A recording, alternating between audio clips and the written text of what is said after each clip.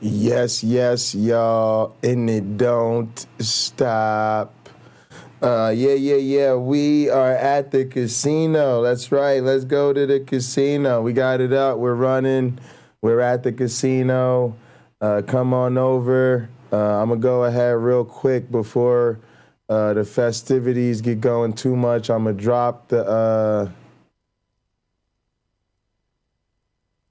the pocket win the match, no casino. Yeah. Do we love gaming? Exactly. That's the question. 8-ball. Let's test this 8-ball out. Let's start asking this 8-ball some questions we know the answer to. That way we could test the 8-ball. We don't know if we could be trusting that 8-ball. How I know? Ask that 8-ball what 2 + 2 is, and if it don't come up with the right answer, then we gonna get real suspicious of that 8-ball.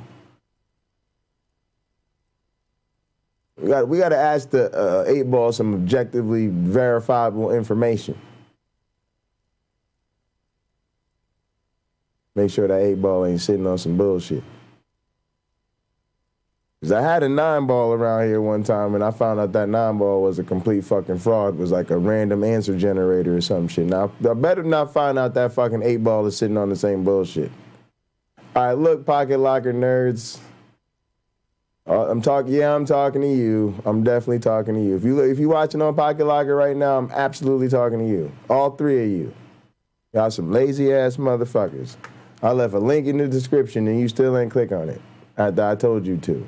All them hours I've been entertaining you, all I asked you to do was click a link in the description. You like, nah, I've been watching this nigga for like 1,900 hours in a row, but I don't know if I want to click that link. I see how you are. Y'all a tough audience out here.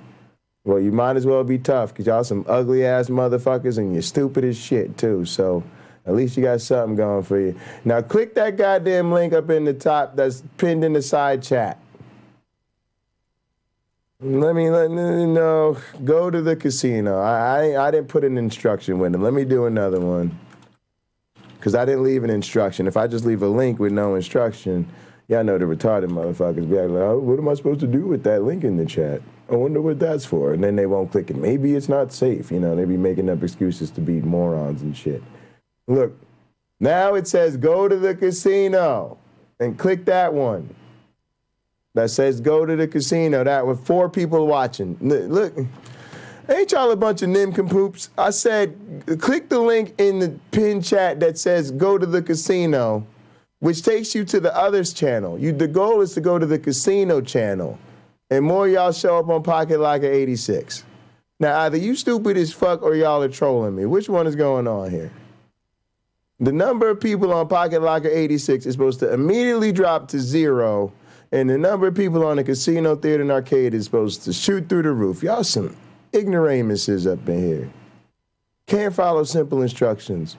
Wonder why you underachieving in life and shit. Nervous. They've been holding it down in Florida for a while. And that damn fight for New York is back. Now strap in because this game is rated infimmature. We're not going to be nice. Nah, we're not going to be nice. I got to go to the restroom, and I ain't going to be nice about it. I got to make pee-pee. And we fucking grown. I'm not even changing the scene either. I ain't changing the scene, and I ain't even muting my microphone. We grown. I'm going to make pee-pee. DK being the defending champion. Last time we saw him, as we take it up here, in winners, holding it down. But 414 flooded, fresh in the Discord.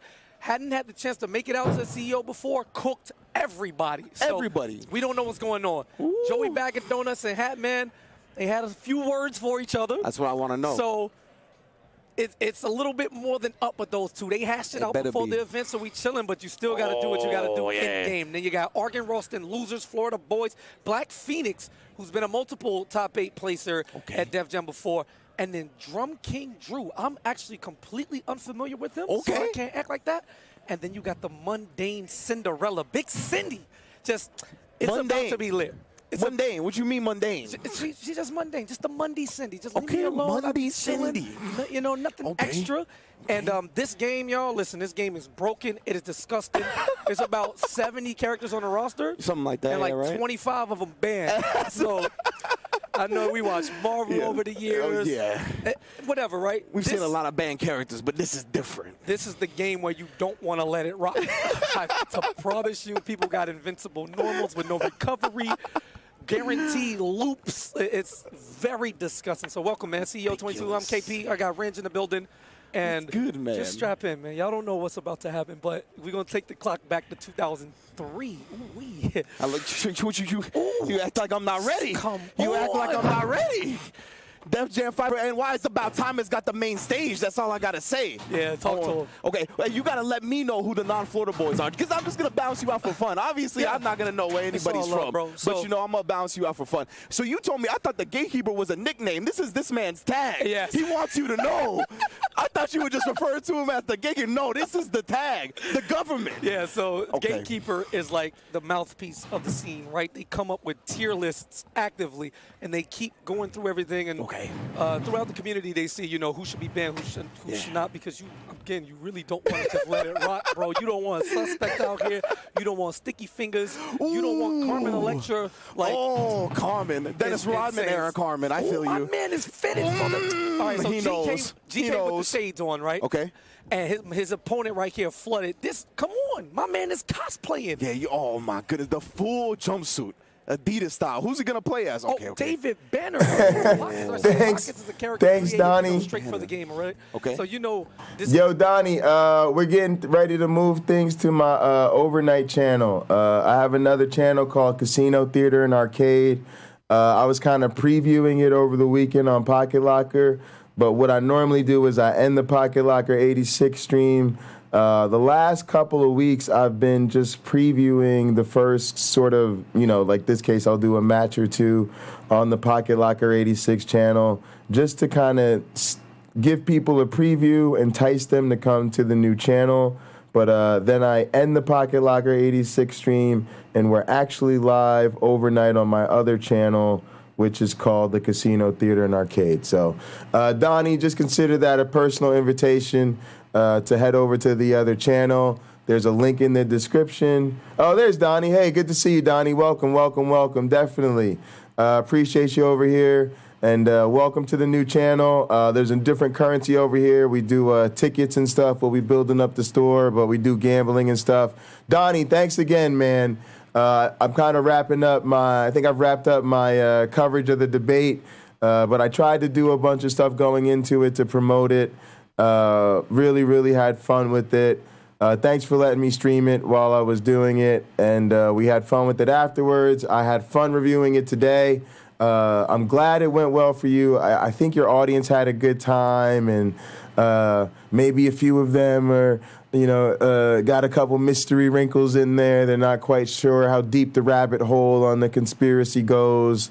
And I think that's all part of having fun on YouTube. So thanks for messing with us, Donnie. We hope to do plenty more together in the future. But most importantly, man, I consider you someone I'm becoming friendly with.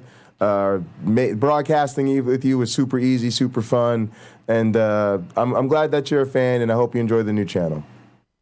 The mystery wrinkles, exactly. Got to keep them guessing, baby. This man is a tryhard. Also, Donnie, check your comments, bro. Donnie, check your comments. I made it even worse. Donnie. I left a comment on the video that said that, believe it or not, I wasn't trolling Kent Hovind. I actually had a really nice time with Kent. He was really nice to me. So now that I've officially come out of character and paid Kent Hovind a genuine compliment and cleared the air and said that I was not trolling him, I had a nice time with him, and he was very nice to me, I'm sure absolutely nobody's going to believe that we have just confirmed the conspiracy and that the QAnoners are going to be all over it. And now that I've actually tried my best to dispel the myths, I'm sure I might as well have come out and confirmed it, because y'all know how the internet works. But much love, bro. One of the defaults, finding out how broke he is, sweat. And GK shifting over to David Banner, won a CEO. If you want to make sure people don't believe something, tell them it's true. Just come out and say, hey, this is what it is, and they'll definitely just say, nobody says the truth on the internet. There must be some kind of conspiracy going on. How much is Donnie paying this guy? Too much to tell you. I cannot disclose. I know what a non-disclosure agreement means. Back in like 2017. Okay. That's what I like to hear. David Banner, already a defending champion. Listen to this man. You wouldn't like me when I'm...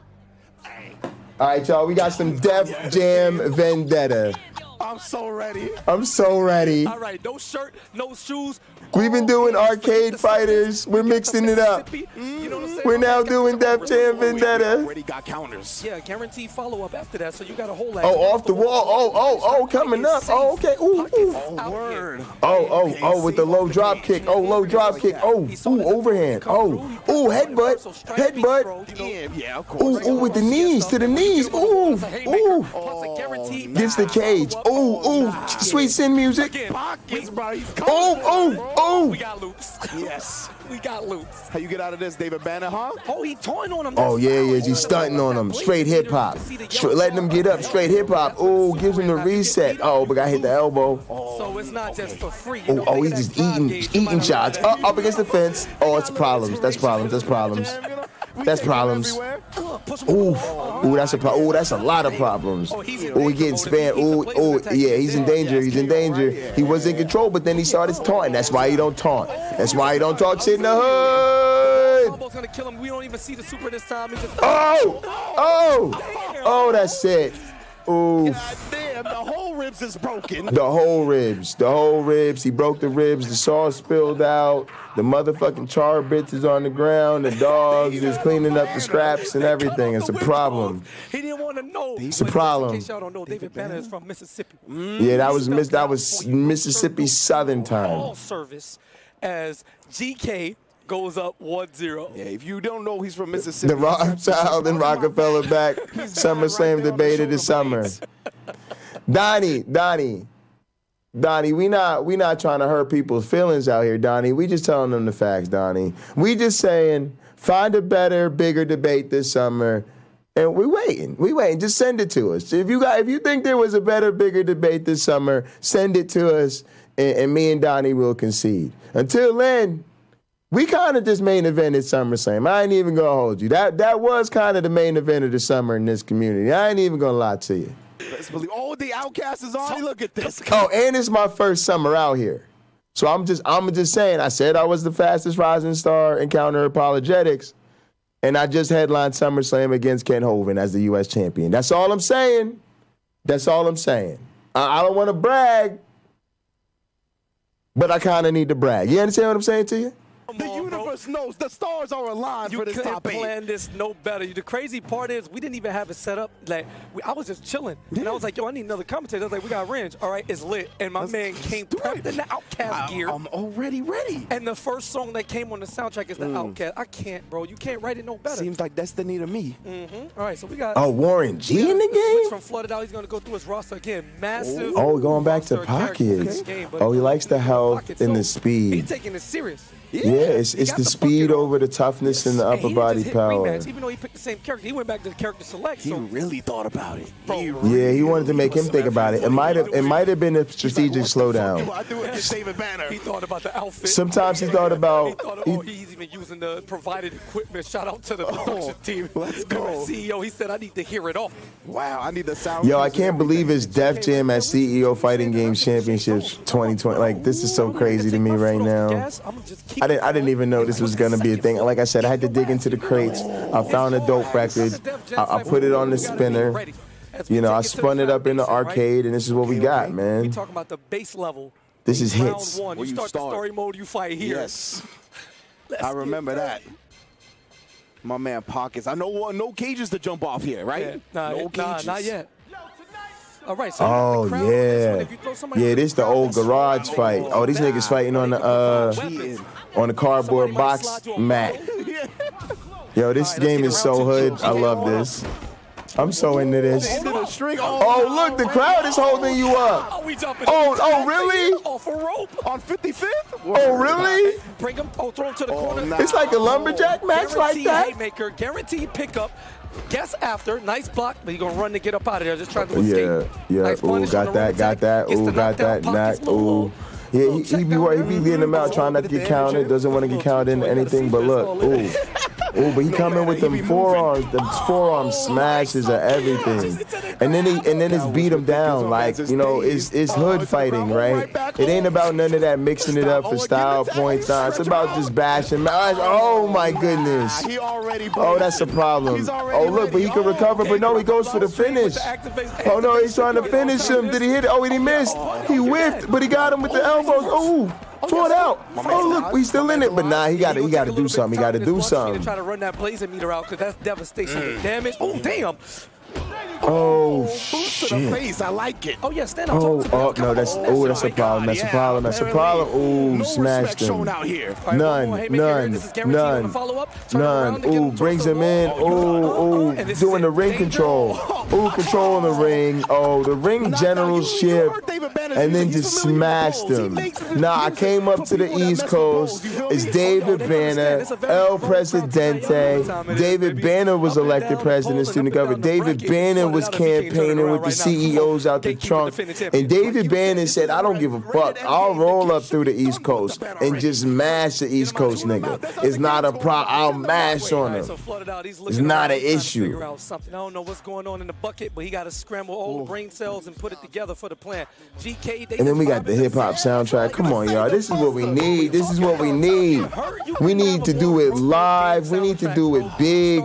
We need it for the hip-hop culture at CEO, the big stages, the big platforms in gaming.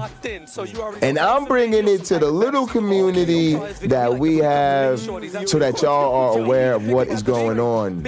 That's right. That's right. Y'all got to put all the nerdery away, all the serious stuff. The internet is for having fun. And if you look hard enough, you might find some gems. We got David Banner going up again against Elephant Man. All right, at least he changed characters. I think it's 1st to 3. So if David Banner gets another one, he's going to go on in the winners. Elephant Man got to do something. Taking the early damage, counter-striking. But you don't want to trade with Banner. Banner's got the power advantage. This one could be over-click. Yeah, there you go. You got to move. Get out of there. But now you got to do something. You can't get out of there and just let him come at you like that again. Yeah, exactly. All right, there we go. All right, here we go. Ooh, okay. All right. Okay, that's serious. Yeah. Oh, ooh. Okay, this guy. Ooh. Wake up, grab too quick. Frames that you thought you did. Now this pickup is guaranteed. Nice follow-up push. Yeah, I'm like you, standing for truth. The elbows to the face, the disrespect. Yeah, that WCW versus NWO revenge. I lived on that. And that's what this was. This was like they took the same team in the engine and then they spiced it up and then they did it with all the hip-hop beef that was happening at the time. So I can't believe this is at CEO. This is so exciting. But yeah, it's the WC versus NWO mechanics with a hip-hop flavor to it. Oh, it's so good. So good. Yeah, that 3D. Cardinal directions. Yeah, that's it, bro. 8-way run, Soul Calibur 4.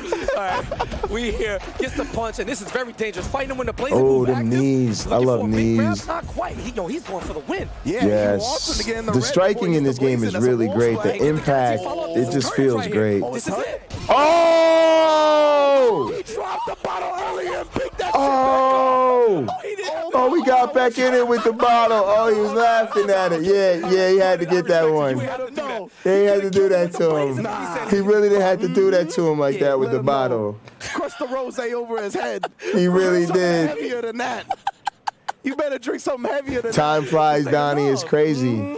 Donnie, they got the what you call it? Oh, they got the emulators basically where they brought it back. But now they've updated it with like new rosters, new skins. I'm gonna look into it. There's some videos. I might find a video at some point to show you. But like, basically they brought it back and like fans have added to it so that it like looks even better. The roster's even greater. Like there's a cult following that's keeping it alive. I kind of want to get into it.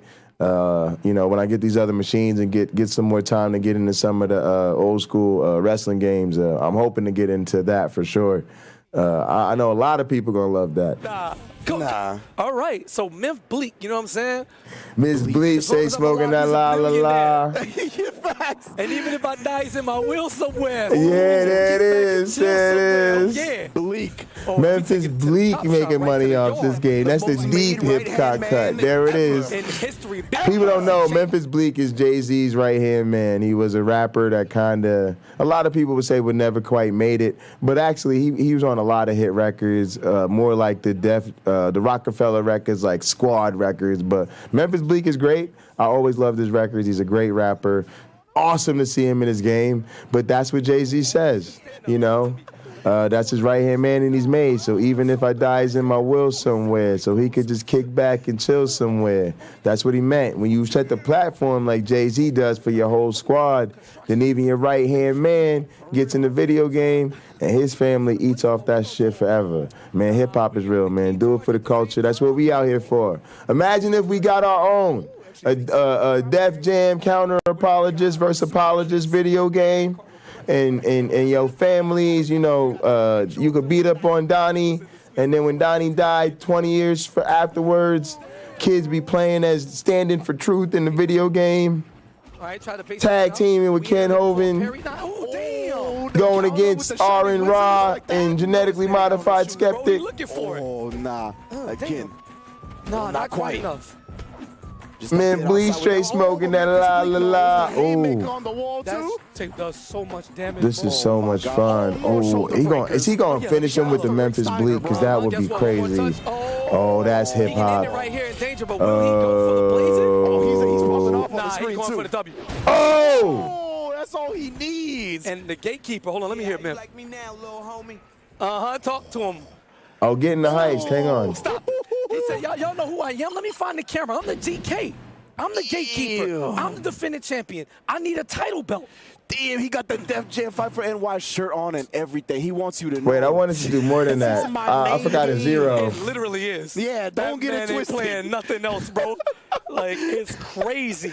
You can have your Evo championships. You can have your combo breakers. I'm going to make sure I get these CEO belts time and time again. You know what I'm talking about? Oh. Shout out to the development team. Last time we were here, 2018, 2019, some of the developers were in the chat. Wow. And they were like, yo, we didn't expect people to be playing this long, and the way y'all broke down the game, obviously it wasn't intended that way. They just wanted to make a fun game. Of course. But this is fighting games, baby. We all try hard. We got to break the game down to a science. We got to break it. Yeah, you got to break it down for the culture. For the culture. He ain't just gatekeeping people because, like, oh, well, if you don't beat me, you can't get top 8. No. If you don't beat me, you can't win the tournament. Nothing. Period. So, business as usual on that end. And we're going to go to the other side of winner semifinals. His twin brother. Wow. Joey Bag of Donuts. That is such a sick name, bro. Yeah. Duncan's across the street. Facts, going up against the Hat Man. This is Florida on Florida violence, but that's life. Yeah. That's how you grow up here. That's why we're not afraid of nothing, because it's stupid. I respect that. Just full of stupid people. And, you feel me? Full of stupid people. We might not be the smartest bunch, but toughness is in spades. So I was going to say, the survival instinct got to be so high. Absolutely. How else you going to fight a gator, bro? Who else training out here growing up fighting? See, I love the commentators, y'all. This is what I like, right? I like having fun, man. This is what our community needs, man. Just commentators that's having fun. You know, there's nothing wrong with being inspired by games or fantasy or sports or wrestling, whatever it is. You know, and some people, it's just straight up debate. You know, some people really do enjoy the fine art of debate or discussion and really going at it that way. I mean, that's brought a lot to this community, but it's room in here for everybody, man. Some of us just want to have a good time. And I would love to see people bring in fighting game characters in our community, you know.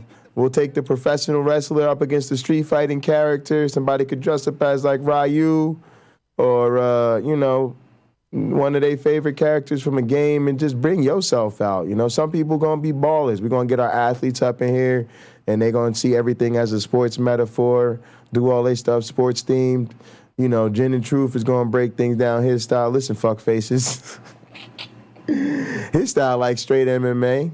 You know, so it's all love, man. Appreciate y'all being out here.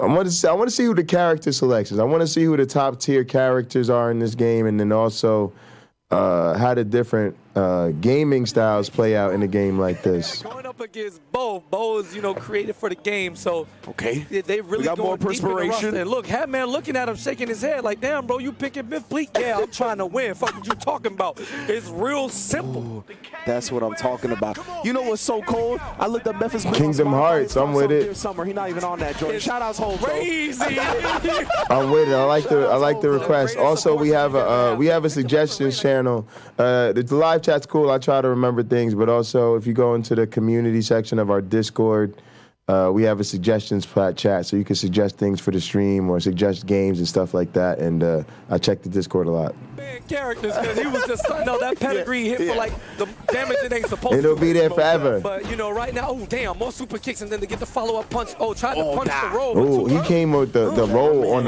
the wake-up punch. Yeah, it might not be yeah, he is 4K in pixels, but the frames all the same. Yeah, the frames are the same. They moving. Damn. Oh! That was wild. Collarbone is like that? That was wild, unnecessary. You attacked my collarbone. Yeah, that's this game. The violence in this game is amazing. One kick again. Yeah, he's trying to fake something every time. Run in, run out. Yeah, he's trying to get that whiff. He's trying to get that whiff. Oh, nah, you can't afford that. Yeah, he's trying to get that punish with the kicks. Baby, that turnaround kick, he's doing it as a delay. Come here. Straight to the face. I don't want the back of the head. Yeah, stand him up. Come here. Breaking them. Oh, that's mean. Bo was creeping in on a blade, and this is a guaranteed follow-up. He's going to get the knockdown here.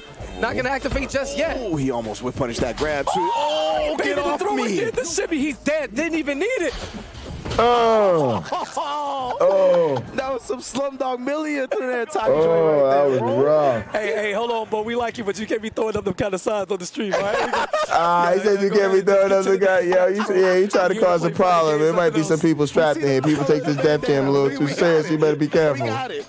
All right. Better be careful. 1-0 Joey Bag of Donuts trying to shake up the brother winners finals that we've seen multiple times. Oh, and he is getting baited. Every time he's looking for the delay into the throw, he's just getting that turnaround kick and just getting opened up. That turnaround kick has a nice timing to it. It's definitely throwing him off.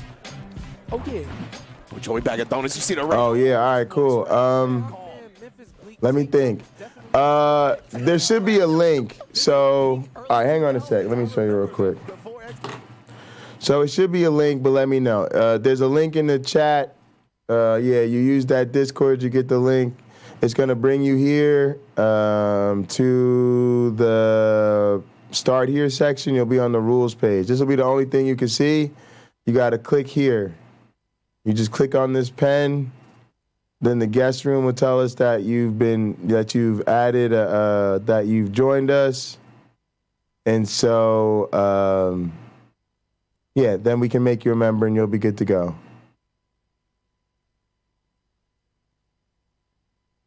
How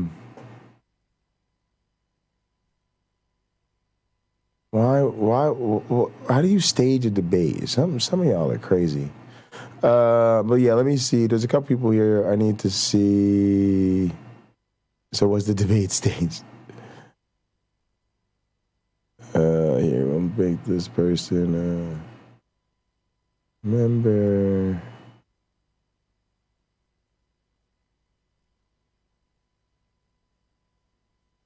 Let's get speed of sound in here.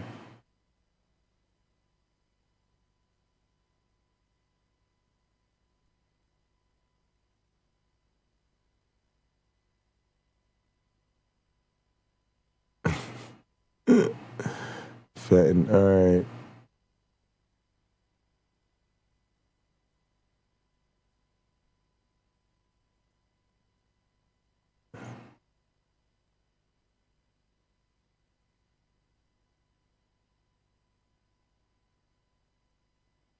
Fenton. Oh, we know Fenton. Fenton, yeah, Fenton's good. I was just trying to, sorry guys, I'm just taking a second. Sometimes I got to just catch up and add people, make people members, and I try to make sure we're not getting any rats in here. So Fenton Molly's cool. I've invaded that area. We know these people are, yeah, we know that is very nerdy rodent. Race crown.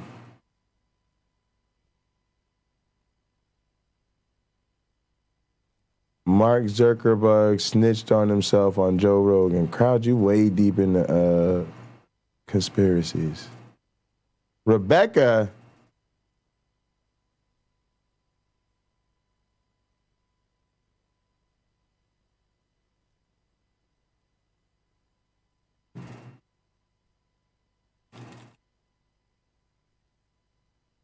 All right. Let me see who else is there. I got to check the guest room real fast. I think I almost have everybody. Oh, Mark Reed.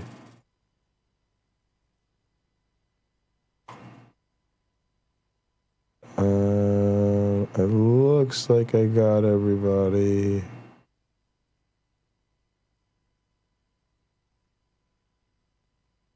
All right, we're good. We're good. Thanks, guys. Great, great. This is great. Everybody's good. Caught up. All right, our Discord is growing. It's so awesome now. It's crazy. It's like I don't even know how many people are in it now. It's got to be like over 80 people or something. All right, and then we got a new guest, 502. Carrie Ann, great. Perfect, perfect. You made it. I'm new to Discord. Welcome to Discord. Take your time getting familiar.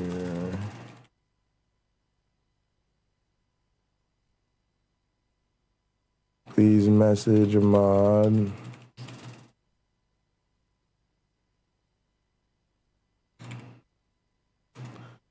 All right, there we go. Back to the server. Thanks for joining.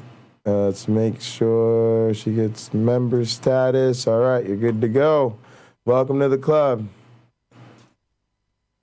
We do that to keep it safe, guys. We just do that so that people we don't want in there can't invade our Discord.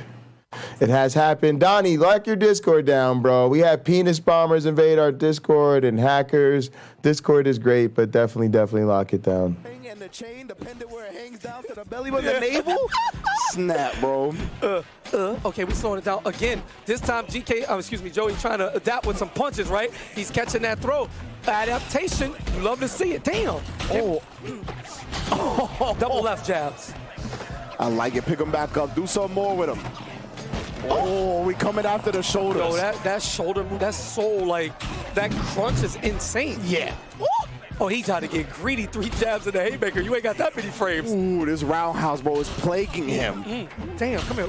Ooh. All right, face first, yes. Hey, Memphis Bleak's got some heavy defense, man. Even though it seemed like he's been getting his ass whooped for this, he's still got about 70% of his health, 75. Looking pretty good. The do-rag plus 10 to defense? Oh, yeah, definitely. Yeah, okay. Definitely. You wore the do-rag the whole day. It don't matter if you was asleep in the house. Nah, you go outside in it. And he a New Yorker fighting in Timbs. What else is new? Oh, you already know. Look at that. Coming straight through with the Timbs. Let him know. Hey, Make him feel the New York. Let him know what game this is. Oh, yeah, we in the title. Collarbone. Give me all that. My guy, see him reaching for it? Yo, low-key, this game's animation still hold up. That's crazy. Damn. He put all that damage. Put him in the red zone. Danger. Memphis Bleak got the blazer meter active. Will we see one? Well, he's scheming. He's plotting. Hang on. Let's do this. Let's do this special. Carrie Ann Chrysler. Some of y'all.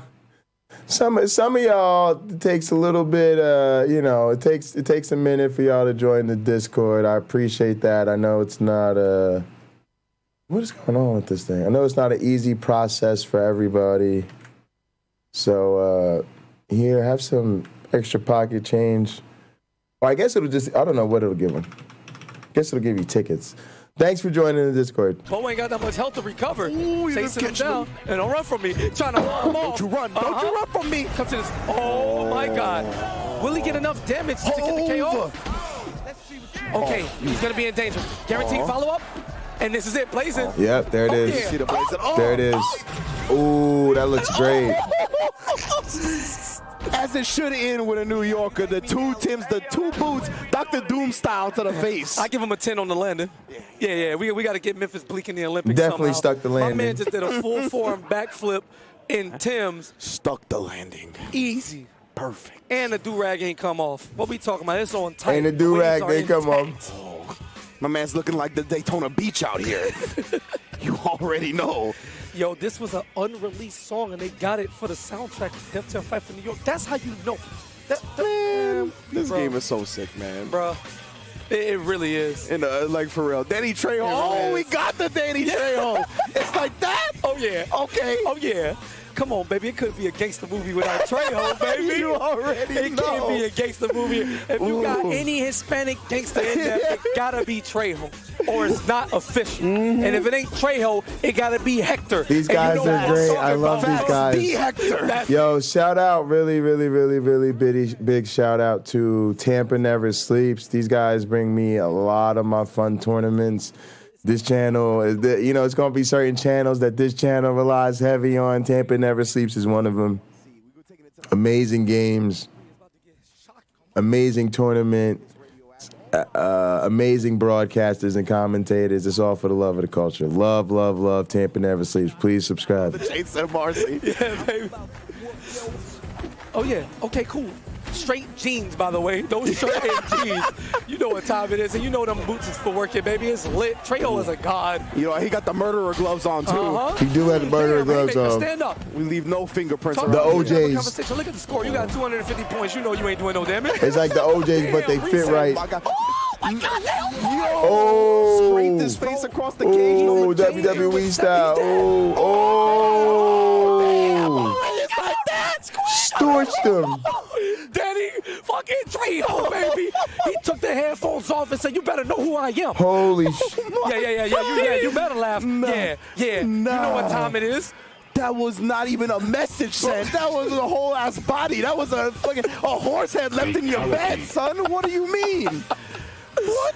Bro, I wrecked Put him in the body on bag. cage. Nah. And then his health came back out of danger. He hit him one time and haymaker for the KO.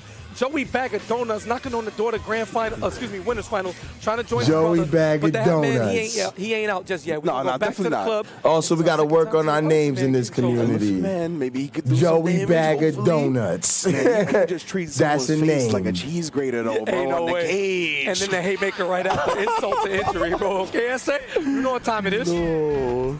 Oh, and this is a very small stage, not much room to run. Got a little octagon going on. Elephant Man whiffing the whole string. You're trolling. Ooh, nice parry. Don't run from me. Come here. Okay, Elephant Man, don't let Trejo play. We see what happens when Trejo plays. That was a beautiful counter. Wow, it builds that much when you hit that? I didn't know. I was like, my man's just blazing already. Yo, he just activated Raw, too, and went for the attack. Get the reversal guarantee. Blazing attack. Blazing, okay. Oh, he didn't do it yet. Goodness. Okay, he want to get some more damage. Goodness. He still got a little bit of time on the blazing. This is like guaranteed. this. Here we go. Goodness. Do some damage. Yep. Ooh, damn. Ooh, damn. Step on him. Oh, now the shooting star. Oh, the Mike Bailey. The shooting stars with the knees. That's why he got that move. He's dead. Oh, he going for the experiment. The crate doesn't kill. Oh, But he gets a guaranteed follow-up right here. Oh, he no. don't live. Yo, that man. He trying to send a message. That man, you it's playing with your personal. food, It's dog. personal. Oh, no, you're bro. Oh. No, not like this. Oh, you gonna learn today. No. Danny Trejo already. Oh, he going to get over on Danny? Come on. Nah, son, Elephant Man. Come on, see we what want the happens when battle. People play with their food already at this he's tournament. trying to drain this man's entire life, bro. Yo, Hat Man is toxic. Seriously. He is toxic. Came straight from the radioactive plant, bro. He got the strap. He went to coach. He went to coach between rounds. He was listening to the corner between rounds. Here come the big kick. Oh, no, not like that. Oh, you ain't had to do him like that. Oh, you didn't have to do him like that. Oh, you didn't have to do him like that. Barefoot. Oh, he came back, rage quit, came back, stomped on him barefoot. Wait, now they talking. Now they talking about it. Now they want to talk about it. Yeah, now they want to talk about it. Yeah, come on, what's the scoreboard, homies? Yeah, let's go. Yeah, you stuck at the mall shop with Pocket. We in the Hood Arcade. Nah, we left the mall. Nah, we had to leave the mall. They don't let niggas get restless in the mall. They be looking at us funny in the mall. You know, they be talking about our pants sagging too much and our music too loud. You know, niggas be coming in smelling like weed and shit. So we had to take it to the hood. You know, we had to take it to the hood for the Def Jam tournament. Yeah, we had to lead them all.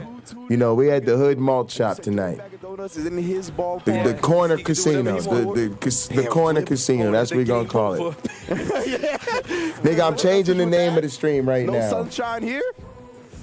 Oh, man, Joey's really thinking about it, hovering over Bo.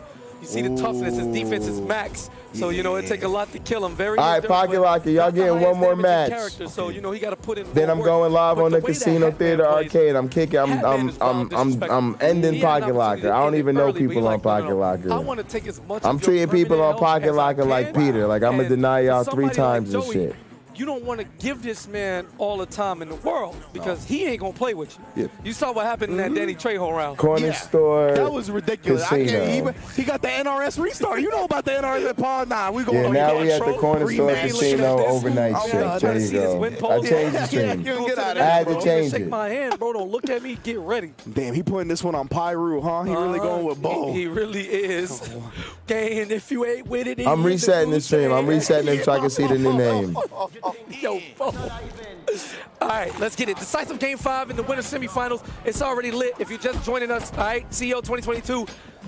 Def Jam fight for New York. Oh, got the Hurricane Rana. That's what I'm talking about. Let him know, Bo. Oh, slap. Yo, I swear to y'all, promises, I did it. If y'all want to really know what's up, refresh the stream, y'all. Refresh the stream. I had to do it. If you refresh the stream, it's now called the Cornerstore Casino. Cornerstore Casino overnight shift. Classic fighting games and esports.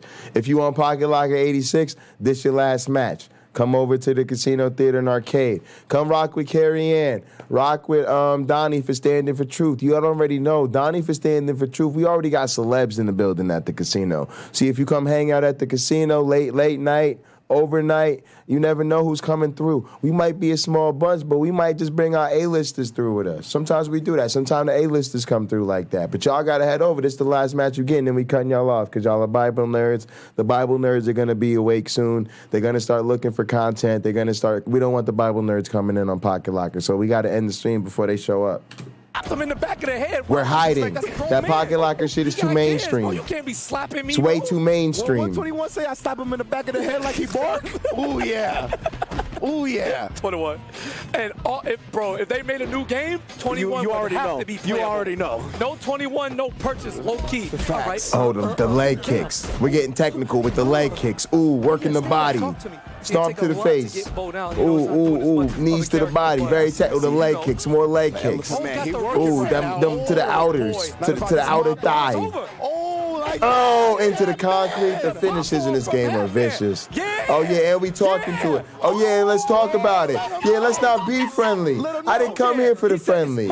We didn't come here for the friendly. We came here for the fighting. Yeah, let's talk about it. Now, let's finish this. Let's take this to the back. Let's take this to the back. Now, take this to the back. We won't have to stop here. We don't have to stop here. This don't have to stop here. Let's take it to the back. See me in the back. Finals for the Hat Man. See me in the back. Catch me in the locker room. I got the sticks. It's the TV. It's a console in the locker room. They tweeted one time that we can go best of 10 right now. To 1 million followers, they would give us news for a new game. I remember that. Where's our game, yo? That's the only account I ever just blocked myself first. You know what I'm saying? Because sometimes I read threads and I see I'm blocked and I'm like, I don't even know this person. And I block them back because you weirdos that finna be watching. Why you got me blocked? What the fuck? Y'all weird. But Def Jam, where's our game? Son. Where is our game? Yo, they was about to throw down. Yo, they was about to fight, yo. Yo, I love it. I love it. I'm here for it. Yeah, nah, see, that's what I want, yo. Let's take this shit personally, y'all. Let's put some skin in the game, y'all. You know what I'm saying? You know. Where's the passion at, y'all? Yes. Look, just make the game sell Drake as DLC. You'll get all your That's easy. You'll make the money back free. You'll be able to get enough money to make a whole other game. Let's not give these motherfuckers no more ideas. Yeah, no more ideas for y'all. Yeah, because they anti-consumer. Yeah, they ain't trying to help us out. You know, we tired of giving ideas to people ain't trying to help us out. Y'all see, we be giving the game away to Donnie because Donnie be trying to do business. And you do a KO move when they're in danger, that's how you win. Now, KO moves are relegated to your character archetype, right? So if you got the haymakers, if they're in danger, knocked out. Any wall attack, except for the great.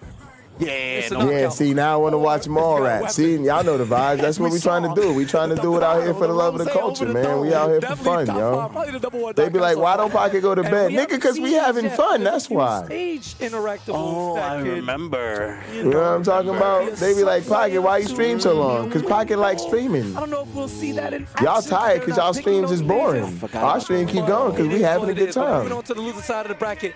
This is Black Phoenix. I want to say that he's won one before. Okay. I can't remember. And on the right is Argon Ross, Florida Boys. Yo, what else is this giving me the vibes of? He won with David Banner when he came like 2018. He is the guy, And I hear Ludacris. That was my favorite rapper. If we can get to the game, you know what I'm saying? Yeah. Luda. Then the game is happening, boss. Oh, yeah, it's lit. Oh, Ludacris. Throw the Oh, that's it. Oh, that's it. Ooh, that's a problem. Ooh, it's going to be a problem. Ooh, that suplex was nasty. Yep, exactly. Yeah, the exploder was for real. Yeah, that was something. Oh. We wake up attack. We random. What you mean? Oh, another one. What are these moves, bro? He be watching Taz. Oh, yeah, wake up buttons. You ain't about to grab me. I'm not letting seriously. that happen. Ooh, reversal. Guaranteed haymaker. Oh, yeah, talk to him. Oh, Banner's blazing. Got behind him, can't block that. Turned around, throw him to the wall, get a few hits, a grab. Maximum damage right there, the optimal stuff. Great stuff from Arkin. Stand up! When I move, you move. Just like that. Oh. Stand him up, come here. Let's talk to him again. Oh, he keep getting caught with it. Yeah, he don't have nothing for it. Oh, really though? Get out of the mix-up. Easy reversal. Yep. Guaranteed. Oh, really? Oh, yeah. Oh, what? God, not like this. Oh my goodness. What was that? What was that? Oh, no. What is that? Oh, really? Machine gun punches.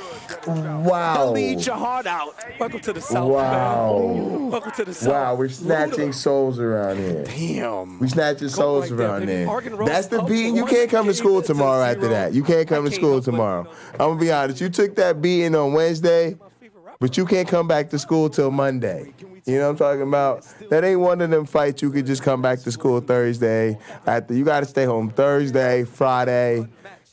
Stay home all weekend, you know, hanging out at the mall or the local malt shop for you. Don't even go to the corner store. You know, you're going to have to ask moms to get them spaghettis for you because you don't want nobody to see you till Monday. Yeah, you got to sit out a couple of days after you get beat like that. So crazy, but he could flow on them. Stop. What we gossiping about tonight? All right, we going to run it back. I like that. This is the first matchup where, you know, they didn't get too crazy with the counter picks. You're going to be crying like a bitch when I get my hands on you, boy. Or whatever it is. Something like that. You know, you got that southern drawl. You spend too much time in ATL. It's just natural. It happens. Damn. Oh, yeah, stand up. Come here. Confederate flag ripped in my pocket. I ain't having it.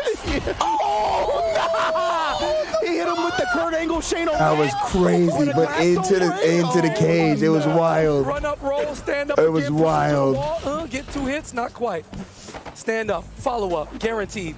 I can't sleep anyway. Did you lose? How much health? No, come on, you trying to drop balls on Ludacris? Don't disrespect. Nah, you already know. He's the master of that. That's what we turn around the game for. Did you win? Oh, yeah. All right, little hop kick. That's a punish right there. Oh, gets the drop kick. Follow. Look at the damage. Wow. He is in danger. Blazing up. Guarantee he's dead. You want slots? Man, Ludacris needs the potion or something, bro. The potion ain't coming through right now. Nobody wins slots. Stop. Oh, my goodness. Bare feet curb stomp to end it. That's wild. That's gorilla. That's gorilla. That's gorilla. That's silverback. Hey, wait a minute, bro. That's silverback. Yeah. I got a PhD in integrated biology. Yeah, it used to be called zoology. Yeah, what we call that around the science department is we call that silverback moves. Yeah. When you get a PhD in zoology, you got to spend in a lot of classes, and you be sitting there one day, and they be like, "Yeah, you ever see a big chested nigga just beat up down on a nigga and just stomp him in the head and then just beat on himself?" Yeah, we call that the silverback. I know y'all probably didn't know because you don't be in them graduate seminars and shit. So I'm informing you. Oh my goodness, these exploded suplexes, textbook form and everything. I'm telling you. They in the ring, in the streets, in the junkyard, at the lighting place. We see them at the power plant. Yeah, exactly. They ready to get radioactive. They ready to get nuclear. I couldn't even find a word. David Banner got me shook, bro, as a spectator. Like, damn, bro, I want to enter this, but I don't think I want to enter the war. No. I'm good, fam. Whiff, get the big punish. Now you dead. You're dead again. Oh my God, David Banner. Push him. David Banner. Dead. Oh my.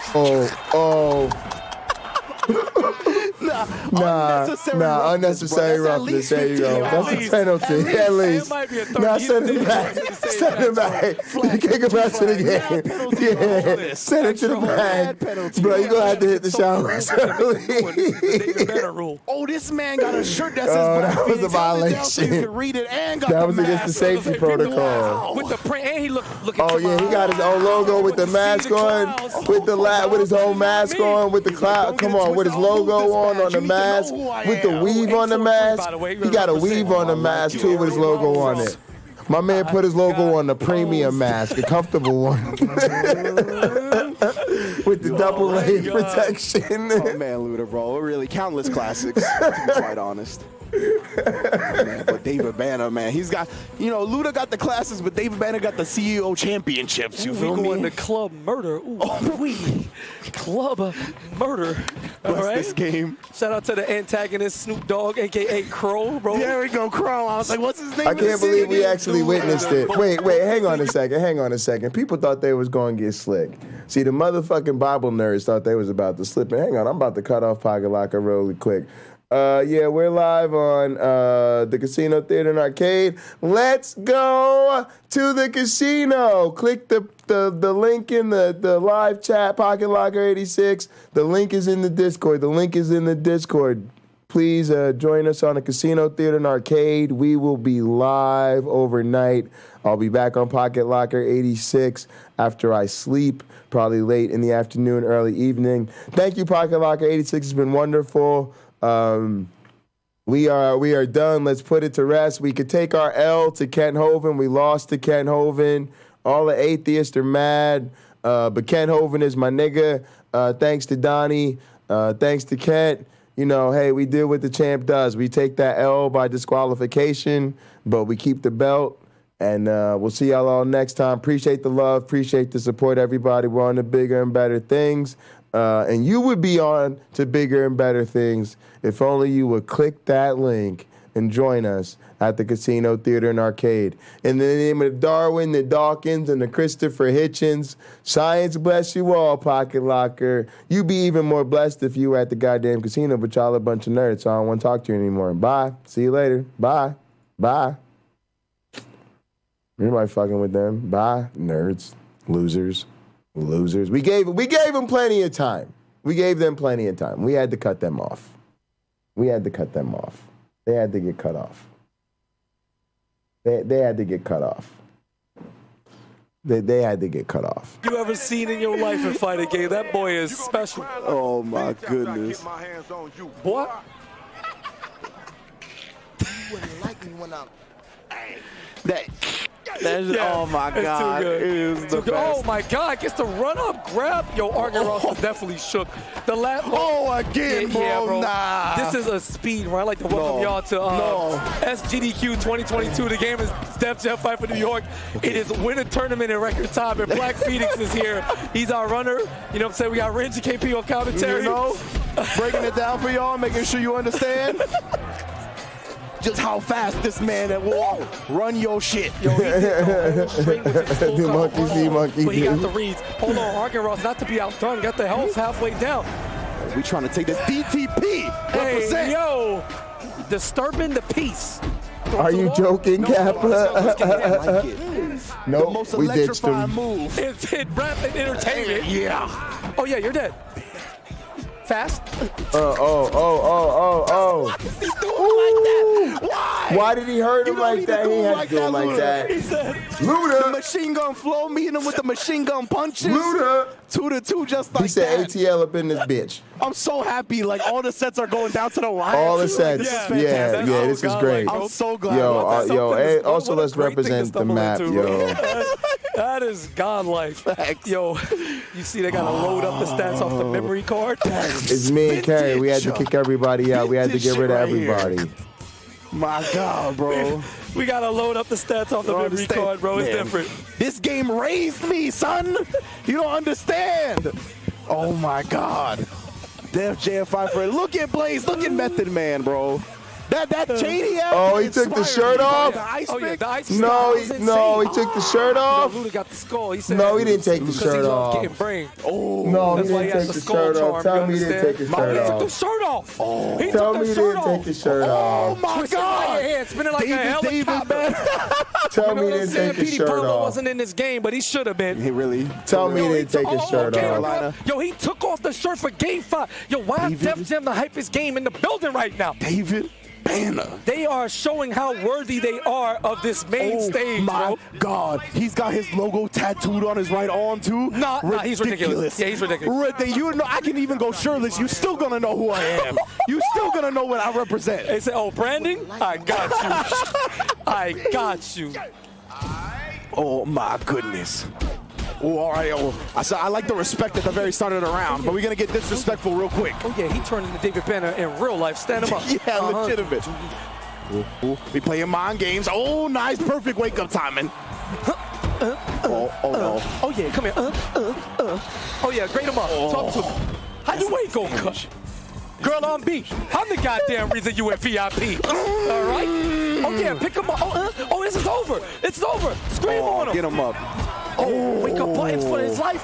Yo, Black this Phoenix. is a massive life lead. Plays a nice I had to goal, take my but shirt gets the off. punish. I had to do Over it. the I had to wall. do This is it. curtains. Scream I had on to him, do raise it. up. Get I had to ready. do it. In his I had to face. do it. It's for the Shake your culture. hand. GG. It's for the culture. Oh my goodness, one more time, let him hear it. We drop bows on him when we. All right. We had to do respect it. Ooh. From one champion losing his Shirt, his life, everything. You should bet on the Dirty Everything. South thing. You know what I'm saying? Shout out to Argan Ross, man. That's a grown Everything, man. right we there, had, you we had to do understand? it, man. Had to Chilling, do it. doing Look, good, had to wife do in the it. crowd, you know what I'm Had to saying? do it. He It's for the like growing, culture. man. That's a Crazy bonus. stuff. That's They for do talk y'all. about on the internet. That shows you how seriously I It was take the insane. broadcasting game. It don't matter how The many first match we people had are where they both watching. stuck to their It don't guns matter at if a all the pretty- nerds went to sleep. Very Fuck your true. sleep. Back and forth. I saved the best for And it whenever I was saved the Argan best Ross for. If I want to do my best shit at 5:30 in the morning, I do my best shit at 5:30 in the morning. Florida, you ain't doing nothing. We had to what? This is not nearly We the had to do it craziest for the thing I've culture. seen. Now y'all see how deep the commitment is. Understand? They are. We had to do it. I'm taking the gloves off, nigga. No, I'm taking the shirt off. Not at all. So, Nah, it's not a game. It's serious tonight. Way more Def It's Jam action for you. serious. We still have one more match. I'm on the taking loser the- side, we had to at the take beginning the here of shirt top off. 8. And it is the mundane Cinderella, Bundy Cindy. Just, Cindy. you know what I'm saying? Just going in Cindy, you know what I'm saying? Transpride in the building, going up against Drum King Drew. Okay. Now, I'm unfamiliar with this player, so we could be in for a treat. But if you notice, you look at Cinderella, we got the extra odds because we got all the angles. Oh, okay. My girl, you know what I'm saying, as she identifies, Yes. is dressed as Blaze. Stop. That's what the jersey is. No. Yo, I can't. Def Jam is in the building. She and the really Monday came. Cindy she's just ready. That's it. She really came with the 31, bro. The New York Giants 31. Crazy. See, now, if you was a That's sports so dude, godlike. you would remember the illest white cornerback you ever seen, Jason Sehorn. That's the Oh, jersey that's that her is. jersey, isn't it? Yeah, Wow. he was 31. But, Holy you know, smokes. it's Blaze for you know, Def Jam fight for New York. That's so sick, bro. I would have never thought about Jason Sehorn again in my I had life. to take it back, baby. Thank you. I had to take Thank it back. you. We here. You know, we here. And I love how everybody just vibing.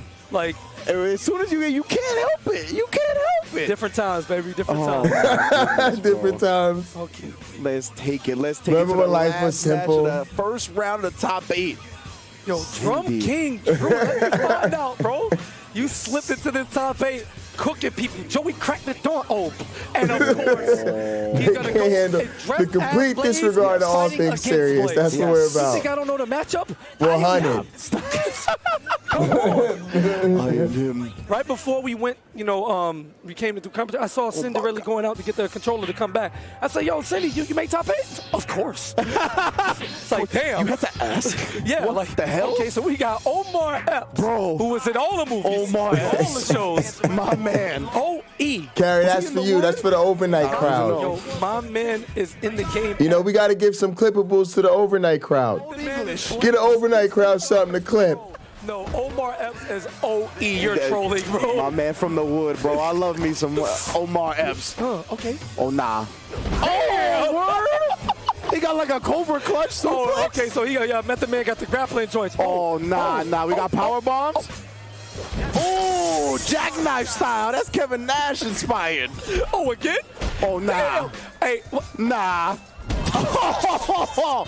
Already, but yo, you see the way he got up? Yeah, he did. Oh my all God. right, nice reaction there to get back. Yep, gonna Off Blaze in between that mix up. Gonna get the parry on the, yep. Guaranteed off. follow-up. Where be the party? Turn around. Cobra clutch. Oh never my mind. God, look at Something that. much more sinister. Why you just drop them on their head from that? Oh, damn. one more power bomb. That is straight Kevin Nash, bro. The way he even puts you between the legs. And now you dead. All right, GG's, bro. Oh, now he got a crazy blazing move. Damn. Oh, nah. Oh, the deadlift power bomb.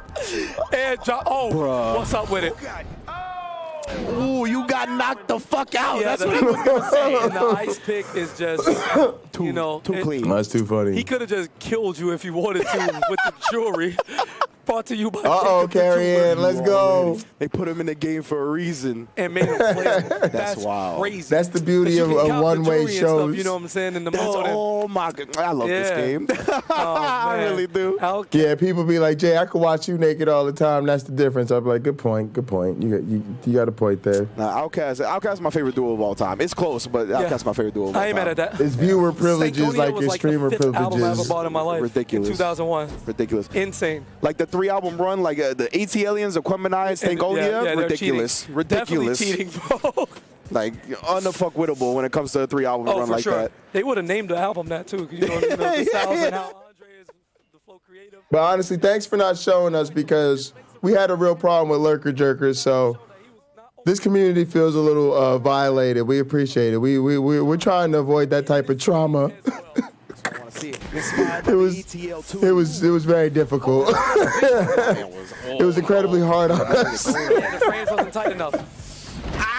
Damn. Right back on the back of the braids. So with this grappling style, you won't see any punches from the grab from Method Man because he can't do them. You understand? So all this damage, look how much blazing meter eats, bro. slam, bro. builds. He's that blazing after this. Oh, he got grab. reach Yeah, it. you punish. Yeah, you punish. You punish. Yo, Cindy, you got to get your new job, baby. Oh, wait a minute, Trey. Oh, that's out the spear. Set up the spear. Goldberg. Oh, yeah. Oh, yeah. Oh, big kick. Nah, you can't grab this. Ooh, quick. There you go. The first Oh, reversal. nah. Blazing. Yeah, you're there. Damn. Oh. Damn. Oh, not dead yet. Gonna survive this. Yo, my man is a rag doll.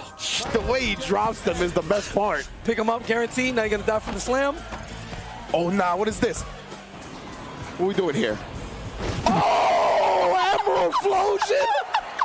Masawa's moves? Nah, bro. Method Man is ridiculous. 2003, by the way. I love this game. 2003, by the way. This game is too sick. Yeah, This yeah. game is the best. I'm so glad I did this. It's insane. This was a great programming I'm just trying to decision. get backgrounds and stories. It's already too old. Drum King Drew said, look, forget all that. Y'all don't know me, but y'all gonna know me after this. For real. All right, so Cindy's getting a bit more aggressive as she opens up with the run Whatever attack and came follows over up me to with make the me same. pick this Right, if game it needs works, to why come not over keep me going at more this point? often. 2-0, pretty decisive. Oh, excuse me. Cindy is smoking him. Oh, I'm yeah, trolling. okay. I'm trolling. Okay, yeah, that's what I'm saying. Wearing the blades, ass blades. Forgive me at the beginning, y'all. We a little lit, but don't worry about that. All right, Cindy is showing Drum King Drew that he don't belong here. Yeah, exactly. You made it with the big dogs. And then, you know, I ain't no little poodle. Nigga's a pit bull puppy. Fuck you talking about. You already.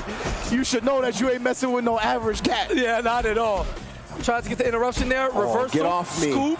Guaranteed follow-up. Turn around. Let me get you in Look this. at this. Clutch. Oh, ridiculous move. Bro, the blazes. Bro, oh my God. Yo, Cindy. Oh. She's my favorite player in this game. Yeah, so, for free. Like, I sure. can see why. I can see why, 100%. She is too entertaining, bro. Oh, get that out of here. Trying to kick me? Oh, where we going? We going up top. Don't you know Method Man actually from NY? Them Tims? Them Tims, he's immune to that. Yeah. Damn. Oh, nah. Oh, Damn. nah. Oh, nah. Bro, the deadlift power bomb. Yeah, that's OD.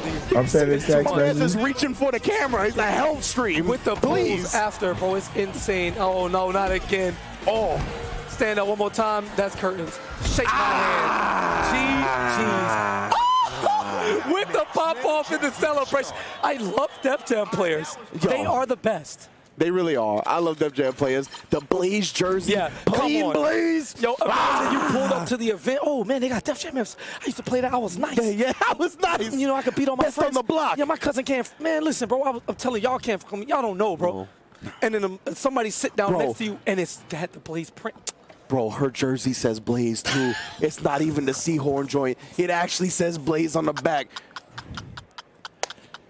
Def Jam players, baby. The rest of the fighting game community can take some inspiration. Yeah, this is showmanship at its finest right here. No cap, put this in the ring next year, Jabali. Facts. Put it in the ring. Could you imagine they will all come crazy with the entrances? Crazy. The music is OD, and the matches, come on, what are we talking about? Anyway, hope y'all are enjoying it even half as much as we are. You understand? It's Def Jam Fight for New York, and it's lit. We got more of that right. Welcome back to the premier top 8 of CEO 2022. You already know, KP. You already know. You know what? That's how we started off. Yo, Javali, pay attention on anybody. We need a CEO after hours. You know what I'm saying? You put me, Ringe, Acoustics, Yipes, a few more people like that, and let us. I'm just saying. We can talk about that another time. Anyway, y'all know what it is, man. Put the kids to bed. Rated M for mature, all right? That's 17 plus. You know, at least in NA, I don't know like the rating systems for like the other countries and stuff. I know Hurricane watching, so like the UK, they got the PEGI system. It's probably PEGI 18. PEGI 18. I wanted to be that guy for so long. I like this man. He getting checks on checks for saying PEGI 18. That royalty version. You think they ever update the voice? Nah, I don't. They're gonna have to be like corrupted files. Like they're gonna have to lose it permanently. Like damn, so we gotta cut somebody else a new check. All right, well, when we find out what's going on here, we're going to take a look at the bracket, all right? Look at the sets. 3-2 GK. Wow. You know what I'm saying? Hatman and Joey Bag of Donuts was also 3-2. Yeah. And 3-2 for Argon Ross of a Black Phoenix, right? One of the previous Def Jam Fight for New York champions here, CEO. And you had Cinderella. She was like, yeah, fuck all that. 3-0. I ain't trying to deal with this. So that sets up Cindy, who's dressed as Blaze, going up against Flooded Out, who has the jumpsuit on. So the style clash, it's a style clash. Fire, trash. And we're going to get up to this next one, right? We got Joey Bag of Donuts against Joey Bag of Donuts. Let's get it. Losers, by the way. And we know Joey we know Joey Bag of Donuts is ready to fight. He is ready to fight. He full mob deep. He's bouncing right now. He is ready to fight for real, for real. Rest in peace, Prodigy, baby. Let's hope it stays to the game. I'm not really hoping it stays to the game. I'm ready to throw down over the game. You know what I'm talking about? That's the type of mood I'm in. We don't have to keep it to the game. We can for real fight over the game. You know what I'm talking about? We can real fight over the fake fight. That's the type of mood I'm in. On any shorts, I'm telling you, Jibs wasn't even out when this game dropped. That was OD. All right, my man got the 2 strikes. The Adida, not Adidas. It's just the Adida without the S. So he tried. Ooh, and the footsies just on the range of that kick. The Timbos, you never really get them the size that you get them a little bit bigger. So extra range. Exactly, bro. It's all off. 3 times with the barbed wire in the back of the neck. That's facts. Oh my goodness, the knees to the gut. Yo, this man is literally kicking the shit out of him. Yo, he is maximizing. He's getting just enough hits before he falls. Also, hang on, y'all. I sent my friend Rodrigo a message. I said, Kent Hovind and I pulled a double heel turn and broke the internet. We flipped on everybody. They expected a bloodbath, but Kent and I teamed up together and triggered everyone. The Theist won. I went full Kent Hovind supporter. All the Theists are mad because they think I was trolling Kent, but I wasn't. We were really having fun together. The Atheists hate me because I was clowning on science and agreeing with Kent. It was so pro wrestling. People loved it or hated it, but everybody went for a ride. People are so confused and a bunch of crying, laughing emojis. So much fun. There. And then he's getting all the kicks before he gets the throw to the gate. Like, Ludacris is just all efficiency right now. And, Joey's running for his life right now, trying to waste the meter. Argon Ross is like, man, fuck the helmet activate, bro. You playing too much, bro. I did exactly what I said I would. Thank you, Carrie Ann. I appreciate that. You might be blood, but we did exactly what we said we would do if only they would have listened. My man just executed. All right, Joey doing a phenomenal job. We just executed. He doesn't want to give Argon Ross any chance to, get a reversal and get a guaranteed throw. Instead, he's going to take the poke to the eye, punish, nice dodge, and what a beautiful, he evaded the blazing. That was the Bruce Lee counter. What the hell? Hey, hold on. Let me find out Bo got some secret tech.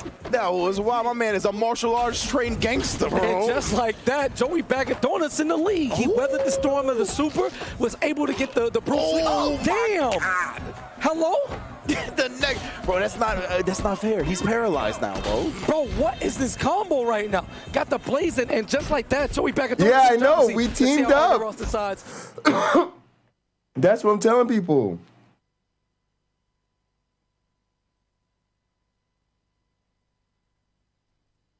We triggered everybody because I didn't challenge him, and then I had fun with him, and he had fun with me, and he didn't challenge me.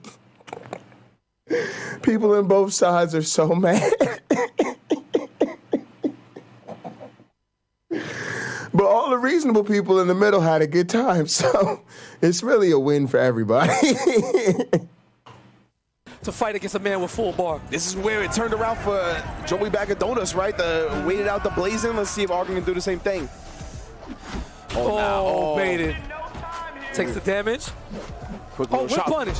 My man tried that. He's dead. Not quite. He came alive just in time. Still another sliver. Oh my goodness. Get the follow-up. Ooh, the hand. Ooh. Shining. Damn. Shining gangster, not shining wizard. Shining gangster. This is new stuff, new meta. God damn. Yo, the developers were ahead, bro. They were ahead. Oh my goodness. Joey Bag of Donuts, like you said, with the comeback. Mans was on the verge of defeat, but no. Yeah, so Arkin, no surprise. I got it. Ludicrous all the way. He's the only person that just straight up. I'm watching this, y'all. This is what I'm going to bed watching. He don't fear you. He's not intimidated. He's not. Yeah, matter of fact, I'm showering, y'all. I'm showering after this match so I can get ready to go to bed. I got to get into bed so I can watch the finals of this. I'm watching this one. I'm putting this on the big screen. Hey, what's up? I'm putting this on the big screen. I ain't bugging with y'all. I'm putting this on the big screen. It is. 100%. I'm going to keep it 100. Saying is a rap aficionado. Shout outs. Def Jam's going on the big screen tonight, baby. So Joey's spending a lot of time like running around at distance. He's either at like range 1. Oh, they both throw the parry up back. Hang on. I'm going to get some ice cream first. We're going to be stuck at the mall shop. I'm going to get my ice cream, then I'm getting a shower. Yo, they are level. Damn bows. Ooh, that roundhouse. That was great stuff for Joey Bag of Donuts before. Reversal? Oh, yeah, talk to me. To the wall. He's trying to build some meter. You get like 2,000 points. Try and knock the braids out of his head, bro. Let me see the afro. That Saturday music video. Sticky, iggy. Bro, hello, he is just withering his health bar. Ooh, nice escape. Yeah, Arkin Rush, you ain't got much place to run, so he decides to fight, gets the parry, but not enough frames. Blazing out, reversal, you're dead. Oh, yeah, up against the wall with the headbutt. To the face. My goodness, he lets all the fans out there know. Look at your boy. Look at him. Hey, listen, bro, I done told you before, bro. This is a PlayStation 2, bro. I'd trip over the core. Don't test me. I'll trip over the core. I'll pull a memory card out. Ain't nobody playing. These characters ain't unlocked. Back to the main menu. I'm nice like that. We only default. Bro. Plain Jane. Bro, my little brother used to do that, bro. He used to get tight when he was losing, man. Would press the eject button on the disc. What did it say? What did it say? Oh, my God. Are you joking? Yeah. You can't see it. Yeah, exactly. No way. Tonight, Pocket has a special treat. Luigi's Real Italian Ice. Lemon. I have lemon and I have strawberry, but I actually like the lemon because I like things sour, tart. So the tart of the lemon, it's a special treat tonight. It was a plug puller, and I don't mean like the Wi-Fi cord. No, I'm talking about the power cable out the wall. Nobody playing. You know, or somebody who just refused to give up the controller because it was theirs. Oh, nah. Oh, yeah, yo, no, I ain't giving it up. Like it's my controller. What? Bruh. You lost. Yeah. Not tonight. Well, luckily in 2022, we got overlays and archives. We can keep the score, bitch. And right now, document this shit now. 2-0 Joey Bag of Donuts. I don't care what you say. Yeah. Oh, you won? Where's the proof? Twitch.tv/CEO. Joey Bag of Donuts is going to be a problem. Follow the channel. Even coming out of losers, I can tell you that much right now. Yo, shout out to the 480. Oh, let's go to the bar. It's so good. Even though they only 480. That's what we do around here. We do the bar. Let's go to the bar. NPCs will gladly assist in this fight. You ain't even know it. I love that, too. You got a little greedy? Push them off, bro. Oh, we trying to work him towards the crowd. Oh, no, the table joint. Yeah, the pool table. 8-ball. Oh, this shower. Ooh, off the pool table though, like that. Push him back in there. Oh my goodness. Oh my goodness. Oh my goodness. That fine, that was a spinning back heel kick. Yeah. That was crazy. He wore the blue to confuse him. Oh no. Oh no. Don't. Why you had? Oh no. Oh my God. He's doing ludicrous. Why you being ludicrous to ludicrous? Stop being Luda on Luda. It is ass. Oh, Luda gonna fight back though. Luda gonna get his respect. Luda gonna get his respect though. He's fighting for a second. Okay. Waiting for the blaze. Luda from the ATL. Ooh, in the chest. Believes. Oh, but he came back with the kick. Oh, my man is careful yeah, now. he whiffed it, bro. All right, Luda look at him. hits you with them regs. Oh, reactions. Ooh, Luda working the normal. Shit out. Oh, yeah. Oh, hit him to the jukebox. Oh, yeah. Take Oh, it he to him. did. Yeah. Oh, yeah. Oh, what's in the jukebox? Oh, damn it. Oh, turned it out. Turned it out. Oh, again. Jukebox ain't even operational and shit no more. Adjusted his spinal cord. Come on, Argan, man. Fight back, bro. Oh, that arm crank. That arm crank is nasty. That's bone crunching. Ooh. Ooh, though, really, See though? what it hit. Oh, chicken light. Him to the chicken light. Oh, damn. Never mind. He working that chicken wing. That's smart. Oh, my goodness. Oh, and then he gonna rage on him. And then he gonna rage on him. Oh, no. Oh, it's a problem. Oh, he chicken winged him. Oh, and broke him like that. Oh, and then picked him up like that. Oh, really? Through the jukebox, making sure it's broken. Tired of these tracks that's playing. Shit. Joey back. Yo, it must have been that Kid and Play. You know that Kid and Play record? That one you hear once or twice, you be like, oh, that's dope. But then when somebody play it, they overplay it as a joke. Joey is a man on a mission. They was trolling him with that Kid and Play record. He broke the whole jukebox. Again, bro. You ain't finna pop off on me and then, make me feel bad. He don't even see his opponent. He just see the Hat Man on everybody right now. It, bro. On the characters key lime in yogurt. the game, like it don't matter. It's a whole bracket, right? 40-something players. Key lime is the whole vibe. And I'm going to tell you something. If I ask you, do you like key lime pie? I'm not asking for your opinion, ladies. I'm really not asking for your opinion. As an honest man, I got to tell you, when I ask you if you like that key lime pie, I'm really not asking for your opinion, your preferences, none of that shit. I am trying to test you. I need to know if you're a psychopath. Now, if you tell me you don't like that key lime pie, we have no future. And I'm just finna let you know that. No future at all. I don't know. I have dated psychopaths. I've tried it. I've given it a chance. I am a psychopath. Me and psycho, you can't put two psychopaths together. One of us has to be a normal human being up in this bitch, and it is definitely not gonna be me. So if you don't like key lime pie, you gotta go. Making sure we get the players, you understand? Ooh. All right, so I think, it's still going. Is it? Oh my goodness. This Wait. is intense. Is it first to three? What's happening? Oh, he said yeah. So Cindy must, again? Paper, baby. Okay, so I think it's tied? Damn. I think they're doing this for stage. Yeah, I imagine. All right, let's go, Cindy. Cindy. Let's go, baby. Talk to them. With the W. Right? We'll see. Flooded Out might need to tie the do-rag up, bro. It's loose right now. He might need to take it to the next level. Yeah, he might need to pull the balaclava up. I don't want to see no nose, only eyes. Dark demo tapes, like dark demo lane tapes. My bad, Drizzy. You feel me? You dropped that bid, so I, catalog kind of shaky in my head right now. As light skinned as I am. Anyway, it's Cinderella time. But you still benefited from the solstice that happened. Of course, you know what I'm saying? Steph Curry did win the title.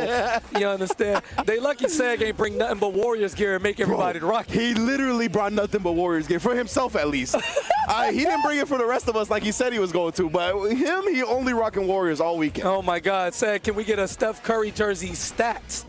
Can we get a Curry jersey for the Warriors gear? I would love to wear a Steph Curry jersey in this light-skinned solstice right now.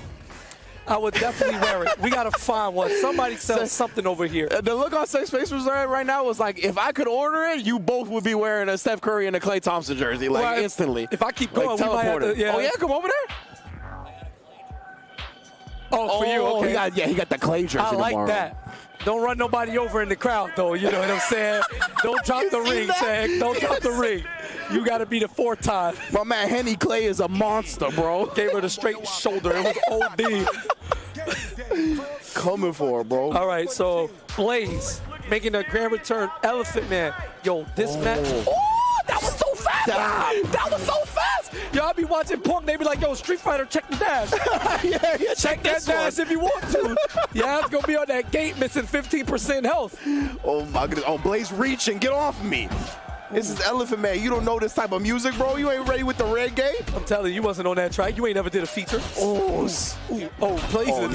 Raising the roof up and slide off with your rooster. Oh. This man got a belt that says sex on it. Come on. What we talking about? And it was backwards. Oh, these are all solid picks. All solid picks. Oh my God! I got somebody getting sex right now. No, shooting star. I never even seen that in wrestling. I can't believe. I never seen that in wrestling. I ain't even gonna lie to you. I never. Nah. Is a shooting star knee drop like that. I can't believe he jacked that from Elephant Man. If he's from 30 to 35 years old, I never seen that. I never seen that. I cannot believe that. I never seen that. I'm in the age range, but you know what? I don't remember. I didn't remember it. You know what though? I ain't even gonna hold y'all. I wasn't like when this game came out at the time. I was still too into the wrestlers. Like I think I rented this game for like a weekend or something like that and played it a little bit, and then went back to playing wrestling games. I feel bad about that now. I really do. But at the same time, that's what me and my friends was into at the time. So we was just, tied up in our own little world. We survived, so it's all love. But, you miss out on a lot of things. And now you just miss out on even more because the games and the toys and everything for the kids is crazy, which is why I don't recommend growing up. I'm pretty much refusing to grow up, That's pretty much my main goal in life. I've worked very hard in life, and the one thing I want in return is I don't really feel like growing up. I'm going to just be immature as fuck, and then I'm going to die one day. Now, if y'all want to grow up, sounds like a personal problem. That's jokes, you know what I'm saying? Turnbuckle again. I ain't fucking with you, though. I'm on that Never Land type of shit. Taunted on him, OD. Something on the wake up again? My God. Okay. Recovered just in time. I love this. I love this. Now we in the ring. Now we got Method Man versus Elephant Man. It is real. Matter of fact, I really want to see Method Man beat down Elephant Man in real life. But in this game, Elephant Man is dope. In real life, I would never let Elephant Man lay hands on Johnny Blaze. Right now, bro. Yeah. Elephant Man, unstoppable. Look at this knee. Oh my gosh, Shinsuke Nakamura. Oh, he's dead. He's dead. That was a brutal, disrespectful KO. I love how they have all the moves tailored to the stage. That's dope. The story mode, I thought it was a tournament. Man caught whiplash on that shit. In real life. Oh, pain. Yo, if you took that match to go get a drink because you thought we was going to get a Game 5, it seems that Cinderella only does 3-0s in either direction. She is a bit of a glass cannon right now. Not paid by the hour, she is. It's looking very shaky, baby. Ooh, that's very Kevin Nash. Red man, that's I don't get paid by the hour. He did Let's Get Dirty. I show up. Get Dirty with Christina Aguilera. Beat people up. Wow, he did do that. Great. Head to the telly. Head to the next town. That's amazing, bro. You remember the MTV Cribs episode, right? The GOAT. Oh, my God. The greatest episode of all time. This how I save my money. Yeah. My man was in a regular shacked up apartment. It was dirty. Like, my man was trolling, but he wasn't. He wasn't, though. He was like, all I need is this PlayStation and the shoebox full of cash, and I'm straight. I was like, Red Man is the realest. Yeah, for sure. Who flooded out, though. Trying to finish off this 3-0. Come on, Cindy. Yeah. I want to see a real fight. Oh, my God, these knees. Yeah, everything's too slow for Method Man to get these grabs. Like, you got to get flooded out to stop pressing, and that's just not happening. Nah. But I was, bro, like, I picked the Elephant Man to press. Into a press. Off the ropes. Damn. Oh, a ricochet type. Hello? Okay, just come down. Oh, really? With the rolling. For free, like you're trolling. Ooh, I like the movement. Ooh, I love the footwork in this game, too. Punish with a super kick party. Oh, this is such a great fighting game. Such a great wrestling game. The characters. This is great. Oh, let's go. I love the rage, nigga, rage.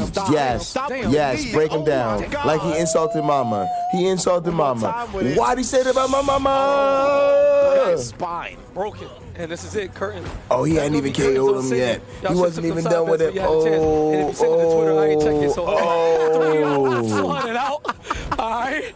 Nigga don't come around here like that. And my favorite, It's gonna have Don't to come hit the sideline around right now. here Very like respectable that. 5th place. Another Def Jam fight for New York. Top Don't 8 come under her around belt. here like But that. it is time for the man in the breakdance boogie to keep it Don't going. come My man's around got the like top that. to bottom tracksuit mask built in. Mask built in. Part of the outfit. My man might be a Crazy Legs main on the low. I was like, there's definitely a character dressed like this in the game. I forgot who it was. Yeah, but Crazy Legs banned because he crazy. LL Cool J, yeah, exactly. He had the whole. Man He do got the attacks, bro. outfit. Like, He do got this is that. He do got that invincible, outfit. bro. Like, that's not okay. That's Yo, who that's made the this straight game? LL Thank you. Cool J Yes. with the But Kangol and also, all of You're that. trolling because, you know, we have to make limitations. But anyway, welcome. Actually, CEO. Y'all already know what it is. Def Jam what's fight for that? New The York. fucking And the Def Jam label. I'm Crusher? still mad at y'all. I know y'all probably like, who is this Katana Prime character? We don't care. Nobody care about y'all either because y'all ain't make the game. Facts. You want to revive the company and become relevant again? Make the game. Find a way to make it work. I don't know how licensing going to work. I know these rappers nowadays going to charge y'all an arm and a leg, but you ain't got to get everybody. It's enough people who would do it. Yes, 100%. 100%. I already know. I want to see a new Def Jam You game. could We need license- that. Who would you main? Give me two or three characters. you would Dr. main. Heartbreak J, Pocket like a stop. Bundy. Okay. They don't want to say it. They don't even think I would do it, but I Okay, would do but it for the Gibbs would culture. Gibbs For the would culture. I would do it definitely for the Gibbs would be in the culture. roster, right? Free. Gibbs? Yeah, Let me see. yeah, yeah. Off of a quick, my man, Benny the Butcher. Okay. Ooh, do they put all of them in? I hope so. Yeah, you yeah, got to yeah. put on a Griselda. Yeah, you got to. Nigga, look at your So- shirt though. Outcast though. Man. What so about Outcast though? There could be some if- wild animations for if Outcast. Let's do Drake that. I'm sounds going I'm Outcast. too light skinned. I got to do it. I'm going Outcast. I respect it. I got to play Kendrick for the culture because I know he's going to be broke. No. And he's not going to wear no shoes. He's going to have this Mr. Morale shit on. He's going to have to float and No. stuff with the No, Jesus things. Yeah, I want the no, relaxer Outcast. onto the I'm going costume, though, when he's playing Outcast. piano. Nah, I'm taking it like this. Not for me. No, I'm taking it like this. The next game, right? I'm up in everything they just said. The next game is going to be one of them 2-on-2 fighters, one of them tag fighters, and that's why Outkast going to be the broke team. They're going to have the perfect synergy, the perfect combination of street hood fucking grind stomp a nigga. Plus Andre 3000 Space Cadet shit. I'm telling y'all, that shit is fucking Evo, CEO, fucking combo breaker, all of that worthy. Like 6'5", exaggerated in the game. Yeah. Yeah, it would be something else. She be looking like Andre the Giant and shit, bro. Like me when I'm Man, stepping up to fight me. Worst choice. Marcy. Let's do it. The Marty Projects, nigga. Brooklyn, nigga. Brooklyn, New York. That's what we talking about. On the big toe, that was just enough range in the true footsies to get that wall splat, and it's not looking good for Hatman too. The big body David Banner. GK was the first person we saw, and he set the tone for this event. Even though it was You know game David 5, Banner he's came clearly through just in the cut above, sedan. And he's looking to pick up exactly where David Banner wasn't rolling in the coupe, CEO 2019 fucking Def Jam fight for New York champion. How my man David Banner's so convertible violent, Jeep, bro. none of that shit. In the motherfucking big boy No, sedan. Daigo forever, bro. that was OD. He ran just out of the range. Pixels, be damned.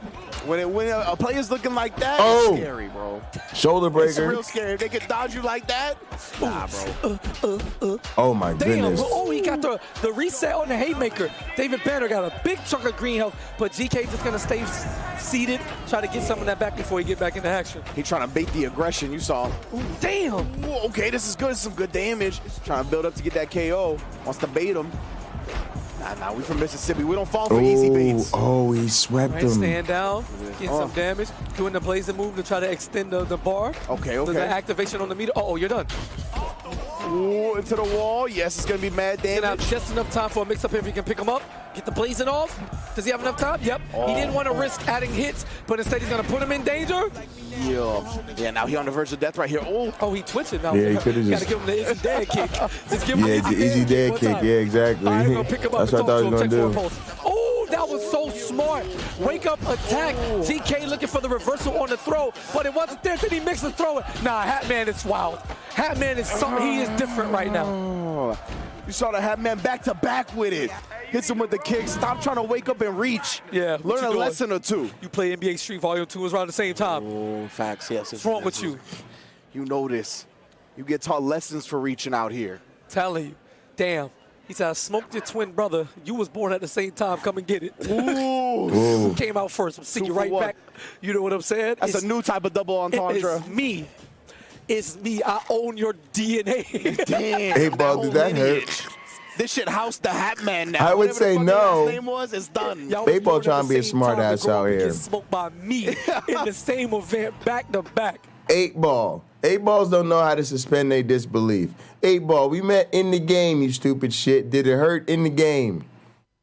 8Ball out here being a smart ass, trying to get technical and shit. Well, if you consider the fact that I'm not sure that a digital character really could feel. 8Ball, we ain't ask you to get all technical with us. Who the fuck? One of you science nerds been programming 8Ball? I gotta make sure that Myron, fire any of the science nerds that are on the fucking 8Ball programming team. I really don't appreciate that type of technical smartassery. I'm trying to get away from that thing around here. Oh, I see the counter already putting him up against the cage. Oh my God, send a message, Memphis, please. Let him know you can't be picked on just because you're a side guy. Oh yes, shoulder breakers as well. On top of that, we gives him nothing. Yo, he got the. I can smell a metaphysical argument a mile away. My man Bleak. Ooh, talk to him. All right, stand him up. Let's see it. Then you got a yellow hoodie on. You're trolling, right? You got yellow and green. You're not Jamaican, so I don't know why you're doing that. You got on the Adidas, you know, said the two stripes. Two stripes. And now you about to get your ass smashed in the middle of the ring. Yo, Hat Man is on a mission. Your pocket's health is not the strongest, clearly. He's dead. Perfect. Guaranteed pickup. Yo, he peed on him. Straight up. We already know that motherfucker ain't in the game, but that's what just happened. Hey, yo, GK, pick a real character, bro. You trolling. What the hell? Yo, Hat Man is on a mission, bro. Ridiculous. Hey, at this point, y'all might as well get y'all dad. Y'all got any other brothers, family members that play Def Jam, put a controller in there? Now you got to buy the, remember they showed the little boomerang where you could put in the PlayStation and you could hit the 4 controllers up? Y'all get that so y'all can play. The multi-tap? Yeah, the multi-tap. There you go. So y'all can 3v1 this man because clearly it ain't enough. Then, Pa, you picking pockets just to get your pockets ran? That's not how it's supposed to go. Bars. That's not how it's supposed to go. Oh, nah, your pockets, yo, you looking lost, baby. Okay. Oh, wait a minute. Let me find out. Get a little butt punch, get him this little extra damage. Finding some type of way in. We got kicks, capoeira style. Oh, nah. Haymaker, bro. Stand up. Geese Howard. Yeah, these guys are great, man. Damn. These guys are great. He really did do the geese to him. I mean, part of what I was excited to do on this channel is show you guys the type of commentary that excites me. And I think it really helps too, because then, right, like I have to go overnight. You know, I want you guys to have fun. And so it really does help to have great commentators that help it be fun when I'm not here. And, you know, I learn from just in how they do. And, yeah, it's all good. Happy to bring you guys great broadcasters, really am. The strikes from the low profile. Oh, this done blazing. Oh, yeah, he had to do him like, oh, why? Damn. Now, see, I ain't even gonna lie to you. I ain't gonna lie to you. That's the one where your set come up, right? Right? Because after the funeral, right, your whole set come out like they ain't had to kill my homie like that. That's one of the big dogs, like the real big nigga in your club that nobody could beat up. He be breaking down like, they ain't have to do him like that. No, why they did my homie like that? You know what I'm saying? He be traumatized for 8 years to come. He be in a psychiatrist and shit telling a story about. And they was smashing his head up against the cage and up against the cage and up against the cage and up against the cage. And then they just rammed his head through and it exploded. It was like a goddamn watermelon. They bust my homie's head open like a goddamn watermelon. It was terrible. It was too terrifying. You know, he might have made the soundtrack for Colors, but he don't need to rock none. Nah, not today. It's dark outside. I'm trying to end this man's career. Only lighting by the cars, too. I like it. It's so sick. Oh, God, not quite. Get some more hits back. Haymaker, God damn. He's almost at half health. Pick him up. This AR is in the building. So we got loot. All right, y'all, I can leave finally. I've been waiting for AR to get up so I can finally leave. I can leave the chat in good hands. Get that ass up. Yeah, Yeah, come here. Fight like a man. You know what I'm saying? You don't fight nobody. You ain't fighting back. Ooh. AR, we went all the way old school, AR. I told you, fuck your sleep, AR. Oh, he's in the corner. Where's he going? We went Def Jam. One way or the other. Reverse. We don't care who's not up yet. Pick up right here. I haven't gone to bed yet. Yo, tying it up at 2 apiece. All right, y'all. 6 o'clock in the morning, my time. I'm going to bed. Just like that. Oh, wait, that was the winner's final, though? Free.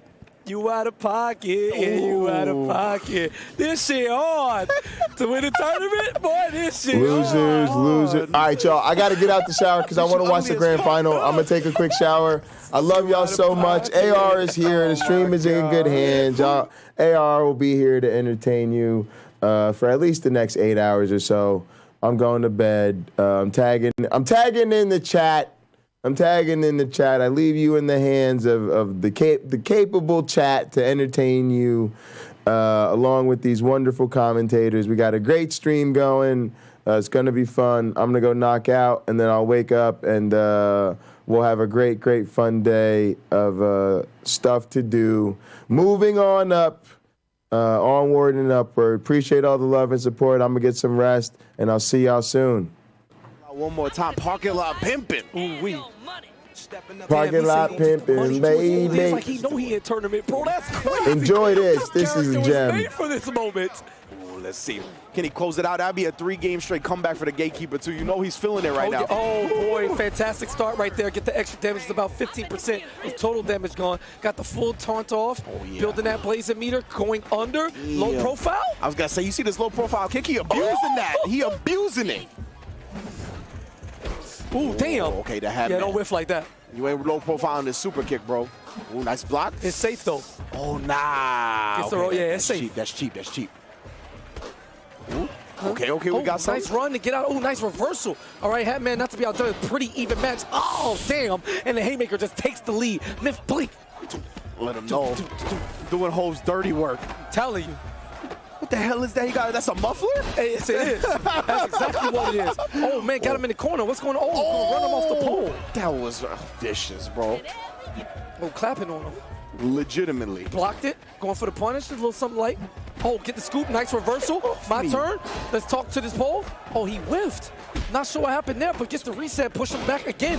And, yo, this is very methodical. 1:25. That's usually long for these two. The way with their play style is so explosive. But they know that grand finals appearance is on the line right now. Playing a little bit more conservative, taking less risks, don't want to make any big mistakes, and just tacking on the damage. It's like a Street Fighter match, a bunch of pokes just connected. Yeah. Right now, look, they far away from Blaze. Oh, okay, you want to get in the corner, bitch? I'll give you a reason to get in the corner. This is my corner. I run this. You make sure the count's right for me. Ooh, reversal. Not quite. Looking for the parry after. Good no press from GK. With a soccer kick. Oh, we could have whip punish. Oh, easy block. Oh, damn, that's plus. Damn, plus on block. OD. Oh, beautiful whip punish. And Hatman goes back into the league, barely. We got a 2-minute plus match. Hello was. Oh! Break the walls down. Open the door. Oh, yeah. Guaranteed follow-up here from GK. How does he approach? We're going to go for the loops? Get the push? Yes. And he is in danger. Oh, yeah. That's done. That's done. That was great stuff right there. Gatekeeper. Come back. You think I'm going to let you beat on my little brother like that? You got me fucked. Okay, yeah. Yo, don't be friendly with me. You talk about my brother. Look at the shades. I'm the gatekeeper. Ooh. You understand? You are not allowed to pass. You going to hold that. I'm a build. Ooh, looking for the third title. Looking for the third title. He's looking for his third Def Jam fight for New York. It was only a title belt the last time officially, but he's looking for his third win. We've been running this tournament here since like 2016, 2015. That's godlike. And as every year progresses, people realize, oh, shit, they playing Def Jam. Hold on. And then we got the main stage look. We got the people in the chat. Y'all let me know who you like. GK is in winners grand, you know what I'm saying? On a 3-game comeback. Over straight pockets. Pockets. Run them. Shit, hands bro. In the air. Now, hands in the air. Run it. Y'all know what's going on, man. We still got about 4 more competitors, and the story is being set up. Yes. Joey Bag of Donuts. If he wins this match, he will get the run back with Hatman in losers finals. That is an elimination match. And the winner of that will go. All the people that have been joining us since the beginning of Top 8. If you just tuned in, I don't know what the hell you were doing beforehand, but you need to go back and watch the VOD, because right now we are at top 4 action. Losers semifinals. We got heavy hitters on heavy hitters. Defending champion grand finals winner's side. You see how the brackets played out so far. Gatekeeper ready to take home another title. Hey. It's either 3-0 or 3-2. You know? No one's out here. You either make it tough or you get body. Gatekeeper sitting in grand finals on the winner's side with a set to give. And man, just the matches, the storylines, and the top 4. Clearly the 4 best players in the building right now. Joey Bag of Donuts, after that heartbreaking defeat and pop-off that he had to hold from the Hatman, is now on the Hatman's doorstep. But before he can walk in, you know, he's got to dust his shoes off on the floor mat. But flooded out ain't too much for be called a doormat. My man is in the get-up. He is dressed like an active character in the game, and he has been cooking. You see, he got the 3-0 torch over Cinderella, who I just talked to in between. And Cinderella was like, man, I should have switched characters. It was just too much. But they got caught up in the sauce, and then Elephant Man ran away with it, right? So, small hint, right? When I'm talking about GK being a defending champion, it was the last time it's at the major. CEO 2021 just happened in November. I forgot about that. Joey won that. So Joey is the defending champion overall, but JGK is the defending Daytona champion. Got you. So back-to-back, the brothers are the last 2. And this is a chance, right? Joey Bag of Donuts, as you mentioned, went down to the Hatman in a heartbreaker 3-2. But we got to put some respect on Flooded Out's name, because the only person he's lost to is Gatekeeper, who was in grand finals winner's side. And that was 3-2 last game. Yeah, exactly, right? And everybody else has come up and gotten washed. Hasn't came close to my man Flooded Out. Bro, on his path to top 8, he like 3-0'd everybody, bro. Get out my goddamn way. Ooh, look at them. They ready to play. Yeah, no intros anymore. I don't want to hear that at all. So what we see a lot from Joey is he likes to do delay spin kick. So you think like the throw is coming, and as soon as you do anything, it's active in your face. And it's safe as is. So it's a very good option for Bo, as he is pummeling Elephant Man here in the first 30 seconds. Hello, one-handed cartwheel? That's what I was good. Jack cartwheel in the building? Okay, Bo. He ain't do that yet. They going deeper in the move list? I like it. You know, it's losing semifinals. You don't got another life to your name. Facts. You got to make sure you bring out every playbook. Look, he's doing it. He's trying for this little Oki nonsense. Ooh, damn, big elbow dropped him. Didn't even get a combo off of it. Must have been a counter hit or like a run counter. Yeah, he grabbed the back of his head and went straight down. I was like, damn. But there's that spin kick again. So that spin kick has to have a bit of invincibility, because he went through that block streak from Elephant Man right there.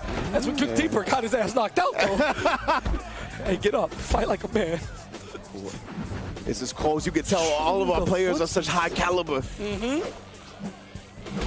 Oh, get off me. What you reaching for? Yeah, I'm telling you, keep your hands intact. All right, gonna get a clash right there. Don't have the best hurt boxes, so pretty safe characters. No shoes, no shirt, all service for Bo. Just shin kicked them. They better put some pants on, fam. These shorts ain't protecting you. My man got the shorts with the bike chain. Boy, you trolling, bro. The damn chain is long as the neck chain, about as long as the leg chain. You know this was early 2000s. This is crazy. My man got the sock showing too. I'm weak. My man got a plaid belt on. Yo, little man. And the George got 6 pockets. Bro, hey, nah.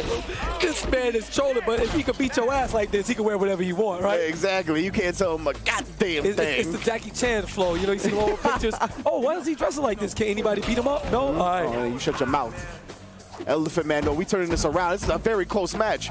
For a start, our loser semis. Oh my God. He got an extended combo. Put him in danger. Gonna get the follow-up? Not quite, because that was the second time that he got the wall damage. Wake up, throw after the delay. That was OD. That's big. Joey Bag of Donuts now. We in control. What are we gonna do with it though? Oh yeah, neck snap all day. Oh, that was so devastating, just the crunch. Oh nah, Elephant Man once again getting worked.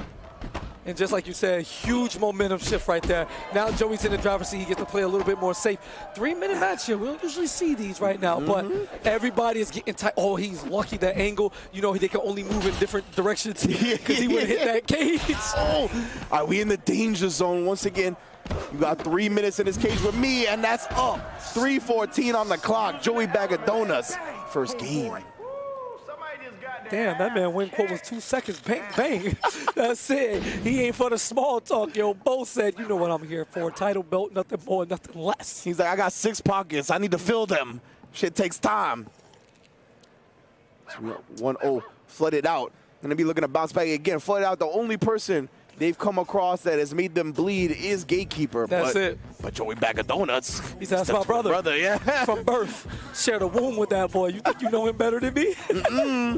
Ain't no way. So Lil Bro, you know, making his 6th appearance here in the soundtrack, you know, they keep playing songs on the radio to make you like them. Nah, it's, you know, it becomes serviceable. You just let it rock. If anything, I think that's a bad omen for Flooded Out. Is Joey Bag of Donuts the little brother? Yeah. Oh, they're twins. They're twins, yeah. I don't know who was born first on the technicality. Okay. I ain't never go that deep. But I do know when it comes to this Def Jam fight for New York, they 2 of the nicest on the planet. Facts. Might be number 1, number 2, interchangeable on any given day. It's looking like that, man. It's something about the brothers, right? Shouts to the Chilean brothers, right? In Mortal Kombat. Oh, yeah. Be holding it down as Be well. ready for Evo, bro. They coming. Oh, yeah. They came, Grand Final CEO, Grand Finals combo breaker. Running the pockets of everybody. For free. 16 years old, no problem. That's why. Oh, they're only 16? Yeah. No, I didn't know that. Ridiculous. Right now, of course, we in that top 8 of Def Jam. Oh, you getting help by the crowd. We got plans. Bro. Oh, hey, hold on. This man kicked me. You ain't even in the fight. You can't swing on the crowd. You got a hold that. Oh, damn. Broke the neck. Stand up. Come here. Construction, dirty. That's some old bullshit, bro. I can't fight back against the crowd. Ooh, damn. Garbage can. Put him in the dirt. Literally. Stand him down. Oh, man, it's like, you trash. I'm going to teach you that you trash. Damn, I like that. Went for the cartwheel to stop. Oh, he got a wrench. Well, where you got that from? He's going to fix his face with it. Oh, no. Hold on. Wait a minute. Oh, the dodge of the last. Oh, give me the lead pipe. My man said pipe down, no drizzy. He's taunting for free because he's scared to run up on the pole, bro. He is scared to run up on that pole. Oh, footsies. Give me this. Tide his turn. Oh, wait a minute. Oh, Bo is just taking it to him. He jacked the boy from him. All right. Took that joint. Yeah, weapons must be OD because they are fighting tooth and nail over that one. Pumped it off. What are we going to do with it, though? Oh, yeah, easy counter because of blazing. Yep. Oh, we'll toss him to the wall. We just going to get damage in. Yeah. Yeah, that shit's crazy. The fake bulldog. Pick him up, talk to me, let's have a conversation. Watch your arms, neck, snap. Pick him up, another follow-up, 3rd one, guaranteed. I like that, yeah. Use the blaze and get as much damage as Shining gangster. Yeah. All right, pick him up, guaranteed, reset because of the blazing, and now you're dead. You done. Wow. Right there. Joey Bag of Donuts, emphatic with the second game. What a flurry of offense right there. My man just used the game mechanics to the best of his ability, kept getting resets and relaunches and re-pickups, and perfect timing on use of the blazing move to where the damage was just going to be dangerous. So when he re-splatted him, 1 hit, 1 grab, 2-0 for Joey Bag of Donuts. That was a calculation. Oh, man, as a scientist of violence. Ooh, I like that. Shining gangster. That's one of the greatest moves I heard for a finisher ever. That was insane. You might need a top 5 commentary quips from this. Probably gonna be number 1. All right, kick him up, hit him to the little yellow car, you know.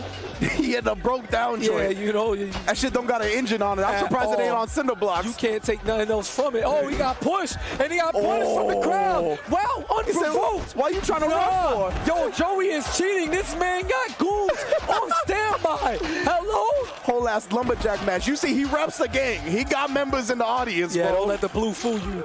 Give him his arm, throw him to the construction. Get a couple hits in, not quite. Dropped him, though, so he couldn't get the follow-up grab for extra interactable damage. Yeah, interactable straight up. Runs out of that block string, a little kick. Let me show you what it looked like. Two ass into the crane. Damn. You want to play some games with me? Stop. Damn. Ooh, again, push him right back to it. He ain't playing. Hey, you don't win no prizes from this crane. It's broke. All right? Oh, my God. Right back at you. This is educated feet. Yeah, you took my dollar and I couldn't win nothing. You got it rigged. Huh? You got a magnet on this shit. The only thing you got twisted is your neck. That's you see this? Again, yo, he is working him with that crane. Oh. Get a job, bitch.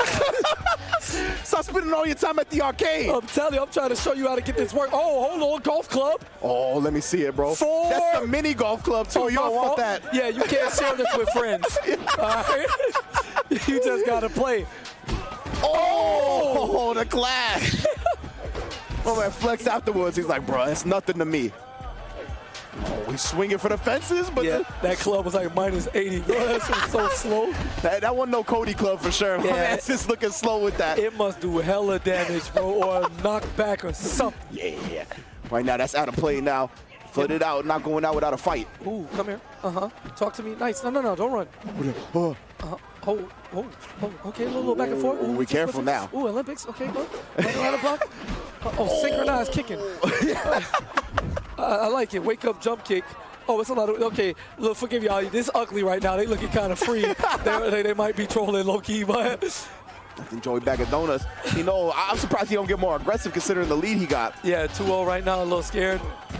But it's all right, I understand, right? You don't want to give Flooded out a chance to build this momentum. Yeah, imagine what he must be thinking, like, oh, this is over, right? And Hatman on the horizon, so he's probably looking forward to the next match, and we know what happens when you look forward in matches. You get left behind. Correct. Oh, my goodness. Nice little neck crack. It's getting close now. Elephant Man got to get worried. Flooded out. You got to make something happen, bro. Oh, the clock is ticking. One more sequence is going to do it. Oh! He got the pull again. Oh! Bend that shit in half over your corpse. Oh, my God! Okay, so we finally see what that pole does. Bro, his health went to 0. And then he got the free knockdown. Nah, bro. That was so slick. He was just chilling in neutral. Then he ran up. Bing! Oh, that was ridiculous. The aluminum bat, bro. Straight knocked his head off, son. Now, how you gonna break a lead pipe like that on somebody's laying prone body, son? That don't even work right. How hard do you have to hit someone to break it like that? Bo is clearly built different. Just a little different from the rest of us. And so is Joey Bag of Donuts as storylines prevail. Yes. And now we get the run back. Hatman versus Joey Bag of Donuts. This didn't just happen tonight. Nah. It was a lot really? of talking coming into the event. Oh, between these two specifically. Yeah, it was. That's more, right. It was more Hatman to Joey, and Joey ain't used to that, right? But Hatman came with all pressure, and you got to remember, there's a psychological part to this fighting game shit. You know what I'm saying? It doesn't matter how good you are. If the person sitting next to you could get up in here, then it all fall apart. You know what I'm saying? You cut off the head, and the body is dead. Exactly. So, he gonna look at him, yo. Ooh, he in his ear already. He said, look, I'm gonna show you how to cook this, man. Pay attention. You saw what I did in Winners? Oh, that's right. Yeah. He's like, yeah, you got fourth, but you know they boys. You know, I can't get no knowledge from you because you got washed. But I don't want you hear to no watch advice. me. Don't be salty. You know, when you salty, they kind of just go and do their thing. No, watch this match. Yeah. He patted him on the back. He said, good luck. And Joey, casually, hand in the pocket. I ain't even stressing this man. Nah. That's the mark of disrespect in my eyes. Yeah, go ahead. Put your controller in. You know, it's fat. You know, the PS2 joint. Yeah, facts. Yeah, you get all the space you need. Get away from me. What it says to me, though, with the hand in the pocket, that to me says he's trying hard not to look shook. I agree. You know what I'm saying? I agree. I feel like he's consciously making that effort to show that the Hatman hasn't gotten his head.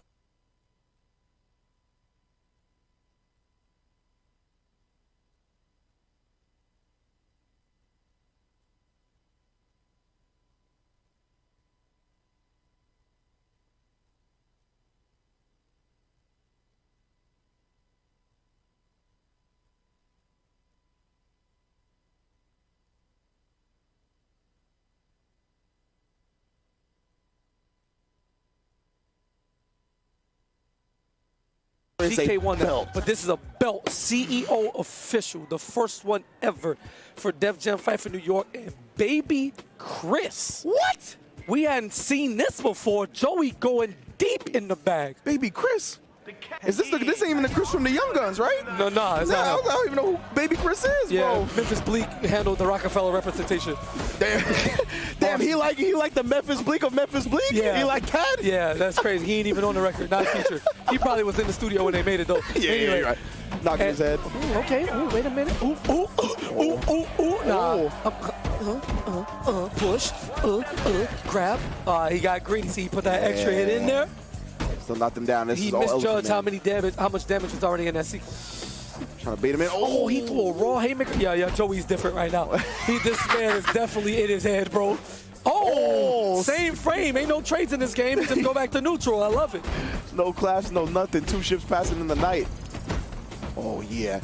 Yeah, Joey, he bringing out the Baby Chris. He's trying some weird, funky stuff. Yeah, I don't know what that was. Oh, nah, he looking a little lost. Yo, give him the is he dead kick, bro. Oh, he glitched it on him. Oh. Yo, no, Elephant Man got that swag, bro. A man two-stepping on his corpse, bro. Nice dodge. Yo, Joey's defense against his opponents in Blazing is really good. Yeah, he's good. He lames it out. He has weathered the storm a lot. He watched Justin Wong tapes and said 99 seconds. No, those were a couple of good strikes. Well, that's okay. He couldn't combo into a grab there, so he take the whole strike combo. It's okay. Waste as much of this Blazing as you can. Good check from Hatman. I think Hatman has realized, oh, even if he didn't get it, it was fine. But he finds the opening. Fuck the Blazing. I'm going to just take the W. Yo. Sick stuff from the Hatman right there, bro. Like the way he's been manipulating Joey Bag of Donuts, he's looking scary, bro. He's looking like Geppetto with the strings. Hey, don't save that one on the memory card. Don't put it in the stats. I don't need that L on record. Yeah, it did happen. It's already been documented on CEO Gaming. I don't need that on my personal memory card. The Hatman on the Elephant Man, bro. My goodness. Looking like a real problem for Joey. And just from his body language, he's looking like he's searching for answers. Picking up exactly where he left off. He's like 21 questions, 50 ain't even in this game. He's like, I need some type of help. Where are we taking it to? The scrapyard? Take it back to the parking lot brawl? Get real grimy with it? Ooh, it looks like it.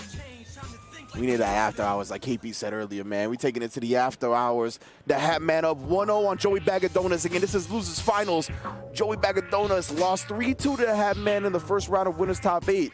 Trying to get that run back, but my man is soul searching right now. Bringing out the pockets to try to answer something like his brother did. Yeah, he did. So in between, I talked to GK, and he never played pockets before because he didn't like how he played. So he said, I picked up pockets, I labbed them, and I made them play for me.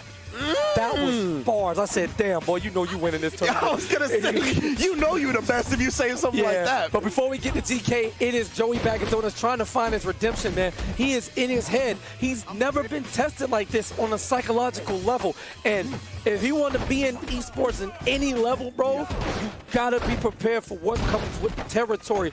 And if a man can talk you out of a skill level tier, then you got something to work on. Because right now, this is the Hatman, bro. It's a one-player game. Look at the health lead. Busted his ass, bro. Yes. And yeah, like you said, bro, when it comes to that shit talking, Joey Bag of Donuts, he got the best practice in the world. He got Gatekeeper. That's his brother, right? Yeah. So, like, you got to try to beat him on another level. So if that's the mental game, good stuff from the Hatman. All right, good dodges here. Oh, my God. Big opening opportunity there. Trying to mix it up with the stance. Ooh, beat him to the punch. Exactly what he wanted to do. And again, when the game is able to be slowed down, Joey looks like the best player in the world. Yeah. He loves that lame joint. You want to play the classic, you know, Shoto match, however you want to call a Shoto with this. You know, Joey's there. I can't explain it, but y'all know exactly what I mean. Exactly, man. He's just leaving it out, playing, trying to get that max tip range on the normals. But right now, he is dead once again. The Hatman with the perfect calculation. The one strike into the grip to get the KO. And this is looking even worse than winners finals, or winners semis, excuse me.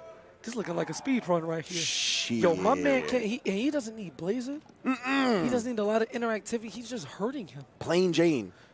This is it. One character for your tournament life. Gotta lock it in. Again, we just saw this in 2021. You know, November CEO.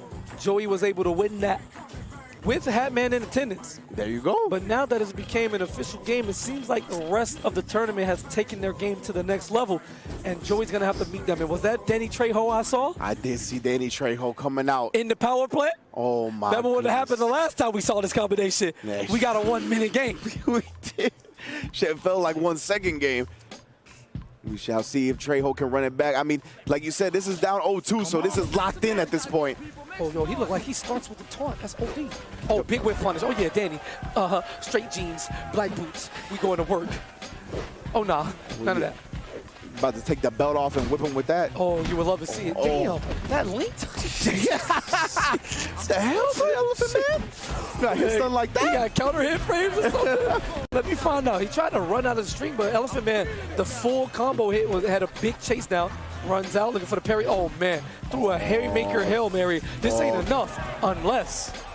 Okay, we're going to start our game up. Haymaker from long distance. He gets an automatic pickup, push-up, follow-up.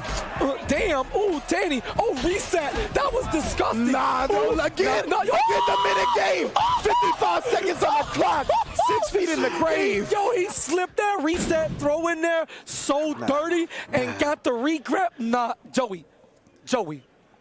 I'm sorry. I thought it was going to be a wash because you was looking kind of shaky, baby. But it seems to me that whatever's inside of you has finally awoken. Yeah. Yeah. I like to see it. He needs to keep it going, though, right? One good game. We'll see if the Hatman can bounce back. I don't know. I smell a 2-2 in the air, at the very least. I don't think we get, like we said, we haven't gotten a 3-1 yet. A 3-1 has not existed in this top 8. I don't think we starting now. It's either game 5 or a 30 ball. Make a choice. And we got Elephant Man. Man was soul searching for a second, maybe just contemplating how to go about this next game. Damn, bro, my man really has a DualShock 2 in his hands. That's crazy, bro. Vintage. Yo, what's your controller of choice? Yeah, man, I play on PlayStation controller. Oh, word? DualSense? That's sick. Nah, DualShock. Nah. Shock? Shock. 2, yeah. Two, bro. Anyway, let's get into a smaller stage. I think this actually benefits Danny because he can get you to the wall. His pressure has been insane with the wake-up buttons. You can't run too far. However, Joey making excellent use of the octagon. Damn, 17 seconds. Oh, he charged that haymaker. Oh, he gets it this time, though. No, how about follow up? Damn, we are out here swinging. That was a dangerous super kick. That one much better. Okay. Oh, not too far. Easy Put those punish. toes away, bro. Damn. Oh, boy, again, Danny Trejo re-grab, guaranteed follow-up, push, and then Oh, yeah. nah, he's about to be dead, bro. Reset, yeah. Follow-up. One more shot, does it. Bro, oh, he's going to charge. Blazing. We got Blazing up for that. Elephant Man, let him have it. 5 seconds, he had Blazing. That's ridiculous. We see it. Trejo makes it real quick. Oh, I love that wake-up Blazing. Punish. That was so smart. Look, it's like a instant cancel in KI. It's just over. Pick him up, guaranteed. Blazing attack, and like you said, Rich, we go to KI. Oh, he don't want to watch it. He don't want to watch it. He is a hater, and that's why you're going to lose in game 5. Let it happen, bro. Let it happen. Yeah, it's okay, Joey. That's right, call for it. Don't be scared. You got supporters. Ooh, put this man in the bag, bro. Body. Let him know. We got no bag of donuts, only body bags around here. Body bag of donuts. Oh, yeah. Oh, yeah. Bars. Let me see it, bro. 2-2 just like that. The Danny Trejo running rough shot. Bro, if you look at the stats with Danny Trejo, bro, his upper body power is max. You see the man? Oh, max. My God. That boy is doing the most damage on his haymakers in the game. So, don't try it. Nah, don't contest. My man, Danny, I can't believe this. We go into a game 5. Oh, my God. Now the Hatman, you know, he's a little nervous. We've seen these game 5s. The title belt is slipping away from one of our competitors here. Great block from Hatman. Are you going to fight aggression with Trejo? No, that's not what you want to do. Unless it is. We slugging it out. It's like a heavyweight fight. It is. But look, like you mentioned, Trejo's up a body strength. He's coming out. You don't want to do that. Oh, nah. Damn. His health, bro. It's getting deleted. Got him in the corner. Nice reversal. Okay, we got a moment to breathe. Yeah, we good. Elephant Man recover some of that health. Oh, he's back. Oh, nice jump. Oh, yeah, he can't do it. You try to take the muffler now. Spaced him in the corner, stand him up.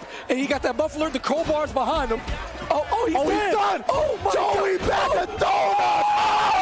Oh, he hit him with the double chop. Did you see that? Young Joey, don't run back. Now shake my hand. Shake my hand. He hit him with the keys leader double chop. Now shake my hand. You see that? That's 3-2. Yeah, you get no more games. 3-2. You lost. This is tournament. He is salty. This is tournament. Get your ass off the stage. You got yours. No, don't rap with the controller. You ain't grand finals. He won. He good. That's it. That's all he wanted. That was the whole tournament for him. He don't want to do no more. You know what I'm saying? Ooh, yeah. 3-2, 3-game run back. My man did not want to leave the stage. He had some choice words for him in the shadows. You saw that? I saw the no handshake, by the way. Yo, Jermaine, main stage, please. Even if it's on a Saturday, put us in the ring next year. We'll be back. My man got up and said, "Bam!" They went behind the chair. Let's go! Yo, my goodness, the Hatman. You could tell, bro. He was like, nah, son. Like, he was like, I am not leaving. He did not want to leave the stage. He was like, whatever. We can run it for whatever, whenever, to however. Let me keep playing. But sorry, bro. This is tournament. It's his tournament, and the brother has earned his match up against the gatekeeper himself. What his a bracket. twin. What a bracket. Destiny. All 3 2s and 3 0s. That's it. Nothing in the middle. You either get bodied or it's going to the wire. God. And the dream is alive. The two brothers, the two people who have held down this scene in the game more than anybody, trying to reach out to everybody they can. active in the Discord. We'll play with anybody. They got it set up through Parsec and all, bro. You ain't even got to have the game. Oh, my God. That's godlike. They're willing to teach anybody.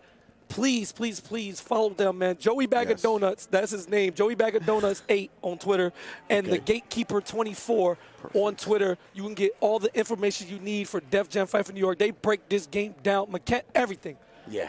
Two brothers. I can tell. The last two champions, and the first ever official run. So the title belt is on the line. Man. And who better than to fight your sibling for it? The storylines were ridiculous. You can't write it no better, baby. I hope y'all having just as much as fun. Last time I said I hope y'all was having half the fun we have. No. I hope y'all on the same level. Yeah. And if it's up, then it's up. And we here to determine a champion. Now, GK has a set to give, and up 1-0, down 0-2, it don't matter. He's the best. Yes. So I don't know. They're going to take the picture for it. Look, they styling on him. Yeah. The pose, like I said, bro. The rest of the fight game community can take notes, baby. The showmanship is on one. I like it. Yo, man, you called it, though. My man got on the merchandise. I got that same shirt, but in the hoodie. Okay. It's in the hotel room. Oh, my man. You know what I'm saying? It's all good. I might, Yeah. We'll see what's going on. But, nothing here. We know exactly what's going to happen. In terms of just match, they're going to be straight up. They have played each other more than anybody on the planet. Any two people on Earth have not played as much as these two. Now, wait a minute now. I'm still on my organizer flow. Where you going, GK? You ain't finna hold up this tournament. Come on, bro. We got to get out of here. Oh, man, yeah. We definitely do. But it's okay right now, GK. I'm sure we're going to get this started. Grand finals very soon. As you mentioned, bro, these are brothers. They know each other in and out of the game. That's how you that adds an extra layer to everything because you're not just thinking about the in-game decision-making. Like, you're thinking of the type of person they are. I know you, bro, personally, bro. Yes. Hey, you know it. Right. You can't deny. You can't act like I don't know you. Like, we've broken bread for a matter of 20-plus years. Like, don't get it twisted. That's crazy. This is wild. I love seeing that, though. The siblings, the family fighting game generations. They have, Sonic. All kinds of players. They have brothers or siblings. My man, got him on. Versace. Looking for his third Def Jam Fight for New York win as CEO. Man, what a way to cap it off. He's looking for it. He wants to bring that belt home. Either way, it's going to their household. It's going under the family name. Yeah, but you know the gatekeeper wants that, bro. He got his name for a reason. And as you mentioned, usually in the fighting game community, we reserve the tag gatekeeper for players that keep you outside. Yeah.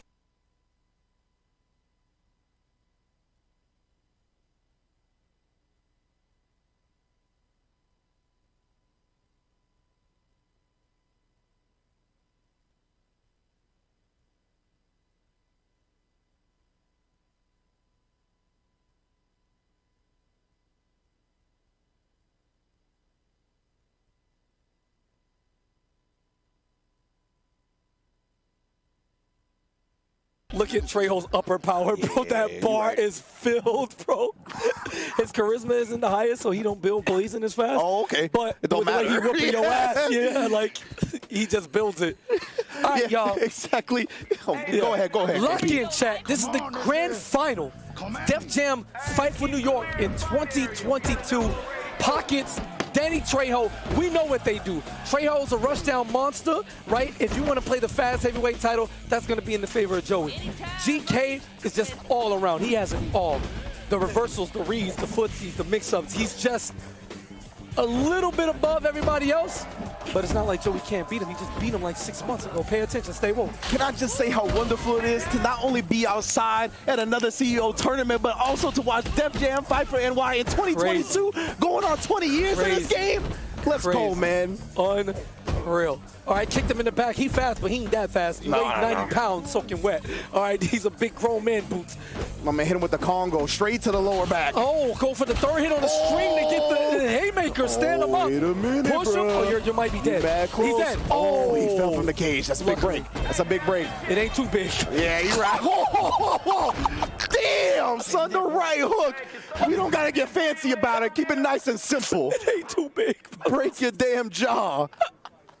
Holy shit. Yo, Danny Trejo. That boy is the god.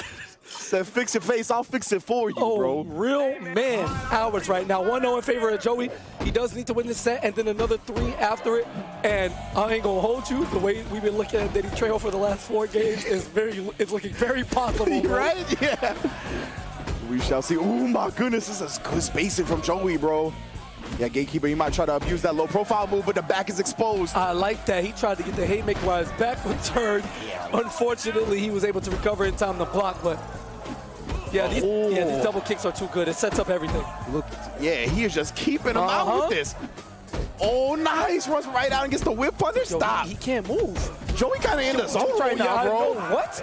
You know, that always happens across fighting. If somebody's in losers and they get those consecutive sets back to back to back, they get in that zone, that state of euphoria that just carries them to a title. Damn! Oh, haymaker, stand up. Enough stun to get up and still get the regrab. Oh my God, the damage, bro. Oh, the corpse hop. Even without the full combo. We're gonna get a little bit of blazing here and there. Yeah, you see Trejo doesn't really build like that. You know, he's just here for the power. Oh, he got him in the corner. Oh, the counter on the low kick. Stop doing that shit. Yo, he is trying to get as close as humanly possible. Yo, this man has not escaped the corner for the last 45 seconds. This is true lockdown. Oh, you see the hezzy right there? Ridiculous. Okay, that came from the Blazer he needed. Wake up, Blazer. Yeah, kicked him in the ACL. Oh, he's waiting for him to throw anything so he can react with Blazer and punish. He wants to, I thought he was going to do it right there, but no, he's going to get some damage in first. Oh, haymaker for pockets. Yeah, he didn't really do that much, but you know, let me show you what a real one does. Reverse. Yep. Oh, again, to the ground. Oh, immediately picked him back guaranteed up. pickup. Oh, you're dead. You're dead. The interrupt. One touch. Oh, you're done. Damn. Oh, fuck. God damn, Rich. Oh, fuck. Oh, elbow to the back of the head. Concussion protocol, baby. You are not medically cleared. You are not medically cleared to compete. I set up corporate thugging. CTE. Oh, stop. I almost damn near pushed KP out his chair with that one. Yo, that man is definitely done, bro. Yo, low-key, my man sitting in the background, right? Yeah. My man who in the tracksuit, he looked like a playable character, bro, right now. We just ain't unlocked him yet. That's the final boss. That's what we get at the end of the tournament. He's going to come up like the Ghost of Marvel, playing his own character in the game. The Ghost of Marvel. You know. He probably plays this game low-key. Probably. Oh, man. So where we taking it, bro? Where we taking it? You only got 1 game left to your name in this first set. Oh, David Banner. David Banner is a championship character. And you see how GK just looked at his brother. He said, hold on, bro.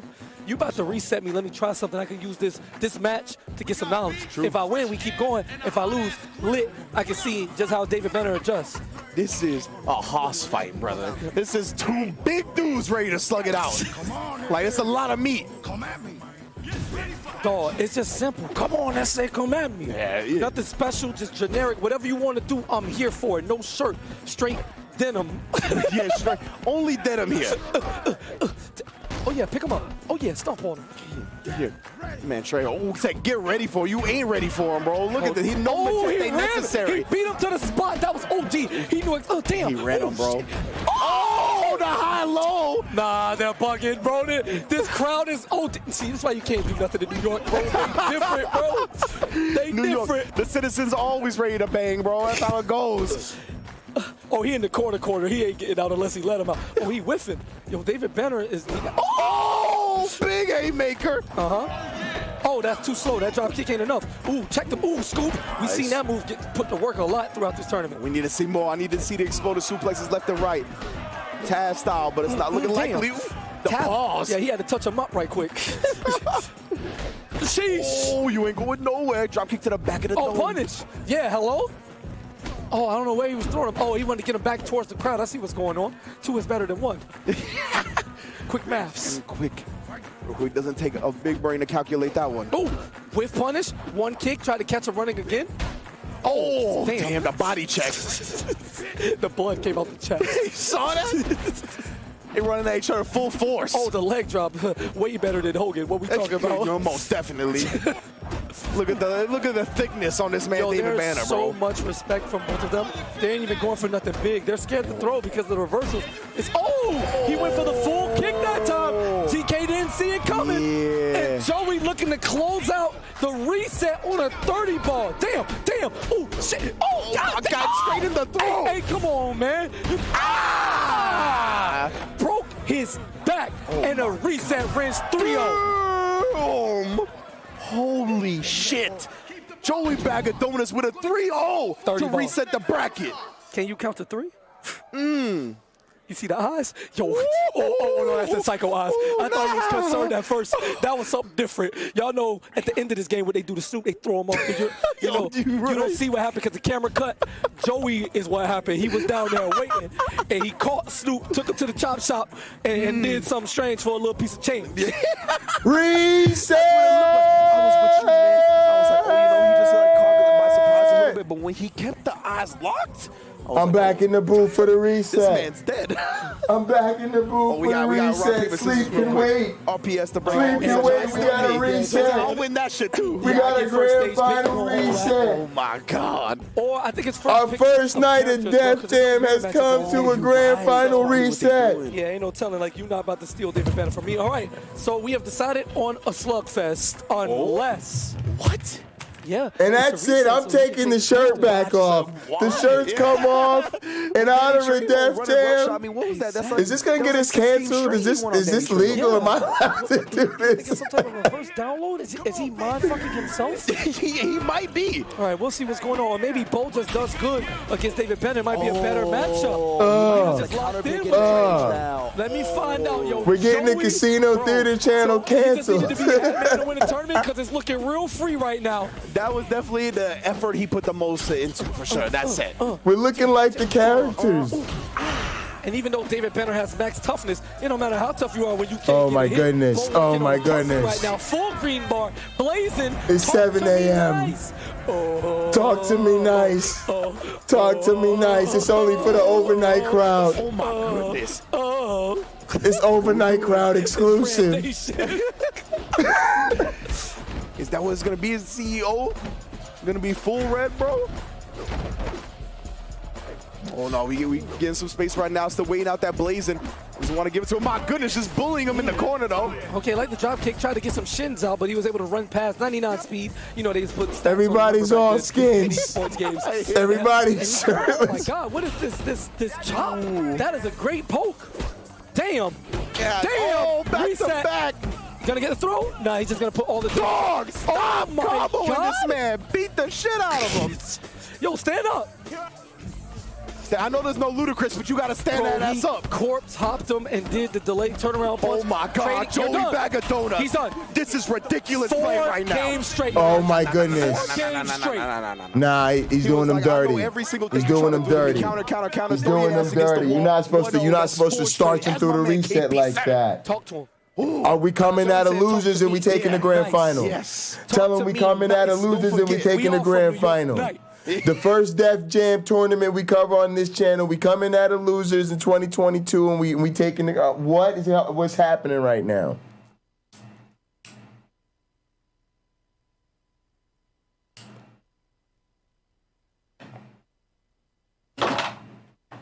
And I'm sick of people not backing me up on this.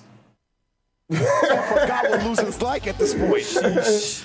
And when someone's in a zone like that, it's really hard to stop. The flow state where everything just comes natural. It seems like, you have all the answers. And I mean, Joey Bag of Donuts is playing exactly like that. All the matches, all the mix-ups are working.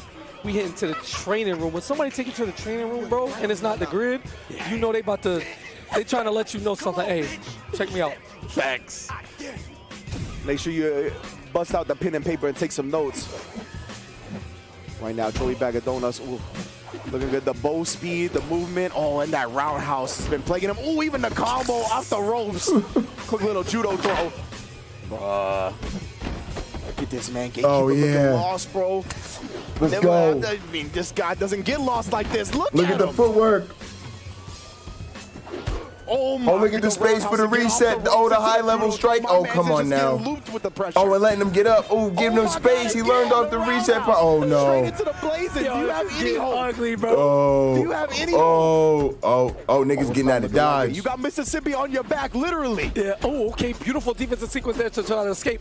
Whiffing the punish. Nice. Oh, bounced off the ropes. Was able to avoid. Got the turnaround before the invincibility kicked in. All right. To the corner. Damn. Oh. Every day's a gamble, motherfucker. Tough luck. Pick him up.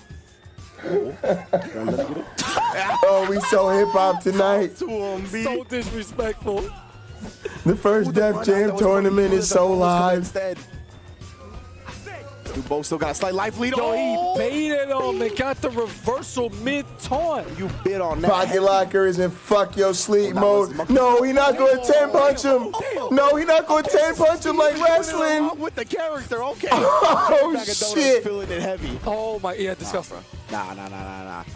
We'll try to bait him into it again with the taunt cancel. Oh, yeah, kick the doors in. Yeah, watch your legs. Bounce off the Somebody needs to get this man a bag of donuts or something to slow him down, distract him, give him the itis or something. The nigga hurting everybody. It's going back to the Def Jam Vendetta roots. For real. How did this man end up in losers? Haymaker, we got some crowd on Joey's side, or excuse me, the Gatekeeper's side. Come on, Gatekeeper. Yeah, Gatekeeper, make it a battle. Let's get the battle. Oh, no, Superplex. Superplex. Oh, textbook Superplex right there. Really clean. Oh, that rolling Like kick. Come on, y'all. Oh, it's a battle. On point. I didn't know They trying to square up. Sheesh. I don't know where Banner trained at, but it was a wild place. Yeah. Got the elbow knocked down right there on the counter here. Oh, looking for the jumping elbow. Gonna knock him out of the air, standing right back up. Animations, 2003, mind your business. All right. Oh, this is big, though. You're starting to let the match get away from him a little bit. Straight knockdown. Oh, he knew that he was going to be mashing right there. He punched him and then parried after. That's insane. Ridiculous reads right now. It's a Joey just in that zone. Get off me. Wait a minute. Ooh, this is big for Banner right here. Yeah, he can't put this and put him in red. Yeah, but this is a guaranteed follow-up right here. This most definitely will. If he gets it all. Oh, he stole it. And he's going to get the W here. Call me a blood. Oh, and we got a battle. Dog, I'm a blood. Call me a blood. I'll leave it blood in the air. Throwing blood on the ground. Let's go. That's Let's what battle. Keep looking to do. Stain that mat with some more. You're going to die. I can see the motions through the mask of him singing along to the Mississippi chant, bro. It's very real. Oh my God. Russ Burn soon. That's hilarious. GK said, "Oh, cuz you 3-0 me, huh? Oh, you thought this shit was sweet? Nah. Oh, 4 game. Oh, you thought you about to 6-0? That's right. You got to get some skin in the game. It's on the mainstream. People see this. Hold on, bro. We ain't on the side. We ain't on CEO B right now. Hold on, little bro. You know, I don't know who's older by how many seconds, but I'm gonna assume GK is the older brother. Older brother King rise up. Oh, all right. Shout outs, of and, course. Damn, bro. I'm just looking at the stats on these characters, bro. That upper body all the way. Oh, and there it is. I was going to say, if he lost on the bowl, you got to figure the Trejo coming back out. All right, so it's an even playing field. One game apiece. All right, let's go. 3 games to go. Because we haven't seen a 3-1 yet. It's only 3 O's and 3 2s. Ain't no in the middle. So they're going to win each other unless GK said, all right, showtime is over. Come on, this is. Come at me. Oh, damn, I missed the heist. Trejo. Come on, ese. See, though, who's going to be bringing the 2 big bodies again? We back to the horse fight. Damn, the damage is immaculate from both sides. Ooh, the big hand dance. Oh, my goodness. Like a little Osprey cell. Oh, man. Jesus. Honey. All right, it's lit.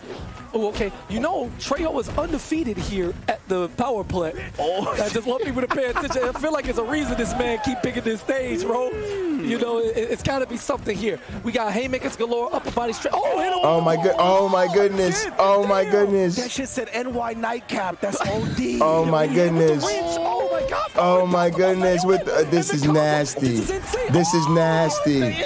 Jail yard shit in the jail yard. We took it there. We took it there. We took it to the jail yard shit. This is guaranteed. He's dead.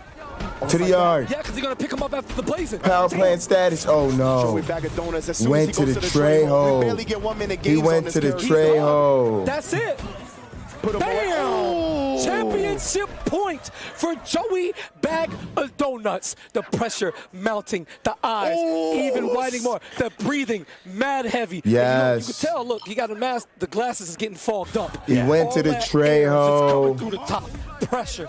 All right, potential game point. Runs around, same stage, into the rematch. I don't know how to do raids. Has one more opportunity to push this to a game 5, but Joey Bag of Donuts has been on a tear of a loser's run. Got the rival out, smoked anybody else who was not the rival, and now taking it to his brother in the dirtiest way. The reset and looking to take the title. Yeah, right now, total, including the reset, it is a 5-1 on Joey Bag of Donuts side right now. This is a dominant set.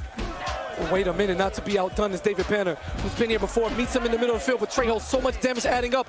Ooh! Oh, it's big block. Beautiful, nice elbow follow-up, chases the wake up. Roll, where you going, boy?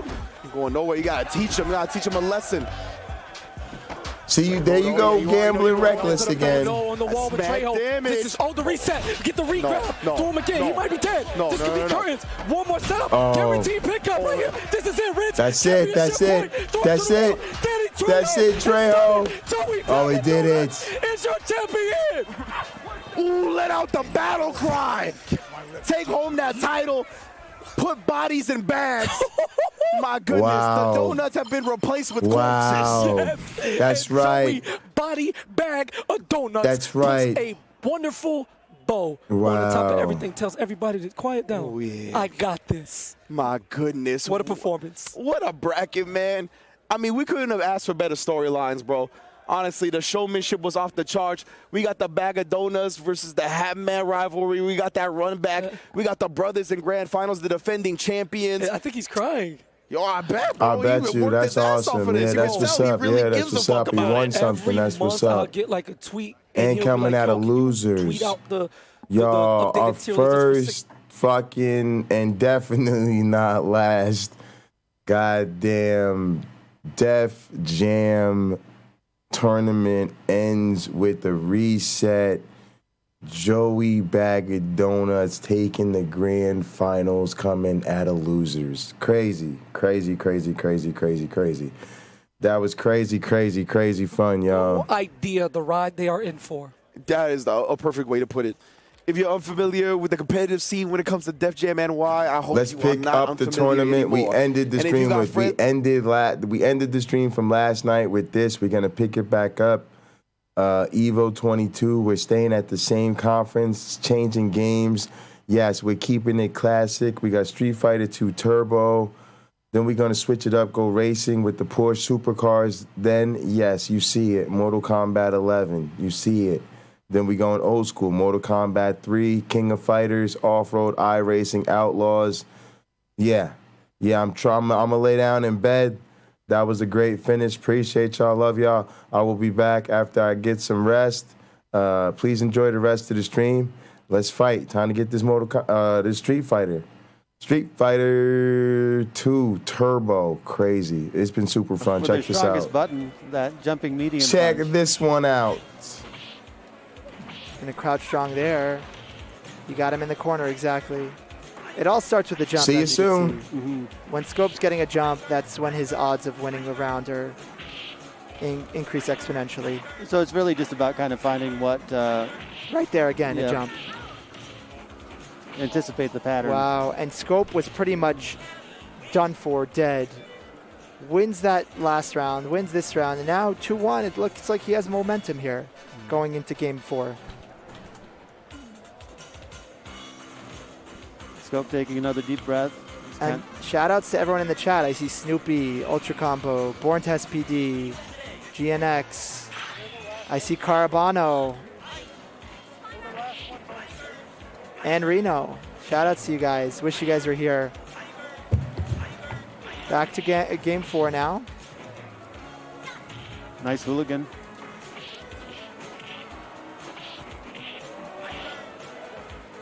Scope's really converting on these jumps. Eric Turbo's got to do a better job anti-airing. Oh, he does a nice one there. Look at Scope's face. Every round he loses, I look at his face. He's like, God help me. Hooligan. Another good hooligan. He's getting. And Eric's been hitting these reversal DPs every time. And off of that knockdown, Cammy can get into her All right, let TOD, me right? get the. Yeah. It's odd though with Sagat. He's not an easy character to cross Because up. he's so tall. Yeah. Okay, so Eric looking good again. Match point for him. Is he going to convert this time? Oh, he just needs a chip left, and he throws for the win. And our first upset of the tournament. Silent Scope has been eliminated by Eric Turbo. Taking it 3-1. 3-1, our first upset. Big upset, yeah. Big upset is right. He had a tough draw, you know. He had to play Eric Turbo, beat him, but then he's got to fight X64, and he played X64 well. Just those headbutts were a little too much there.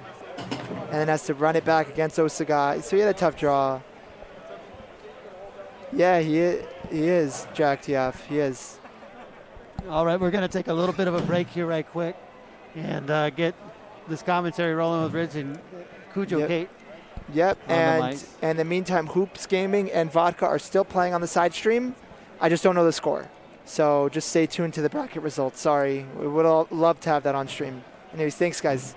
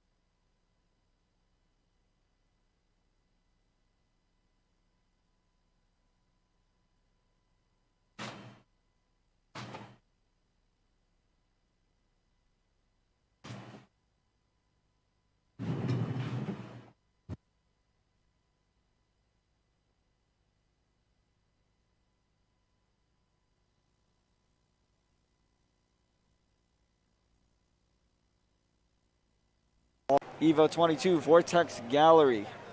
Verse 1, a.k.a. Super Lore Boys, joined by...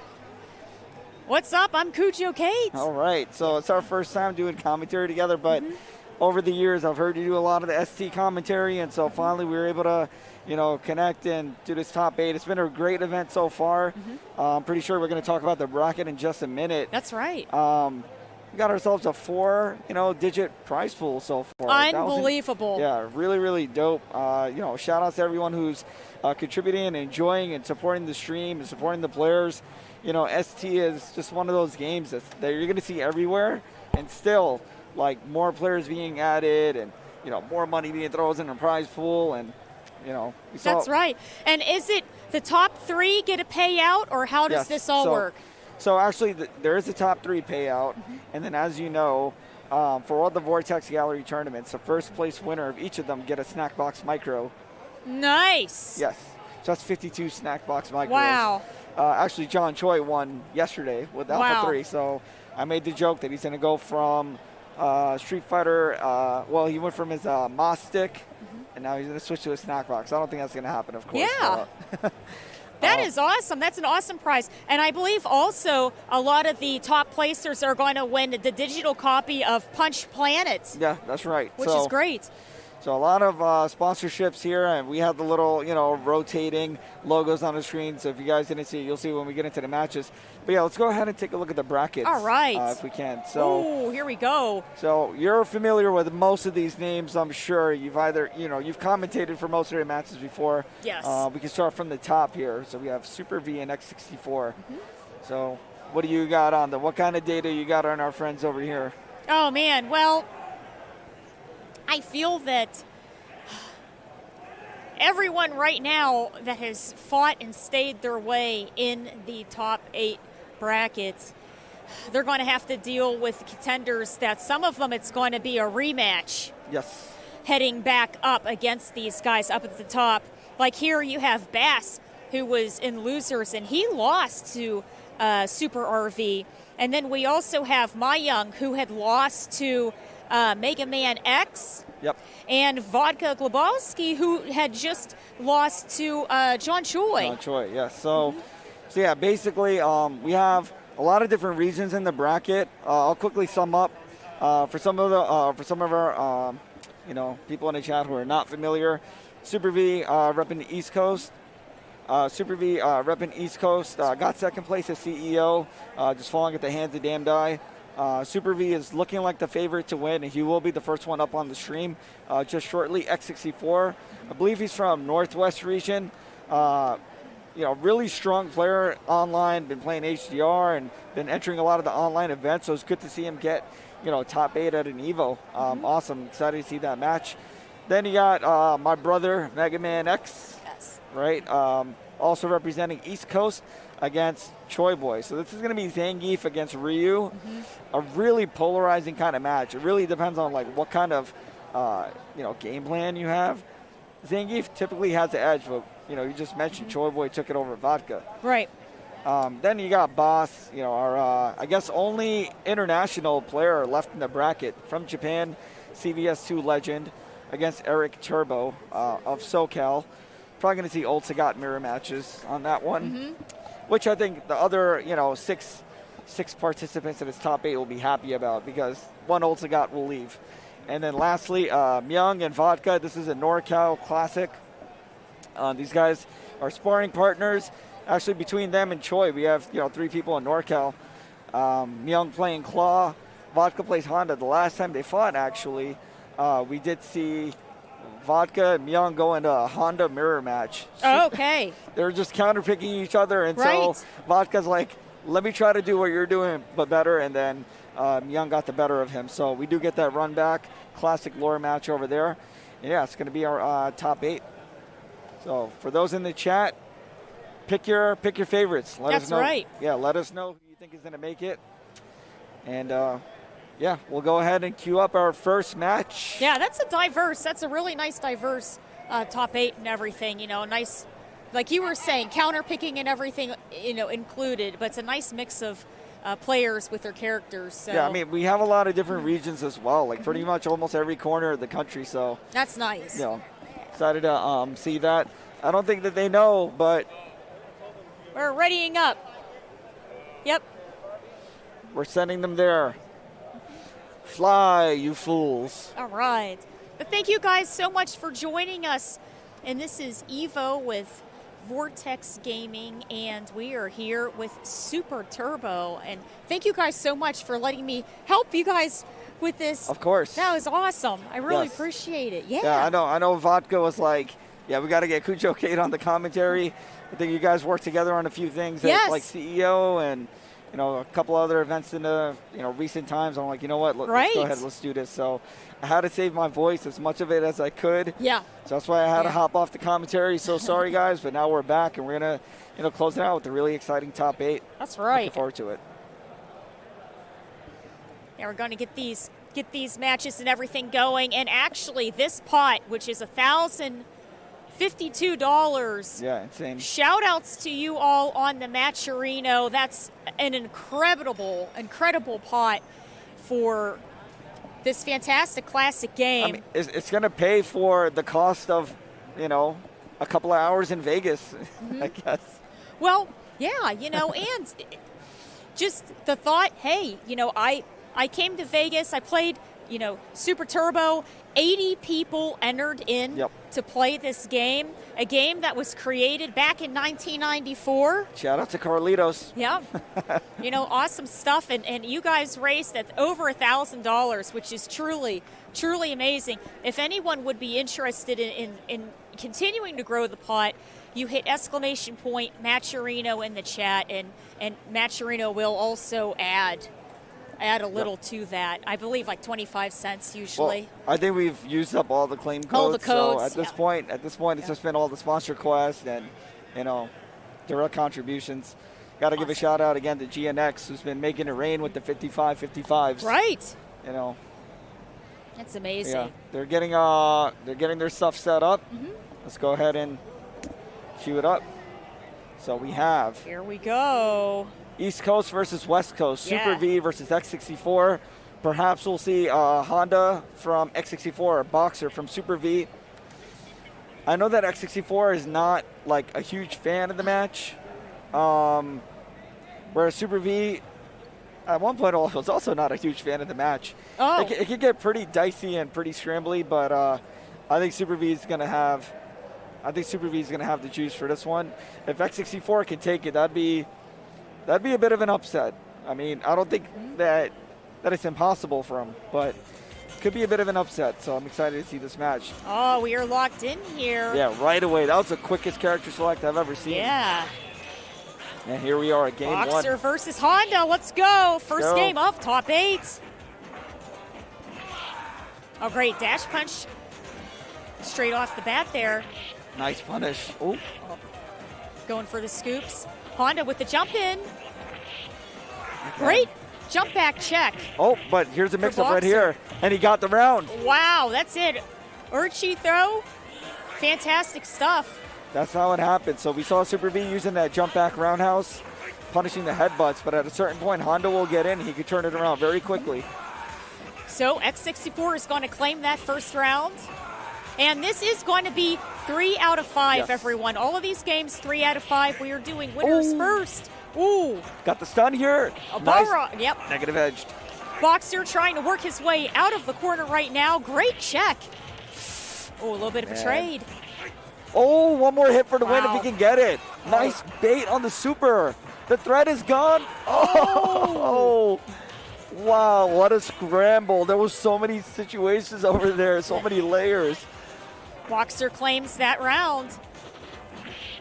Oh, okay, a bit of a sweep. Oh, great! Yeah. You know, great stuff on the headbutt there. That shows you how much Super V knows Yes. when Honda is a negative.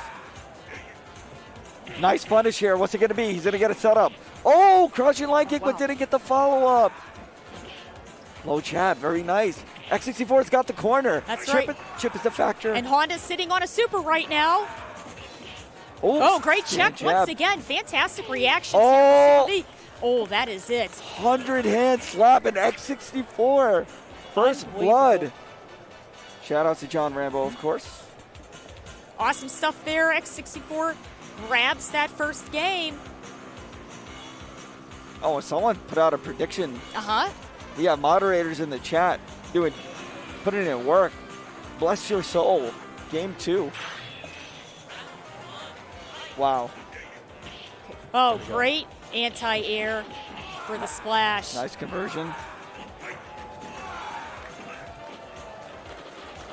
A little bit of neutral play here, slowing down the pace of the game. Oh, man, this is all Super V right now. Right, unbelievable stuff. Grabs it with a dash punch. Round goes to Super V. Yeah, basically X64 wants to push Super V into the corner as quick as possible. It's a low risk, right? He's just doing a headbutt. Maybe he'll hit a jab, but it's not a big deal. Right. He's still closing the gap little by little. Little by little. But those jabs are adding up. They are. Honda now down to his last fourth of life. Boxer sitting comfortably at 95%. Oh, man. And he's got the super. Yeah, Honda having a little bit difficult time trying to get in, and that is going to be 2 rounds in favor of Super V. 1-1. This is not, nobody gets a free pass, fellas. Yeah. A little bit of an adjustment there. I think Super V was very confident with his jabs. Right. Instead of trying to jump back, he just negated all the headbutts with jab. Yes. Stayed on the ground so he could use more low rush. That was the equalizer. So we're seeing Honda here. Got the jump in. What's happening? Negative edge. Oh, very nice here punish. We go. Right, 2 splashes. Oh my goodness. What's gonna happen here? X64 has got Oh man, got the check on the headbutt once again. He still has the real estate here. He's holding down the corner. There we go. Headbait makes contact. Nice charge. Nice anti-air, yeah. And Super V missing the reversal there. He definitely wanted a headbutt at least, even to get the chip. Yeah, very close round goes to Boxer. Okay, so immediately we have Boxer stuck into the corner now, but worked his way out. Oh, there goes. Jump out roundhouse, put into work. Oh, got the sweep. That's big. Okay, this is huge. This is a tough spot right now for Boxer. Oh my gosh. Oh, you got to block it. Good guard. Okay, both characters have access to their supers. There it goes. Oh, 4 hits. Oh my goodness. Oh, wow, that wake up headbutt closes it out. Okay, we have a round for Honda. Thank you so much, GNX. Okay, Boxer being a lot more aggressive here in this round. Yeah, this is so important. You know how important those game 3s are when the score is 1-1? Yes. They're just waiting for the other person to make a mistake. X64 playing pretty patient here, but again, those jabs and chip are adding up. And this is match point here for Boxer. Oh, nice crouching light kick to stop the rush. Honda working his way over. Both characters have access to their supers. Whoa, and a throw. reversal throw. Yeah. All right, Super V's discipline was really strong there. Not once did he move forward that whole match, despite being pushed into the corner. You know, he used the stand jab, used a little strong, just held it down in there. Now we got a 2-1 situation here. Right. Right, because this is 3 out of 5, yes. Yes. Yep, going. Okay, trying to get that jump in. Oh, wow, the slow headbutt. Yes. Yeah, Honda, you know, really struggling trying to work his way in on Boxer right now. Trying to think of the safest way he can go in without getting any chip.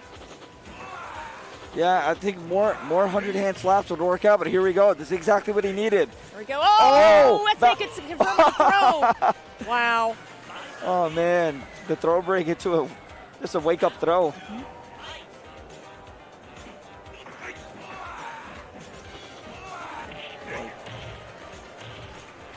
Unbelievable. That's it. Got the command grab. Honda putting in some work here. Okay. Boxer down to his last 2%. There it goes. That time the medium punch headbutt traded with the jab. Yes. Unbelievable point for Honda. Yeah, XCC4 trying to take it to a game 5.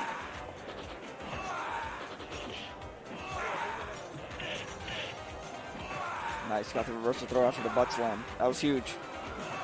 Once Honda makes Boxer block something, that's when it changes. Okay, it's a little bit of a back and forth here. Honda's still at a life deficit. This is it. Okay. No, he doesn't go for the Osho throw. Went for the mix-up instead. Still pushing him with the 100-hand slap. And another. The grab. How many times do we see that? Reversal throw after blocking butt slam. Yes. And there it goes. Super V going to move into winners finals where he will fight the winner of our next match. So we have Choi Boy against Mega Man X. Another East Coast versus West Coast match. It's going to be a good one. Right, so this could be Ryu versus Zangief matchup. Yes. And we're going to see. They're popping. You know, they're popping off for the top 8. Yes, right, yeah. Nothing wrong with that. You know, will this be a fireball heavy match? Or, you know, is Mega Man X going to be very aggressive and try to, you know, chase Ryu, you know, John Choi down? What are your predictions, So, Riz? Choi's got the best fireballs in the business, period. He's got the signature. It's over. He has the best fireball in the game. Zangief has ways to get through fireball. Yeah. Right? This matchup. The green hand. Yes, green hand and 2 lariats, 2 different lariats. And, of course, jumping in. And so this match, Zangief edge, because Ryu has to think about so many different things. Zangief is able to take risks because he has a larger life bar overall. Mega Man will almost always go for SPD. Okay. John has really good reversals. Yes. How are they going to bait each other out now? That's the question. Because these guys haven't really played in an offline setting ever. Okay. So this wow, is the first that's time, interesting. First time we're seeing this.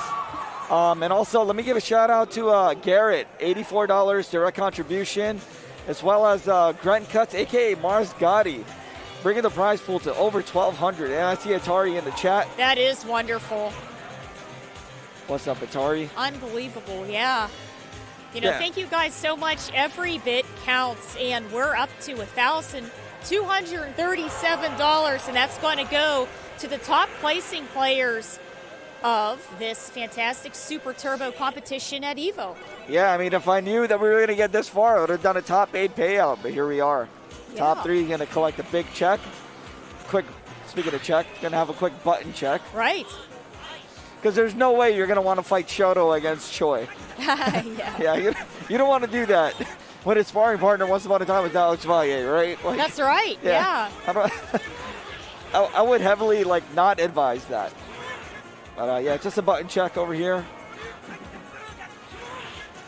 Cammy's stage is such a beautiful stage. I always really like that one. I mean, in Japan, anytime there's going to be an exhibition, they always get to this stage and then they start it because this is the desired stage. In terms of it's aesthetically pleasing, but also the speed of the game. The speed of the game is also it varies from stage to stage, and this has a really good balance for the speed. Yeah. Not too fast, not too slow. It's Goldilocks zone. Nice. Yeah, that's pretty neat. I always liked Fei Long's stage too because of the dragon and the phoenix, and it's very pretty. That's another really good. Oh God! Oh my goodness. Okay. Here this we go. This Ryu took off the headband and turned into a charged character. Now we got ourselves Guile versus Zangief. And a very aggressive start here right off the bat by Mega Man X. Here we go with the suplexes. Oh my goodness, Guile in the corner. Okay, that's right, lariats. The sonic booms don't mean anything. Wow, I can't believe you got the flash kick out over there. Choi Boy at a life deficit until there. That's right. Right after the sonic boom, we're seeing a crouching medium kick there to help close some of the gap. Oh man, Zangief's down to that pixel. Oh my. Choi wants to win. Choi wants 2 medals. He wants something to add to that Alpha 3 title. Right. Oh, grabbed him out. Very SPD. nice. Bam. Wait, wake up flash kick. Yeah, that's a pretty great approach there. He throws out the Sonic Boom like a shield and does the crouching medium kick. Yep. Unbelievable. Zangief, how would you suggest, well, I say you can do the jump in like that. Would you suggest any other ways to try to close the gap and get some damage here for Mega Man? Well, basically, what you want to do is try to predict that they're going to crouch a medium kick and jump over it. Guile doesn't recover on time and he has to block, something like right there. Ooh. So caught a normal and then no choice at that point. So you have to be very decisive about when you're doing your button presses as Guile. Yes. Again, Ooh. you saw he did the crouch and medium kick, got caught in the proximity guard. Wow. Wow, look at these little whiffs here. Yep.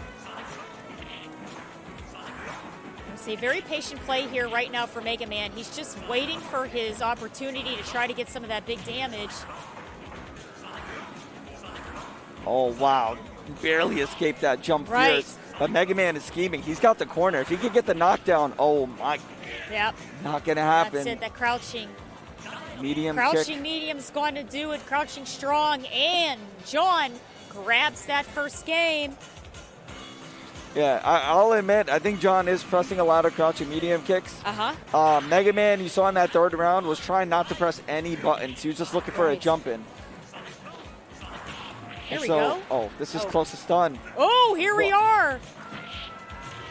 Got a punish there, but John able to tech it. John going for a throw of his own. Break. Unbelievable. There you go. Nice. Right over that Sonic Boom. Goes for the big damage with the SPD. Wow. Goes through the tick. Clean crouch fierce. And one more hit will do it here. Oh, so close. Mega Man barely got it. Round goes to Choi. Choi just takes the anti-air and jumps away. Oh, got the SPD. It's going to be another setup here. Safe jump, low jab, or low short. Yeah. Oh, once again, wow, that's like a throw loop right there. Unbelievable. Yeah. At that point, it was curtains. Okay, we are tied 1 round apiece. Wow.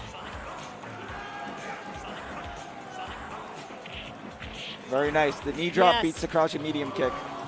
Oh, look at that again. There it is. Forced to block there. Yeah, that command grab range is significant. Ooh. Oh. Scary. Mega Man. Oh, almost got it. That's it. Working. Flash kick. Working his way over. Oh, that's a sweep. Choi boy chasing the lariat. Now 2-0. What's Mega Man going to do? This is winner's bracket action. That's right.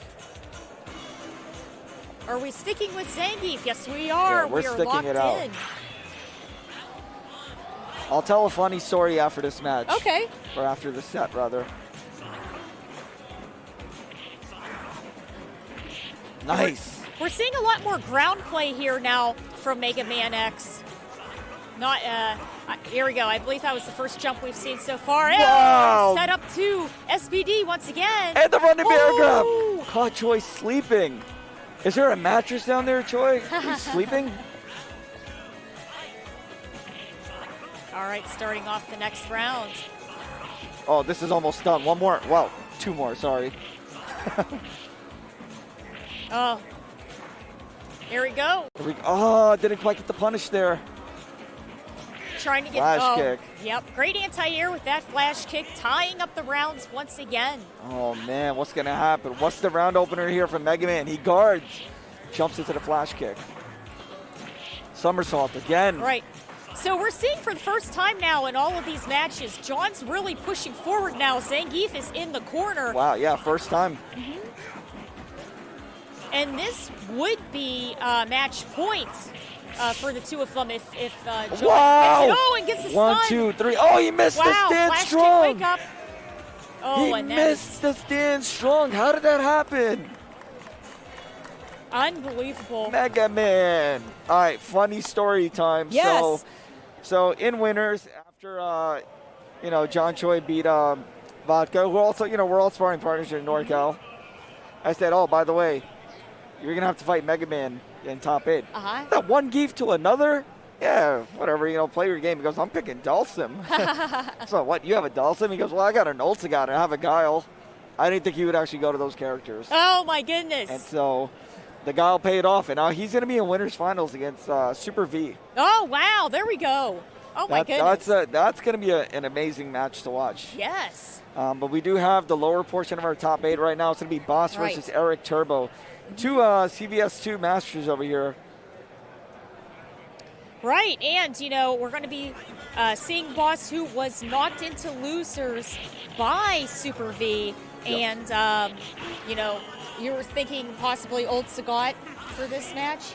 Well, this right here will be an Old Sagat mirror match. Yeah. Absolutely. There's no other character worth playing. If Boss loses, maybe he'll switch to Claw. Actually, he might even go Claw right now. Okay. You know, Old Sagat, notorious, I'm sure you know this, for being one of the strongest characters in the game. Yes, right. Doesn't really let some characters play at all. But then Claw is like kind of one of the best counters against him. Because, of course, Claw and Akuma, they're on the same level, right? Yeah. They're buddies. They're best friends. So. And what happened after that? Never again. And then what happened was, they retired, and then Chun-Li was like, "I'll take your place." And, that's right. And then she became. That's right. She became extremely, extremely good. Yes. Okay, we are getting all of these buttons situated here. And we want to thank you guys so much for joining us in Evo at Mandalay Bay. This is Vortex Gallery 2022 Retro Games, and we're here with Riz doing Super Turbo. With my whole team behind me. That's right. There's a lot, yeah.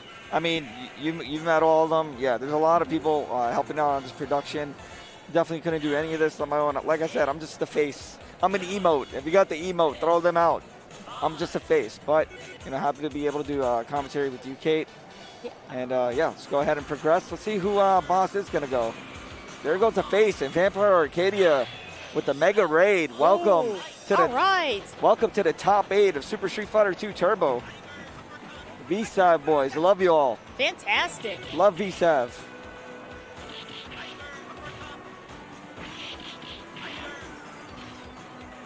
And Boss may be doing a button check, and after his Ryu gets knocked out, we'll get to see his next character. I am a face. Damn it, I'm a face.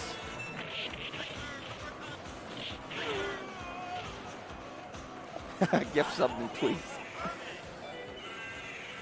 Yes, I'm a face. I'm a face and a heel. I'm like everybody. Oh, my goodness, don't say that. That's not true. Hey. That is not true. The chat only tells the truth, and here we go. Okay, here we go. Truth be told, Old Sagat mirror match. Fantastic. And the first uppercut is going to go to Eric Turbo. Yes. We're going to see a lot of Tigers. I'm assuming. Oh, great quick block on that Tiger upper. Yeah, life lead right now for Boss. Well, what a Tiger knee uppercut. Eric Turbo looking warmed up. Boss doing the mirror match stretch right there.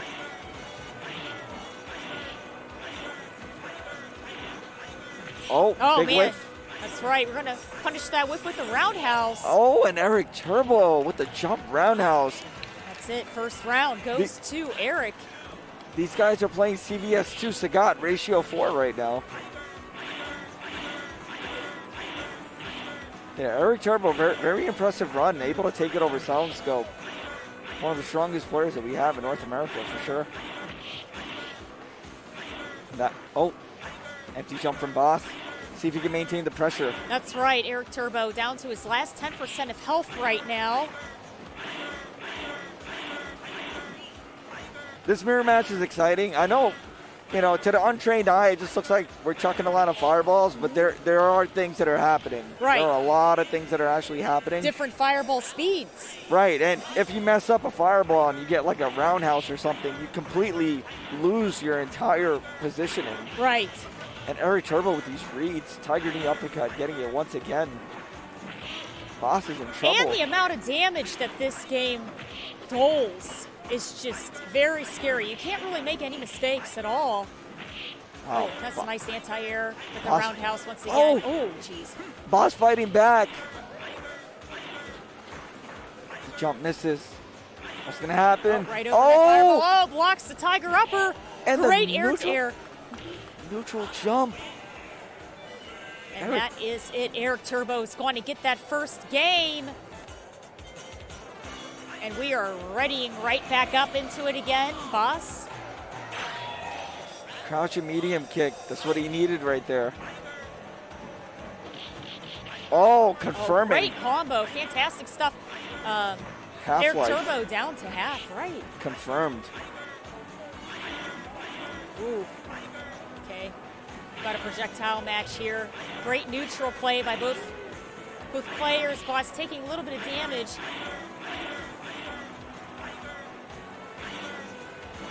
Nice. Okay. Boss. Oh, high tiger Keeping up shot. that Good work. Tiger shot pressure. Eric Turbo down to his last 5%. Boss still matching the fire. Oh! Blocks the upper. And it That stands is fierce. it. Fun fact, in Japan, they call this character Blue Shorts. Oh, wow. That's interesting. They That's don't pretty cool. call him by his name. They say, oh yeah, he plays Blue Shorts. Yeah. Great jump-in combo there for Boss. Ooh, Tiger Upper makes contact. Oh, too far for the punish there. Nice two-hitter. Oh, man. Got the sweep. Eric Turbo in the corner trying to get his way out of that situation there and getting chipped away. And a 1-1 there. Boss bringing That's it right. back. Blue Shorts versus Blue Shorts.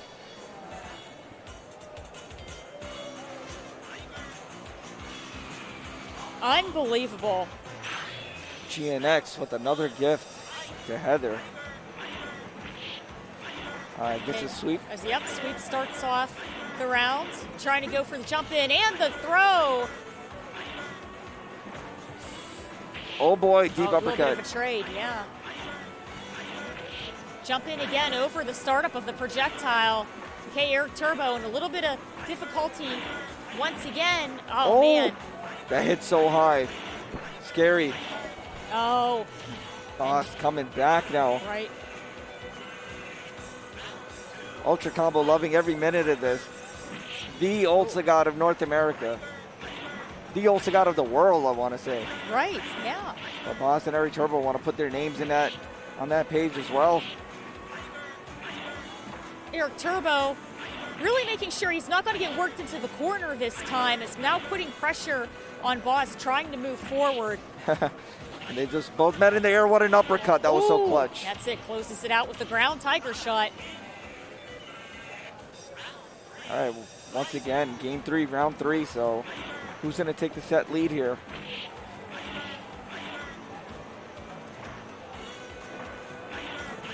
Yeah, great anti-air on the jump in against Boss. Yeah, that's a pretty hefty life lead as well. Eric Turbo looking comfortable. Wow, what a shimmy sweep there.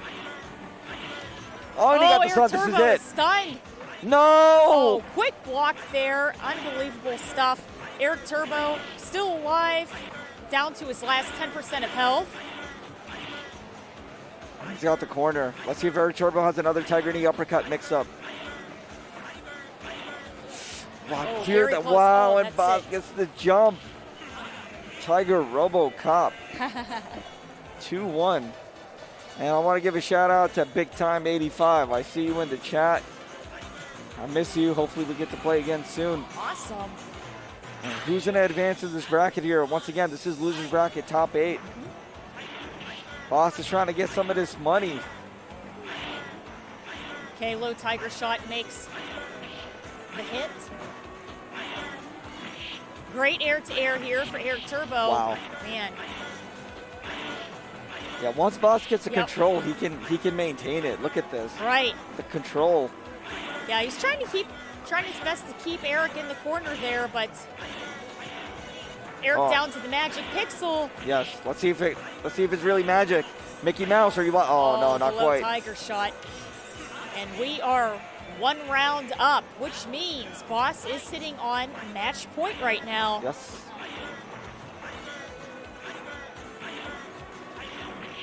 Oh boy. This time Eric's got the corner. Let's see if he can ride it to victory. How good are the blue shorts? Neutral jump roundhouse. That's right. They shop at the same department store. Oh, the uppercut works for Eric's favor. We are tied. I want to see a game 5. Let's be real. Yeah, I want to see more. definitely. You know, the further that we go into these matches, the more aggressive Eric starts getting and pushing, pushing against Boss. So it's a good thing. I mean, let's see if he's got the eye of the tiger, though. Looking like it so far. Okay, working his way over to Boss. Boss now in the corner, trying to keep the pressure up with the projectile war. They both trade air to air. Right. That's good for Eric. As long as you get closer to victory at this point. Oh, misses the uppercut. This is big. Oh, Tiger Knee gets caught with the fireball. Almost got the punish there and a missed Tiger Knee potentially. What's going to happen? Time's running out. 2-1. Oh! The uppercut.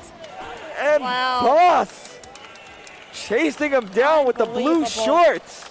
Doing it for Japan. And the pop-off.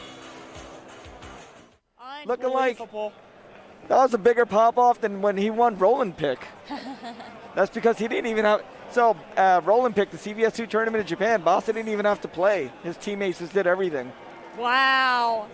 Oh, my goodness. He was on a strong team. But, these are pop-offs that I live for. Yeah. You know, these guys are not ST main players, but they want to win that bad. Oh, absolutely. You know, they really want it.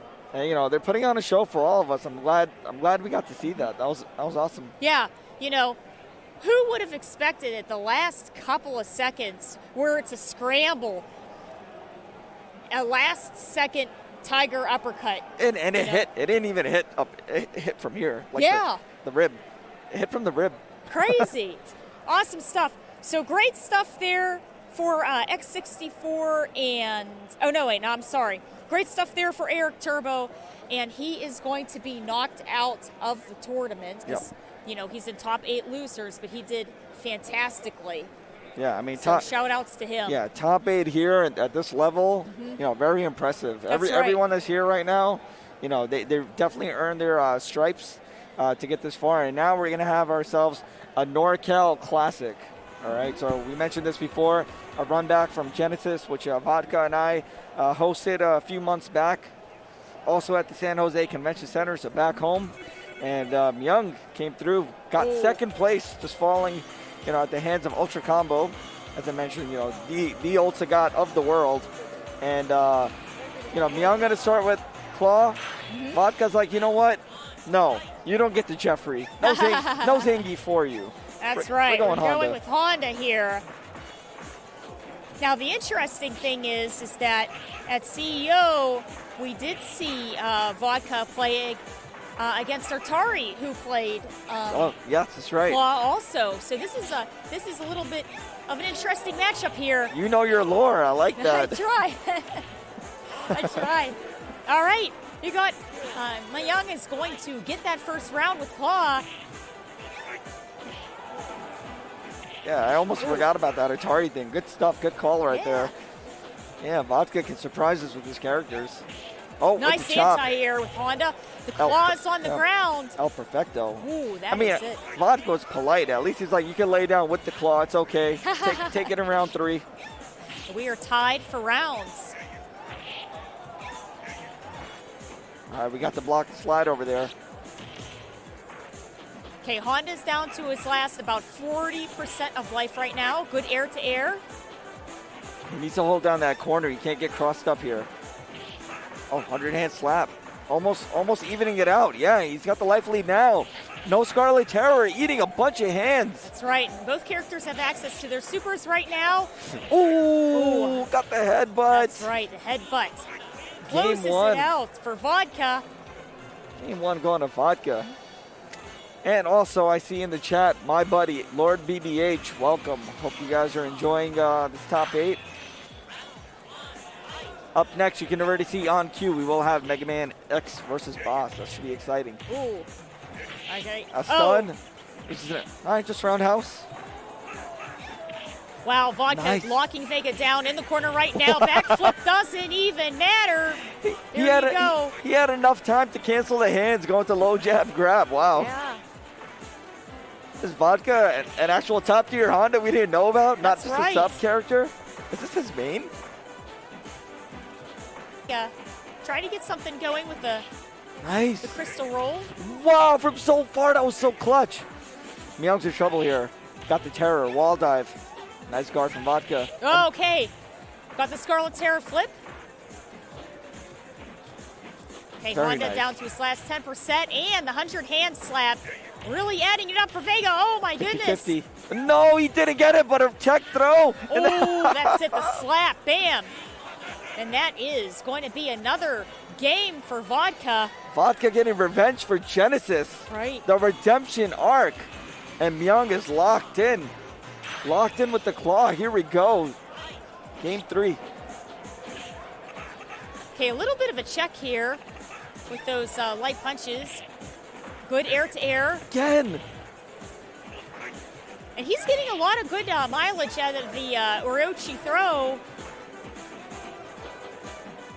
He's missing the 100 hands.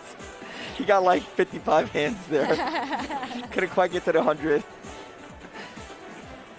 But we got a life lead here. We got the supercharged up. Right. You know, and we're also seeing Vega, you know, really trying to stay far enough away. He knows that he has the range that he can poke at Honda. He doesn't want to get too incredibly close. Oh, because there you go. Got chipped out there. I don't believe that. And now Vodka. match point for Vodka. Okay, oh, you know what? That's one of the first headbutts we've seen pretty much this whole competition, I mean, for this game here. Crazy. Oh, good trade there from Young. He's going to get a setup, but... A little bit of trade on the ground. Ooh. Oh, good trade. Young. Okay, that damage. Staying alive. If we could get one more. Ooh. What just jumps out? Vega, empty jump throw. Just jumps out. Vodka over there holding down back, just laying some eggs. Here we go with the Barcelona mix-up here. Which side are you going to land on? Nice reversal throw. Yeah. The dirt's coming out. Myung's like, not like this. 100 hands on deck. Great jump in into 100 hands. Slowing down the pace of the game once again. Wow, Vega playing Vodka. a little bit of a keep away. Vodka on the chase. What's going to happen? Two-hitter. Oh my goodness. Okay, the super does not connect. They're just Claws dancing. back. Oh, and the terror. 1, 2. Myung gets one on the board. That is it. That was so close. I can't believe that super. They just flew right past each other. For sure. That's the thing. Myung is an OG player, so he can go down 0-2 is not a big deal. Either way, you have to win 3 games to win a set, you know? It was really interesting to see because we see Myung playing very aggressively, like right here, but then he was playing a great keep away game. Yeah, so he can do both. Just gotta pick and choose, and right now Vodka's got the edge. Right. But Myung brings it back real quick. Ooh. Yes, Oh, the slide. the slide, boom. Gotta beat that butt slam. That point is going to go to Myung. Good block there at the last moment. Patient play here for Honda, gets the air-to-air. Nice, got the terror, doesn't get the whole juggle though. Sweep. There we go, the throw. What the? Whoa! What is this tech? Oh my goodness. What the heck was that? He just did empty jump throw. Yep. Okay, we are tied for rounds. Now, this is Vodka's match point if he gets this. Yeah, second Oh, time. my. Second time a match point here, but Myung again, not phased at all. Another Scarlet Terror. That's right. Oh, we're going to punish the last part of that Orochi splash. And 2-2, just like that. Yep. And I know Claw's your character, right? Claw, yeah, I know Claw's your character, so you're enjoying this comeback here. It's wild. All right. It's like every situation is a Barcelona situation. That's it. So. Okay, Zangief. A little bit of lore on this. Yes. Vodka learned, no matter what, you always go out with your main. Right. It doesn't matter. So this isn't even like I can win, I'm going to lose or whatever. This is I have to do it with this character. Right. Always go out with your main. That's his philosophy. Oh. And you can see now Myung's so much more comfortable, getting a perfect even. Yeah, there's a lot more pressure we're seeing right now from Young, and a lot more use of the sweep. Yes. Yeah, so much easier to run around Zangief because you don't have to worry about headbutt. Oh, here we go, lariat. There we go. Oh, and the stun. Big damage with the SPD. Just like that, you play with your main, you put your heart on the line, and look at what you get. Game 5, round 3. That's right. Match point for both competitors right now. Whoever does not get this goes home. Vodka oh my gosh, SPD. Defending the turf, but Myung gets out of the corner. Crouch fierce. Great anti-air. Keeping the pressure up on Vega right now. Oh, another awesome block. Oh, the trade. Oh, the super. He's alive. He's alive. RNG, please. He's alive. And the chip out. He's dead. He's dead. Oh. He needed the lariat. He needed a lariat there. That was really close. That was really good. You know how many times I've seen Myung go down 0-2 and come back 3-2? Wow. That was very, very good. Unbelievable. That was a fantastic match there. You know, Vodka did fantastically with Honda. And then he did fantastic with Zangief also, especially, you know, all that great damage with the command grabs. Awesome stuff. I mean, on top of that. Hey. On top of that, you go out with your main, and it was so close. Yes. Yeah, he had to go out with the main. There were so many times where the Honda was going to win anyway, and it was just like, you know what? It doesn't matter. It's about expressing yourself. Right. He played the main character. It was close. It didn't work out, but exciting match nonetheless.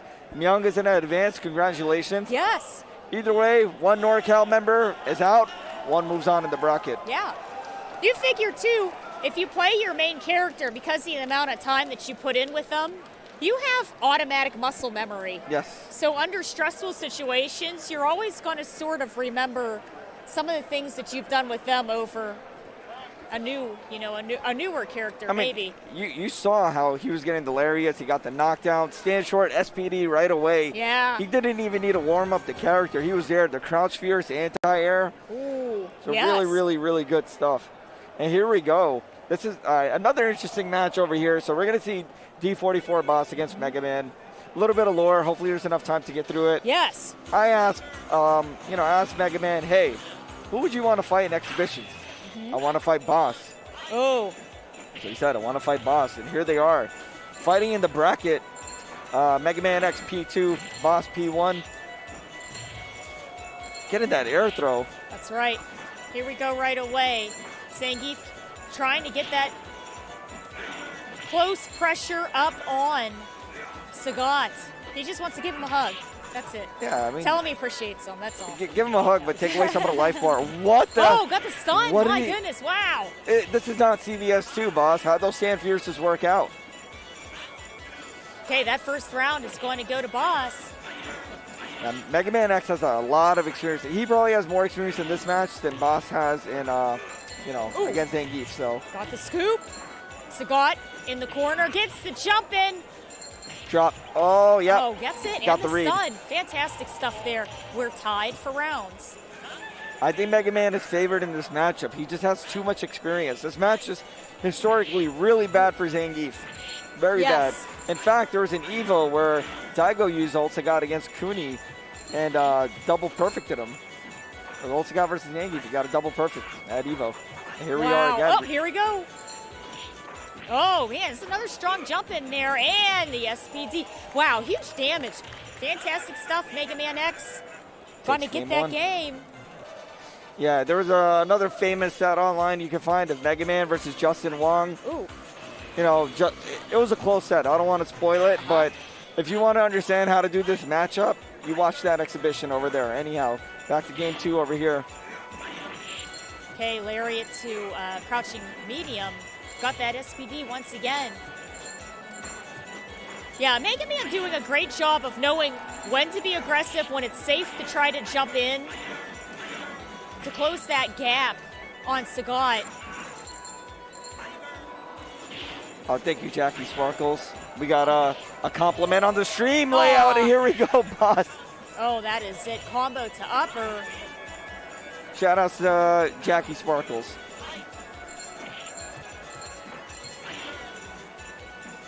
Oh.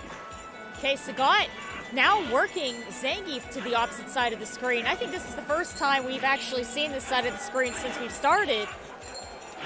Remember, the same thing happened to Boss when he was fighting Eric Turbo. That first round, Boss looked a little bit lost, and he brought it back quick, and there goes the sack SPD. Oh, he's bringing it back. Sagat Whoa! closes it out with the Tiger upper. What a clutch uppercut, the clutcher cut. Yeah. Because Mega Man did go for the SPD. We saw the hug was on the way out. He was about 1 frame in on the hug, and then Boss said, sorry. Yeah. Sorry, not this time, buddy. And Jordy Ross, $10 direct contribution. Thank you so much. We're almost at $12.50 over here. Ooh, blocked that uppercut. Zangief closing the gap a little, but projectiles. Nice, far roundhouse, far out, dude. Almost got the whiff punish there. Sagat working his way out of the corner right now. The max distance sweep, and Boss is suddenly out of the corner. This is good. Neutral jump roundhouse. Mega Man almost out of options here. Yeah. Oh, that's it. The air-to-air works in Boss's favor. All right. Boss trying to take the set lead here. Don't count on Mega Man, though. Sack SPD. So when Sagat does get that jump in, he has to jump out right away. Otherwise, you will get grabbed. You cannot combo if, you know, you jump in on the lariat. Oh, that's it. Got another. Oh. Wow, that's a huge amount. Pixel life left for Sagat right now. And God, look at the delay. The delayed tick. We are tied for rounds. Game 3 action, y'all. Whiff punish at the gate. Sack SPD again. I don't think Boss is aware. Now, Ultigot has he jumps 1 frame earlier than everyone else. So once you get the hit, you got to just hold up or up back and get out of there. Sack SPD will do a lot of damage. Here we go. Great jump in here. Huge amount of damage for Mega Man X, who does also have access to a super right now. Wow. That uppercut did baby damage, though. What? Oh, Tiger Knee. Point blank Tiger Knee working out there. Oh, my goodness, how? The foot was out and Mega Man just happened to walk into it. It wasn't a true whiff punish. It was a walk. A little bit of a walk there. And Mega Man on his last legs now. He came in with many legs. He's got 2 left. Wow. Right, first hit is going to go to Mega Man. A little bit of a trade in the air. Oh, I walked out of that hug. Here we go. Sagat trying to get the jump in here. Nice. Mega Man got the corner and the bait. So right. nice. Clean inputs. And again. Another one. There you go, Mega Man. That's a comeback. Grabs that round. Okay, good sweep, and the green hand is ready. Yeah, Boss in the corner. Stand short. I like it. And that's a stun. Oh. And round 3 incoming. Yep. Good combo. Closes it out.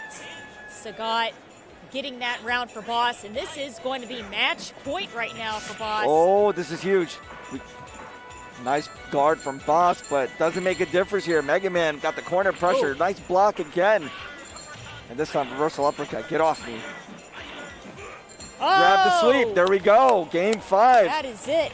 Boss a little too late on that anti-air. Mega Man gets the empty jump into Scooperoni. The best topping on your pizza.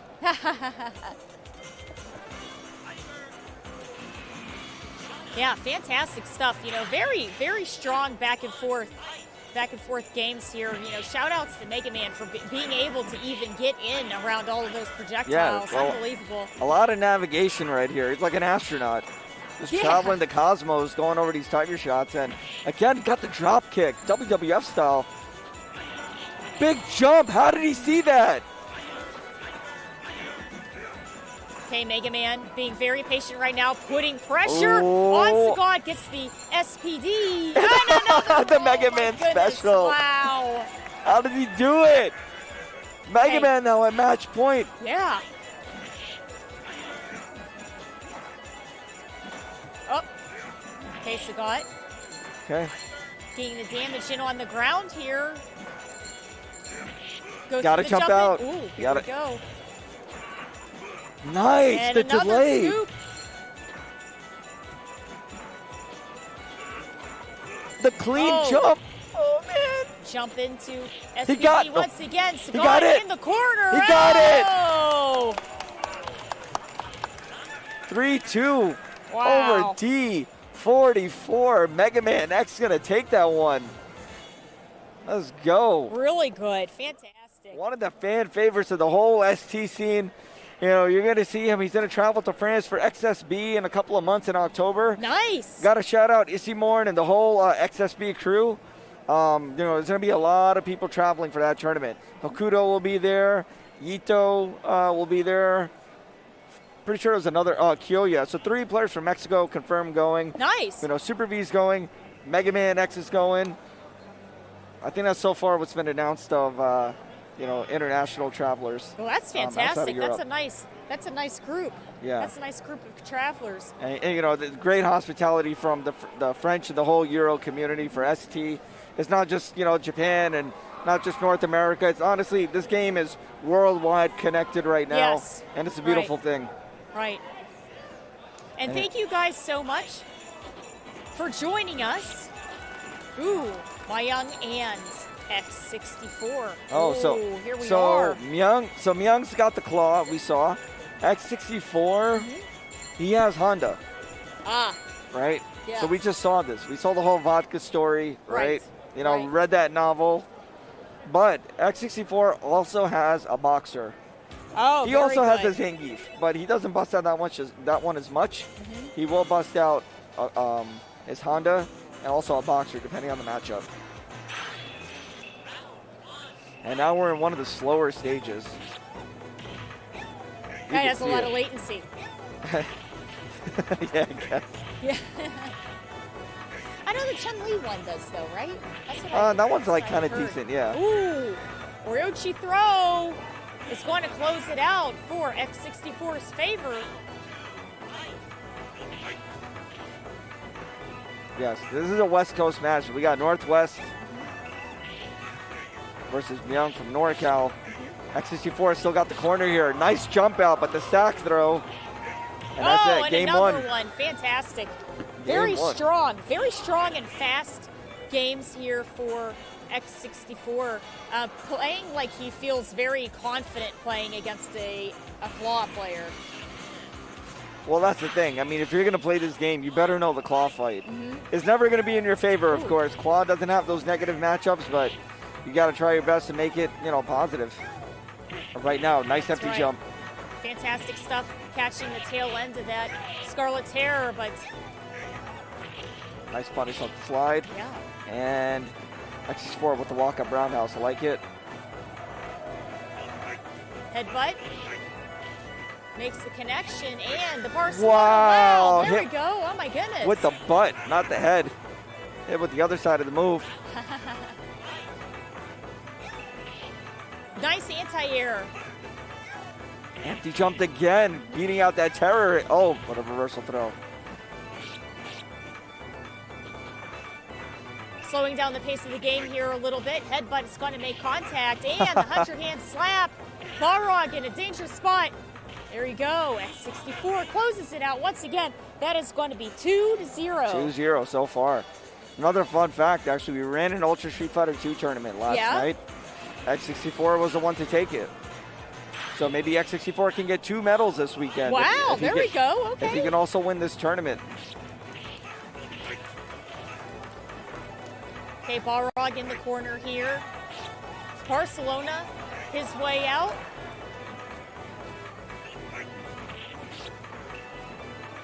See if the Hue Ball strats work out here. Right. Can't quite get in the air safely just yet. Oh, and he does. Goes through the super. I think he got the startup of a headbutt, but X is alive. Honda down to his last pixel and The Sky High Claw going to that's take right. that. Sky High grabs it. Myung has that point. Nice guard there from X. A little bit of, like we were seeing a little earlier before, a keep away game with Vega. You know, a lot of poking. Barcelona's all over, trying to stay out of Honda's reach for all the damage that he does. Yeah, but now look. Yeah, stuck. That round goes straight to X64. Match point. This might be the quickest set, potentially, of this top 8 so far. Look at that. One more for stun. Doesn't get it. Nice jump away from Young.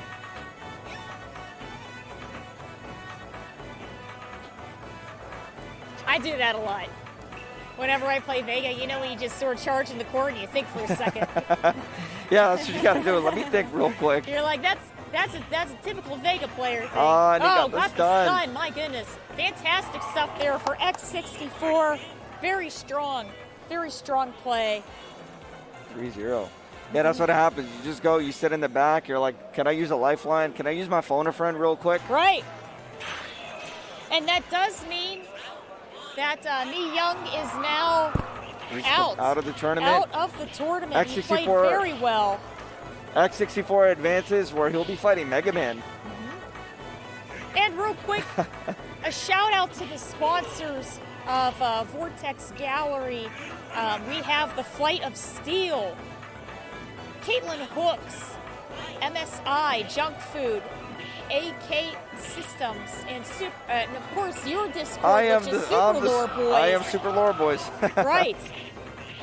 You know, fantastic stuff. If anybody is interested in playing these retro games, even casually, it's mostly on Fightcade and Street Fighter 30th Anniversary. Well, now the new 35th collection where you can do a Hyper Street Fighter 2.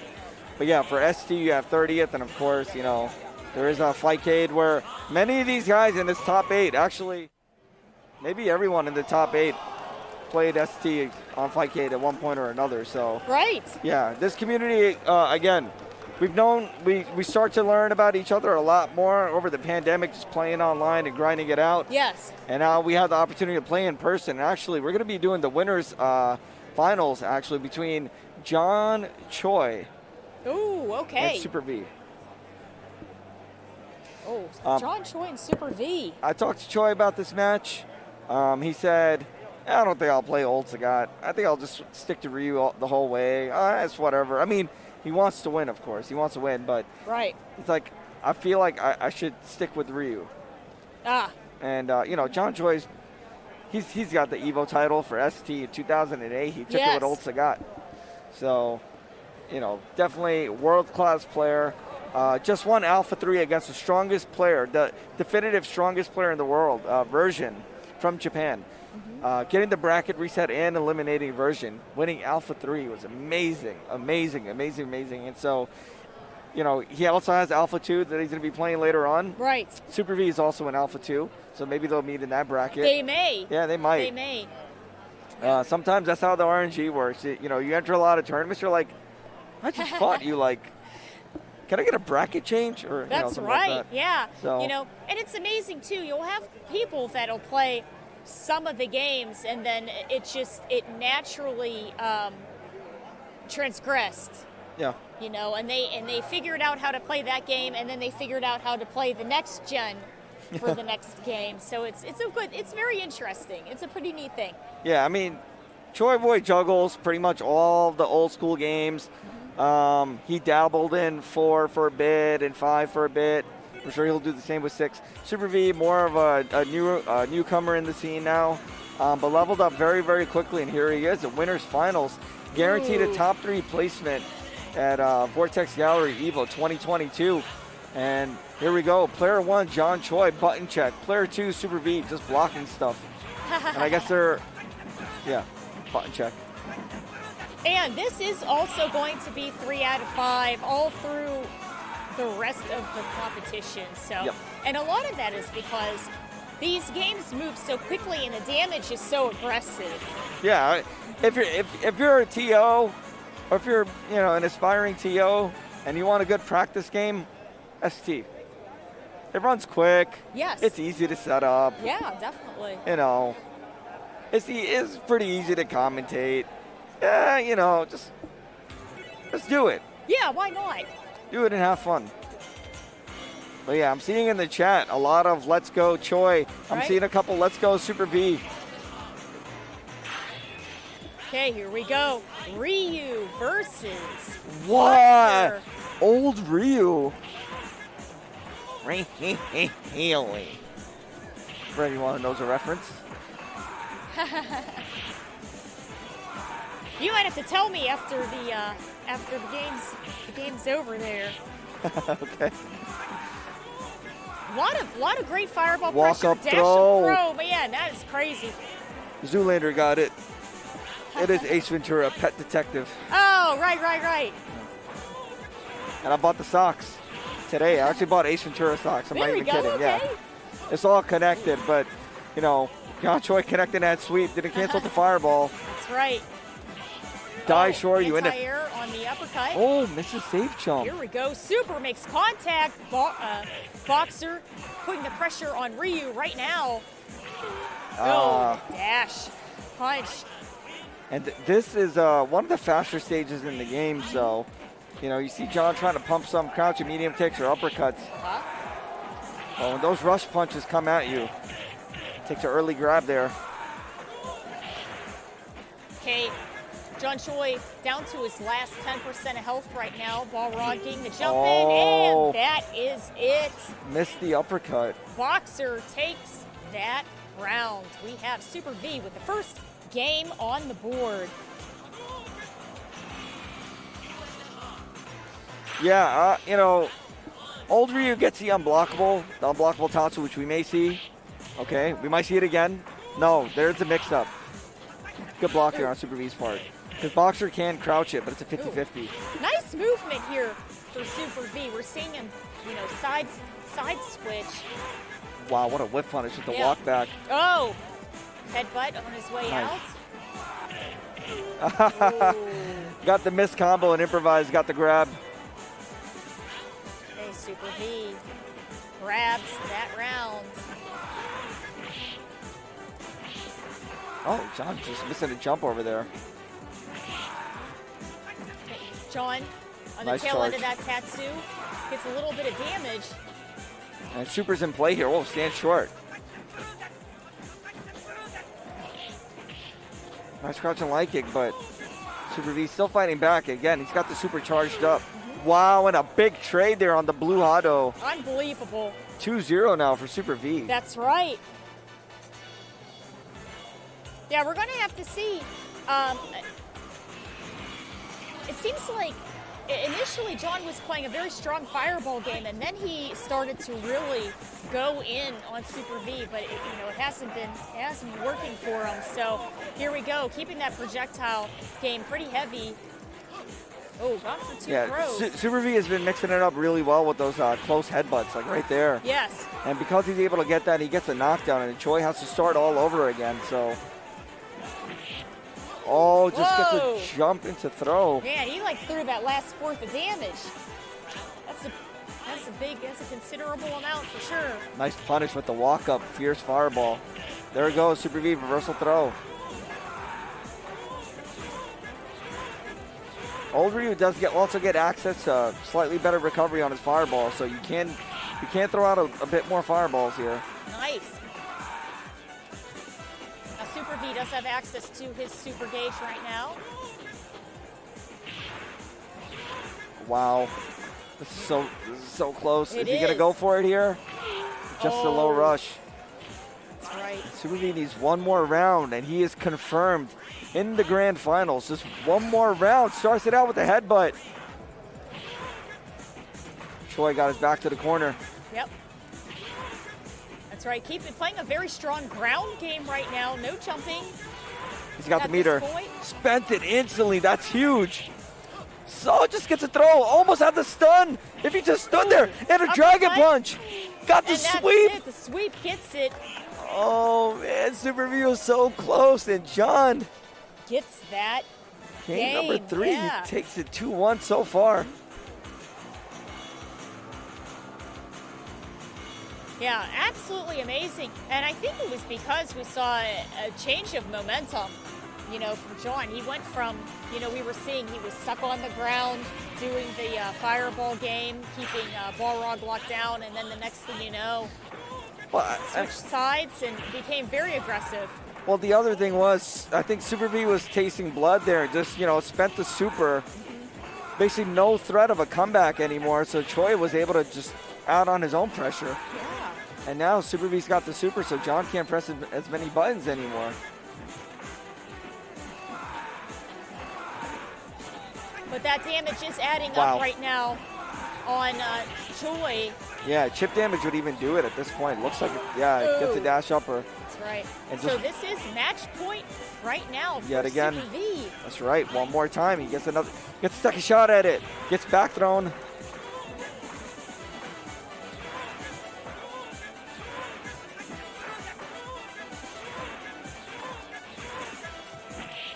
Nice walk up sweep with the fireball. Wow, the Dragon Punch using an iframes. Invincibility there. Oh, big Low damage struck. against Boxer in the corner. But it's not over. Super V scheming. Jump in and Whoa. the projectile closes it out. We have the round for John. No way. Nah, not. I don't believe it. Choi's got the life lead here. And the corner. Here we go. The headbutt going to go through the fireball. Super V playing relatively safe, not even going for those grabs anymore. Low forward. Here we go. Are we going to go for the grab now? No, the Tatsu. Whoa. What a genius. But a throw break. Got the throw break and it's Another Tatsu. Again. So many Tatsus. Headbutt. Stand short.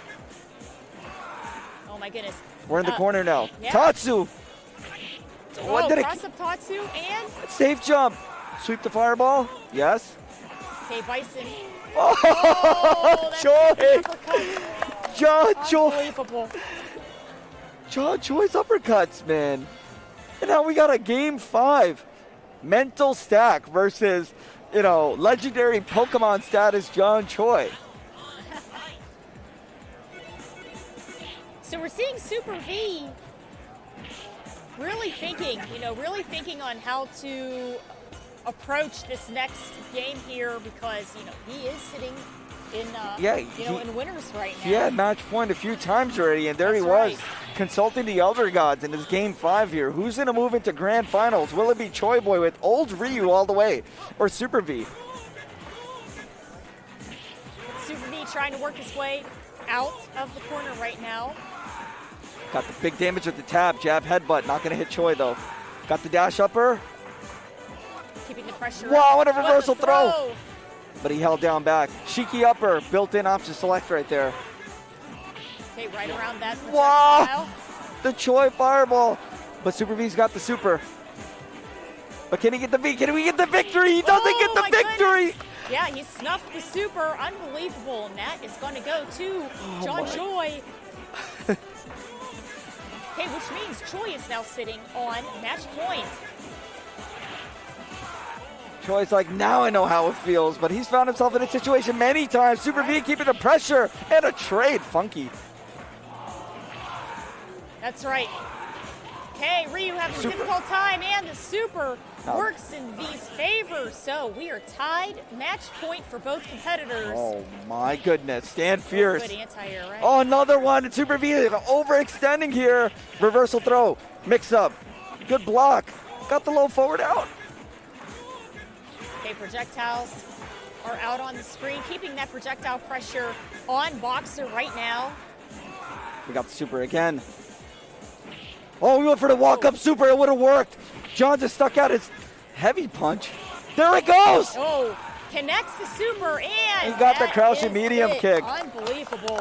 Bet it on the scramble. Went for it once, didn't work. Went for it twice, and it worked. And Super V moves it to grand finals. Fantastic stuff there, keeping it clutch. Super V, you know, in so many situations, it was so incredibly close, but for the final round where it actually really mattered, he was able to do it. Congratulations to him. He's going to be moving to grand finals. Yeah. Yeah, I mean, it's such a scary situation when you find yourself at match point so many times and you can't get it. And then after the misinput, when he wanted the walk-up super, didn't get it. Choi stuck out a heavy punch. And then he just did it again and it worked out. and went for the meaty. He committed. That crouching medium kick, had Choi done an uppercut, Choi would have won. So it's kind of like, I just put all in, you know, just put all the chips on the table right there. That's right. And it paid off dividends, because being in grand finals versus being in losers finals, two different universes. Oh, that's absolutely right. With if you're fighting your way through in losers, you have to get the reset, and then you have to do it again. So it's a lot crazier, a lot more stressful. That could be 9 games for grand finals. Right. It could go up to 9 games. Unbelievable stuff. Well, thank you guys all so much for tuning in and joining us. We hope you're having a wonderful time. I am Cujo Kate. Riz, 1.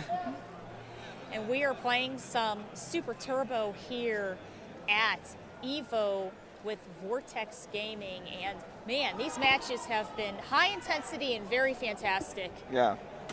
None have disappointed. I see there's a compliment on my hair, but what about Cujo Kate's hair, guys? Oh my goodness. Come on. Come on, guys. I got this on eBay. That's right. Yeah. So as we're doing a quick button check here, we are in the Mandalay Bay in Las Vegas, and if you guys happen to be here, you can compete, you can be a spectator. There's tons of things to do. You can play casuals. There's an artist alley. Yeah, New there's a lot to do. games to try. All kinds of really fun stuff. And then outside of the venue itself, there's tons of really neat restaurants and clubs and all kinds of neat, you know, plays and things to do. Go to the disco, you know? Right. Yeah, exactly. All right, here we go. Oh, we're heading to Jamaica. Loser semifinals. This is not going to be the character, is it? Oh. No, this is it. We're What? locked and loaded. Wait. Honda versus Ryu. This is the first time ever I've seen Mega Man not use Zangief in a tournament. There's over $1,000 on the line, guys. There's over $1,000 on the line. That's right. That's right. I've never seen it though. Yeah, that's it. Oh. Nice uppercut and butt slam. Oh, hit the sweep. Okay, both characters. Got the oh my uppercut. goodness, so close for both of those guys. Ryu happens to get that tiny bit of health. You know how Batman never breaks his rule? Well, I mean, we know in the comics what happened, but like he has that rule where, you know, he's gonna be a good guy. He's not gonna kill anyone. Here we go, Mega Man breaking his own rule. Yeah, Anarchy. he's like, I'm gonna switch it up, and he's doing fantastically with Honda right now. Well, with Ryu, so Mega Man with the Ryu right now. Right. Up around though. Oh, that's it with the sweep. Man, that was a great range on that sweep there. Oh, thank you, Inoki, bringing the pot to 1250. Oh. Oh boy. That's a fantastic. Deep. Fantastic donation. Ah, the uppercut did not reach there. All right, and we have the round go to X64. Oh, we're building meter out here. Yes.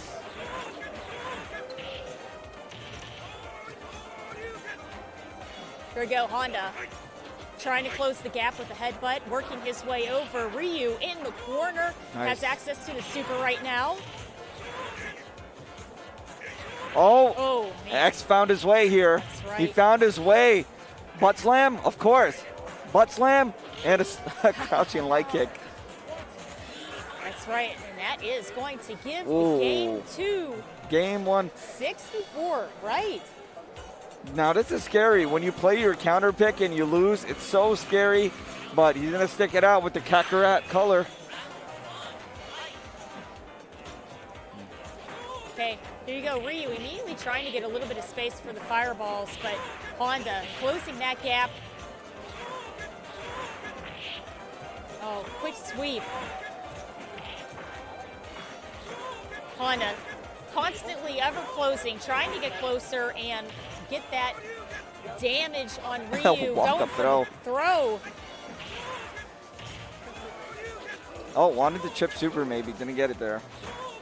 Mega Man still fighting out of the corner. Ooh, and that is it. Super patient. Right, the uppercut works for Mega Man's favor. Round for Mega Man.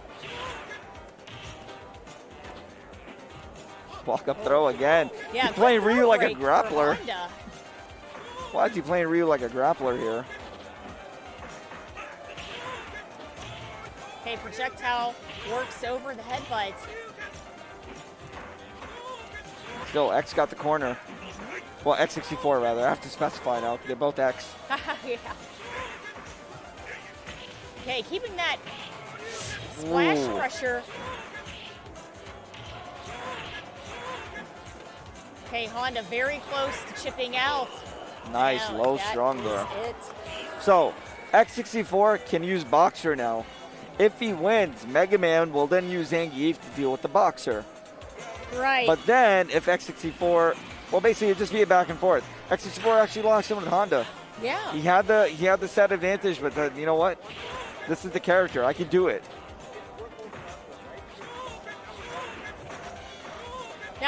Now this time we're seeing Ryu trying to hold his ground a little bit more. It just got pushed into the side once again. Oh man, X64 having trouble going over the fireballs. Nice. Another uppercut. Yeah, catch with the anti-air.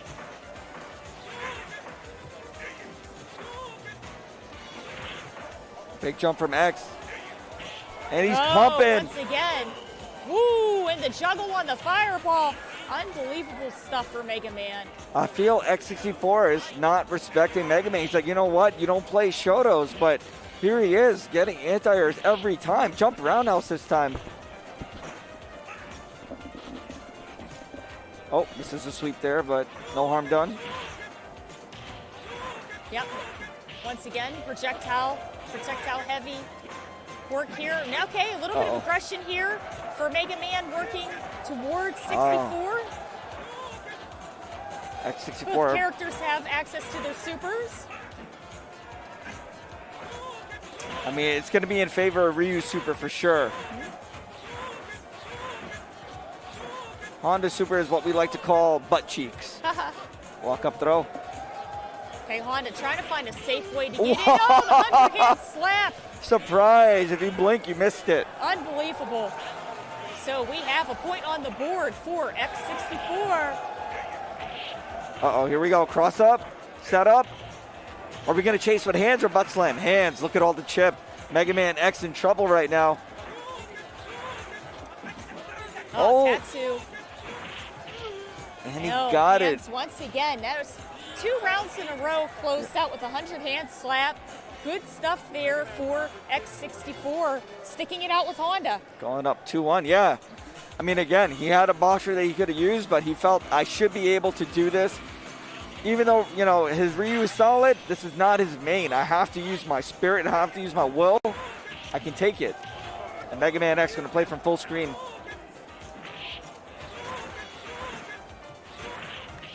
Honda closing the gap.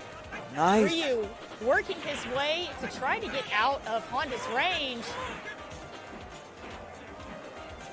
If I didn't know any better, I would say, you know, oh man, this guy must be a you know, really strong Ryu main. It's Mega Man's Ryu is pretty impressive. Yeah, he's doing a great job controlling the ground, and then anytime Honda tries to go in, there's, that uppercut. He's right on it. And there he goes, Mega Man trying to get to that game 5. Walk up throw again. Good throw break for Honda. Mega Man keeping that pressure on the ground right now.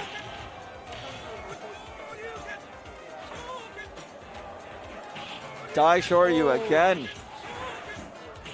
Uh-oh. Yeah, that's unfortunate landing on fireballs like that and the chip damage. Uh-oh, here's a chance. But a chip uppercut gonna do it anyway. It's going to do it. And X64 has a lot to ponder right now. Yes. He has a lot. Tournament life on the line, 2-2.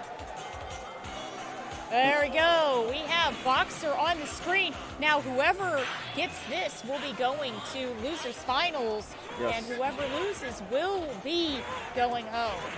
Yeah. Well, they can hang out in Vegas. Plenty of things to do here. Yeah, absolutely. Yeah. Wow. This would actually be incredible if Mega Man could do this over X64 Boxer. This would actually be really incredible. Ryu's not a grappler. He's a zoner. Know your character archetypes. He doesn't know the archetype. Okay, accesses the super. Uh-oh. Ryu in the corner. Whoa! Oh my goodness. What an upset. Unbelievable stuff there for X64. Huge amount of damage in his favor. The And zero vital finisher. that is going to be match point here for X64. Ryu taking a lot of pressure in the corner once again. Tries to Tatsu out. Oh, we still got a chance here. And he gets clipped by the super. That's right, Super's gonna get it. And X64 moves into the losers finals for a shot. If he can take that set, gets a shot at grand finals. But you got to go up against the Macrolorian, John Choi. A man of a few words, John Choi. But when he talks, everyone has to listen. You must listen to what he says. He spits straight facts. Absolutely. And we just saw Mega Man, who did very well picking Ryu. 64 might have to be playing against Ryu again, or possibly John's Guile. I think John is going to go with either Ryu or if he's in that, the Jaws, that music, if the Jaws theme is playing, he's Ultigot. Yeah. Okay, we're just loading in our buttons right now, and thank you guys so much for joining us. The pot is up to $1,250, and that was through everyone on the Match Arena. Thank you guys all so much for contributing to this fantastic pot. That's going to go to the top placing winners. Top three, yeah, that's right. Top three. I mean, 70% of that is what, like a lot? I don't know. I can't math right now, but maybe around 800. All right, everybody, check their buttons. We are ready to go. And who are the characters that everyone is going to pick? Say Honda versus Ryu. Choi's locked in, so you know what? X64 is like, wow, and X is actually going to go Honda. All righty, let's see it. All right. Oh, quick anti-air, the uppercut for the jump in. Wow, we got a big lead here. Yeah. Wow, very aggressive start here by X64. Ryu down to about his last 10%, and that is going to be it. Very fast. About 10-second game there for X64. He got those 3 one-hit combos essentially at the end there, straight hits. Caught on the tail end of that fireball, Honda. Oh man, a little bit of a misinput there from Choi. Got the fierce uppercut. Honda in the corner trying to find a safe wow. way. He gets that command grab. Oh, and the 100-hand slap closes it out. He's going to get that first game. That character pick going with the Honda paying off so far the early set. Unbelievable. Man. Yeah, John's and we know he's going to figure out a way to slow this pace down, try to pick Honda apart just like that with the the jump in. There we go. Quick response with the uppercut. What? Honda trying to pressure. Pressure is weighing. And once again, with the anti-air uppercut. Fireball, Shinku, fireball. Oh no, it doesn't fireball, delayed it. Yeah, and the trade works for John's favor. Much easier to hold up forward kick than it is to uppercut sometimes.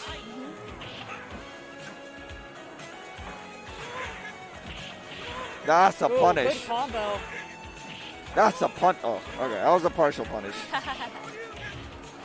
Quick response with the uppercut once again. Yeah, reactions are there. And we have Ryu with a super right now. Look at this movement from both of them. Oh, Right. 55 for the lore. I got to tell you about that one, Cujo Kate. Yes. Remind me to tell you about the KO 55. It might take a while to explain, but I'll fill you in on the details in the chat. If you guys know about it, throw it out. All There they right. go. There it is, the 55s. I see them. Okay, starting off with a strong ground game once again. And Ultrasean with the 55-cent contribution. He knows. Ooh. Okay, X64 getting great use of the headbutt and 100-hand slap, trying to close in. Keeps getting those dragon punches. Chip, Oh, you're in yeah, he's gonna danger. get chipped out. Uh-oh. Oh, Choi Boy. Fadeaway jumper.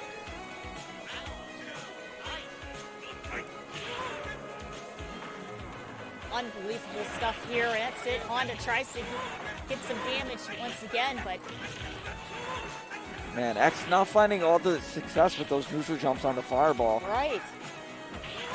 The reuse fireballs, like a Marvel vs. Capcom type. It's pretty big. Honda down to his last 10%. Oh, and good that's read. It. The super And a does chip not out. confirm. The chip out, what a Very read. good.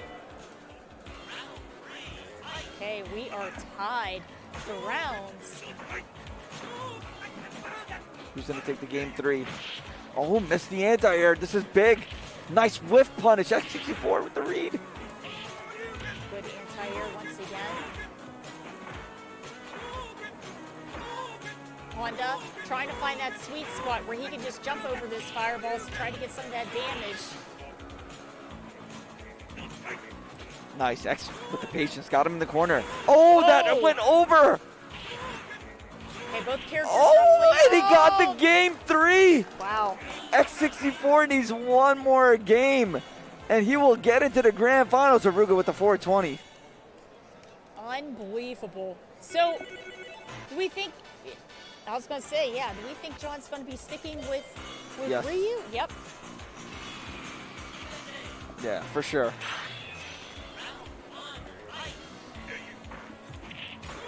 All right, here we go. What's that crouching medium kick to fireball?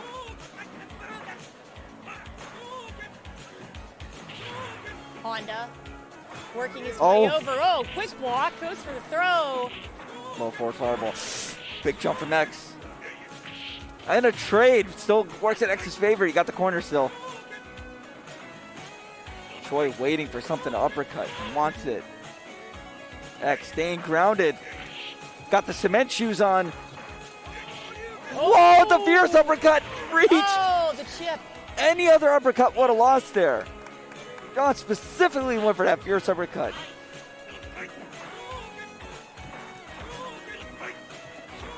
All Very right. patient play here right now by both characters. Honda slowly trying to work his way in, but not get the uppercut. He interrupted after getting hit with the 100-hand slap. A cross fierce canceled a fireball. That's new. I've never seen that. That's giving me ideas. I have an idea. Uh-oh. Quick block. Goes for the throw. He's got the sweep. Fireballs. Whoa, he got over it. Crouch fierce and a point blank super.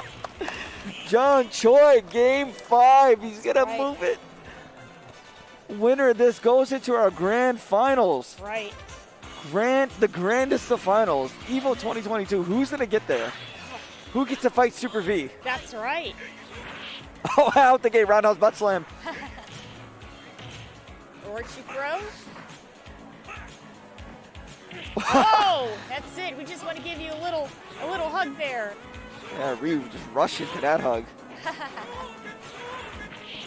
Wow. Great sweep against the jump in. Missed uppercut. Big jump from X. Oh! Big damage, too. Wow. Fantastic Wow. stuff there. John Choi sitting on match point. All right, another fierce uppercut.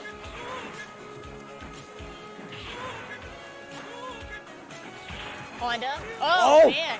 And X is in. He's in. Walking again and an uppercut. Ooh. Another one. Another one.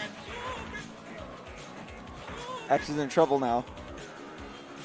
He's been getting the clean jump-ins, Right. though. Not that time. once This might be it. Oh, the And chip. it is. Unbelievable. Fantastic stuff. John Choi taking it out. But wow, X64 getting third place in his super stacked, super turbo, super tongue twister tournament, by the way.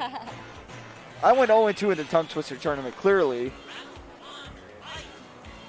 But yeah. So now we are going to be headed to grand finals, and that's going to be a rematch. Yes, of Super the winners V finals. versus winners finals. I'm Well, sorry. a run back of the winners of finals. winners, right, of winners finals. It would be Super V versus John Choi. So, and for that one, John Choi picked we had old Ryu. Yeah, really interesting, unexpected pick. And at this point, he would have to go 2 sets to take it over Super V. Super V just plays boxer, you know? Right. I don't know, maybe he plays old DJ, but we're probably not going to see that character. Absolutely not going to see that. But John has, he's used Gal against Afro Legends at the 25th anniversary tournament. That ended up being 3-1 in favor of Afro, if I recall. Right. World-class Gal, he can take it. You know, he can do it with that character. Of course, he's got an Old Sagat, which I know a lot of people in the chat really want to see. They want to see some of that Old Sagat. Right. Because, you know, he's got superpowers. Does he have Chun-Li superpowers? No. But he does have the ability to beat Chun-Li at the very least, which we've seen, Choi do versus Nuki, once upon a time. Mm-hmm. So we might get that old Ryu pick again. Yes. And we're going to get a button check. Oh, here's that beautiful Fei Long stage. You know, so many stages were remade for Street Fighter V, and I was really surprised that this wasn't one of them. I thought this was just the coolest stage. Maybe we'll see it in 6. Possibly. Yeah, that would be really neat. All right, guys. I want everyone to get hype. Oh, Grand here we Finals. go. Super V on the winner's side versus John Choi. Oh, we are locked in.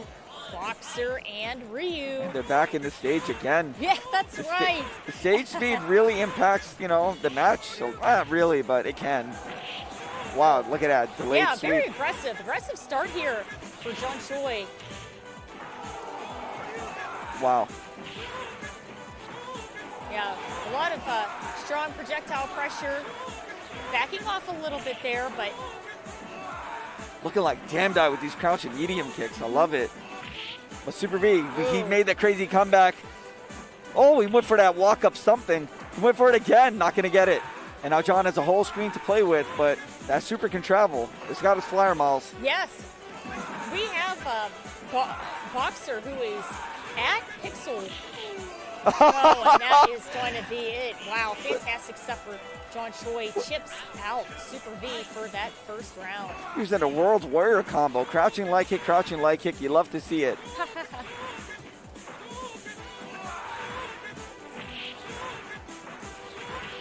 Nice, Okay, gets through break that. confirmed. Oh, crouch fierce.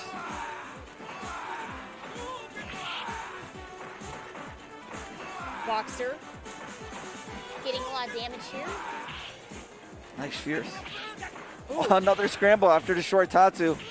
And the Shiki That upper is option it. select. Right, we have Super V with their first point on the board.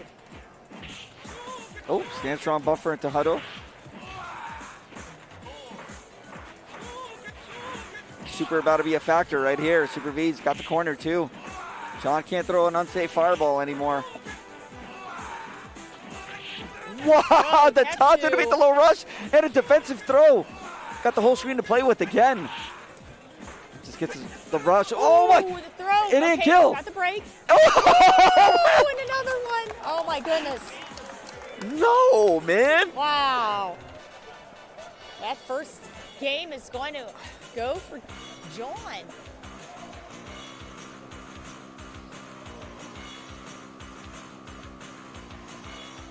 Okay, a little bit of a break at the character select screen there.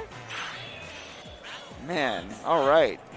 Could have gone either way. The pendulum is just like back and forth here. Here we go. Game 2, first set. Okay, John taking a little bit of damage in the corner here. Balrog going for that low rush punch. Oh! Nice. And the bait. Right. Point to Super V. Got the grab after tap. Oh, big damage. And a stun. Okay, Super V is going to grab that game. We are tied 1-1. That life bar just melted away. S'mores at a fireplace. Here we go, 1-1.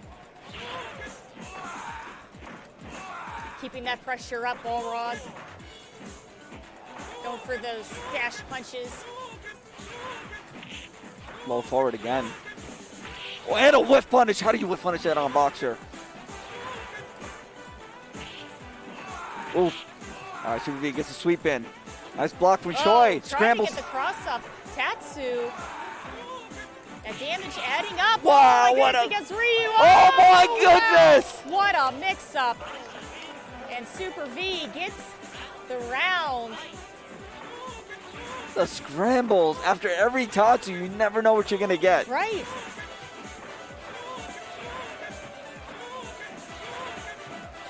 Okay, a lot of projectile pressure here right now from John.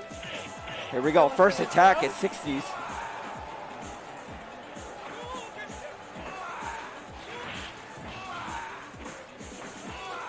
Taking a little bit of pressure in the corner there. Nice. Cross up Tatsu just to get out. Throw break. Low forward and a fireball. Charge is gone, but it's back now.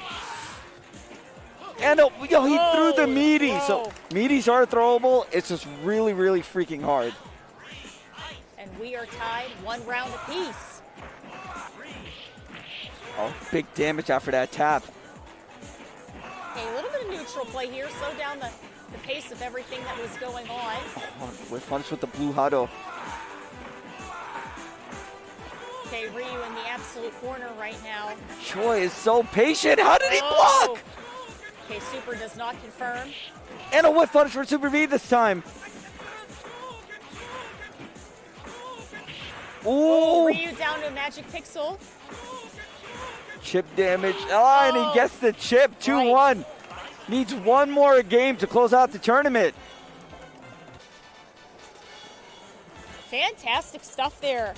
I think he hit the jackpot. Oh, no. It's a 2-1 grand final. I thought he hit the jackpot real quick. That reaction there. Okay, headbutt starts off the game. Uh-oh. Nice. Charged up the headbutt. That's almost a stun. Oh, my goodness. Got the tap. The dash punch is going to seal that round. So we are at match point here. Tournament point. Yeah, tournament point for Super V. Oh, big damage. Boy, very aggressive start to the round. Oh, gets the jump in. Quick sweep for Choi. The break. Does Choi still have the magic? Unblockable Tatsu. Unblockable Tatsu. And got the throw. Ooh. Super V with the throw break. And a walk-up throw. The Choi special crouching medium kick. Walk-up throw. It works 100 million% of the time. Here we go. Round 3. Okay, that's right. Quick uppercut. Get a little bit of breathing room there. Frame trapped into the 2-hitter. And another throw. Throws. Walked into that sweep and a wake-up dragon punch. Misses the... Ooh. Last hit for both. Anything can happen right now. Both characters down to the last 5% on their health. And he bar. got it. Trade. He got it. Goodness. Wow. And he flew away to the nether realms. That was crazy. Unbelievable stuff. Boxer capitalizes off of the trade and wins the tournament. Unbelievable. Fantastic stuff there for Super V, who is the winner of the EVO Vortex Super Turbo competition. That bounce was just too funny. Yeah, he did great. Oh, If you guys, he bounced away like a jackrabbit. Yeah. So the top 3 winners are going to be getting their shares of $1,254. That is Amazing. Yeah, That's fantastic. Big pot for ST. You know, congratulations to Super V. You know, beating Choi Boy. Choi busted out that old Ryu. Interesting pick. There were so many crazy moments, but at the end over there, that Tatsu, he was just a little too early on it, so he landed. There was nothing for Super V to block. He's able to grab it, turned it around, and there you go. Super V gets an EVO title under his belt, and you know, maybe we do it again next year. Right, absolutely. I think it would be a wonderful thing. This was a very good tournament, and a lot of people had entered. 80 people entered in this tournament, a huge pot, and the winners, you know, like I said, also going to get their game for Punch Planet, but also, Riz, just like you said, the snack box micro. So maybe he might be, a stickless player at this point. I mean, he just bounced away maybe to get that snack box micro. We don't know where he is anymore. Oh, there he goes. Yeah, there he is. Holy moly. But, GG's to them. GG's to everyone. Let me go ahead and do my shout-outs. So, firstly, shout out to Kuja Cave for coming through. Thank you, guys. Thank you, guys, for letting me come on. Seriously, it was wonderful. You put in a lot of work today and all the other games that you're working on, and still you're able to make the time to, come through for top 8. Going to be a memorable tournament. I think people are going to talk about this for years to come. Yes. So many game 5s, so many reverse 3-2s, just insane stuff. We got players picking characters I've never seen them use before. Yes. Just completely insane. There he goes, Vodka over here, the mastermind. Shout out to Vodka as well. And the rest of us Illuminati crew, you got Azroy and Turbo hanging out back here. You got Boss out here just hanging out, And suddenly everyone's just hovering around. I'm ready to go grab some food. You send that breakfast. All right, yeah. Well, it's past our bedtime. You know how old we are? Oh, my goodness. Yes, so, all right, looks like everyone wants to go with the quickness. Any last words you'd like to share? Thank you guys so much. This was a wonderful time, and there are more retro games being played right now, so if you guys want to keep watching some more, keep tuning in, and thank you guys so much for this fantastic opportunity, and Super Turbo is great. Yeah. Yeah. So congratulations again, Super V. I didn't even get to show my sponsor. You guys already know. It has to be on the stream at least once, but yes. There we go. I got to show off, the chest muscles, but a little. Very nice. Yeah, Dr. Pepper, guys. Drink some Dr. Pepper. And yeah, with that, I guess, we're going to go downtime, chill out. We'll send someone a raid, and maybe later on tonight we'll go ahead and do a salty session. So if you guys want some more Street Fighter 2 action, yeah, come through.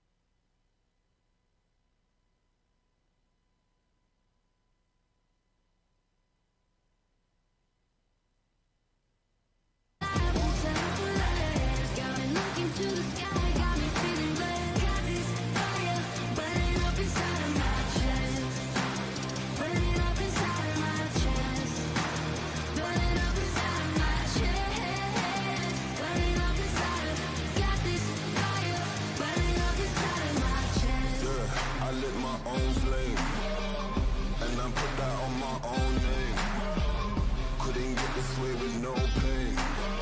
I feel the fire in us. Whoa, they looking for the goals. You can feel the pressure, bring it everywhere we go. And I deal with the highs, the same way I treat the lows. Oh no, don't close your eyes, I'm taking everything you own.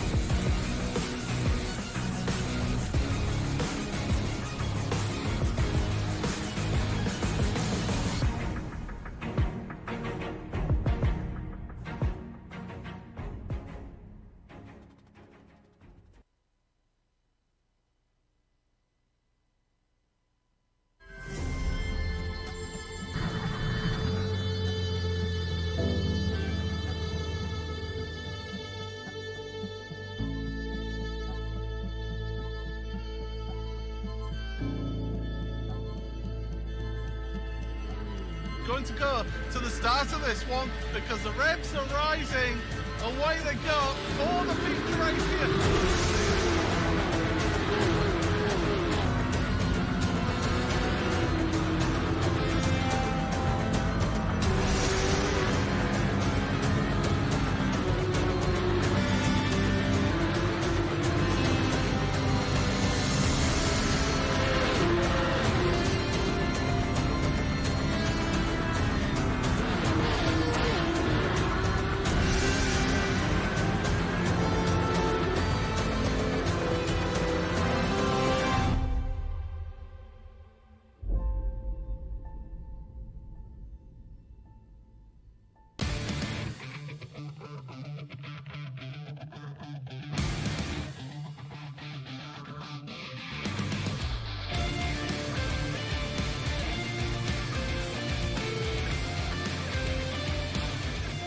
Well, it is 287 days ago that we went and crowned a Porsche Tag Heuer Esports Super Cup champion for 2021. Today, well, we're starting that process all over again. But before we get to our World Championship, drivers, we have a bit of fun here and have the All-Stars coming along to race. Paul Smith and Sadicus here today. And, well, Matt, I mean, we're back.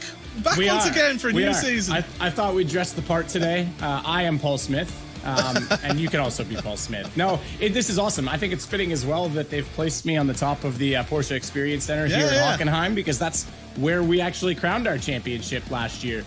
We had the finals and the finale in that venue, and I think I started the introduction on the roof of that building. You're actually, I think, just over here.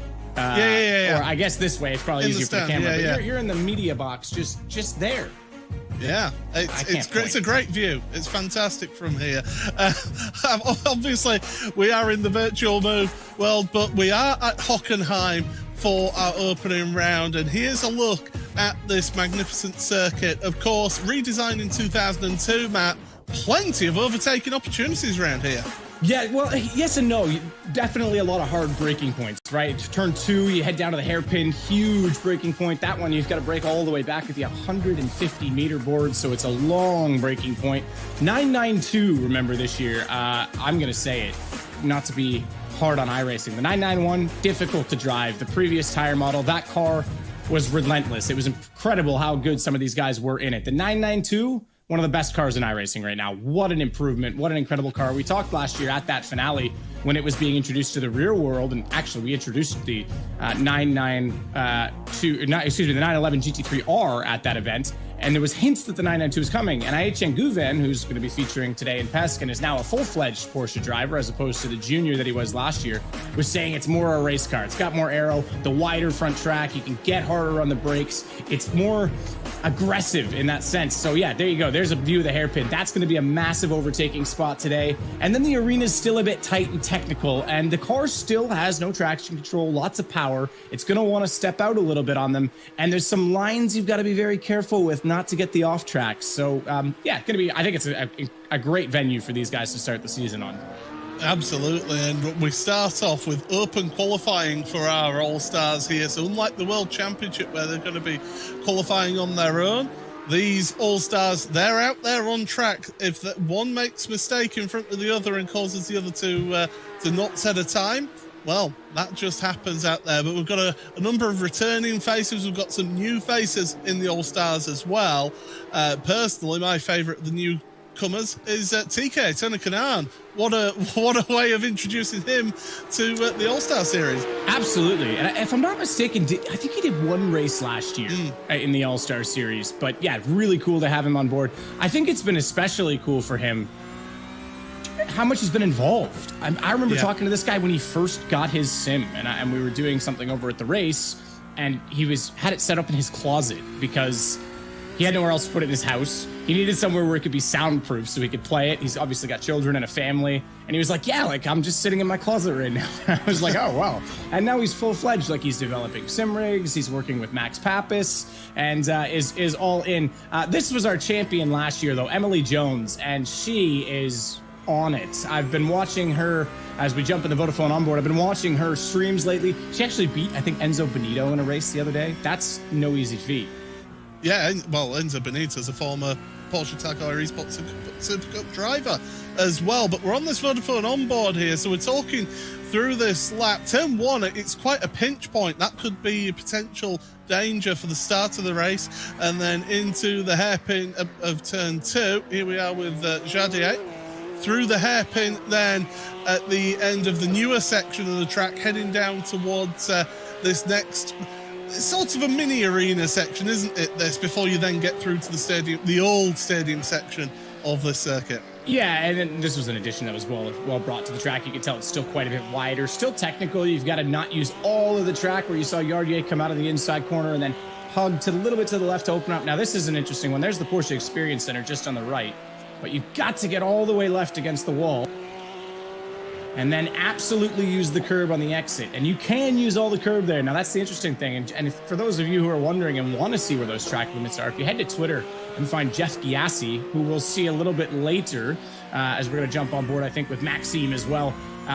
You'll see a little bit later in the PESC series, he did an onboard lap and he explained where some of those limits were in the corners you could take liberties using the red sausage curve. We saw Maxime just going by to dig the tire in and get more grip. And these cars will do that. The 992 really will squat on top of this new tire model. I think it's a fantastic combo. I know you and I were both joking we could actually do laps at the Nordschleife now and not hit the wall, but it was Knockhill where I actually realized how aggressive you can be with this car. I think it was 2 or 3 weeks ago, the fixed series and the Porsche series on iRacing was at Knockhill, and you come over the hill from turn 1 down into turn 2 and it just squats into the tire and you get so much grip, and it was such a gratifying feeling, and it's really a fun car to drive for that reason. Well, here's Jimmy Broadbent then. He's one of the it's safe to say he is very much the highest number of subscribers for a sim racing YouTube channel. Absolutely tremendous to see his channel just keep on growing and growing, and how Jimmy has been able to take himself and his mint green car from being in the virtual environment and to apply himself in the real world racing as well. Yeah, absolutely. He's been doing more. Obviously, COVID stifled a few plans he had for VLN with Rene Butler, Butler Powell Motorsports. But yeah, doing some of the Praga series last year.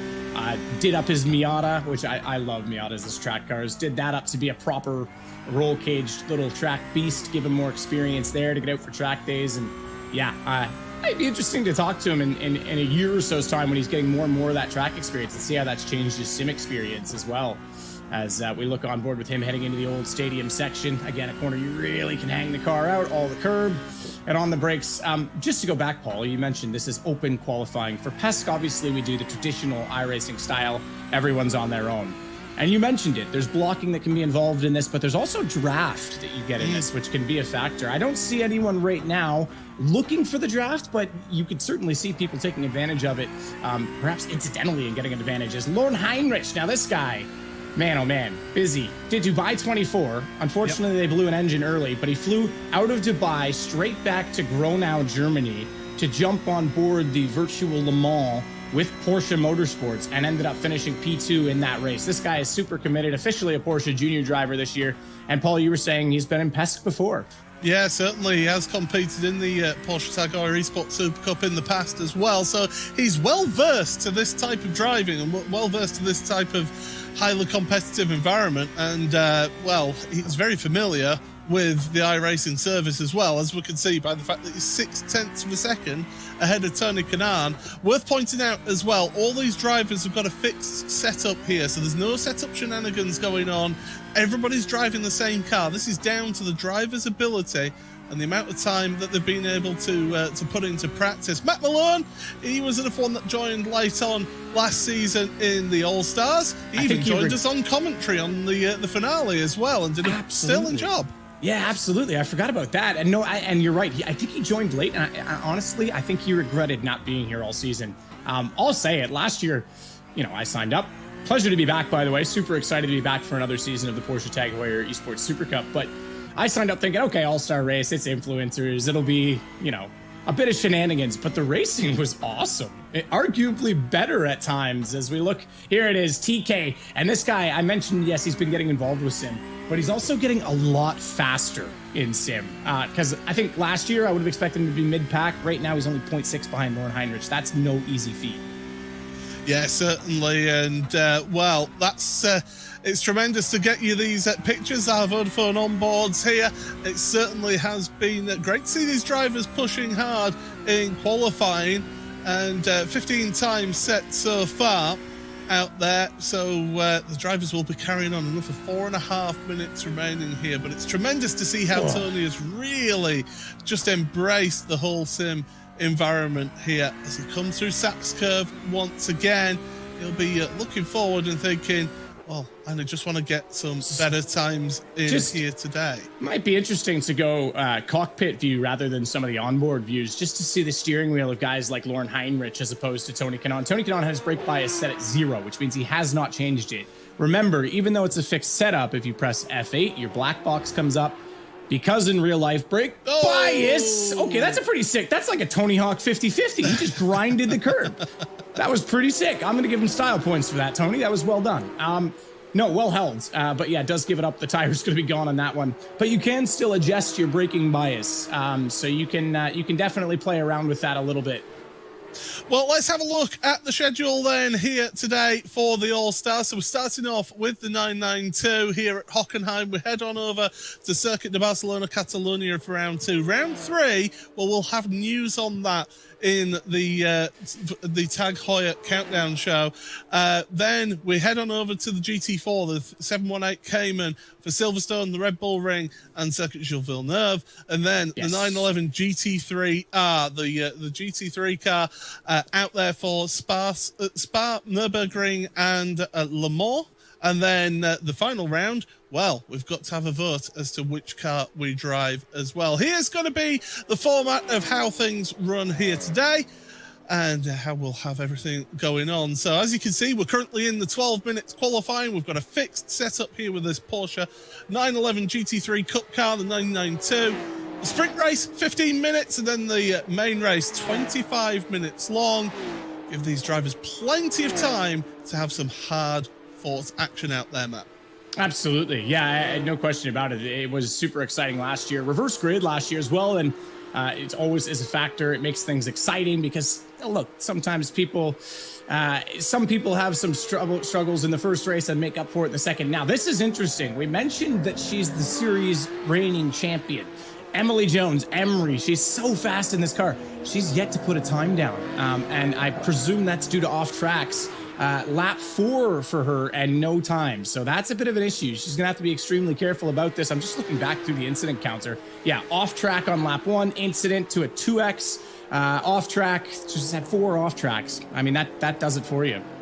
Certainly does. And you need to be avoiding that, of course. Oh, she's abandoning this lap as well. So she's going to have one more lap to go at this. She was obviously just getting out of the way of traffic coming up behind her. So she's on an out lap here. She's trying to prepare a car, get her tyres into this, the scene, but really, she is running out of time, yeah. Yeah, 1:30, and I don't think you can beat the flag in this qualifying format. They might just call it, and that would put her at the back, but she's been going easy, keeping the tires warm, but not overdriven on the first lap. These new tire model, it's definitely lap 1, lap 2 that you really want to bang out the lap, and then they start to fall off. Not as dramatic as the older model, I find, but yeah, you just don't quite have the same pace out of them. She's going to go for it, but 1:05 left before that checkered flag flies, and it's going to be tight for her, and she's, ooh, is that wide enough? Well, I think she's fine there. You say that she might be out of time, but normally, not always, it depends on how the server has been set up, but normally with open qualifying, you do get a little bit of extra time to finish off your lap time, so we'll have to bear with, and hopefully for Emily, she does get to finish this lap. The issue is that it's not always... No. You know, in real life, if you beat the flag, you get to finish that lap. If you just barely beat the flag in iRacing sometimes, let's say you're on the Nürburgring, well, you're not going to finish that lap. Sorry, the session's going to advance. So it's not always enough. I think it's going to be tight here, but she's out of the hairpin. So far, I see no incident counter popping up for her, and this looks a lot better. She had multiple off tracks on several laps, too, so she's really got to rein it in this time. Again, this curb, you could use a little more. She's being conservative, I think. She just wants to get further up the grid at this point. I don't blame her for that. Oh, that's a bit wide, though. And that's it. That's qualifying. Emily Jones is going to be starting at the very back of the grid here. Wow. That's just brutal, is that? But it shows how one little mistake multiple times it costs you. Yeah, and it wasn't like it was close for her either. Like I say, lap 4 alone, she had 4 off tracks. If I go back to lap 3, I see 3 of them. So multiple incidents for her, unfortunately. Maybe struggling to come to terms with the fixed setup on the 992. But this is our grid poll, and no surprise, Lauren Heinrich at the front.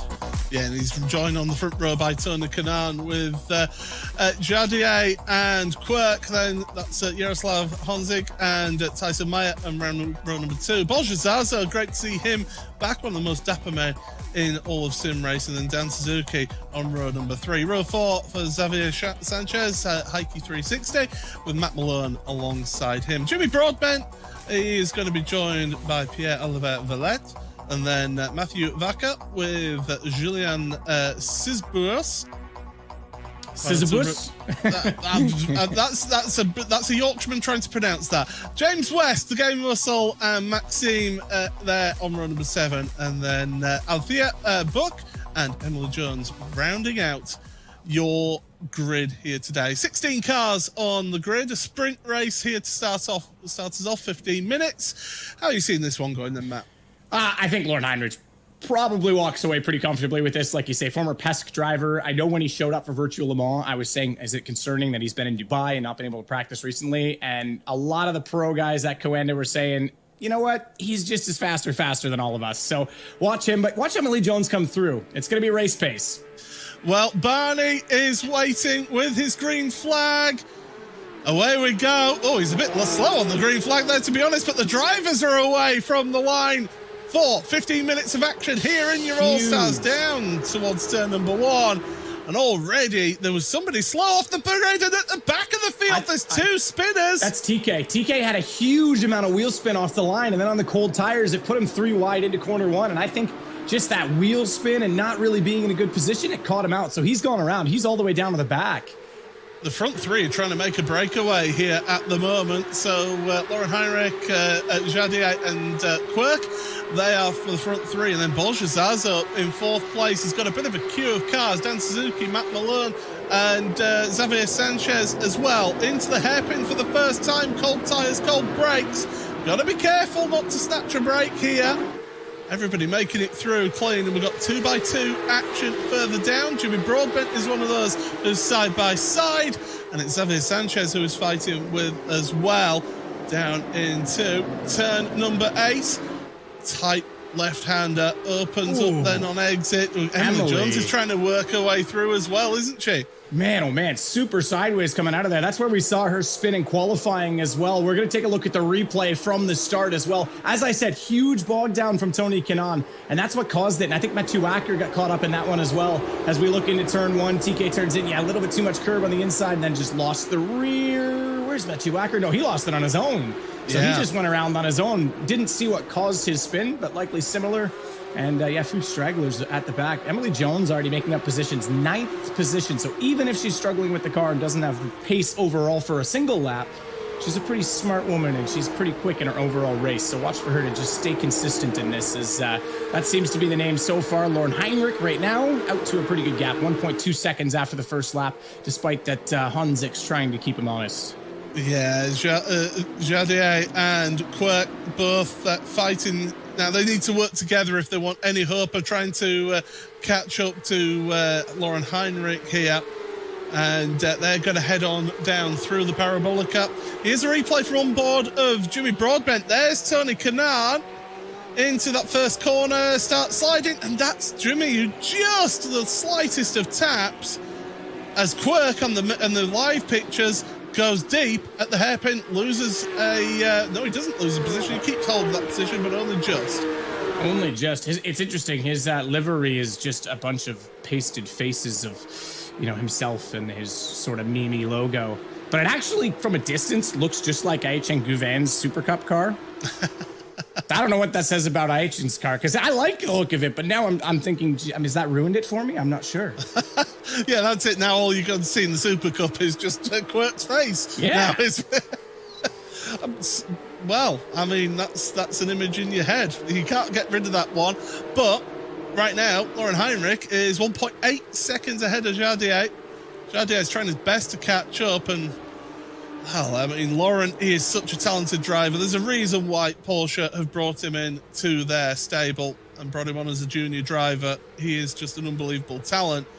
That's not to say that the rest of our grid isn't talented. Emery up to 8th already from 16th on the grid. So that's a tremendous start to this one. Fastest lap there, Lauren Heinrich, as we see on the graphics. TK, Tony Kanaan, 14th place. He'll be a little bit disappointed with that start, but if ever there was somebody who can fight the way through, that's TK.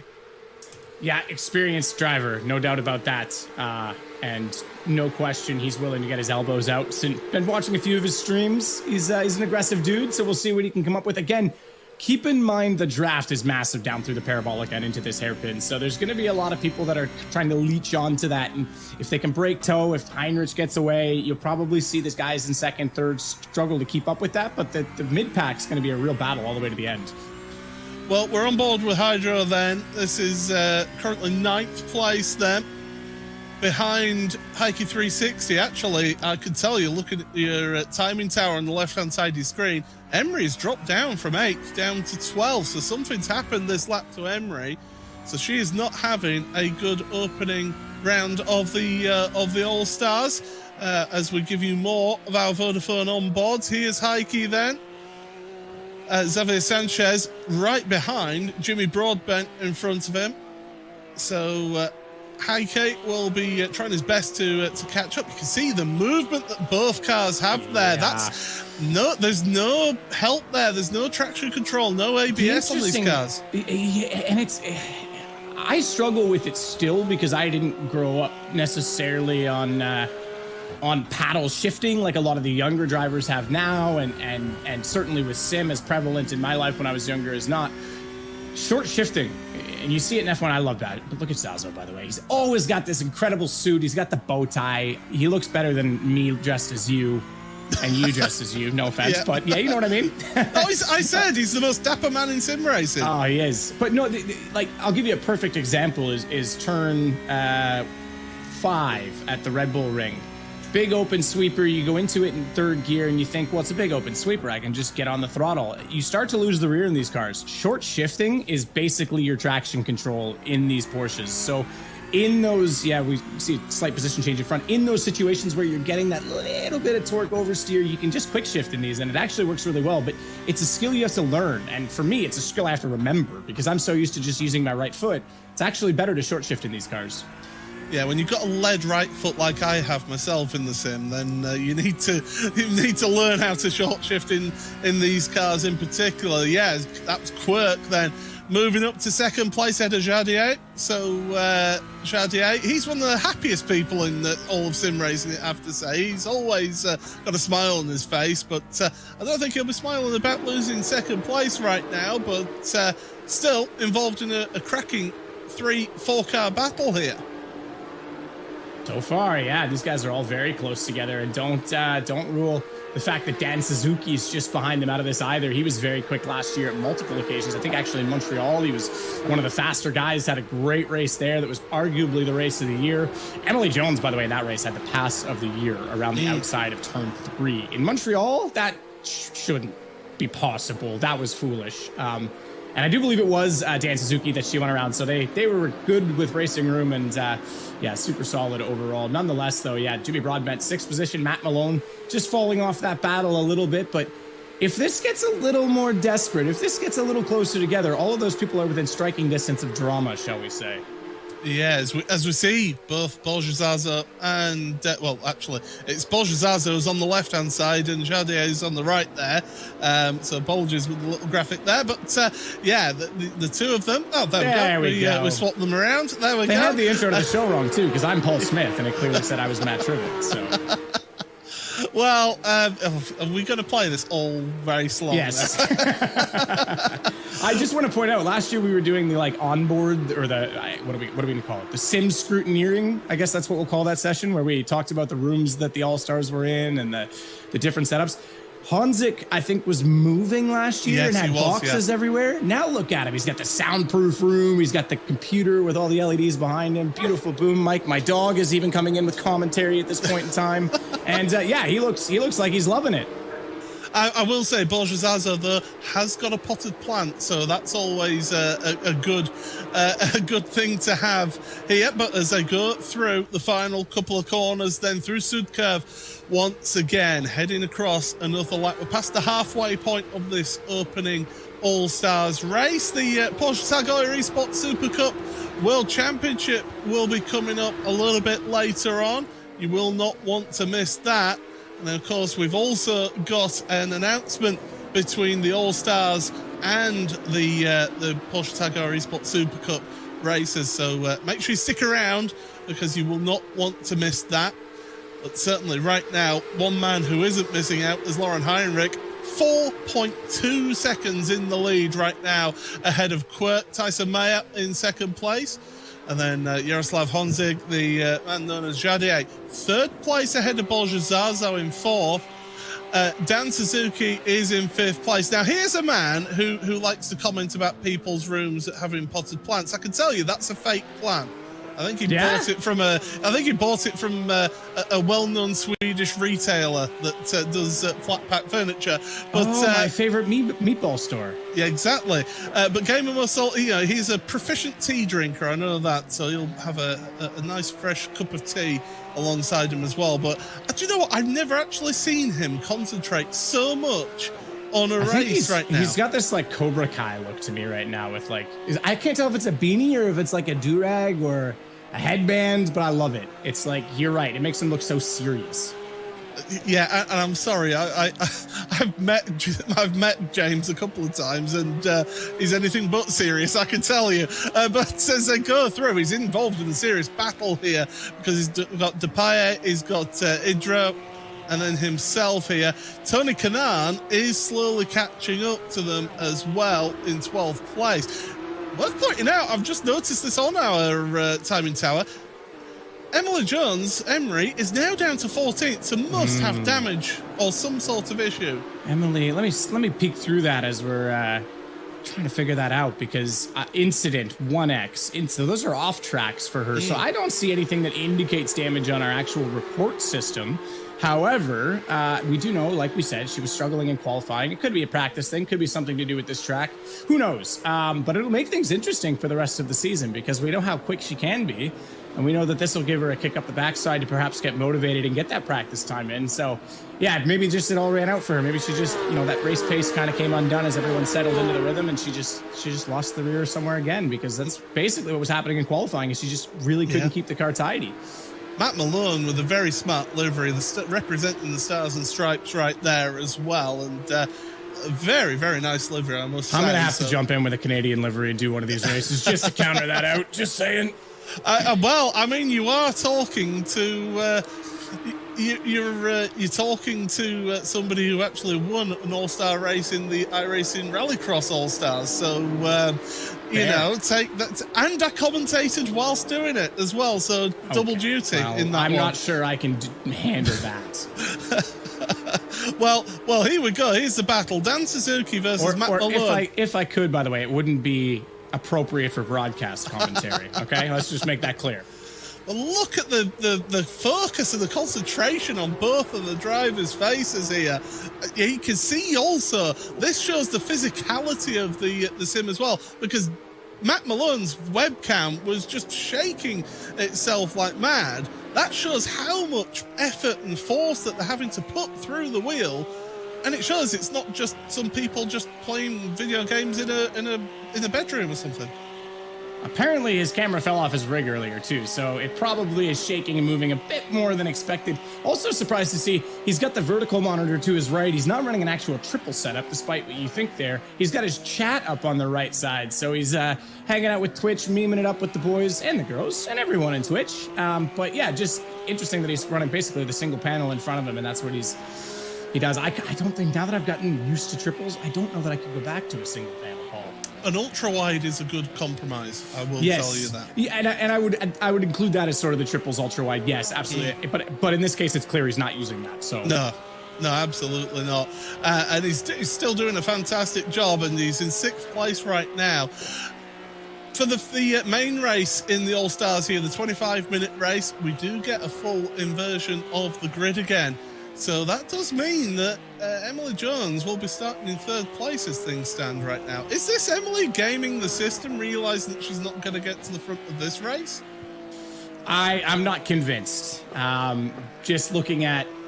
You might be right on the damage just looking at the last lap or so, but I'm not convinced because qualifying didn't get into time. Obviously, she would have wanted to, and then a few issues in the race. So maybe just not her day at Hockenheim. But I do love this track. First corner is such a committed corner. You just chuck it in. Try not to take too much of that sausage curve on the inside. You can jump it, but there's a very fine point between getting oversteer and getting bumped around last lap, and we've got drama. That's Jardier. Jardier's had an instant. He's dropped down to 6th place. Dan Suzuki, Matt Malone, both move forward, as does Borja Zazo. So did Zazo getting involved, and Matt Malone is making moves around the Parabolica, down towards the hairpin at turn 6, onto the brakes, last of the late breakers between the two of them. And Malone slots his way in between them. Now he's got to be careful on corner exit, because that's where Dan Suzuki could get the launch off of the corner. Head on through turn 7, this flat out right hand kink in towards turn 8. This is an overtaking opportunity. Malone looks safe there. I'll tell you who else is safe. Lauren Heinrich, 6.5 seconds out from. Was worried with Malone. You can see how hot the rear brakes were heading into that left-hander in the first stadium section. I thought he was going to lose it. A little bit of oversteer, but he's held it. But you're right, Lauren Heinrich, we kind of expected it, right? He's just so composed and so far out in front. This battle's not done. This is going to go all the way. Well, we do jump forward to Lauren because he's got one more corner to go. The Sud curve, the final corner of this track, across the line, and sees the checkered flag. A little rise of the smile there. Nothing much. He knows that it's a job done, but he knows that in the second race, he's got all the work to do. Starting from the back. Quirk in second place ahead of Borja Zazo. And then we'll be able to give you all the rest of the results once everybody has completed the race here. But a good opening race here in your Porsche All-Stars, Matt, and some good action. I'm loving the action at the end. Matt Malone just weaving through everyone that's slowing down. Why not? Just have a little fun with it. Yeah, real life, you might get a stern talking to for that, given the yellow flags would be out, but all good. No, good results. Tyson Meyer, we didn't talk much about him, but sneaks in, did very well to just keep it clean, consistent, snuck through, and Borjazo, third place. Matt Malone, though, that drama on the last lap made the difference, Paul. I said they were within distance of drama. They certainly were, and finds himself in 4th place. And then it's Dan Suzuki and Jardier in 5th and 6th place. Then Heike 360, Jimmy Broadbent. Pierre-Olivier Valette with James West in 10th place. Rest of the results on screen here. Julien Cisbrough with Tony Kanaan, what could have been starting on the front row of the grid, 12th place for him. Emily Jones, she'll be disappointed with that, down in 13th. Mathieu Vaca, Maxime, and then Althea rounding out your results here, Matt. We get a couple of minutes to just have a quick breath between the two races, but good opening first race for our All-Stars. Yeah, I think a great opening race for this series that last year was surprisingly good. And Dan Suzuki, Mr. Racecraft, I think I dubbed him multiple times last year. You've got so much personality in this race, but yet it's so interesting when I see this in other esports. You throw the influencers together, and it's just a laugh. And it is just a laugh. But look how serious some of them are being. Oh, that's a little bit too much contact. I'm afraid gets into the back of them. Unfortunately, they couldn't quite replicate Van Thor and Gemini to good effect there, and didn't work out for the punt that time. The push-to-pass button in the Porsche's not really paying off that time.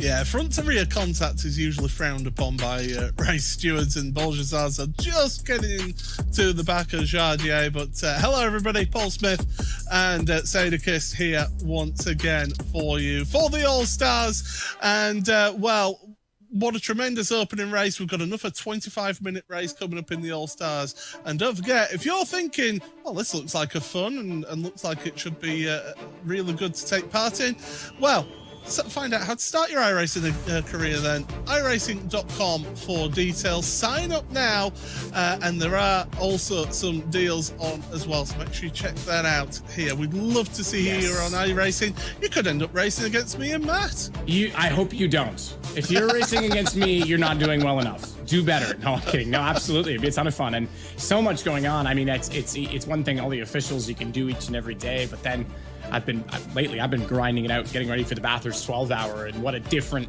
sort of mentality of repetitive laps and stint practice. It just brings a level of seriousness to it that really makes it fun. So yeah, get on board. Tons of fun on iRacing, tons of cars. Great way to experience the racetracks around the world that otherwise I wouldn't have seen. And now I feel like I know them. They apparently think I know them because they put me here. So there you go. Point standings, Paul. I know it's race one, but we do have points for this championship. So it's going to break down accordingly. No surprise, Lauren Heinrich. Now, he's our Porsche guest driver, so likely won't be here every single week, but has the lead right now. certainly does. I mean, you can see towards the bottom there, Matt Campbell and Larry Tenvord. So I'm sure we'll be seeing those two Porsche drivers as guest drivers later on in this championship. So you never really pay attention to championship standings at this point. It's the opening race. We've got the main race coming up as well. And it was a good point that, just going back to about iRacing, it's a good point that you make there, Matt. Not only do you have the just the weekly races that are going on throughout every day, every hour, but every few weeks you get iRacing special events as well that you can take part in. And well, we just had the iRacing 24 Hours of Daytona, one of the highest number of drivers out there in that event. Yeah, I think there was 18,000 plus drivers involved in that on iRacing. I know the guys that I race with were in like the 30th split, which is just goes to show you, if you're not an iRacer, the splits basically are divided based on your rating, the top split being the fastest guys, the bottom split being the lower rated guys. So the fact that there was 30 splits where I would have slotted into of people that much faster and that much more competitive is just incredible. And it makes for competitive racing all the way through. That's the beauty of the rating system, is that you don't have to be the fastest guy in the world, because you're not going to see the fastest guys in the world. You're going to see people equal to you, and that means every race should, in theory, be competitive.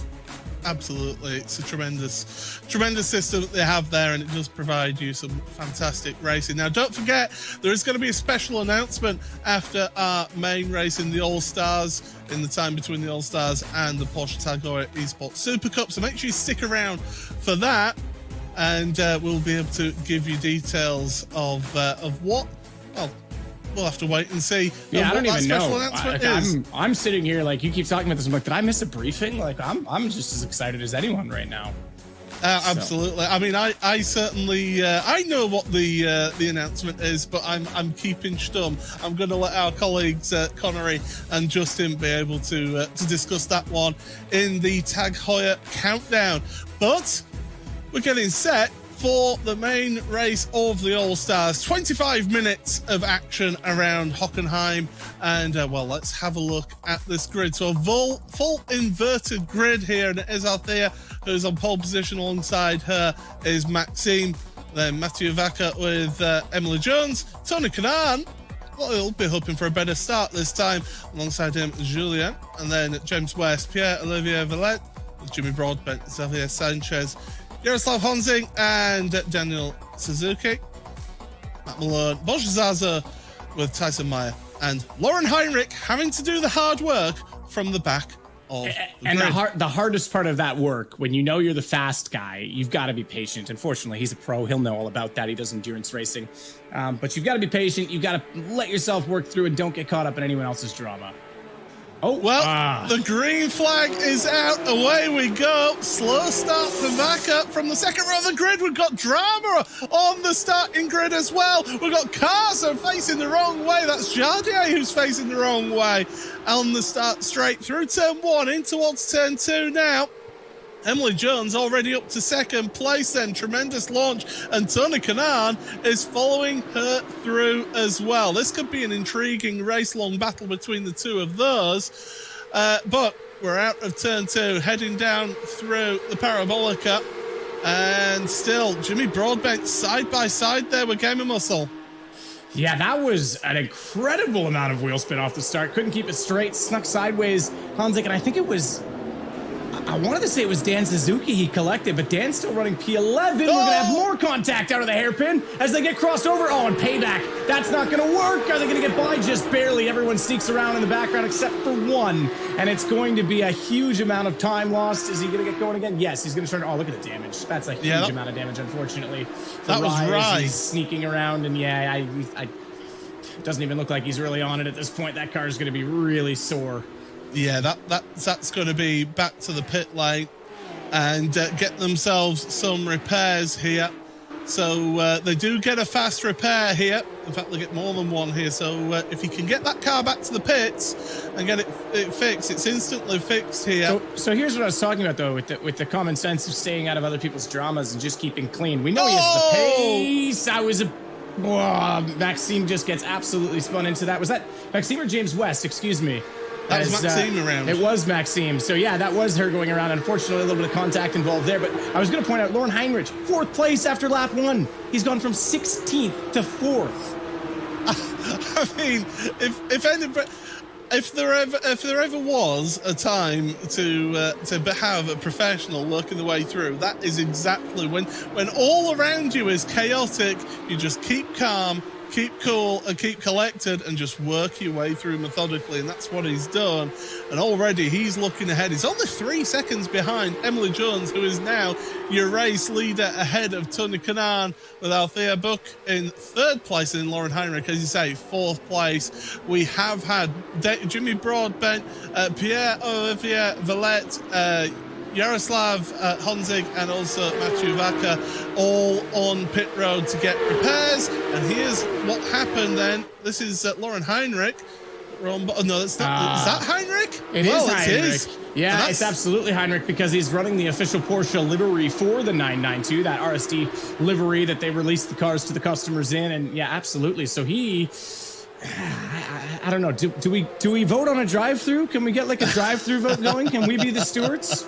Come on, this guy can't just run away scot-free for that.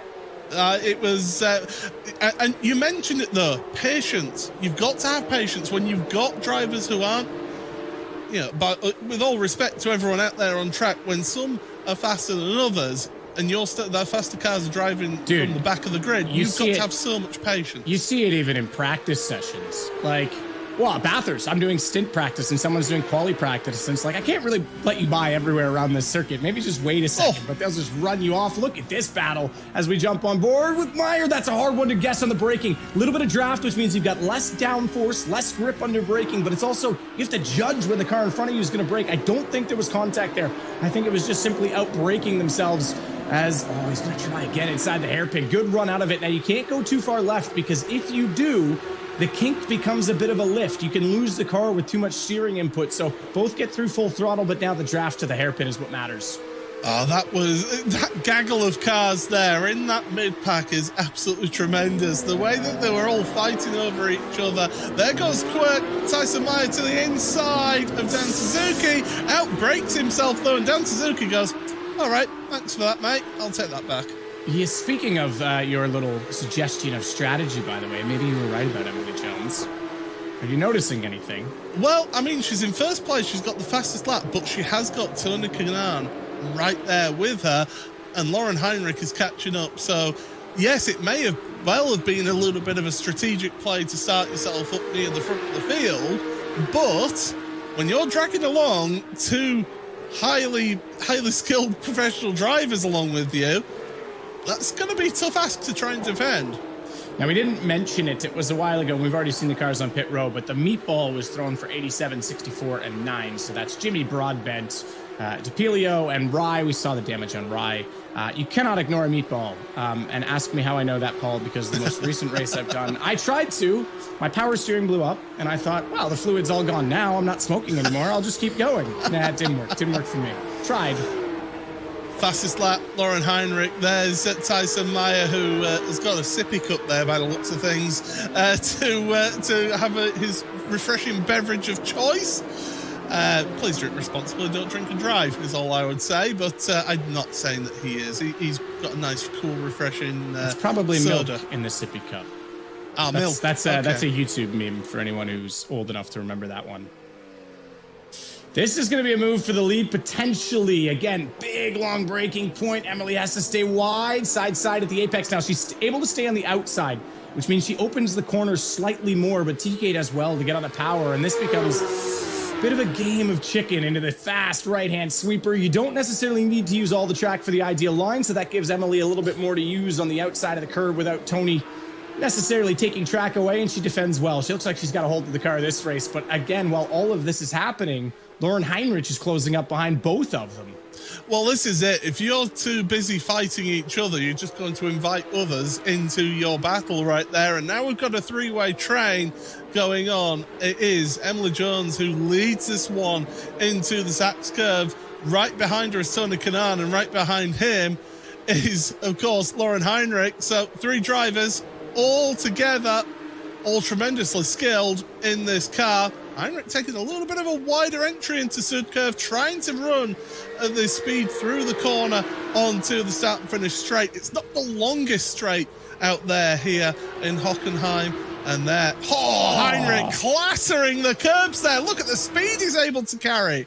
And I said it, there is a limit on that curb where if you can get the front wheels hooked on it and allow the car to rotate, it'll actually work. If you just clip it and it unsettles the rear, it's a problem. But this is interesting. Oh, he's used a lot of curb there as well because he had to. If he doesn't use all that curb, he probably has to lift in the kink, but it's the draft for TK. So even though Lauren Heinrich got the job done with that excellent run out of turn 1, Tony now has the draft, and Tony the Tiger is going to try and slip down the inside again. I think Lauren's got the braking beat, and he's going to hold on to the position. Very well done. Very good braking control, I have to say, from Lauren Heinrich, who not only goes, I thought he was going to try and get an overlap just on drive on Emery. Yeah, Emily Jones almost bump drafting through towards turn 7 here. Onto the brakes for 8, and Heinrich just looks so comfortable, doesn't he? Just no effort at all. He makes it look so easy on camera. You can see Emily, she's moving about a little bit more. She's fighting that car a little bit more. She knows she's under pressure. Heinrich, it's almost like just a lion just playing with its prey out there. I do love that we're into the 992 this year. I think it's such I know that in real life, people would say the looser, the scarier the car, the more of a driver's car it is. But in the sim, I think the 992 is so rewarding for how aggressive you can get away with it while still being on the limit. And I think the racing this year is just going to be so good. Already seeing quite a race here. No doubt Heinrich has the pace, but turn 1's tough to go for. Such a fast turn-in point. Really don't want to go too wide into it. But again, lots of curve. He's looking for that run, and he might get this done already in turn 2. It's almost like he's trying to get car rotation not just on the flat plane, but also in the air as well by taking that curb. Look at the 3 of them almost bumping into each other there through the apex of turn 2. And then out once again through the Parabolica. And they're all just, this is a big high-speed game of chess right now. It's okay. I'll defend while you attack. Well, you've also got to defend as well. Could we go 3 wide into the hairpin? Tony Kanaan says no. Lauren Heinrich says, I want the lead. And Emily Jones goes, not so fast. Oh, 3 wide on corner exit, are we? No, Tony Kanaan, not quite there. But Lauren Heinrich's there. He's got the outside for 7. But if he holds it there, he's got the inside for 8. Oh, you've got to have a bit of cooperation between the 2 of you. Tight apex there. Emily carrying the speed out of turn 8 though. This is tremendous stuff at the front here. Yeah, that was awesome. And again, they're going to go side by side as we head all the way back out. This is not done yet. Tight left-hander. Now this one, you do need all the track. You're into the old stadium section, which gets very narrow. The man with the best run on this is actually Tony Kanaan because he had the most track to use on entry, but Heinrich finally gets through, finally gets the job done. That started all the way back on the straight, the Parabolica straight, which again isn't really a straight. I know it sounds confusing, it is, but no, that was great defending in the hairpin from Emily, and it's a tough one because Lauren, she's so far to the right, it's almost a blind spot, and he doesn't really know her breaking point on that, so he had to stay wide. And yeah, we got a 3 wide moment. We had it all. We had everything, but Lauren just holding on and pinching out Emily into the stadium, keeps the car nice and controlled on the exit. Now we'll see if the draft can do anything. Well, why don't we give you a bit of sights and sounds here as we go full throttle, powered by Bose.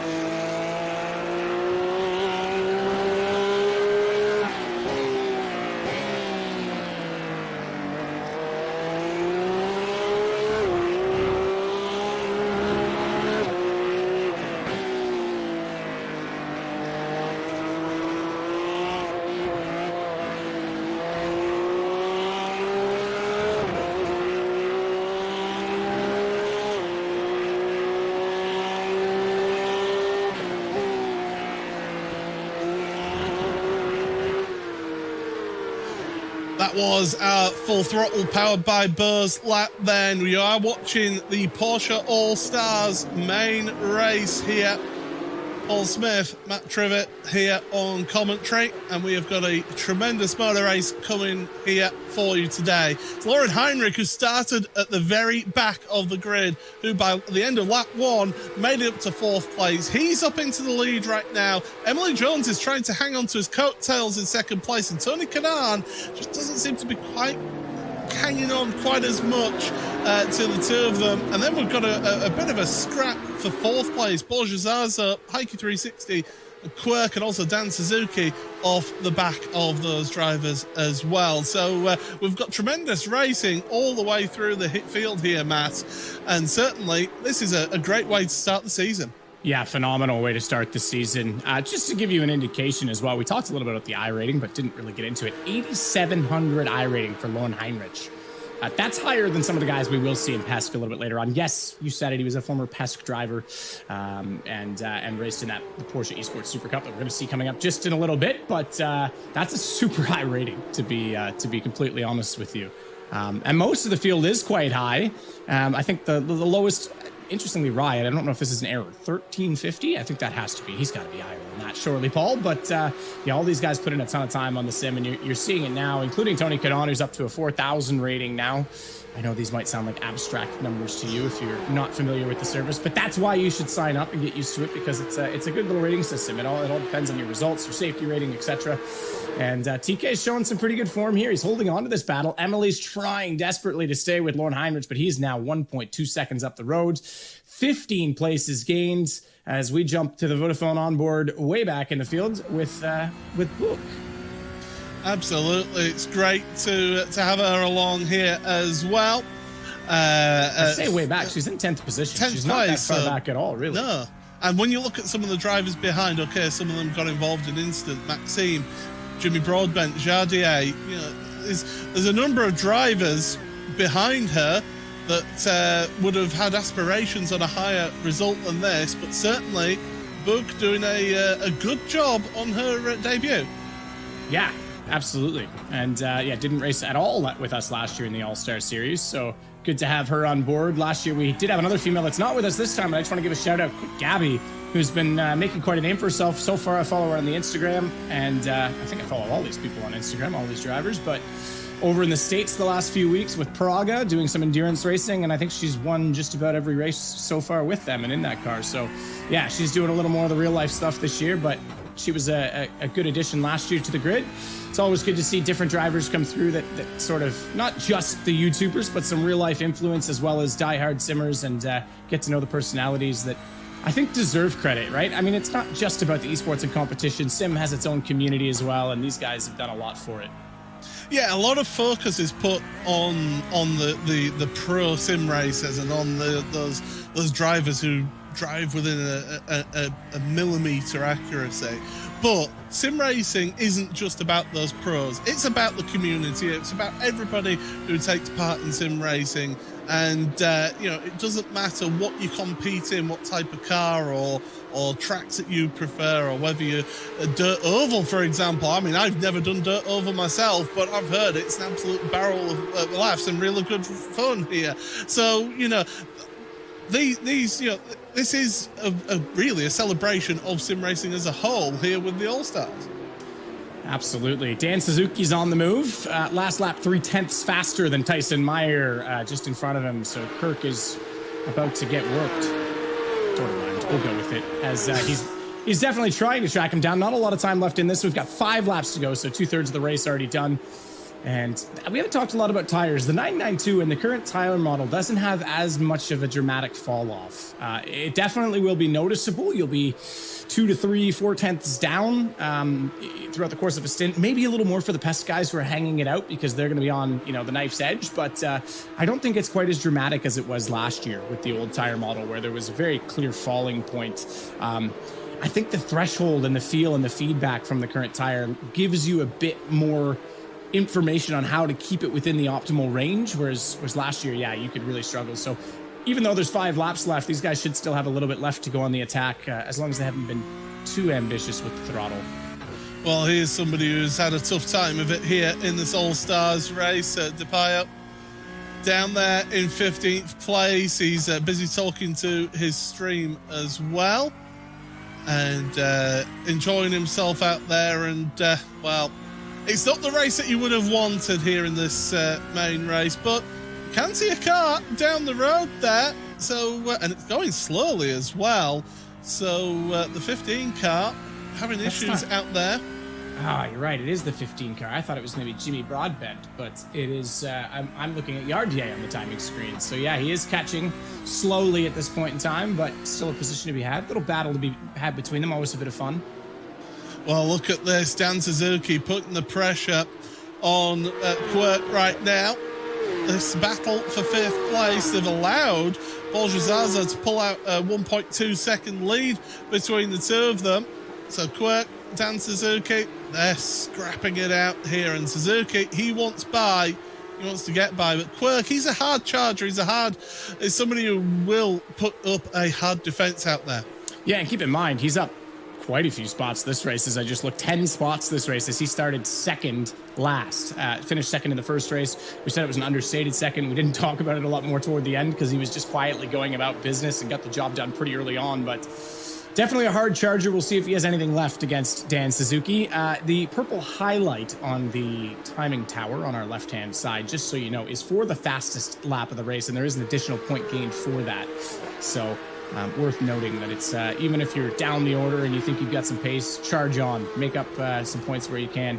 This year in F1, I know whatever. You can have your opinions. I don't want to get into that, but it was interesting to see with the close championship that it was, the first time we saw the fastest lap start to become a real priority, and, using second drivers to try and steal it away if the top driver wasn't in a position. And it just goes to show, like, every point counts in a championship is where I'm going with this. So yeah, kind of cool that they're bringing that over here. And right now, Lauren Heinrich has it.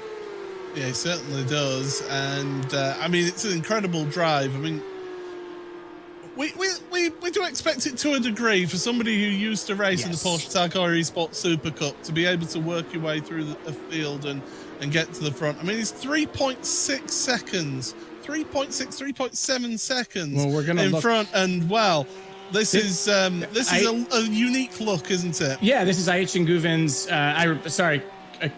Kirk's team for the All-Star race. No, it's just the black and gray overlapping, but I do love it. It's just his face over and over and over. I think that should be the new Kappa logo, in my opinion. Should we do a jelly bean contest? How many faces are on the livery, and the closest guest wins? And what do they win, Matt? Nothing. The respect of everybody. The respect of everybody else in knowing how many. You put me on the spot, all right? Don't do that. You get your iRacing subscription paid for 2 months by me, because I'm the one putting myself on the spot for that. Well, there we go, folks. Get your guesses in. Let's whilst you're doing that, you can also go and log on to iRacing.com if you are watching this and thinking, well, I want to try my hand at iRacing. Get yourself online, iRacing.com, for details of how to join this tremendous community and get yourself involved in some hard-fought racing. Here's something I thought of the other day in looking at liveries and things. We are in the sim world. Why can't we have GIFs on the liveries? I mean, maybe it's too much for graphics cards, but hear me out, right? Because we have the LED lights. This is gonna be a good drafting point, so just get excited in your own here for a second. Yeah, the art engineers would kill me. Get the inside line here. Kicker's gonna go wide to try and open up the corner so we can still get a drive on the exit, but it's gonna be tight between him and Dan Suzuki, who gets a little bit too much drifting. So I think the run goes back to Kicker. But picture this, right? Because you could have these cool animations like flames and stuff, but what if his face, if there was contact, went from him just being stone face like that to it's like a reaction face? Or if he's winning, it's just all smiles or something, right? Like that, why not? Why not? Do you have the Nyan cat going down the door sill or something? Yeah, and it's waving the whole time. Exactly. Man, come on, let's go. That has to be the future of sim racing, is GIF liveries. Well, there you go. There's a challenge for the art team. to try and get that optimized. But as we get into this, by the way, that is not a feature that's coming to iRacing soon. That is not. Yes, it is. I'm going to make it happen. No, it's not. It's definitely not. Before I get fired for putting them on the spot, it's not. Okay. 3 minutes remain in this race. We've got 2 more laps here. And yeah, the gap at the front is up to 5 seconds. Emily Jones has got about a 1.5 second gap over her and Tony Kanaan. So really, it's this battle here that we've been looking at, and also Borja Zaza putting the pressure on Tony Kanaan as well. So we've got a battle for 3rd and a battle for 5th going on. And there you see that battle for 5th in that bottom right-hand box right now. And, well, Zaza just not quite close enough, but he's got time here, and about a lap and a half. Lap and a half. But 5-second lead for Heinrich. The rest of it's kind of close. Tony Kanaan still holding on, but it's going to be so tight. Zaza, you're right, just continuing to close in, getting closer and closer to that draft as well. Just looking at incident points, if I can do the math, I think Quirk might be kind of close at this point. Heinrich just got an off-track incident on lap 14. First I've seen him pop up in recent time. I take that back. He had one on lap 12 as well. But yeah, there's a few people here with the contact early on. It's going to be a bit tight. There you go on board then with Borja Zaza as he's coming in to Sachs Curve. Once again, the penultimate time around here. Of course, this is the old stadium section that's been here for, well, as long as I can remember it, that's for sure.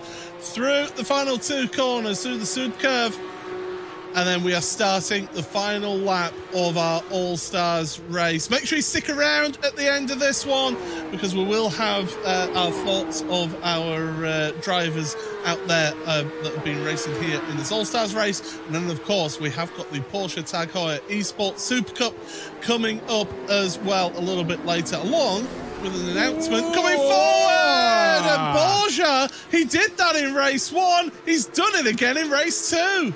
Yeah, that was a bit of letting off the brake a bit early in the midpoint of the corner, letting it roll a little too much. That's going to put TK down 3 positions. Presumably, he's going to be running the entire time in this championship. Now, Quirk has apparently 1x left in this race, so he can't defend super hard.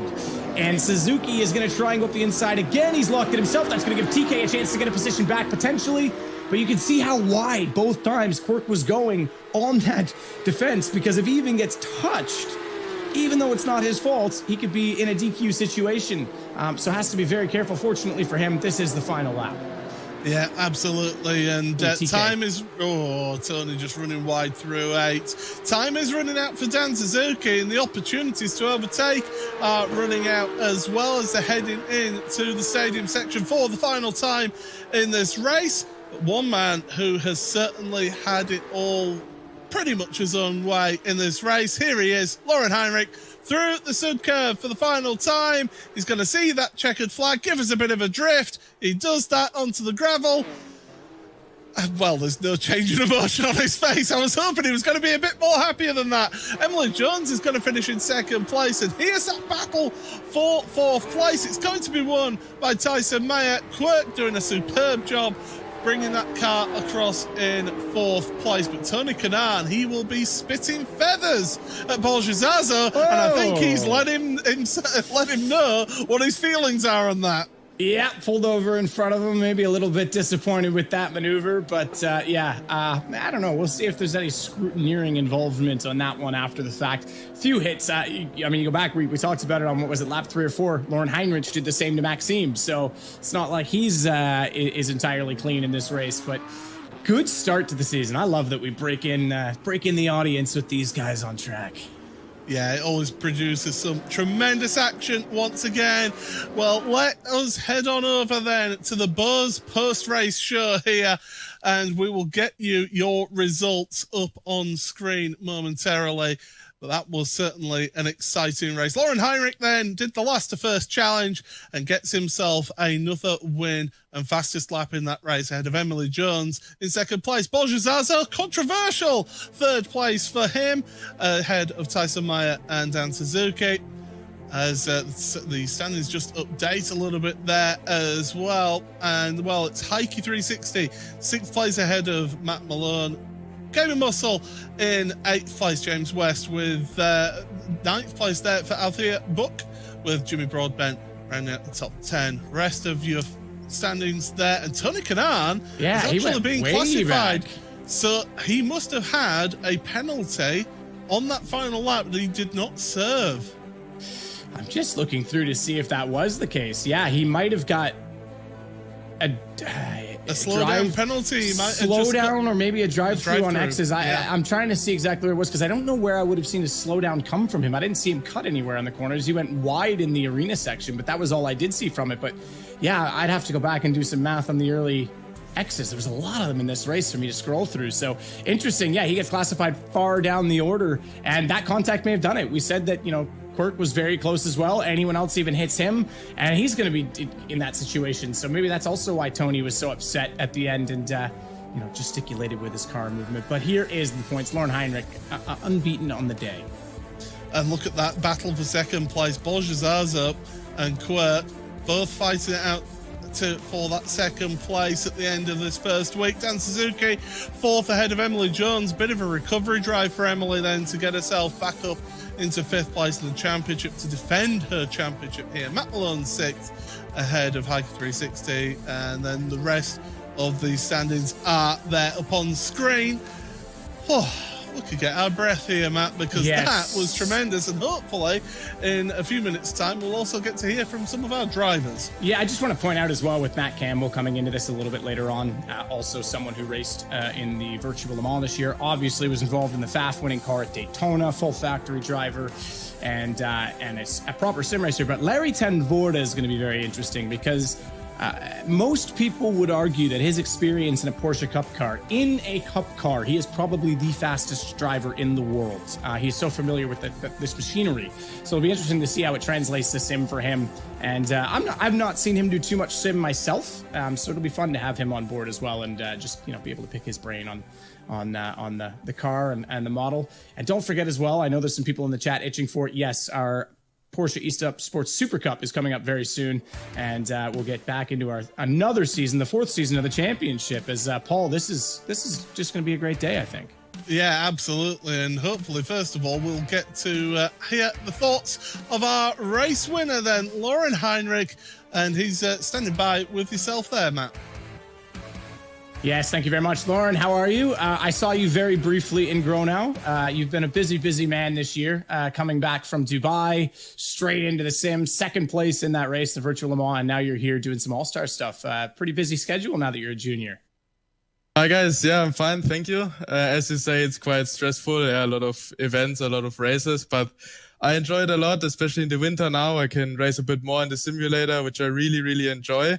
And also thank you a lot to Porsche for this invite to this event, because it was just unique. I mean, imagine racing Tony Kanan was something really special for me, and I think for everybody in this race. Yeah, and I know when I was in Gronau and I was asking people, and I mentioned this on broadcast as well, I was saying, is it a worry that you guys are, everyone's here, all the data's here, the team's here, and you're off in Dubai practice time, and they all went, no, this guy's faster than us potentially in sim. And you've obviously raced in PESC, you got over 8,000 I rating. This must have been a bit easier than perhaps some of the other races you've done, but how's the 992 compared to the 991 in iRacing? It may have looked easy, but it was not. I mean, you can see I'm sweating, so I was still pushing. And yeah, coming to the question, the 992, I think it's really well made. I think it's really close to the real car.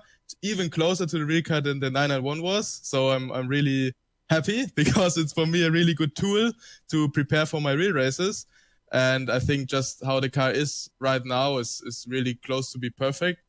And especially on a track like Hockenheim, where I've driven that car also in real life, is where I can see many parallels between the virtual and the real world. I don't want to get too much into your schedule yet, because I know some of the stuff going on behind the scenes, but some of it can't be fully talked about. But what do we expect to see from you over the winter with sim? Is there going to be any official races, or are you going to do more of this stuff with us? What's your plans? Now for the winter, I'm planning to do the Bathurst 12-hour next week, so I'm really looking forward. And that's the closest race as of now. And then after, I just have to see what's coming up. And I hope also that the re-racing will start soon again. Yeah, perfect. Well, I hope it does too. I think we're in for a good season. I'm loving the 992 so far in the sim and in the real world. It's looking awesome. So best of luck. Thanks for joining us. Congrats on a double win. Pretty solid performance. Thank you. Very cool. Paul, as we get to pick the brains of a Porsche Junior this year, Lauren Heinrich, very fast individual. Like I say, even the Pro Sim guys say like he is on it. He can beat anyone on the day, no question about it. So definitely one I hope we get to see more of this season. But right now, we've got to talk to second place in this race, champion from last year. But Emily Jones, I'm going to pick on you a little bit. What happened in qualifying? What happened in race one? A series of errors. Some of them I'm going to blame on my sim rig, but some of them I should probably just blame on myself as well. It's early in the morning, and you know, sometimes you wake up and you're like, yeah, I'm ready to go. I'm awake. Let's go racing. And then sometimes you wake up and you're like, I don't want to be awake right now. That's me every day. Well, unfortunately I had one of those days today. So I was just really rattled, and in qualifying, I was just like, I was a bit off the pace, so I was pushing so hard I didn't put a lap down because I was just tilted. And then in race one, I actually had a shifter disconnect, so my shifter disconnected, and I got stuck in fourth gear, and then I couldn't do much from there. Yeah, both shifters, like you couldn't downshift either. Yeah, I guess, but you wouldn't want to because then you'd be stuck in a lower gear. Exactly, yeah. So it disconnected. It was like, it's kind of intermittent. So it was like cutting in and out for about a lap or so. Luckily, it was on an upshift. So I kind of got stuck pulling gears up. Sometimes it happens on downshifts, and it's like, you can't downshift. It's scary. Yeah, it sounds similar to Rudy Van Buren's issue in the virtual Le Mans, which he was saying was not ideal, I imagine. But you got it sorted for race 2 and back to normal for you. Pretty solid result behind a guy who's very quick in sim, Lauren Heinrich. But good start for the championship, I guess, in that sense. Yeah, definitely. Lauren's so fast, you know, pro driver himself, pro sim racer. Like he is incredibly fast, and following him was very difficult. That was like, honestly, out of all the races I've done, I think that second I worked really, really hard for. Like my pace was really not good compared to the other cars. I think TK was faster than me, but he kind of made some mistakes. So I was pretty lucky to get second, I think, at the end of the day. Whatever. Race pace is everything. You held it together. It's good to have you back this season as well. I know you've been simming like crazy as always, so 992 is going to be a bit of fun for you in the first half of the year. Yeah, definitely. It's good to be back. It's good to see you and everyone else back as well for some more PESC. I think this car, it's a bit easier to drive than the old Cup car, so it means that the field's going to be a lot closer and the time's a lot tighter. So I think it's going to be, just a really good thing altogether. All right. Well, I'm looking forward to seeing it. But we've got someone new to the championship this year as well. Quirkatized. I hope I'm saying it right, but Quirk, you did awesome today. Tons of fun. Best livery on the grid. Okay. Well, thank you. Yeah. What do you make it today? Because I think were you 1X from a DQ? I was 1X from a DQ, like with 5 laps to go, and my stress was through the roof there. It was pretty brutal. I noticed in the hairpin you were saying very wide every time Dan presented his nose. Yeah, I was waiting for him to take it, and then I was waiting for him to take me. Yeah, well, it was a good race for you. What do you make of the series so far? Because obviously last year you were not involved in this, but it's quite competitive considering it's a bunch of influencers, so to speak. Yeah, even though most of us can't really drive, it was still really good. It was a lot of fun. I was pleased to see that there was a lot of close racing, and I'm glad to be a part of it. And thank you for inviting me. Absolutely.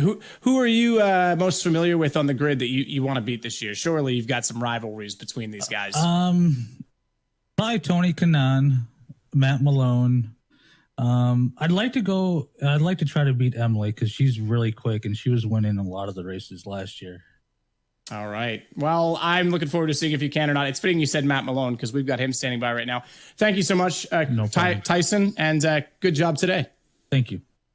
Matt, Tyson says he wants to beat you. What is with your camera, man? Like you were getting into the commentary. I was like, this guy's going to be so professional and you can't even set your rig up. Okay, well, here's the. I got a little cardboard box with a camera sitting on it. Sometimes the is it an empty box? It is an empty box. Yes, so that makes it. Maybe I need to put some weights in there to kind of weigh it down. Maybe get some rubber bands.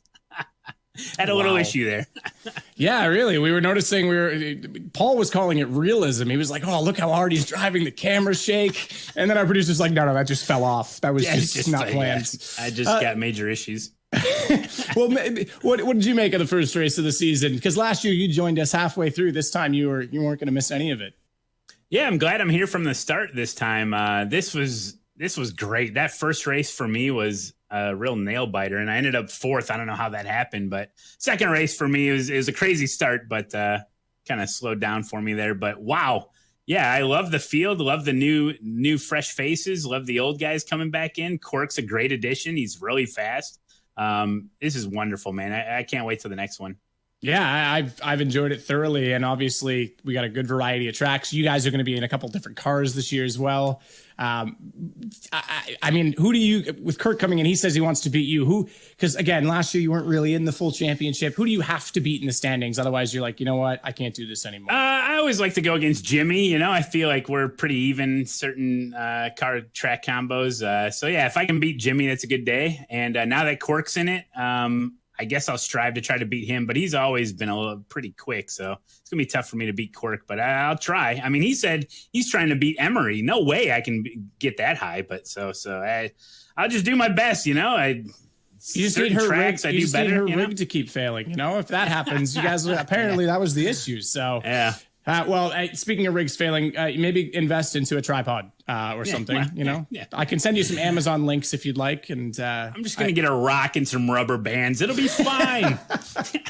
I like it. Well, awesome to have you with us for the full season this year, Matt. All right, thank you, Paul. That was a heck of a race, and I think it's fun to see these guys all laughing and smiling at the end. If I say guys, obviously Emily in there. I say that universally, but yeah, good start.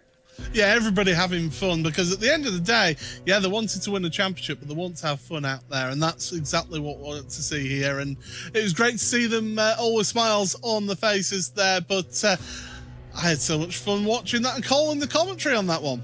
Absolutely. I think I've had more fun cosplaying as you, but no, that was a ton of fun, and I do think it was a good race to start us off. Well, make sure you stick around, because after this, we have got Countdown brought to you by Tag Heuer with a special announcement in that show. And then after that, it's the first round of the Porsche Tag Heuer Esports Super Cup of 2020.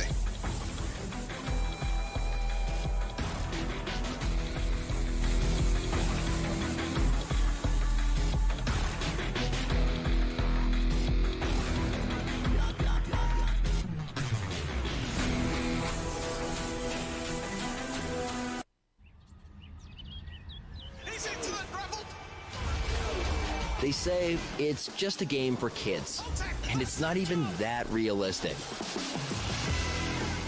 We've been told to think about the long term and get a proper job. Some say we just sit around all day. And we should do something more exciting with our lives. Oh, don't downplay that. Like finance, for example. Come on. How hard can it be? Apparently, we should get out more. And it's really cute we get to play on our computer all day. I had fun watching. I don't know about you. It was certainly a surprise. Let's see what you say. The Porsche Tag Heuer Esports Super Cup starts February 5th, live on YouTube and Twitch. Get some laps in.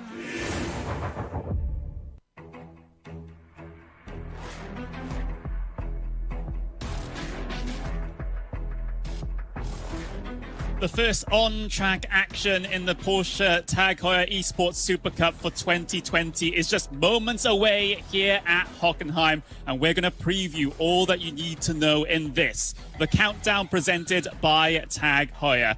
My name is Connery Maddock, and I'm joined by the ever-wonderful Justin Prince for this one as we get set for another season. Justin, there's a lot to cover. We probably can't cover all of it in this first countdown presented by Tag Heuer, but maybe once we get a couple rounds into it, we can cover everything that we want to cover. But however, first of all, how great is it to be here back in Porsche Tag Heuer Esports Super Cup action with these sim races, the top level on sim racing, going head-to-head?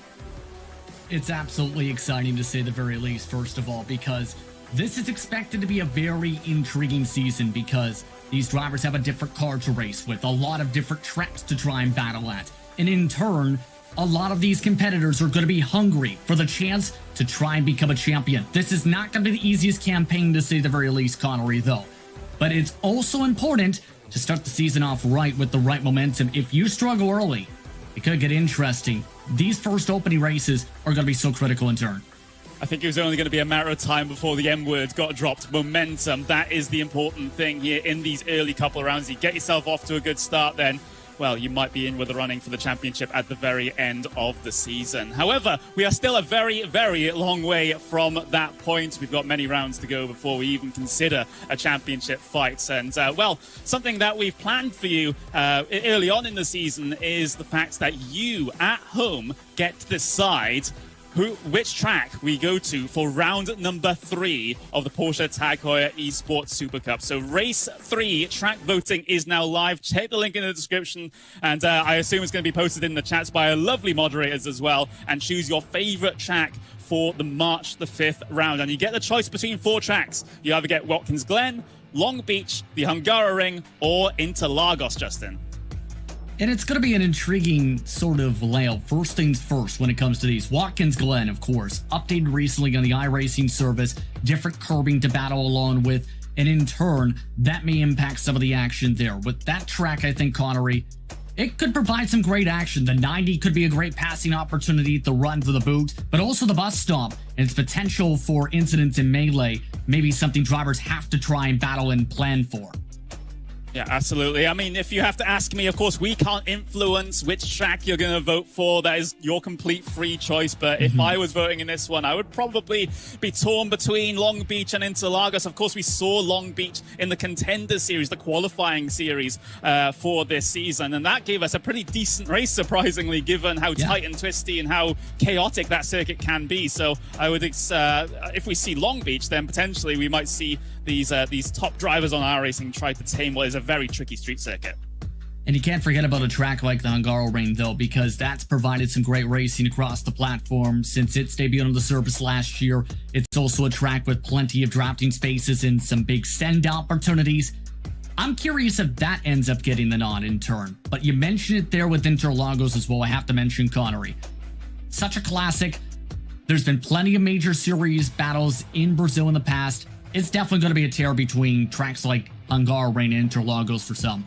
And of course, you see Interlagos at the bottom of the list of 4 there. Fantastic circuit. I don't think it really needs that much of an introduction, just like Spa-Francorchamps or the Nürburgring. It is a staple of motorsports and on the top level of motorsports as well. And it's a fantastic track to see side-by-side racing as well. Through that tight and twisty middle sector, the side-by-sides, the door-to-door action through there, it can't really get any better than that, Justin. And now coming up, we do have a bit of a driver's parade for you. So these are going to be all the names that you're going to see here in this season of the Porsche Tag Heuer Esports Super Cup, and these will also be the liveries that they will be competing in as well, just to familiarize yourself with the drivers.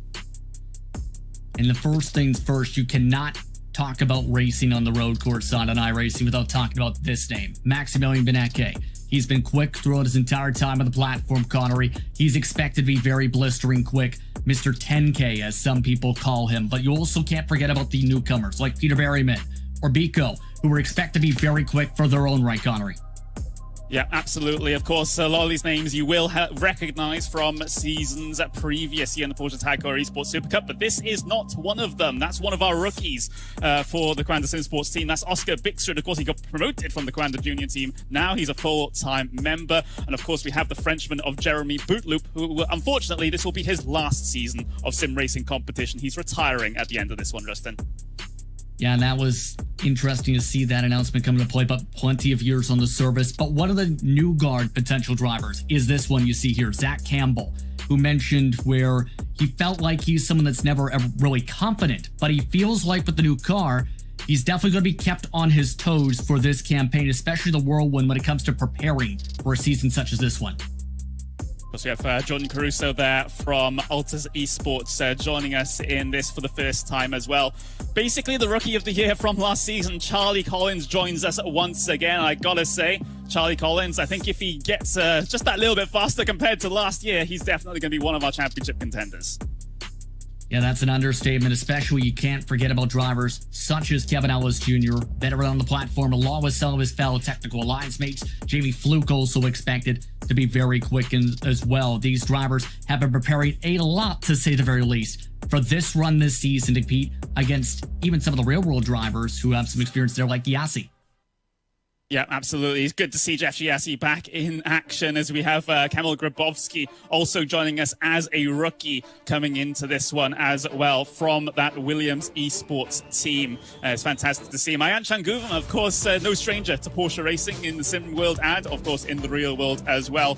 He joins us here for this one as well as Johan Haaf for the Apex Racing team also getting himself involved. So, these are all names that we've seen before in seasons previous in the Porsche Tag Heuer Esports Super Cup, but this is one of those drivers that is looking to get a second title. That is Sebastian Job, and with Rogers not competing, he's the only driver that's going to be able to try and double up in terms of championships. And that's going to be the intriguing part, I think, Connery, especially with some of the other drivers we'll see here battling about, because Job has the experience. He's been working a lot in the sim racing world for the past year plus. He was in the conversation last campaign, Connery, remember as well. He has a great chance to try and become a two-time champion winner and put himself in amongst the elite of the elite history-wise. It's not going to be the easiest task, though, especially knowing drivers like Pinto, let's say. They're also expected to be very quick, and a new look for him. Yeah, in particular, Diogo Pinto doing pretty well in the Deutschland Carrera Cup version of this esports competition, fighting out with Maximilian Bernecker in that one. Alejandro Sanchez, probably one of the fan favorites, at least on the Spanish side. Let's see what he's able to do for this season as we still continue to run through these drivers. A couple of fantastic liveries as well on these cars. There's the Kova esports car of Matti Sipler. Finland always representing in terms of the top level here on iRacing. Yeah, and a beautiful livery to boot. We talked about this a little bit in some of the special events. They're more retro-esque 1980s/1990s look to the branding for this campaign. But you'll see the rest of some of these newcomers. It's going to be a tough task to be able to try and battle with the best of the best. But here's the main thing to think about. With the new car, it's the potential of a reset period, so to speak, Connery. A chance to level the playing field where whoever's able to find the best speed early on may keep that momentum early on, again with the M word. But you get what I mean in terms of that regard. For some of these drivers, it could be anybody who ends up being the front runner early. Yeah, it really is. That's what makes this competition so fantastic, is that the margins are just so close. There's only a tenth of so of a second between the front of the field and the very rear of the field. That's how close it is. We see Gianni Vecchio there from Team Redline. Redline have a pretty strong contingent here in this season. Maximilian Bernecker, Alexander Tiber, Patrick Holtzman, we'll get to Jeff Giassi, Bernecker, Pinto, and Vecchio as the representatives from Team Redline as we run through the rest of these drivers from RAG Esports. Then Dane Warren from Coanda. And of course, when it comes to Dane Warren, we've seen a lot of him over the past few years, especially very quick driver. Also expect to be a front runner. Same can be said for drivers like Cooper Webster representing Red Bull Racing Esports this campaign. He has had a lot of momentum, to say the very least, across the sim over the past year. Don't forget about, though, this red car, David Williams, could also be a championship contender, in my opinion, this year. Of course, David Williams was one of those that had to re-qualify into this season due to finishing in the bottom half of the field last time out. So he's had a very, very busy off-season compared to everyone else. There is Bobby Zelensky, of course, a multi-talented driver here on iRacing, competes in the NASCAR Hook Series as well. Always a force to be reckoned with regards to that. So before we toss it over to the commentary team for today's proceedings, Justin, what are your expectations coming into this one? My expectations are for a lot of the drivers, if they want to show what they have early on, they need to limit mistakes. They have to be able to figure out, okay, is it worth taking this risk for this dive at this moment early on in the respective race? are you willing to try and have that be your first impression for the start of the new campaign? In other words, I'm expecting some drivers to show their hands, others to be careful. But the main thing is, take the checkered, get the early points to start off strong. Yeah, that's got to be the name of the game. Drivers are out there just about to get themselves into qualifying mode. Of course, we've managed to coordinate our outfits here in the analyst segment, as well as the guys over in the commentary booth as well. But we do have to wrap things up here for the countdown to green for the, well, powered by Tag Heuer, and we'll send it over to Paul, and not Paul, I mean Matt. Go.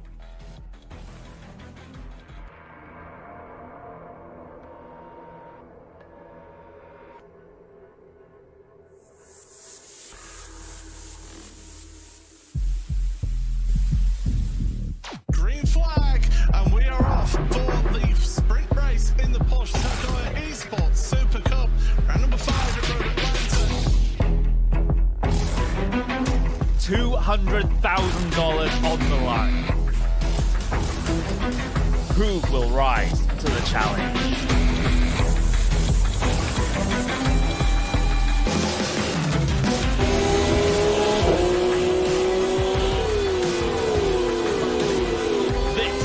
Racing for immortality.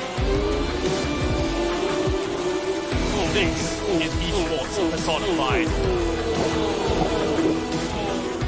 This is the Porsche Tag Heuer Esports Super Cup.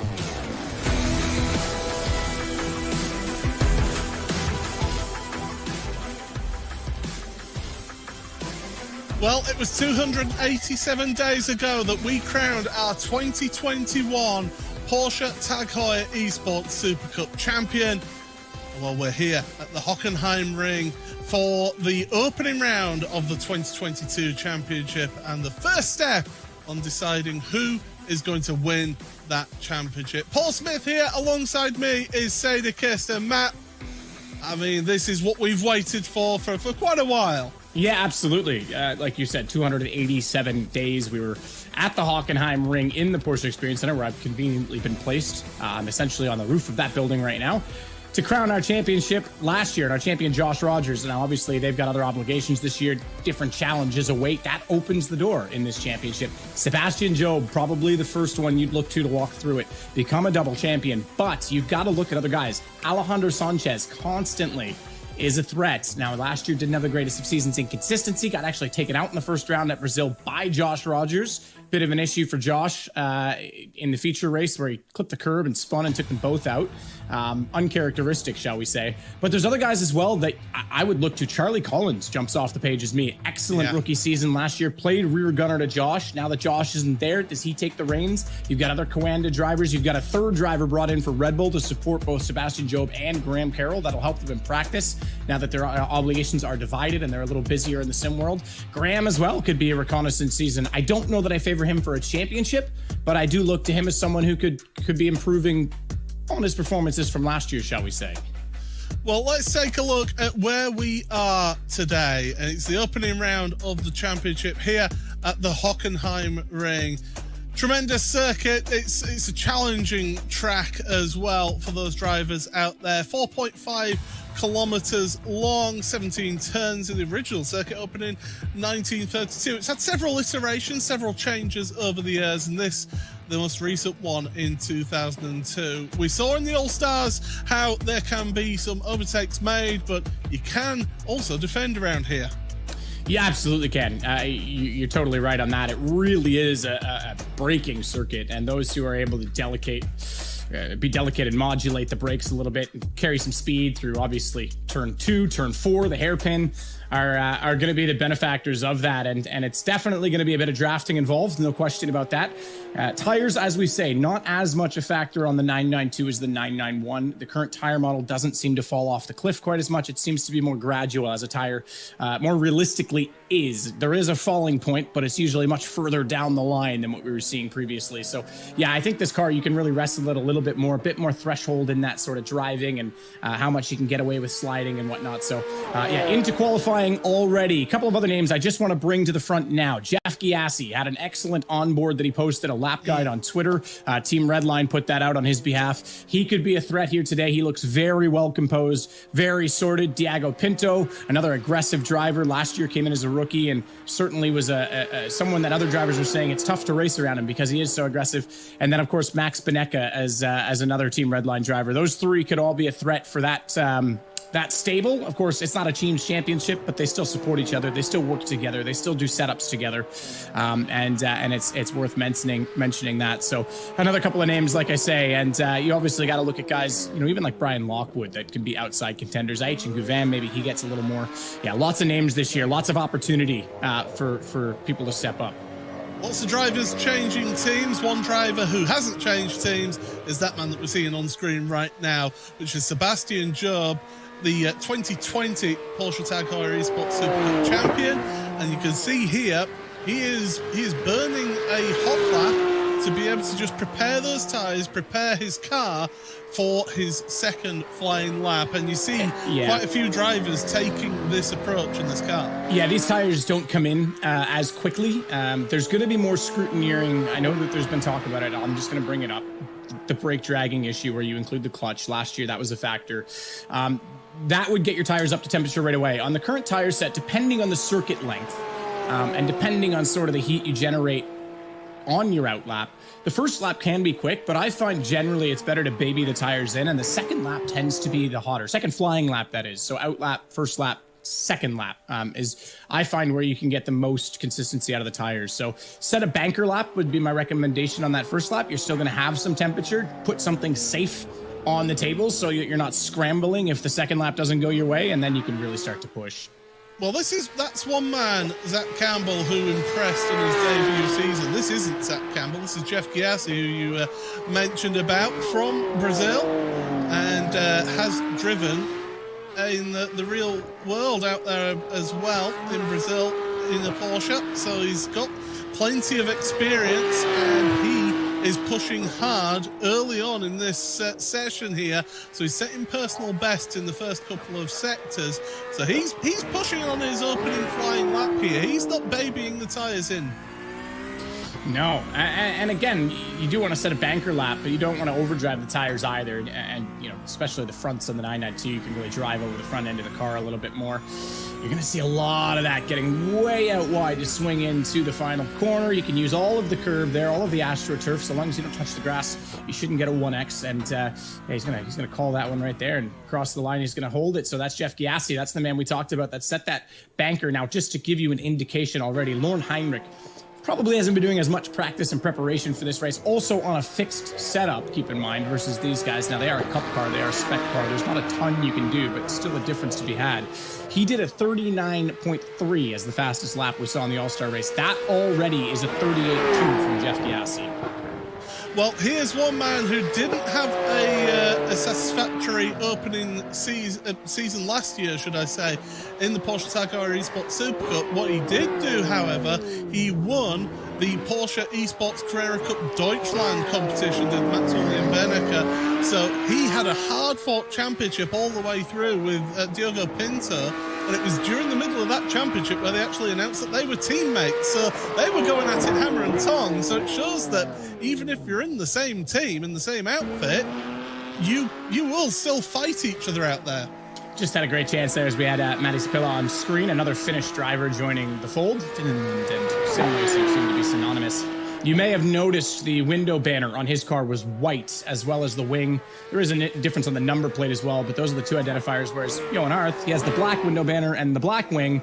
There you go, perfect example. Rookies are white on the wings, and Oscar Bisker. Now, this is an interesting one, just to go back to that, and obviously the returning drivers are the black window banners and wings. Oscar is, I think, 15 years old now. I had the chance to meet him during a virtual Le Mans when I was over with Coanda in Gronau at their new Esports Hub. Beautiful facility. They're out of the purple room now. They're racing from this new office space, so to speak, so it kind of separates the living quarters and gives them more of a professional approach in that sense. Second place in the Norwegian Karting Championship. He is the youngest professional license holder, World Cup license holder in iRacing history. as far as I'm aware, when I look through the stats. So very cool to see him jumping up in Coanda, taking a chance on such a young driver to take part in this series. Jordan Caruso from the Logitech GLC Sports outfit, the Australian out there, is on his own in terms of teams. Diogo Pinto, what a time from him, up onto pole position provisionally ahead of Sebastian Job. Well, Quentin Violate, what a time from him in third place. So some of the times are coming in thick and fast now. So these drivers, they are on the limit. And, well, if you ever want to see the difference of the banners, there you go. The white banner on the top of the windscreen and also the white rear wing with the Tag Heuer logo on. That is a rookie driver. We've got 10 rookies in the championship this season. Everybody else will be running with a black background and white Tag Heuer name across their rear wings and the banner as well. And we'll give you an example of that as well from onboard Dame Warren. So you can see the differences. That's how to identify our rookies out there. And as I say, 10 rookies out there. And what's more, Matt, we've got 12 drivers who competed in the first ever season, but only 10 of those have actually competed in every season of this championship. Yeah, that's absolutely true. Yeah, there was some that had to re-qualify after getting relegated. Last year, the cutoff point was the 20th position. Everything under that, there was 40 drivers on the grid last year. This year, 35. I think that's a bit better. I think 40 is a lot to manage. And can be rather punishing with dramas, but this is a lap to be on right now. It could be pole position. It's coming across the line. The number 57 is going to be extremely fast. Dane Warren, he's up there already, and he is a man who has been very solid. He's been on top of the sixth in the Porsche Super Cup last year, always a contender with VRS, and he's been on multiple of their endurance teams. Driving all the way from Australia. He was in Germany for that virtual Le Mans, and done a lot of travel already this year for Sim, looking super solid. And there's the man I mentioned, 2 of last year's rookies, their sophomore seasons, Collins and then Pinto. Absolutely, they're up there. He is one man, though, has got plenty of experience. He fought for a championship in 2019 and 2020. Maximilian Benneker, he'll be hoping to get a good lap time in. His car's moving about a lot. He has not got a lap time in here, so this should be his lap time as he comes across the line, as long as he keeps it clean, although that's pushing things to the limit, and he does get a lap time, but it only puts him 29th. Well, it's down to 30th now. Well, let's have a look at our schedule then for the season. Starting off here at Hockenheim and then Circuit de Barcelona Catalunya. The third round, you can vote on that right now. Porsche.com/esports. Vote on the track that we are going to be racing at round number 3. Silverstone, the Red Bull Ring, Circuit Gilles Villeneuve, Spa, the Nürburgring, Circuit de la Sarthe, and then finally, once again, our traditional finale at Monza. But there's our format for today. And 9-lap sprint race, 18-lap feature race here, Matt. This is going to be fast and frenetic. Oh, it's going to be awesome. I'm really excited. I think that there's a lot of people that are seeing opportunity in this field this year. New car, a couple of rookies last year that were very impressive and looking to make a name for themselves. Already we're seeing Quentin Vellante from RHG, obviously Roman Grosjean's outfit. He looked good so far in that qualifying, nearly had a lap. I mean, you were commentating on it that could have held water for a while, and then obviously I think there's a lot of people that are seeing this season as, well, hang on, some of the main characters are gone, I can be the next star on the stage, so they're going to be taking a chance for it. I just want to go back as well. Beneke in qualifying have not, now say what you want about last year with controversy, but even in other sim races, he has not been on it in qualifying lately, and we know he's aggressive, we know he can make space for himself. One of the more fun drivers, sometimes a little bit too over the edge in races, but more fun drivers to watch. And I think he himself actually crossed, he was the first over the 10,000 I rating, but he's crossed, I think, even the 11,000, if I'm not mistaken. It's got to be close at this point. But yeah, certainly needs to improve those qualifying performances because he's not going to give himself a chance.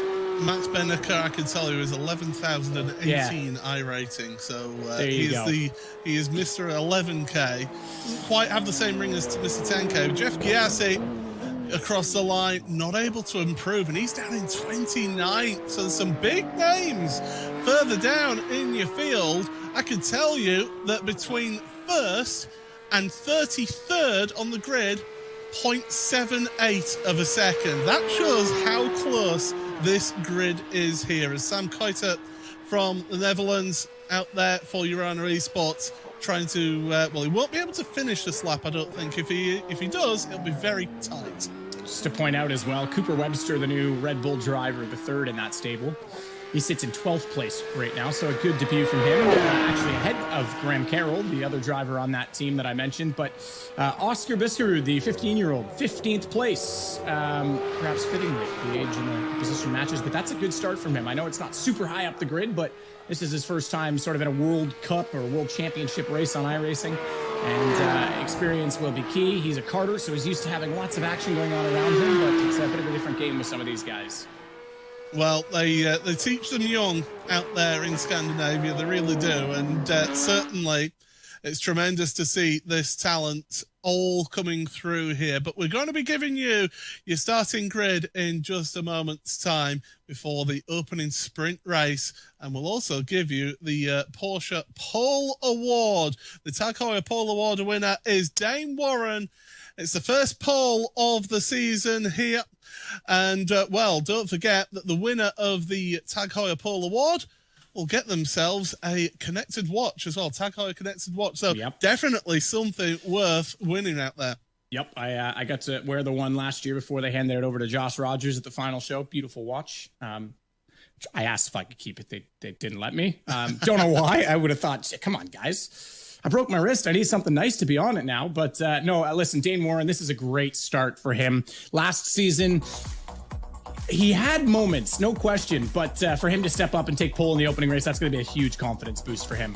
It's his first ever pole position in the series. Alongside him, Charlie Collins with Diogo Pinto and Sebastian Job. Quentin Violette, great qualifying for him. And Ayachan Guvan at the pole season last season, up there on row 3 with Jeremy Bootlub, Morena Sarica, Jordan Caruso and Gianni Vecchio, with Alessandro Bico and Cooper Webster on row number 6. Row 7 then for Bobby Zelensky, back in the series alongside him, Graham Carroll with Oscar Bickford and Zach Campbell.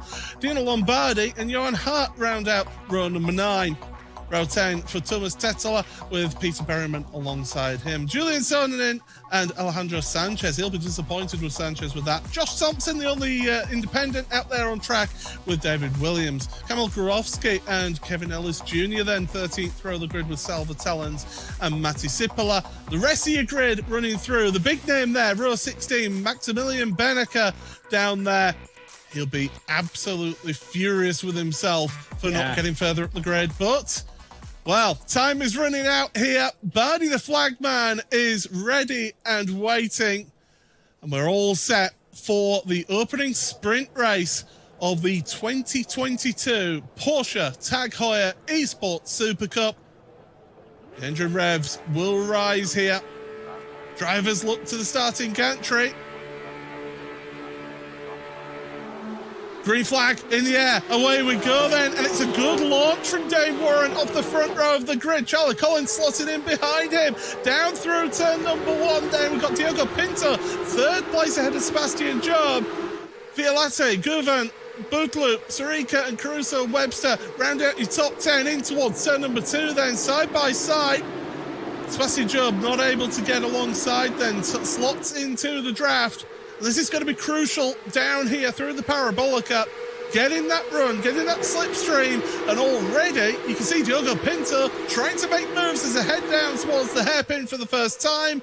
Warren's going a little bit defensive, middle of the track there, whereas Charlie Collins is out wide. He's going to try and get the run out the corner. It's getting all tight through the hairpin, 3 wide, contact further down, and that is going to be Josh Thompson, the marksman. Around he goes, but we carry on lap number 1.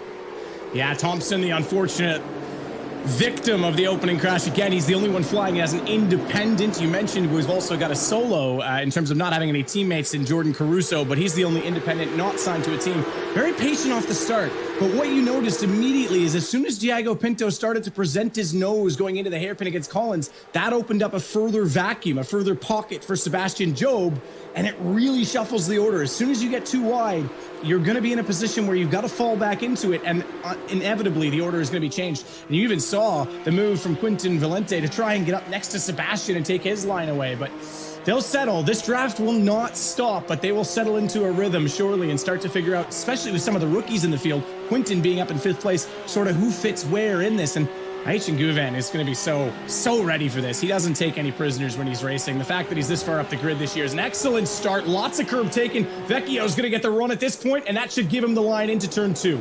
Oh, he was just pulling up alongside Bobby Zelensky. You can see in that timing tower on the left-hand side that they have had a switch of position, but at the front, it's Dane Warren ahead of Charlie Collins with Diogo Pinto, Sebastian Job, Quinton Violate, and then Aichin Guven, 6th place, ahead of Jeremy Bousselou, Marina Sarika Webster, and then Caruso. Here's a replay of what happened on lap number 1. That's Zach Campbell getting pushed wide.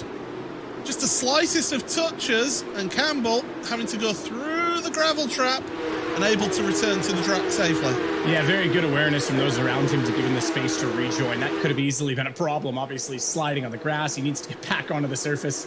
Found the pocket, makes it work. A little bit further back, more action going on as we see once again Zaleski trying to get back amends with Vecchio for that move he made on the previous lap. Graham Carroll just in front of them, just outside of the top 10 as well, as then it's Caruso and Webster. Now, I mentioned Webster again. Last year, we were touching on the fact that Red Bull only had the 2 drivers. Again, not a team's championship, but it is important for setup and for practice. This year, bringing in the young Australian and Cooper, it's going to give a little bit more for them to work with, a little bit more time to experiment, and certainly support Sebastian Job. But right now, he, in 4th place, quite a bit further away from his teammates as this battle continues. Bit of a gap as well to the front, so Vecchio's going to be on the defense here.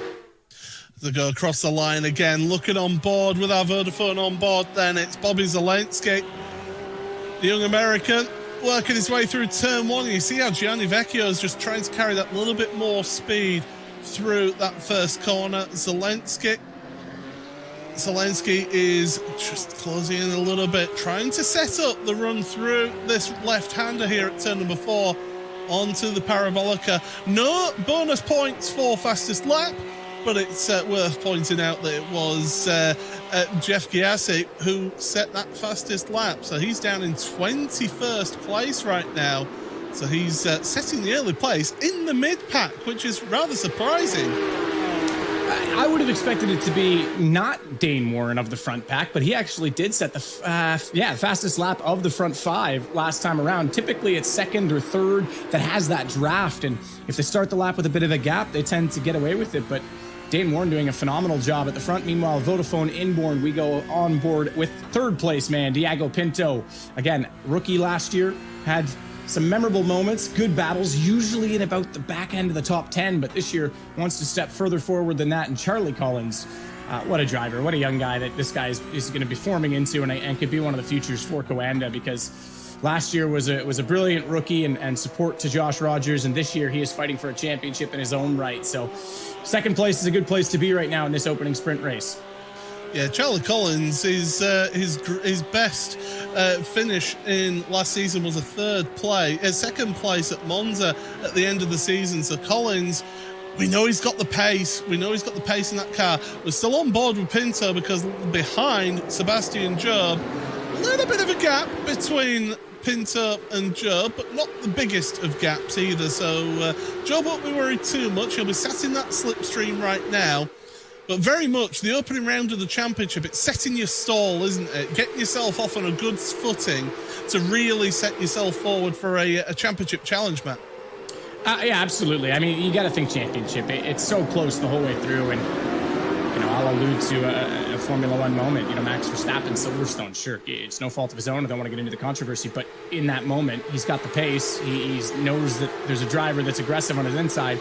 Maybe he backs out of that, and suddenly the championship's a much easier prospect for him because he's not down 25 potential points or 18 potential points even, right? So you've got to think that early on in the championship fight about how to position yourself to be there at the end. And if you go for moves too early on, if you think just win too early on, and takes a fraction of a millimeter in this race to take damage or to spin off, and look how close the whole field is. You're going to be at the back. It's going to be a wasted day. So patience is virtue. And I mean, I know Josh Rogers on his sim wheel has literally the word patient on tape in the very middle of it to remind him of that. To just think big picture in these situations. Yeah, it's still, even though it's 10 rounds of a championship, it's still quite a long championship. Get yourself some good points in the early going, and then you can fight your way through towards the end of the season. I do want to point out, because this is something that was announced before the start of the season, the man in 7th place, Jeremy Bouteloup, the Frenchman, he has announced already that at the end of this Porsche Tag Heuer Esports Super Cup season, he is going to be retiring from competitive esports and being a full-time esports competitor. So there he is, the 77 driver, and he's saying, he's got other priorities in life after he finishes this season. He wants to prioritize other things. He's still going to carry on sim racing and be involved with the Coanda team. But still, I mean, what a way it would be to finish off your professional career. Yeah, absolutely. And I spoke with him a little bit as well during my time in Grow Now with Coanda. And he's got some other things on the table and other aspirations. And you got to admire that. But a quick driver in his own right. And good position here right now in 7th place. Very composed. He's back in France for this one, not at the Coanda Esports Hub. As you can tell, his background a little bit different. Got all his shirts and team shirts up above him. Yeah, so as he runs through into the stadium section, and he was saying, as somebody who's turning 31, makes me feel so old. I'm 37. Yeah. Thank you for that.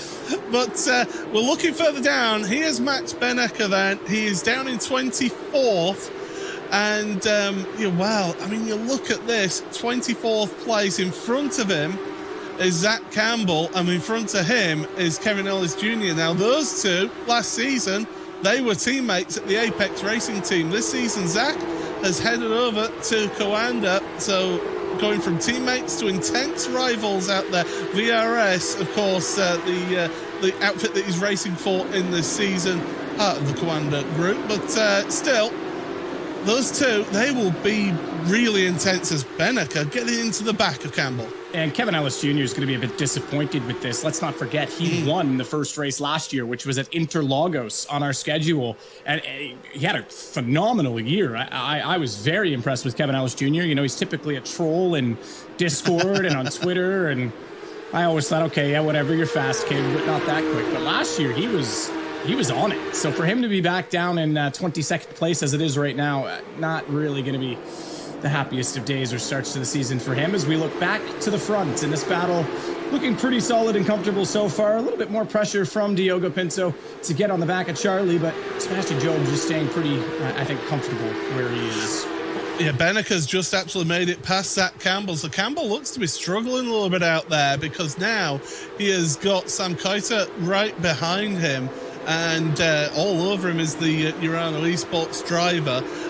One thing I wanted to point out as well, Kevin Ellis Jr., as well as the other Apex Racing Team drivers out at their brand new facility as well. They've got a new facility as well. So those drivers all working together out there in Corby. Yeah, and it makes a difference. I mean, we've seen, esports teams, Counter-Strike, League of Legends, whatever the case, do this for years. It gets everyone on the same schedule, the same practice regime. You're working together with setups. You can lean on each other, and I think we're going to take a look. There he is in the new Apex office. You can see another rig behind him. Coanda was kind of the first to do it famously in sim sports, we'll call it esports sim world. And obviously they've now moved into an even office beside the house, so they've got sort of a divide there between the work and the personal life. We know that Apex has moved in. Great start for them in their sim season beyond just PESC. They've had some other great results as well. And Team Redline, I know I chatted with Atzi Kirchhoff yesterday, and obviously Kevin Siggy is someone that's living and working out of the sim hub that Atzi uses to train Formula 2, Formula 3, and some LMP2 drivers at. They are planning post-pandemic to try and locate them all in an office as well. So it is a super important team structure thing, and I think more and more as budgets increase in sim racing and success is paramount, then you're going to see it quite a bit. Absolutely, and the seeing the level of competition and preparedness that these drivers have that are involved in these. Well, it used to be the team house at Coanda, but now, of course, they're the whole sim hub that they've got there, and Apex have stepped on that. Logitech GLT's Esports as well in Australia, they've got a setup as well. That they are getting a team house together, so it's great to see all these teams getting together and building up these facilities for them to go out there and race. Well, we've got 2 more laps to go here in this race. Dane Warren is the leader of this one, ahead of Charlie Collins, with Diogo Pinto in 3rd. Sebastian Job is in 4th, and then that box on the right-hand side of your screen, bottom right, you've got the battle for 5th and 6th place. Quintin Villalate and Ayashan Guvan, they are battling out right now, with Jeremy Dubutlu, Moreno Sarika, Cooper Webster, and Jordan Caruso rounding out the top 10 here, Matt. Yeah, and it's been a pretty straightforward race. I expected maybe a few more moves, a few more chances right here into the hairpin, but everyone being pretty patient to start off the season. A little bit of movement from Charlie Collins, maybe an overlap on the exit, not quite. They're all pretty consistent in their drive and power delivery. So again, Sebastian Job just watching this one, seeing if anything's going to happen. Again, think championship, don't need to get too involved too soon. Another name that I wanted to bring up, by the way, that I hadn't, David Williams, requalified again for this season, does his Friday night streams, community, very involved with Dave. Unfortunately, an incident in this one, he's been out, he's 4 laps down, he'll finish 33rd, and Matti Sipilä, who's our rookie from Finland, also with a DNF, so unfortunate for both of those guys to fall out of the order, Paul. Yeah, it's a hard thing to deal with, but here we go. Here's the battle then. It's Diogo Pinto on the bottom right-hand side of your screen. He's in 3rd place at the moment. In front of him on track, you can see in that top screen. The man he's chasing is Charlie Collins.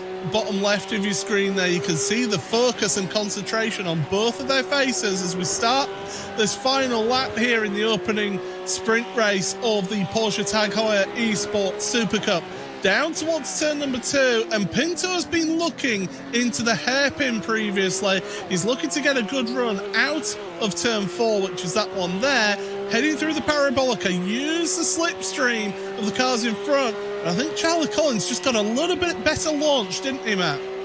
Yeah, just a slight bit better, especially coming out of the kink and just getting down the straight, gets in the draft a little bit sooner. So don't think Pinto's going to be quite in a position to attack on this, the final lap. And that's the camera angle I wanted to see. Where was Sebastian Job and all that? Because he doesn't quite get up close enough to make a move either. Remember, the top 8 will invert. So therefore, at this point, Marino Sarika, will be on pole for the feature as it stands. And the only rookie inside that top 8 right now is our 5th place man, Valenta, who's been pretty impressive so far, but very patient as well behind Sebastian Job. Certainly has, but as we head into the final few corners then through turn number 11, past the Porsche Experience Centre, heading into Sachs Curve for the final time in the sprint race. It's Dane Warren at the front. He's led from the drop of the green flag, and he's just got a few more corners to go through this penultimate corner, and then through Sud Curve. He's going to see Barney the Flagman holding that checkered flag at the final corner. He celebrates because it's the opening win for him in the sprint races. Dane Warren, a huge sigh of release. It's his 2nd sprint race victory after winning at Monza last year. Rest of your drivers coming across the line here. So not a bad way to start the season. He ended off last season with a win.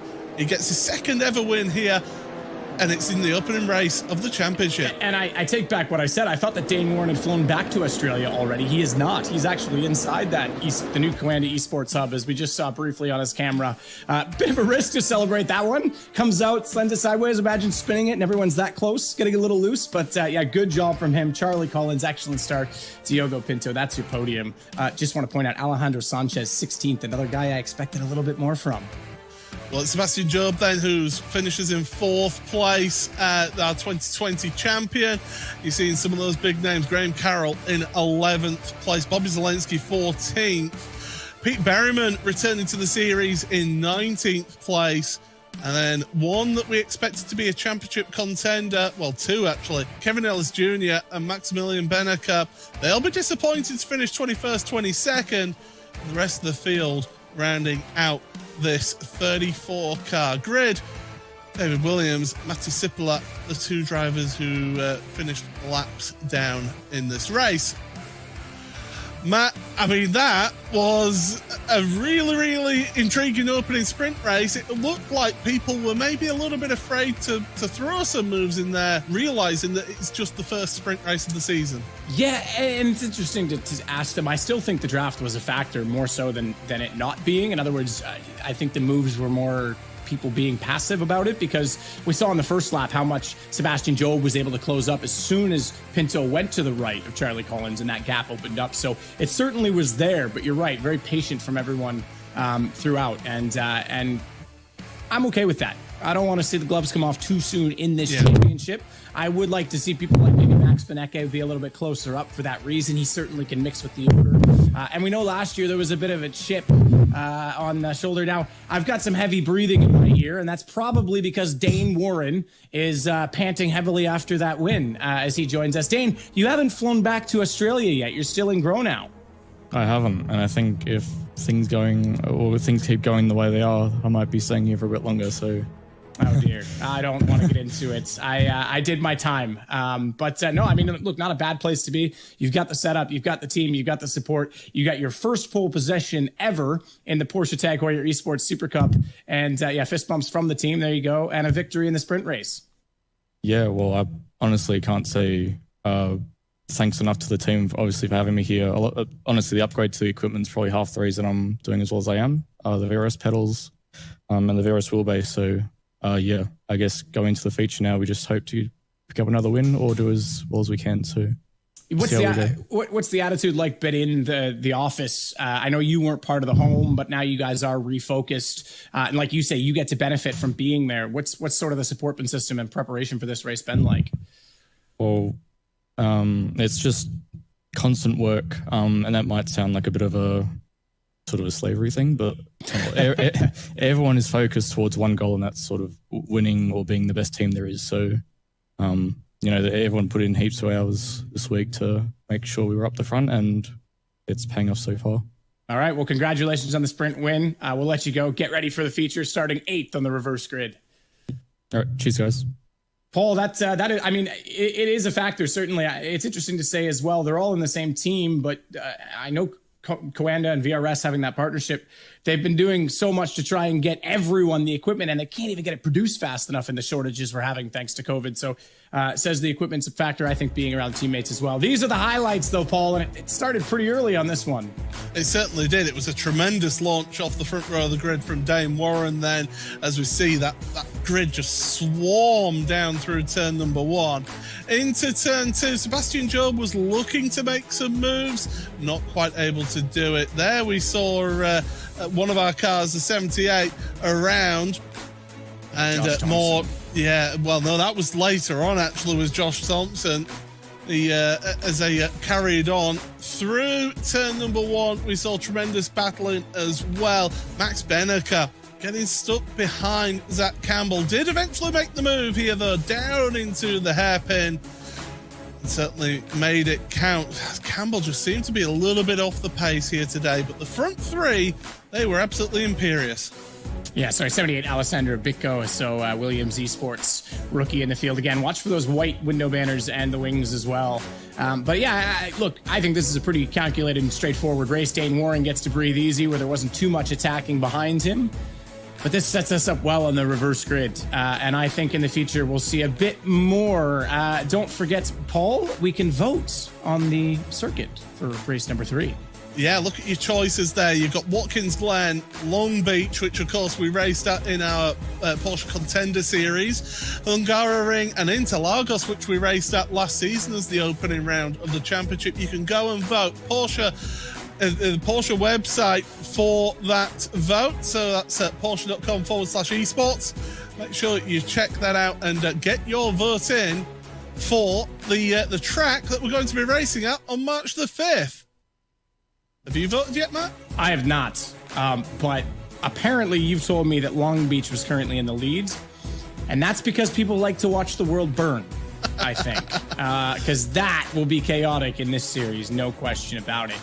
Don't forget, apart from voting, you can also log on, maybe go drive those tracks and make your own an educated decision. It's 40% off new memberships right now at iRacing. So head over there and do that. And then vote Interlagos, because I told you to. Because please, that's what I want you to do. Thank you. I'll be honest, I voted for Hungaroring. So I could settle with that. I like the circuit, but it certainly is a challenge in these cars. But yeah, do head on over to iRacing.com, sign up for a new membership, 40% off of all new memberships right now. But we're getting ready for the second race of this season, and it is Moreno Sarica then. The inverted grid puts him on pole position. Alongside him, Jeremy Butelu with Ayachan Guvan and Quentin Violate. What a drive for the rookie. Sebastian Job, Diogo Pinto, row number 3. Row 4, Charlie Collins, and our race 1 winner, Dane Warren. Cooper Webster, Charlton Caruso, Graham Carroll, and Gianni Vecchio. Next row of the grid in 7th row, it is Dino Lombardi, and one of your rookies with Bobby Zelensky, Oscar Bictrud, and Alejandro Sanchez for SDK Gaming. Johan Harf and Julian Sonnen. And Pete Berryman on row number 10 with Thomas Tetela. Kevin Ellis Jr. and Maximilian Benneker, they've got a bit more time in this race to try and move forward, and Zach Campbell will be looking forward as well with Sam Keiter. Brian Lockwood and Jamie Fluke with Salva Talons. Another one who's on his own in a team in MSI Esports with Alessandro Beaker alongside him. Jack Sedgwick and Josh Thompson. He'll be hoping for a better opening lap with Kamil Grabowski, Jeff Giassi, David Williams and Matty Sipler with all the work to do from the back of the grid. Yeah, very briefly, Matt, what are your thoughts going into this first feature race? Well, just to point out, the top 8, the inverse, that is literally the inverse of qualifying. There was no overtaking in that top 8 position, so I expect that to change. A few more laps, like you say, Benneker's a little bit further forward, maybe a bit more desperation from those outside the top 10 to move up, so I would expect a bit more aggression this race. Well, the drivers are getting themselves all set and prepared for this, the opening feature race in the Porsche Tag Heuer Esports Super Cup, the 2022 season. It's the 4th year of this championship, and it's an absolute pleasure to have you all along here. Drivers will be looking to that starting gantry. The revs rise. We're all set for 18 laps of the Hockenheimring. Green flag, away we go. It's a good start from your front row of Sarica. Jeremy Bootloop's trying to make a challenge for that first place. Sarica's run wide. Bootloop's through. Ayashan Guven follows him through, and Quentin Violate's there. Sebastian Job as well. One little mistake, and Moreno Sarica is almost in the threat of being freight trained here. Good read from Guven, not to take too much on the inside. It was a bit of a late move, but the nose was in, as it is Violetta, the rookie, that just barely got snuck in, but good hold from Guven. That was a tough one off the start. Obviously, the thought was from Sarica, I've got this line, and at the last second, he saw the man on the inside, had to back out of it, and Bootaloo gets away with it, but it costs him dearly. Look how far down the order he is already, past the top 8 position. He's in 10th. Graham Carroll, Cooper Webster, 8th and 9th. They've moved up, and we're almost 4 wide coming out of the hairpin. This is tremendous stuff on this opening lap. There was an instant in the background of the shot through the parabolic at Salva Talons, and I think David Williams, because Williams is back in the pits already. He's taken a tour here on this opening lap, so it's an absolute nightmare of a start for David Williams. Oh, no. More spinners. That's Vecchio, and there's been a concertina effect there as well. Further contact with one of the Apex Racing Team cars as they go through turn number 8 on lap number 1. Cold tyres, cold brakes, don't forget. 2 wide, 2 by 2 by 2 further down in your field. But right now, Jeremy Bootaloo, he's looking for a great start to his season. Yeah, Vecchio spun. I didn't see who that was behind him at that point. I thought it might have been Kevin Ellis Jr. that got into the back of him as a result, but have to see the replay on that one.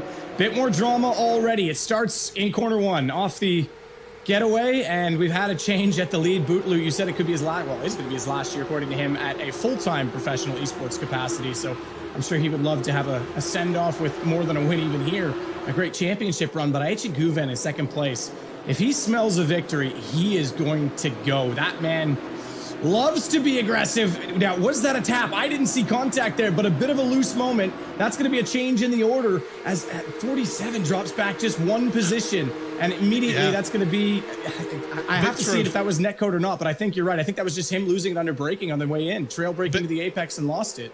Yeah, that was Oscar Bixrud then moving up a position up into 14th. Sebastian Job, our 2020 champion, comes head on to Moreno Sarika, and they're all going off. Jordan Caruso has spun in sympathy as well. Sarika's got significant damage to the front of his car, and Sebastian Job drops all the way down to 32nd in that one incident. Was there contact there either? That's a nightmare. We only caught the tail end of it. Yeah. Potentially, Sariko's the one involved with the damage on the front. Smart by Sebastian. You saw him drive forward to get out of the way. He did get hit in the Constantina effect, but wanted to get off the line, make sure he didn't take any more damage, keep everyone going, because it could have been a lot worse down the order as everyone arrived on the scene of the accident. But yeah, Sebastian Job, we know he was frustrated last year with how things went in the season. We know he wanted to avoid all of that drama and put in a clean run throughout the course of the championship. That is... He needs to be psychologically prepared for this season, because this could mess with him for the rest of the championship if he's not smart about it. Well, your top three then, they have moved forward in all of this, and they have got a nice breakaway going on right here. Aichan Guvan, fastest lap of the race behind one of his compatriots. So it's Jeremy Bootloop who leads this one. Here's the replay then, Matt, in the bottom right, looking at Sebastian Job into the hairpin, and it's a tap. That's contact. So that was Pinto getting contact from behind from Charlie Collins that pushed him into Job. Yeah, that's so marginal, unfortunately. It's just enough to be leaned on at that point. Different angle in the approach as well. You can see Diego coming in tighter. Sebastian's looking for the late line to try and get off the corner. There is a different approach to slope motors in that regard, and it's just enough to lean on him as he's getting on the power, as those rear tires are already being loaded up, and it just puts them past the point of adhesion, and around he goes. So unfortunate. Sarika was the one that then actually clobbered him as he was stationary, so that's where the massive damage on the front of him came. And that all, from Sarika's point of view, it just goes to show how when you have a bad race, it all goes wrong, because he starts on pole position, goes wide, ends up down the order, and then he's caught in an accident that wasn't his own doing. So a bit unfortunate for him. Yeah, it's with a championship where the drivers are so closely matched, you're just facing just a chain of cars. It's almost like going backwards through a Porsche showroom is just how many Porsches that you're seeing flying towards you, and it's a case of, well, where do I go? Yeah, it's a tough one. That's a tough one to weigh out for sure. And it goes to show as well, like you say, you can be fast over one lap, you could put in a brilliant pass here and there, but one small mistake just puts you in a bad position, and you've really got to be smart in a race to avoid those incidents and avoid that drama. Back at the front, the other two Red Bull cars running line astern, moving up the order slightly, unfortunately due to Sebastian Job falling so far down it, but it's 7th and 8th for Webster and Carroll at this point in time. Yeah, Quentin Violate is that top rookie then. We've seen it in the past how rookies can come in and really get a good charge from the opening of the season. And Quentin Violate for that R8G Esports outfit doing a superb job. Here's another one, a rookie as well, Cooper Webster, currently 7th for the Red Bull Esports outfit. And he's in front of his very experienced teammate Graham Carroll as well. Carroll, he knows not to fight. He is a very, very canny driver, and he knows, right, Cooper's got the pace here. He's keeping with those cars in front. No point in me trying to hurry past him. Yeah, not at all. Graham will fight when he needs to. Graham can. We've seen it before. He can be super aggressive, but not in this case. Doesn't need to in this case. And Sarika behind them has a bit of damage that will affect him in the straight line a little bit in these cars. Certainly, it's they're still downforce, more so in fact in the 992 than the 991. You can see those hood scoops and the vents, the body work. They've also got sort of that fin below the wing. You've got like that whale tail that adds a bit. So there's more aero involved in these cars than the previous versions of the Porsche Cups, so it'll have an effect. So that means they've got some breathing room. Graham doesn't need to be too aggressive with his teammate because he himself is not under threat, so they can work this strategically. Well, looking at the threat up front, though, Jeremy Bootsloop is feeling the pressure from Ayachan Guvan then. First and second place. The cars are painted pretty the same. However, you've got Bootsloop for the VRS team versus... he's in the Coanda team. Ayachan Guvan actually is in the Coanda team as well. They're both teammates then.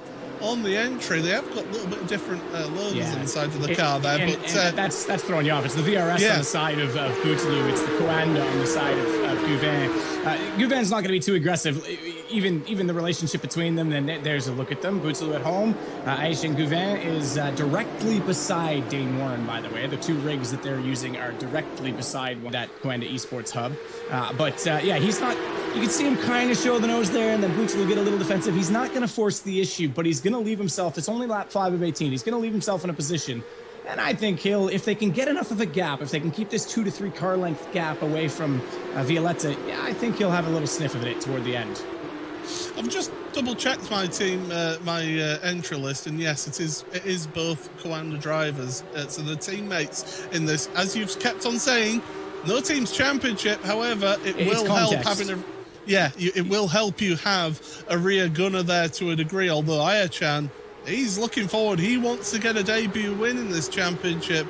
Jeremy Bootsloop, well, he has had one sprint race victory back in 2020 for Jeremy Bootsloop, so he wants to get a win there. Now, look at this battle further back for 12th place. Bobby Zelensky, Thomas Tetela, Sam Kaiser, and Max Benneker, who's slowly trying to work his way through the field here, is Max up 7 places from where he started. Yeah, he is. He's having an excellent race this time through. We saw this last year from him. I think it was Barcelona where he had a very poor qualifying as well, and then just continually made up ground. But I'm sorry, I just saw the... movement behind. I thought you were going to get into it as well, but just to finish that point, it's qualifying is Benneker's problem. He needs to fix it. I could tell you, look at the timing tower at the top of your order as well. Guvan and Bootsloop, they've swapped positions, and Violate's there, and those two fighting have brought Pinto, Collins, Warren, Webster, and Carroll all into this battle. Tremendous stuff. Too wide into the stadium section between teammates. Violate's around. He's in the gravel.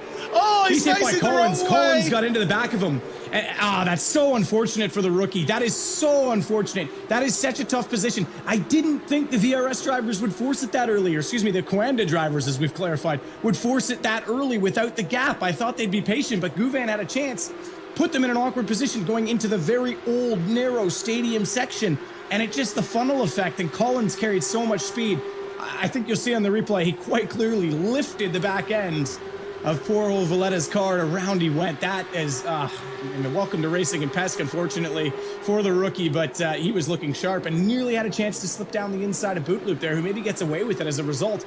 Now you're going to have 5 out of the top 6 be VRS/Coanda cars, and Graham Carroll's gotten by Webster and all of that kerfuffle. He will be aggressive with this. Here's the replay.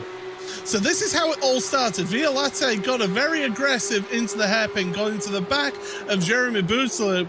Then Ayachan Guvan's going, I'm not having any of that. I'm having to run out of there, as we see 2 wide action on our live pictures as well. Guvan then goes to the inside of his teammate. Violate saying, right, well, I want a piece of this. I'll go alongside. I want second place in all of this. They stayed 2 wide, and it's through the stadium here then. Into the stadium, should I say. Turn number 11, and look, wait for it. Violate's out. I take it back. It was just a hip check from Bootsloop. From the onboard we had, it looked like Zach carried a lot of speed in the draft and just opened up the brakes and carried it around, but no, that was Bootsloop that shuffled him off, so fair enough. And it also started all from him making a dive, so Guvan didn't have a choice on that. He had to go because the momentum in front of him was lost, so... Man, that's just tough. That is tough racing. And Bootsloop, I mean, that's the nature of a narrow spot like that, trying to go too wide. Ayatran Guvan has only ever had one top 10 finish. He's never had a podium here in the Porsche Tag Heuer Esports Super Cup. He is in first place right now, and he's got a half a second lead over Jeremy Bootsloop, because Bootsloop now is more concerned about the aggressive Diogo Pinto from Team Redline behind him. Charlie Collins, Dane Warren, Graham Carroll, Cooper Webster, they're all getting involved in this one as well. Guvan, if he's smart about this, can make a run for it. Can indeed. Well, Bootsler having to go defensive here, isn't he? Pinto switch sides into the hairpin. We're only on lap 8 of the race here, Matt. This is tremendous stuff, and it's very aggressive. Pinto's forced, Bootsler wide, and it's 3 wide on the exit now. Collins and Warren go through. And I called it was 5 of the Coanda VRS drivers up front because I saw the purple, but it happens to be the purple Redline car. So yeah, Pinto making moves against all enemies at this point, and now we're going to see it. Graham Carroll trying to get in. We knew he would. We knew that if they held each other up, he'd try, but he gets shuffled off. And as a result of that, Cooper Webster's going to sneak back up the inside. Sarika, the man who started on pole and has damage, is holding on to all of this. And look at Alejandro Sanchez, 16th in the first race. He's up to 9th now. And if this keeps going the way it is, he's going to get more positions. The gloves are off in all of this, that's for sure. This is tremendous action here in the second race. We thought they were going to go maybe a little bit quiet, didn't we, and get a good few points, a solid start to the season. That is not the case here today. This is tremendous stuff. There's Alejandro Sanchez then for SDK Gaming. Recently joined the Apex Racing team, and he is working his way through. There's his onboard, the Vodafone onboard through turn 1. Doesn't take the inside curb, and it just costs him that 1/10 of a second there. I think he actually understood a bit there. I think just with the draft and the braking, he was aiming for it and got a little bit wider than he wanted to. But you're right, kept him off the throttle a little bit more because he didn't want to run wide on the exit. Now he'll get in the draft. We'll see if it works. Just a note of the 30 cars still running. They are separated by 26 seconds. Sebastian Job back in 27th at this point in time is doing everything he can to try and get a few points on the boards. But it's Oscar Biscarroot as well, the 15-year-old, 10th place, following Alejandro Sanchez through all of this. He's just behind in this battle as we're still riding on the Vodafone onboard with Alejandro Sanchez. And so far, it looks like at least things have stayed somewhat calm this lap in front of him. I can tell you the top 16 are covered by 7 seconds. This is absolutely incredible. It's just a queue of cars out there, and they're all playing this high-speed chess with each other. There's 2 wide action further back as well. I think that was Tetela and Bobby Zelensky we saw when we were going through the back of shot there. So there's battles all the way through this field. This is what we get every season in the Porsche Tag Heuer Esports Super Cup. It's intense, high-speed action, and it's certainly no quarter given and none taken. That is for sure. As they go through the final couple of corners to end another lap. Well, why don't we give you a little bit of the sights and sounds of the action with the full throttle by Buzz.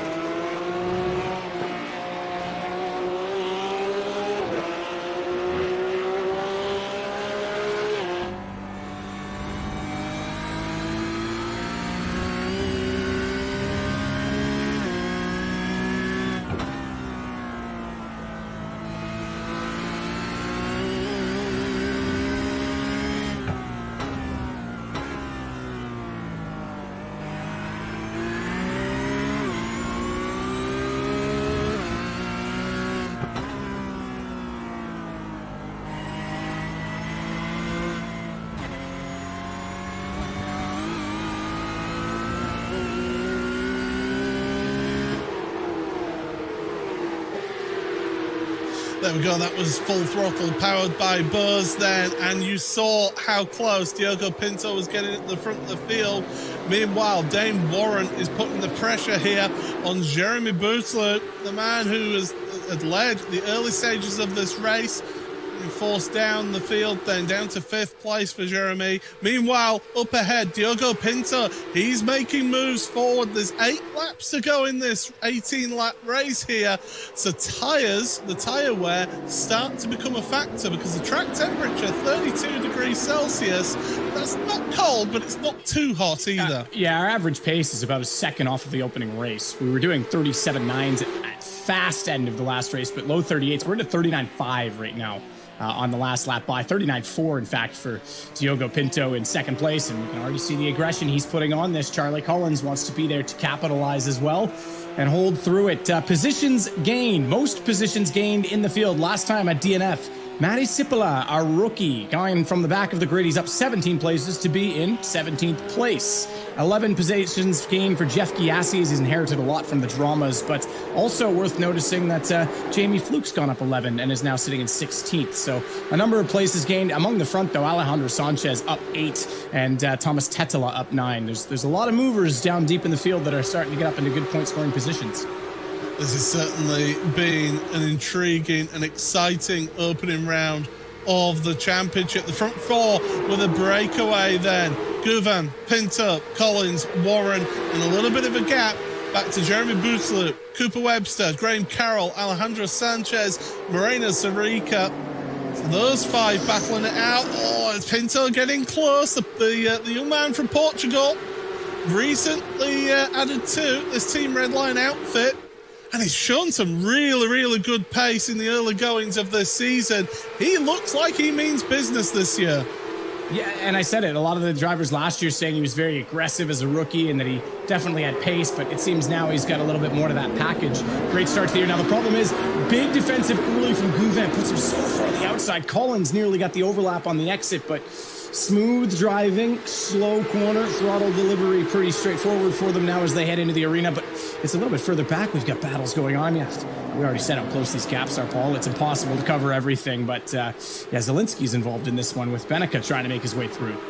Yeah, Benica trying to make the most of this. This is tremendous. There is battles literally all the way through the field here. I mean, my timing screen, it gives me little battle boxes on my end, and well, it's just red boxes everywhere all the way through my timing screen. So it's tremendous what we get to see here in the Porsche Tag Heuer Esports Super Cup. Max Benica moves ahead of Bobby Zielinski into 12th place then. So Zielinski down a position, returning to the championship this season is Bobby, and finds himself down to 13th place. Of course, did used to race in this championship. That's a loss. Yeah, a bit too much curb. We talked about it. If you hit it at the wrong angle, it'll spit you wide. Whereas we saw it in the All-Star race, it'll actually rotate you if you get it right. And Gouvet that time, a little bit tired on the tires, perhaps, gets a little bit too much exit. Just to note, and not to cut you off on your point, Gouvet has gone from a Porsche Junior in the last year to a full-fledged factory driver this year. Yet to announce what his full plans will be. Congratulations to him on that, because now he is a full-fledged pro driver, but he may not be in the clear on this race, as once again there's an overlap. I think this is going to continue for a while. Pinto a little bit slower to get on the power this time. The overlap lasts longer, not quite. Tucking back in, Collins will resume 3rd place. And that is the big danger. When you make that move to the outside, you're inviting other people to look to the inside. And Collins, he's now looking to the inside of turn number 8. And Dane Warren is getting involved in all of this as well. Your sprint race winner from today, he wants to get a double win here. And he can smell it in the air here into turn 11 and through past the Porsche Experience Centre once again. And you look in that bottom corner, you've got that battle for 5th place going on as well. So tremendous stuff at the front of your field. And right now, Charlie Collins, he's got to look forward, but he's also got to look back, because even though they operate out the same outfit, Warren and Collins in this race, they're all enemies. They're all the target here. Yeah, and Warren looking to capitalize. The first place, the victory in the sprint race, now in 4th this time around. Gouven was 6th in the sprint race and is now looking to try and win on this one. But just to note as well, you mentioned that battle for 5th place. Look who's joined in on that. Alejandro Sanchez is right there. What a charge he is on. And I did say it was a bit of an underperformance from him, a bit underwhelming to start off the season. He is a driver I could see being a protagonist in this championship throughout the season. He had some bad luck last year. He was taken out a number of times, not his fault, but here we go again. Same move. Let's not overhype this. This is starting to be formation into the hairpin. Oh, I tell you what, Gouven, he defends early. He says, if you're going to try and make the move, you've got to go the long way. Again, blocks his route off the corner exit. This is such good driving, such good defensive driving from Ayeshan Gouven. You would expect that of a Porsche driver. And he certainly really got to grips with this season's car and seems to be really enjoying himself out there on track. Pinto keeping the pressure on though. If he gets a second, that'll be really good for him. Don't forget, if you win the race here in the feature race, you do actually get double the amount of points for the win compared to the win in the sprint race. Gouven runs wide through Sachs curve, but fortunately for him, it's cambered in his favour, so he can get the power down. You've got the battle for the lead then in the main box. Bottom left, battle for 5th place, and then the battle for 10th in the bottom right. There's action everywhere out here on track, and this is just in the top 10 here, Matt. Yeah, it's 6 cars battling for 10th right now. We'll get back to that in a second. It's corner 1 right there and 2 that are going to matter for Gouven. Again, a lot of inside curb in the rear steps that time. He has to hold it. Tires will be hot into 2, and he needs these 2 corners to work right, not just to defend here, but to make sure he has enough gap on Pinto. This is the closest they've been through the kinks, so this draft will be all important. Biscarud, meanwhile, Oscar was in 10th. Just 2 laps ago. He has lost out to Tetela and Benica and has fallen down to 12th. So that battle heating up further down. Pinto inside already. Well, he's got the outside into the hairpin. No, Gouven. Each lap he seems to get more of a nose, and crucially, he's got a nose there. That's a squeeze and a half there from Gouven. And I think Pinto just had to get off the throttle, just bleed off the throttle just slightly to stop himself turning Gouven across his nose. Yeah, that's fair. I don't mind that. There wasn't enough of an overlap that he was really forcing him off the track. He was wide on the curb. I would battle that too. That's racing. And look, Pinto wasn't going to have the run down toward the first arena section. Now they'll turn right into the old arena, go right past the Porsche Experience Center. And again, it's not, as you say, the camber in here, pending some massive mistake. There is you can see Gouven, he's trying to hold the car open a little bit more there. It's not, this part of the track is not as crucial for Ayeshan Gouven. It's going to be turn 1 and turn 2, where if he makes a mistake, that's where Pinto needs to force the issue, needs to force him to lose momentum so that he can make the convincing move. 4 laps to go. We are 12 laps done, which means we're coming up on where we were in the sprint race, and that means the tires are getting older. We've got a black flag, presumably for Xing out of this, for Charlie Collins in 3rd place. Oh, that means drive-through. He's throwing the move to the inside. He knows that he's got a drive-through penalty, and he's just trying to throw a bit of a curveball in here. He is trying to upset Pinto to allow Ayeshan Gouven to pull away here. Yeah, he's absolutely playing the team game at this point. He's not in this fight anymore. He's got to go to the pits, and he just tries to do everything he can to disrupt Pinto. He does it successfully. It's not a huge amount yet, but it needs to be Warren that capitalizes this as well. It was incident limit for Charlie Collins, and that is such a disaster because another one that could be a protagonist and potentially a champion this season. He's going to drop way down the order as a result of it, and he's still doing everything he can to hold Pinto out of position to try and get Dane Warren back up and onto the podium. I mean, if you've ever seen a team game being played, then this is being done to absolute perfection here. Trying to give his teammate Dane Warren a bit of a slipstream. In fact, no, they're not teammates. Pinto's off. He got a bit of a hip check from Warren there. Warren's up into 3rd place. Pinto down to 7th and maybe 6th here because Alejandro Sanchez and Cooper Webster are battling themselves here as well. This is high drama here.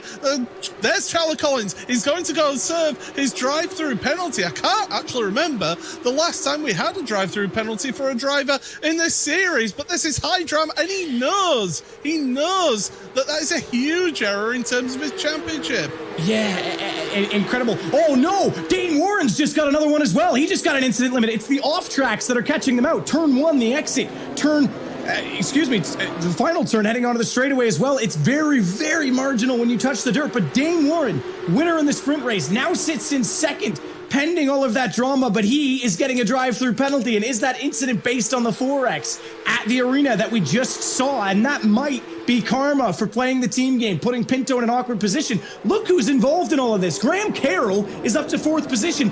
Bootaloo in front of him.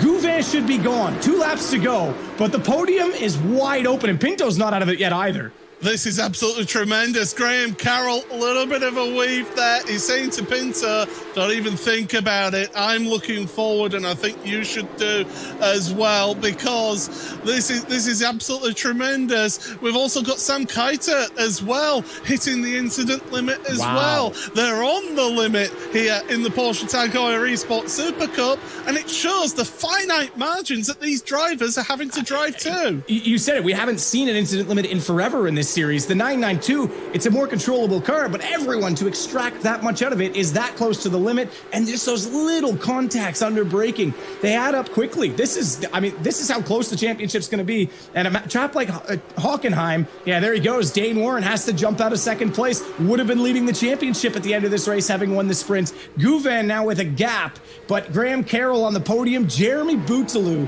is sitting in second. It's a not a lot of elevation here, but it's the runoffs, and they're all just taking so many liberties and following so closely. It's easy to just get caught out, not be as accurate seeing exactly where you are. Well, it is the final lap of the race. Graham Carroll, look at him, the focus. He wants that slipstream from Jeremy Bootaloo. Now, these two have battled over the years throughout various different championships. Look at him, he's G'ing himself up. He knows he's got an opportunity of a second place as Graham. He's got to be careful from behind as well. Bootaloo goes defensive very early into the hairpin. Pinto's trying to follow him. Oh, a little bit of mistake from Bootaloo. That's allowing Carroll to stay alongside him here in all of this action. And well, through the right-hander into the left at turn number 8. That's going to be Carroll's line here. You can hang it out around the outside here. We've got Matti Sipola has now got a black flag on the final lap of the race, so that'll be a time penalty applied. But this is tremendous. Pinto's trying to get involved in all of this right now. Too wide through turn 11. Carroll's got the inside for Sachs curve, and that's going to be crucial. Bootaloo could be freight trained here if he's not careful, but Carroll getting to second place. Bootaloo slops into third, but look forward, because Ayachan Gouvin, a man who has never had a podium in the Porsche Tag Heuer Esports Super Cup, is coming across a race winner here in the feature race. Absolutely tremendous drive from him. Carroll in second with Jeremy Bootaloo in third place.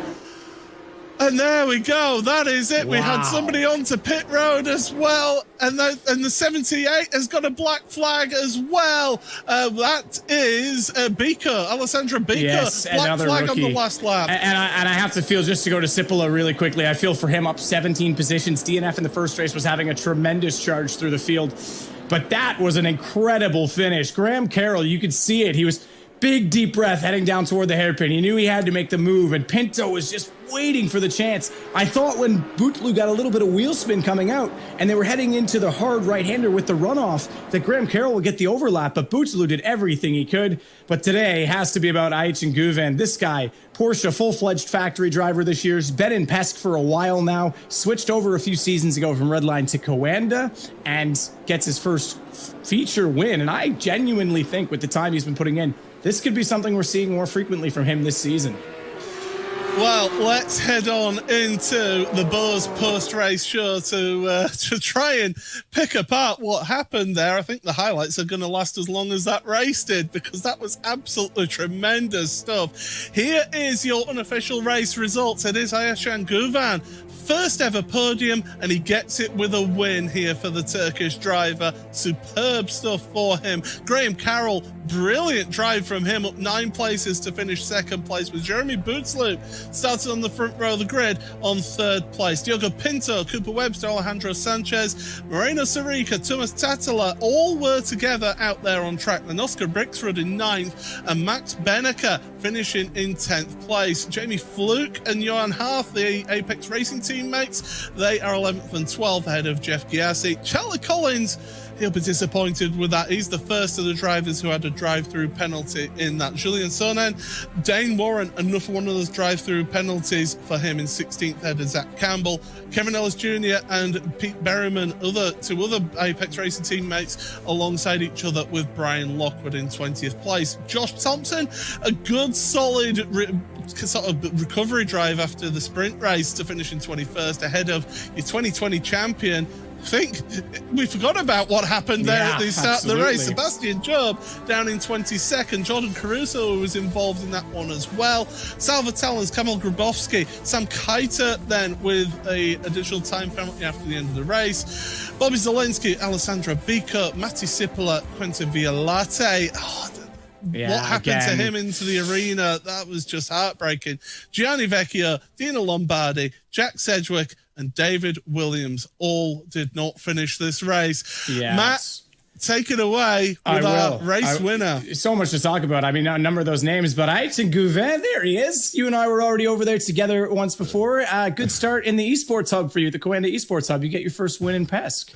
Yeah, crazy, to be honest. I win many races in real life in Super Cup, but also first virtual one. Oof, crazy, to be honest. I'm still super excited and happy.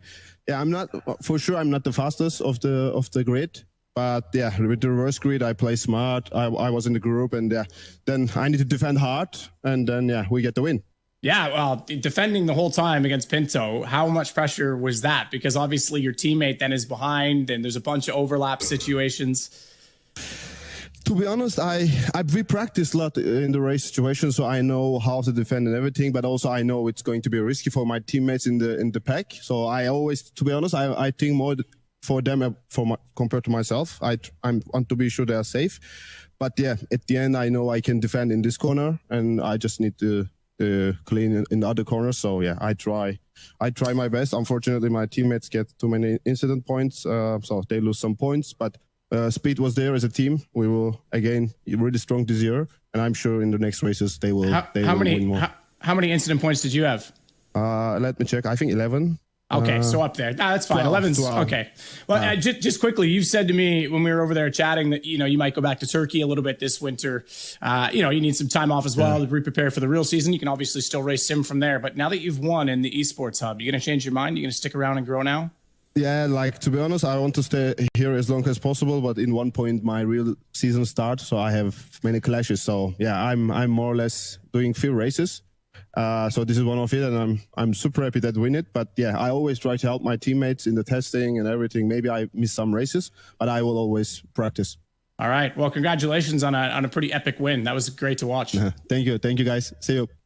Absolutely. And then, of course, what was epic to watch was the battle to the end, arguably the racing moment of the entire day. And this guy, Graham Carroll, Graham, all season last year, you said it was your goal to be on the podium just to talk to me. And you've done it in the first race this time.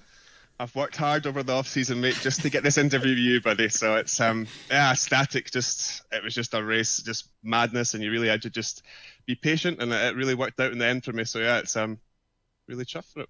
I was going to ask about the patience, because obviously when the battle with Pinto happens in front, you actually looked like you were making a move for fourth and got boxed out, pushed off.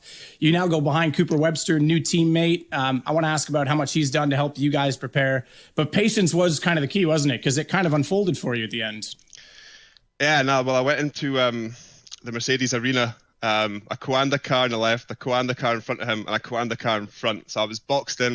As soon as I turned in, I was got sent to the moon kind of thing, and maybe a bit of netcode. I'm not going to say it's anyone's fault, but after that just kind of sort of put me on the back foot behind Cooper again. That I managed to get by, and then I got him again at the hairpin. Got on to sort of Jeremy, a few others. I think they were over the incident limit, so they boxed, and I just sort of had to be patient to that last lap, and Jeremy just stopped the car in the apex of the hairpin, and I just sort of thought right round the outside, and we got the run and side by side for there on, and when it was P2, I was fighting for an interview with you, Sado. I was never giving up, right? So mega.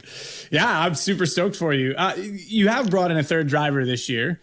You brought in Cooper Webster. I know last year you guys talking to you and Sebastian practice and kind of relying on just the two of you was a bit difficult. How much has he brought to the team so far already? Oh, it's mega, right? It's great to have someone on the same pace as me and Seb, so we can do race runs together and just to study each other's driving, just to gain that last little bit over a lap. Like, I think we maybe lacked a little bit in the qualifying. We won't go into too much detail why, but once the lights go out green, I think the three of us today, Seb, myself, and Cooper, were as quick as most, to be honest. So we'll get to work on that quali. Yeah, well, we'll get some Tarkov in soon to celebrate. That was good.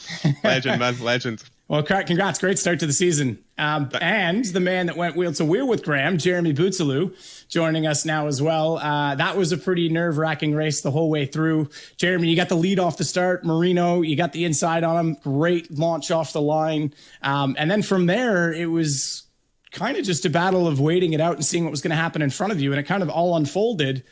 And then the last lap battle, which was epic. Great racing room between the two of you. Talk us through your whole race, because that was pretty strategic.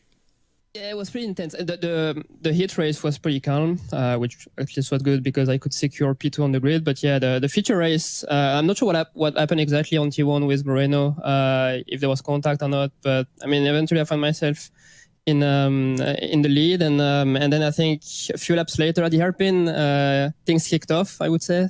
So I think I got hit from behind, lost a bit the car, and then everyone was bunching up. So yeah, that's when really things went a bit crazy, and incidents as well were racking up pretty quickly. So I was pretty nervous about that, and I was trying to manage that because I didn't want to give position too early, but I also didn't want to get a drive-through because it would have cost me so much. So yeah, that was. Wow, we saw what it did to Charlie Collins and Dane Warren, and they weren't the only ones. There was a few others down the order as well. And, for both of those guys, they're going to be in the championship all year and looking good at the start, especially for Dane having won the sprint race. So, yeah, you held your own. How nervous were you at the end with Pinto coming back through, perhaps a little angry with things earlier on, and then Graham beside you for 3 or 4 corners? Well, yeah, I was a bit nervous, I guess. I mean, I'm not going to say I'm used to it because it's still... There's still this nervousness, even in racing, and also because I didn't feel I had a really good pace. So I was on the back foot the entire race, trying also to manage the incident. So that was, a bit tense. But yeah, I was just trying to keep things clean, just staying composed. And I'm kind of glad to bring P3, even if I lost a position in the last lap. I think the overall picture is pretty good, and I'm glad I could get P3 in the feature. Yeah, well, very solid performance, and looking forward to seeing more of it throughout the season, because I think this season's going to be a little more wide open than others in the past. So good start. Congratulations. Thanks. There we go, Paul. Good to hear from them. I think we could talk about so many people in this race. Like you say, there was just so many down the order that were caught out. I definitely have to give a shout out to Quinton Valente. I thought he was awesome today. I think he definitely put a foot forward as potentially our top rookie for the whole season to watch. I know there's some other guys in there that are looking to make a name for themselves this year as well, but unfortunate incident, gets boxed out hard going into the Mercedes arena and pays a heavy price for it. Well, there we see the point standings as they are at the moment. After one round, Ayachan Guvan leads by 2 points. Now, he's just told us that he's not able to commit to the full season here. So Diogo Pinto, second place right now, certainly looking to be good for the start and the getaway here. And Matt, I mean, you had those interviews. I finally got my heart rate down from that end of that race because that was tremendous. And, well, we do it all again in 2 weeks' time, and this time out at Circuit Barcelona de Catalunya.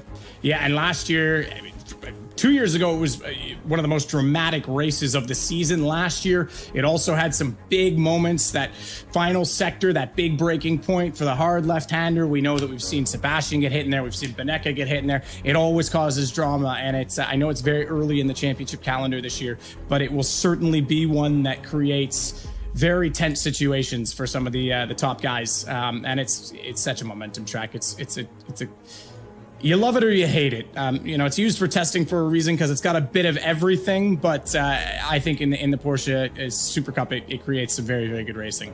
Yeah, it's high drama and high stakes, that's for sure. $200,000 is the prize fund. Don't forget, for round number 3 of the championship, it's up to you, the audience, to be able to decide which track that we go to. Go to Porsche.com/esports to be able to vote on your favourite track from that list. Watkins Glen, Long Beach, Hungaroring, and Interlagos. But, I mean, Matt, that was a tremendous round awesome. Of the championship.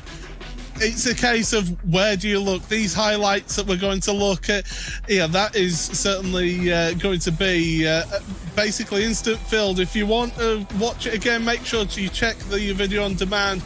2 weeks' time, we are racing at Circuit de Barcelona, Catalonia. But if you ever want your motorsport high octane and fast and furious, well, you have come to the right place. The 2022 Porsche Tag Heuer Esports Super Cup started with a bang, and with one brand new race winner and one returning race winner. Join us in 2 weeks' time. Until then, from myself, Paul Smith, and Matt Trivett, it's goodbye.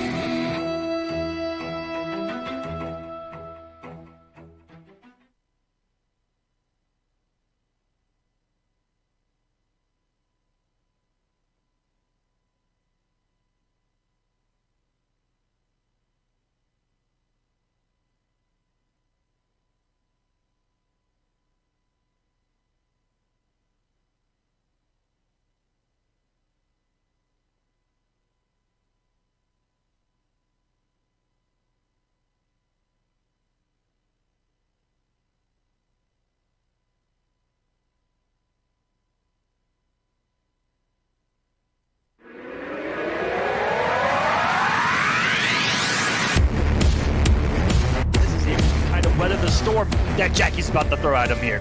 Has some good anti-air buttons. We'll see how Abyss approaches it. Yeah, it's definitely going to be a storm. And Noob Saibot's got a lot of, full screen presence, the ability to kind of teleport, the auto track that is important. But of course, it is very, very risky. So Jackie can easily bait those things out. Big super jump over the other side, and Abyss challenging here. Not sure what Hijinks was going for afterward, possibly a poke of his own. Goes that down blast. Good, well, I was going to say good patience until he got hit by that down one kick here. Yeah, he's actually been really patient out of the gate so far, has Abyss, and it's netted him an awful lot of damage. Has been 1 or 2 solid reads, and he's done a couple of things. He's played this nice and slow. Now that he has a health lead, right? But early on, he was actually a little bit more aggressive and just trying to close the gap and get into a range where he could potentially set up a whip punish. He's played this so smart early on, and he just got the tech. Oh my goodness. Very, very late tech. Now you're going to watch out for that Noob Saibot anti-air projectile there. You can just see Jackie getting sniped, no problem. And look at the versatility of low slide here. I mean, if you don't have that move equipped for your Noob Saibot build out, you're missing out on a lot of, just, I wouldn't want to say easy damage, but, very convenient damage. Oh, speaking of convenient damage, there's 65 for you here, and this is control for Abyss, guessing wrong on the staggers that could come off the 1-1s, and even has the reversal up shadow. Abyss ready for the upgraded matchup, it looks like, but all she needs is one here. Did you see her go through that clone into the sky? Gets the forward throw. Abyss holding on a block a little too strongly, a little too much for dear life here. Don't want to get opened up by Jackie. The combo potential is insane. Beautiful. Oh! Okay. So that one's tricky there because instead of going with the usual overhead that usually comes after those on the third hit of that string, Abyss cancels into the low. Again, keeping it real tricky, and you kind of have to guess what he's going to do after that. Whether he can just do a regular slide and technically like some kind of stagger, then you got to challenge it, or he could amplify the slide, and you think he's not going to amplify the slide, you get hit by it. But again, Abyss doing a good job of containing Jackie in terms of like her airborne approach. She was coming in from super jumps. He seemed a little hesitant on trying to anti-air. I felt like he thought maybe it was too obvious and that she wouldn't jump in that scenario. Maybe just kind of got caught off guard. But towards the end of that match, very, very strong presence in terms of the ability to anti-air. Yeah, he looked super prepared for the matchup. It was the patience that really impressed me. Jackie's one of those characters where you feel like you're constantly guessing off every single button, whether she's going to stagger or commit to something. And Abyss did a good job of just kind of looking for his opportunities. And on top of that, you also need a little bit of magic as far as making some solid reads. And you're just ready for it. And there's a read gone bad just to start off this round. And now it's a completely different match, Arma, because he's starting from the halfway point. He's almost already halfway dead. Oh no, read gone bad. Stop that entire thought in its tracks as Jackie lands a hit. There's some damage. Yeah, easily some damage. All right, Jackie swinging Abyss, going back to being really, really patient. She super jumps out of there, and he just kind of walks up to her and goes for the back throw. That kind of tells you that Hijinx is just so committed to blocking. But oh man, look at this damage potential. I guess he thought that a breakaway was coming, so he was trying to set up the goop on his landing for the breakaway. But didn't call it out quite right, but able to kind of recover from that. He didn't have to commit too hard to some things, didn't have any kind of crazy recovery on some moves of the call-out. So definitely a good adjustment. Oh, no. Now he's being a little too impatient. What a position here for Abyss as well, and this is where he was able to kind of nuke Hijinx's health bar back and got an awkward trade there with the up shadow here. Hijinx wanting to close that gap. Abyss makes another huge read, was definitely feeling with the health lead. This is going to come back to bite him here. Might pay the iron price for that mistake. Another dot damage on the ground. Hijinx towards the throw, but Jackie going 20 feet backwards after the whip. Resets neutral here. Scary Hijinx jumped himself into the corner right there. 2 for 2 on that arm with the up shadow. This is nuts. Yeah, really, really good move to hit on reversal, and you can definitely tell Abyss knows the matchup. Hold him back. Yeah.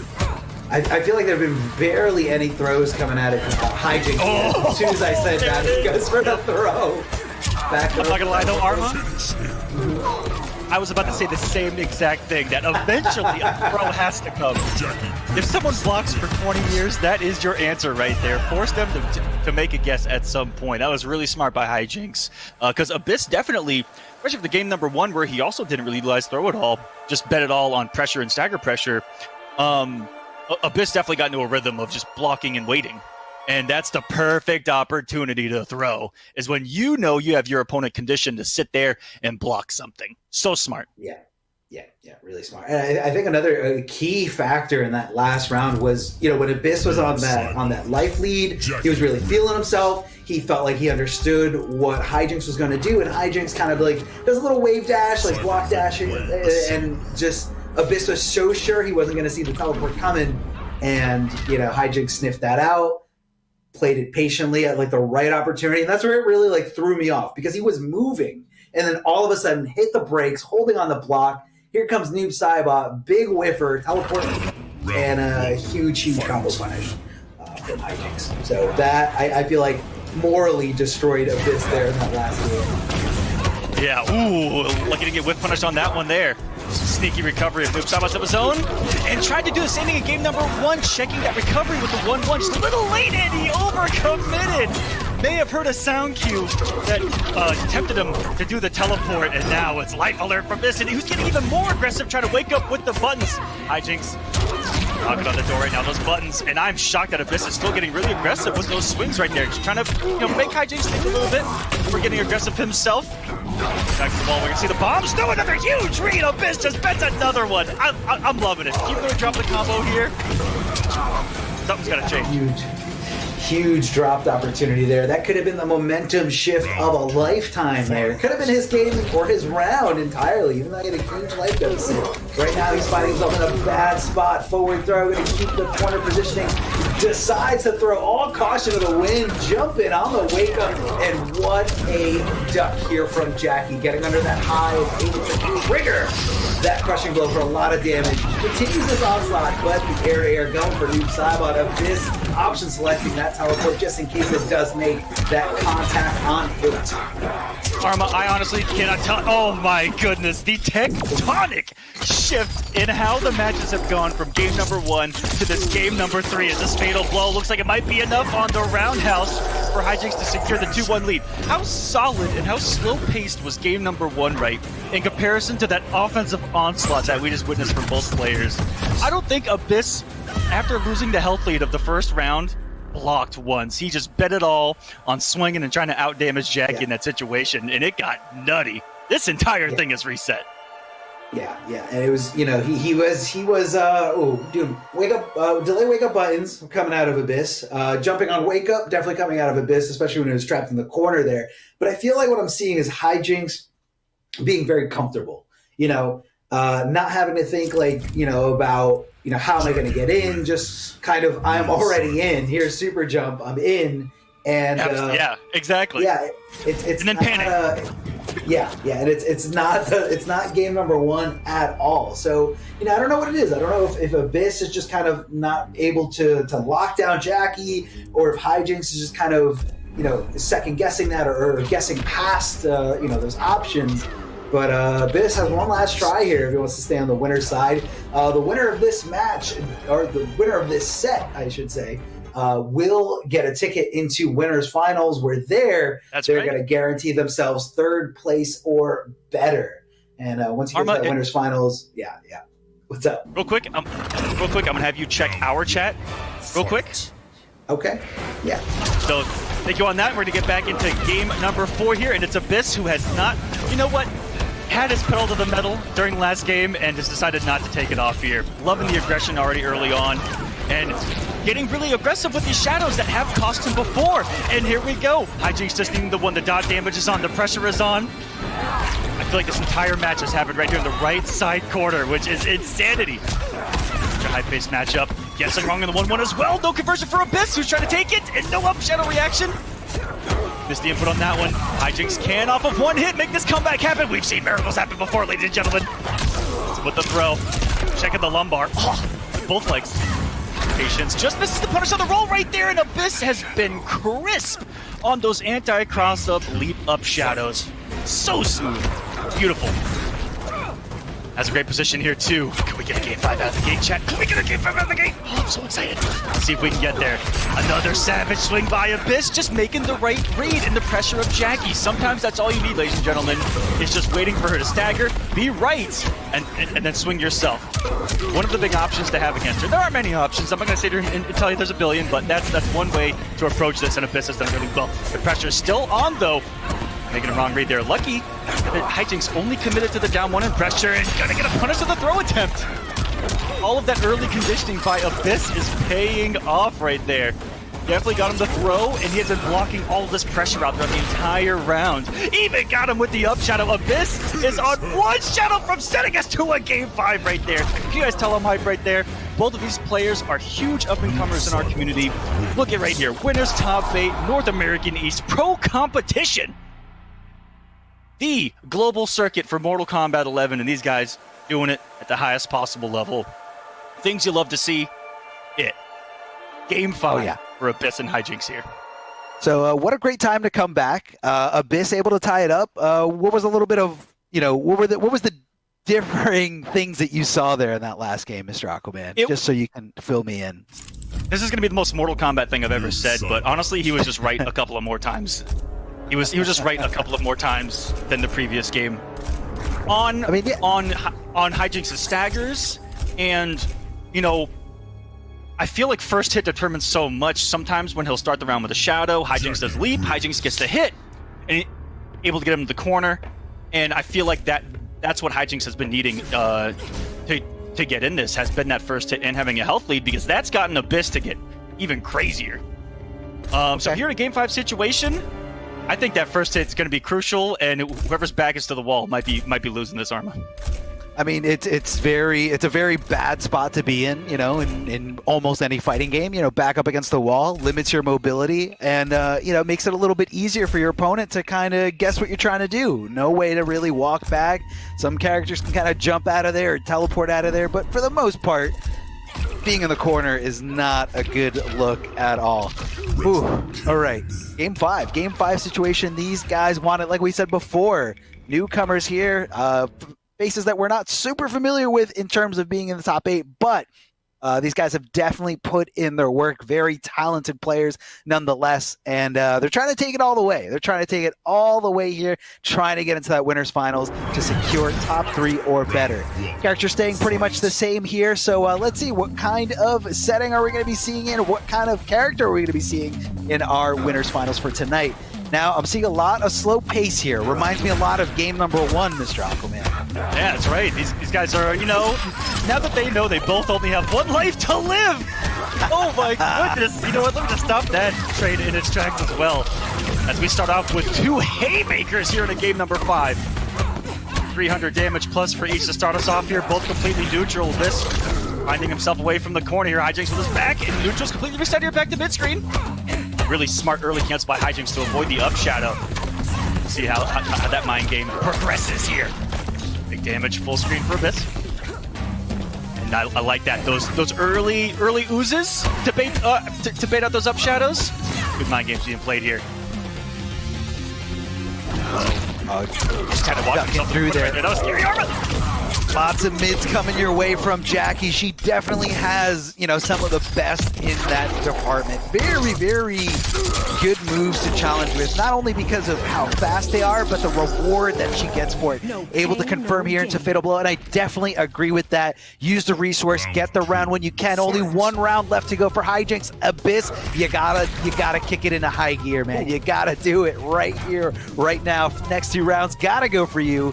Trying to get Jackie to do something here. He's kind of like faking some kind of movement. I think he's trying to bait out Jackie into super jumping so he can hit her with the anti-air, but this time able to challenge at the perfect opportunity, confirming into the teleport, and there we go, not dropping the combo. Good damage, man, 43%.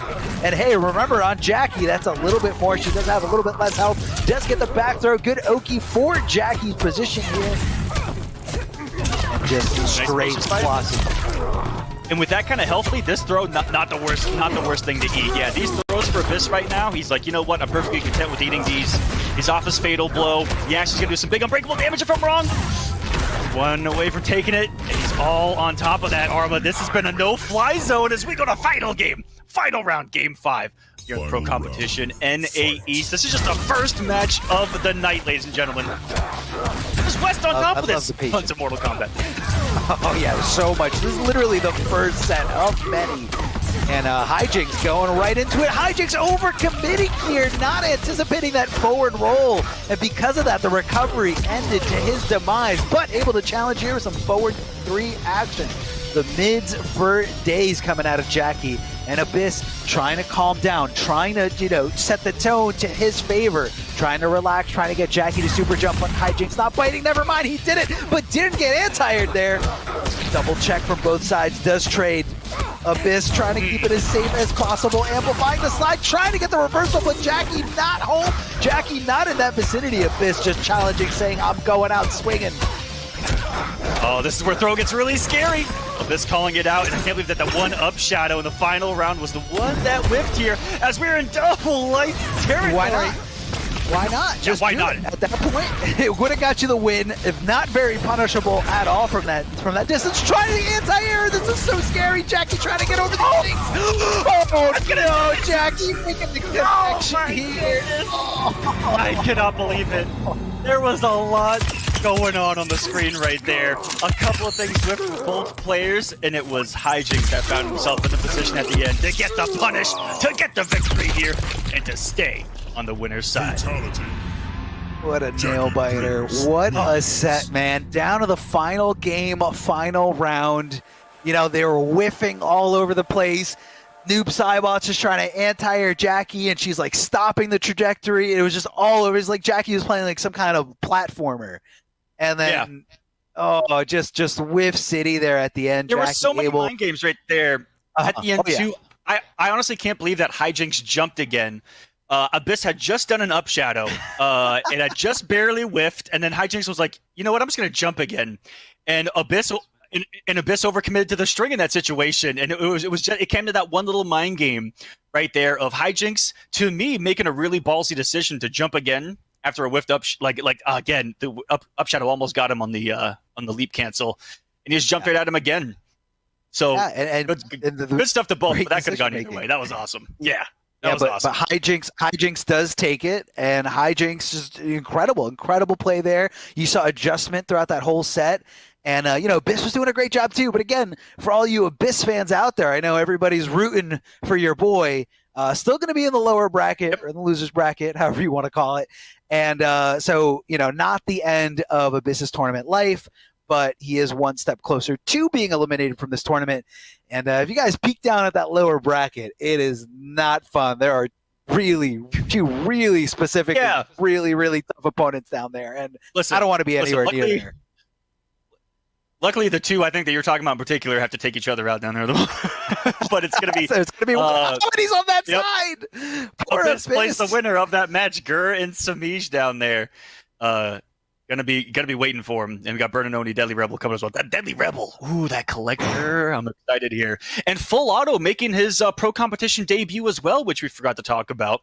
Winners top 8, first time here on the program. So shout outs to Full Auto on that, who has been doing really good in these online tournaments. I can personally attest to that.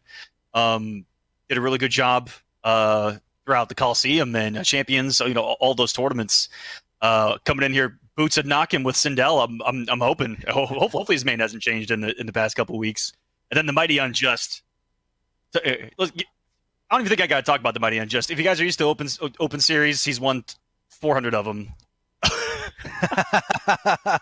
And there's a lot of events going out there. So again, if you guys aren't in this specific region, there are a lot of different ways to qualify. Overall, 8 qualifiers. 8 qualifying weeks per region. The top 8 in point standings for each sub-region make that region's finals. Point structures are 350, 260, 230, 200, 140 for 5th place, and 70 for 7th placers in all these qualifying weeks. And remember, North America, East and West are going to have a $10,000 finale for those regions. And there's also going to be finales with money, $5,000 in each for Mexico, Latin America North, Latin America South, and Brazil, all $5,000 each. Intercontinental Combat, Europe East, Europe West, and Oceania and the Middle East are also going to have $5,000 per sub-region final. So again, if you guys are in those regions, definitely sign up, just to support and show love for the game, show love for the community, and get out there, make some friends, have some fun doing what you're probably going to be doing anyway. It's just a lot more fun to, get a shot at some glory, get a shot at some real money, and just have fun doing it. So again, if you guys are in those regions, do it and embrace everybody, help this community grow. There's no reason to throw up walls or throw up, anything to just kind of bring more people into the community. Let's be good human beings. Let's have fun. That's what it's all about. It's all about love, and it's all about community. So going into this next match, so it's going to be Full Auto versus the Mighty Unjust, just to kind of break down, what we're about to see here. Full Auto, I think for the most part, is playing Sindel these days. Mm-hmm. And the Mighty Unjust, kind of a question mark. The roster. Yeah, definitely the roster. He's very, very specific in, or non-specific in who he's actually playing. But tell me, Mr. Aquaman. It's all about who he's playing and the character that they're playing. Unjust is one of those guys that just he'll look at things differently than some of us. He'll look at a problem and be like, what's the answer for it? And he doesn't care what the answer is. He'll use it. He's not shy to counterpick you, and he's not shy to find out what you personally don't like and use that against you. He's a little bit of a savage in that regard, but that's why he's winning all these tournaments. And so here, it's going to be whatever Mighty Unjust feels like is either the mental counter pick to Full Auto or the on paper counter pick to Sindel. I'm kind of halfway expecting maybe Cetrion, who just does well against everyone. It's been who he's primarily been using for the Open Series, but then there are those, kind of sub picks for him. Not necessarily that he picks Sub-Zero, but he might. But those secondary picks where it'll be if he feels like he picks up on a pattern of full autos, if he finds himself down, little things like that. And that's what makes the Mighty Unjust really unique, is that he embraces everything in this game to beat his opponent. It does not matter. Well, that's what I feel like what kind of makes his stream so fun is he's one of the few streamers that you can actually go into his chat and say like, hey, can you play this character? I want to see what they're doing at a high level, and he can show you literally any character. It's kind of insane, and I don't know how he keeps that like all in his head. Like it's so. If I ever learn a new character, I'm just gonna hit up the Mighty Unjust, if I'm being honest with you, and be like, "Hey, give me the rundown real quick." What are the good matchups? What are the bad matchups? What buttons do I mash on Wake Up? That's right. How do I stop?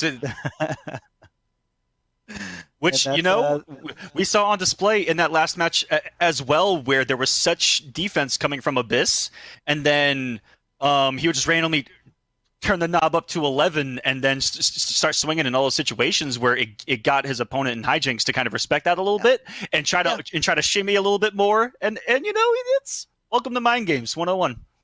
Yeah. I mean, there's always kind of, this little there's this element of anticipation or this element of guessing, and in a lot of different fighting games, whether someone's going to do, something, there's counterplay to that, or if they know that you're thinking about that, then there's counterplay to what you're trying to do. So, usually it goes full circle, and some games it goes, that circle's bigger, and other games that circle's smaller.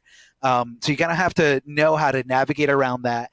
And that's what I think is really tough to see on paper is decision making. Like, why go for certain things? And if you don't have a good concept of how big or small that circle is, or if and trying to determine whether someone got lucky on a certain stance or lucky on a certain guess versus no, they guessed that because they knew exactly what I was thinking. And those are two different concepts. Yeah, it's like rock paper scissors, but there's 20 things to throw.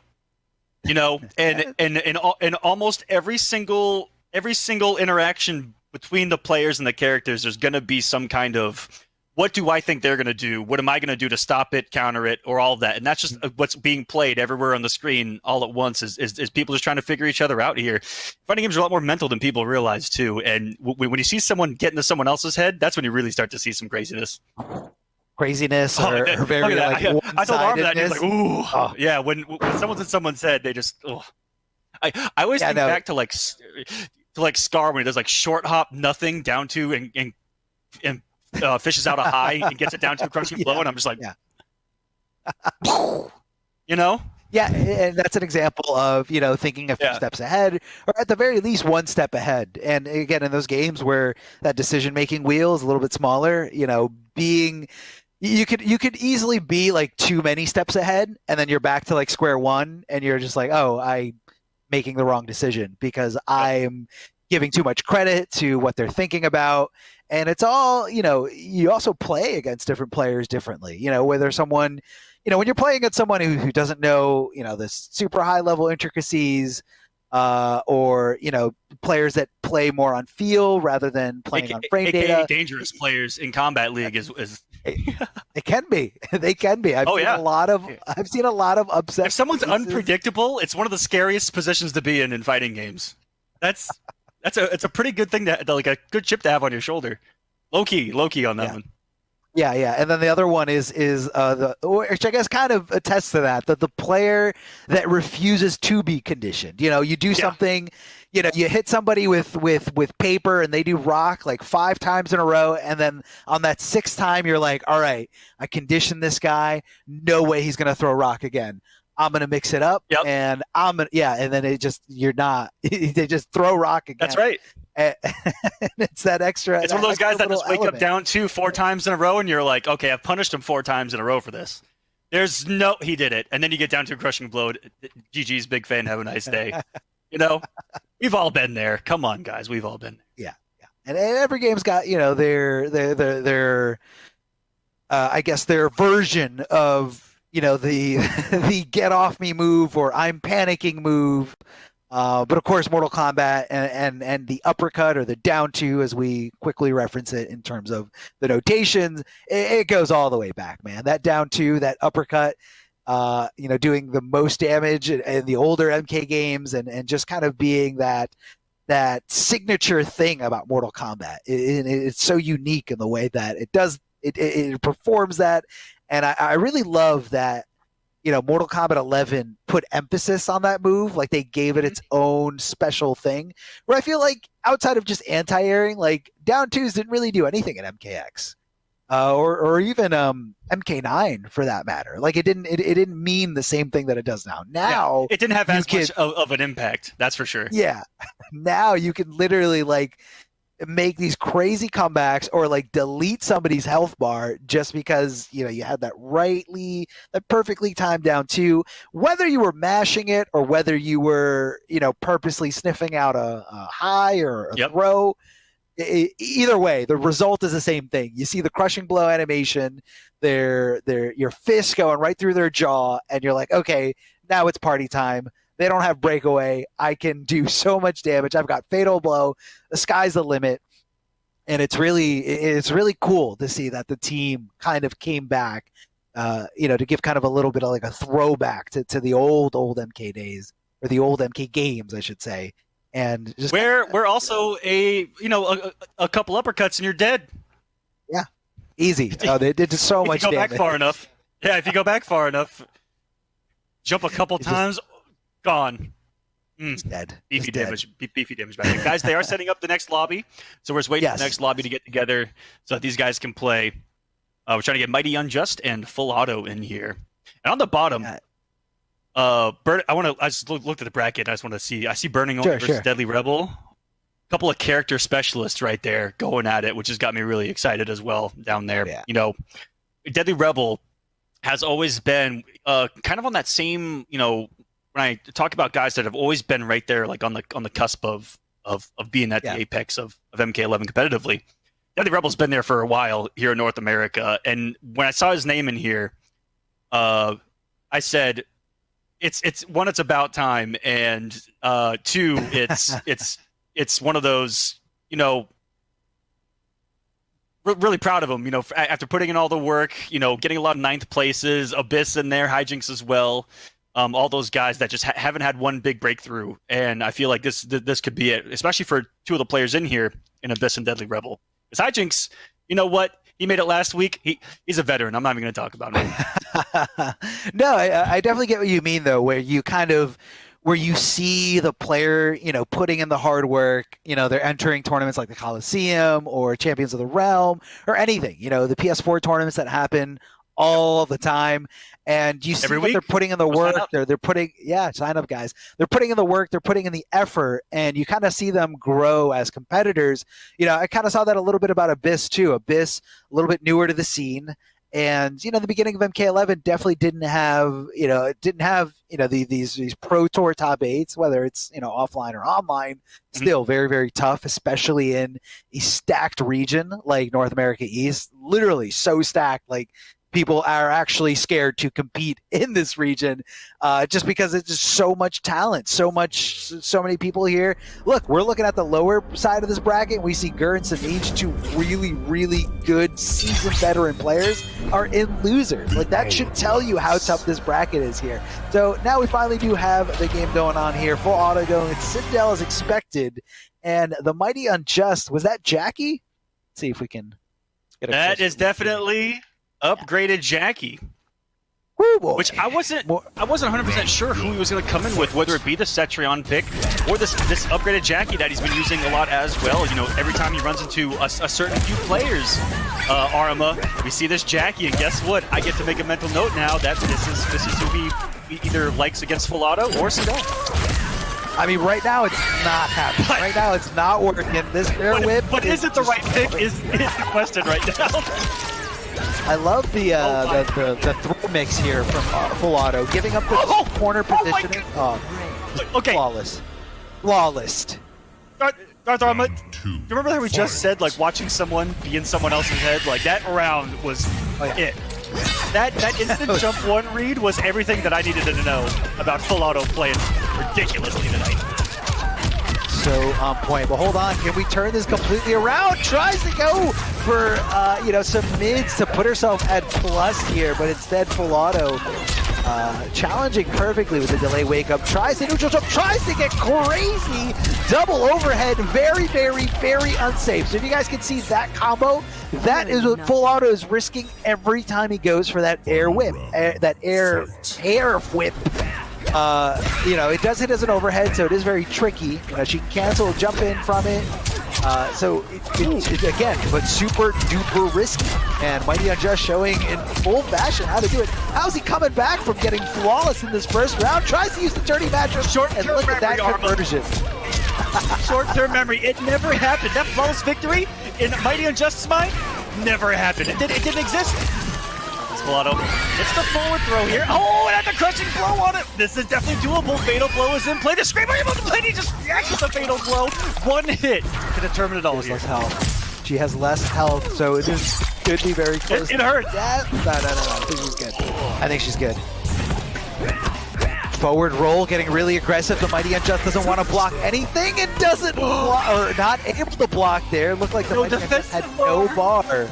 No defensive bar, no That was a really good reaction because I was trying to break down everything that was on the screen, and Full Auto did it quicker than I think both of us, because I don't think we realized that he did not have any defensive bar, and I thought that he took a risk there for a second. I had like a heart skip, like a heartbeat skip right there. I was like, oh no, it's punishable. But really calculated kill there by Full Auto. That was so fast. Yeah, it was quick. That was extremely fast there at the end. I wish I saw a little bit more patience out of the Mighty Unjust in those last two rounds. Before and after getting hit with that fatal blow. The fatal blow happened because, he just went in super jump swinging, got fatal blown, and then afterwards, you could even see the aggression continue in terms of, him going with a forward roll because he just wanted to close the gap as desperately as possible. And they're coming off that meter, that last meter that could have got him one more situation had he not spent it on that forward roll. But the Mighty Unjust sticking with this character, and I do get it. Just a few adjustments, especially considering that he got flawless in that first round. He was able to have good round number 2, round number 3. Cartwheel in, cartwheel out. Very tough string to deal with in terms of fighting Sindel. So always got to watch out for that. Mighty Unjust converting beautifully here, 40% on the board, taken away here at that life bar, but doesn't get the punish there twice. Sindel just whipping that kick. I mean, but he's specifically calling out like a jump attempt, I think, or maybe he's doing a preemptive block of 3. Oh no.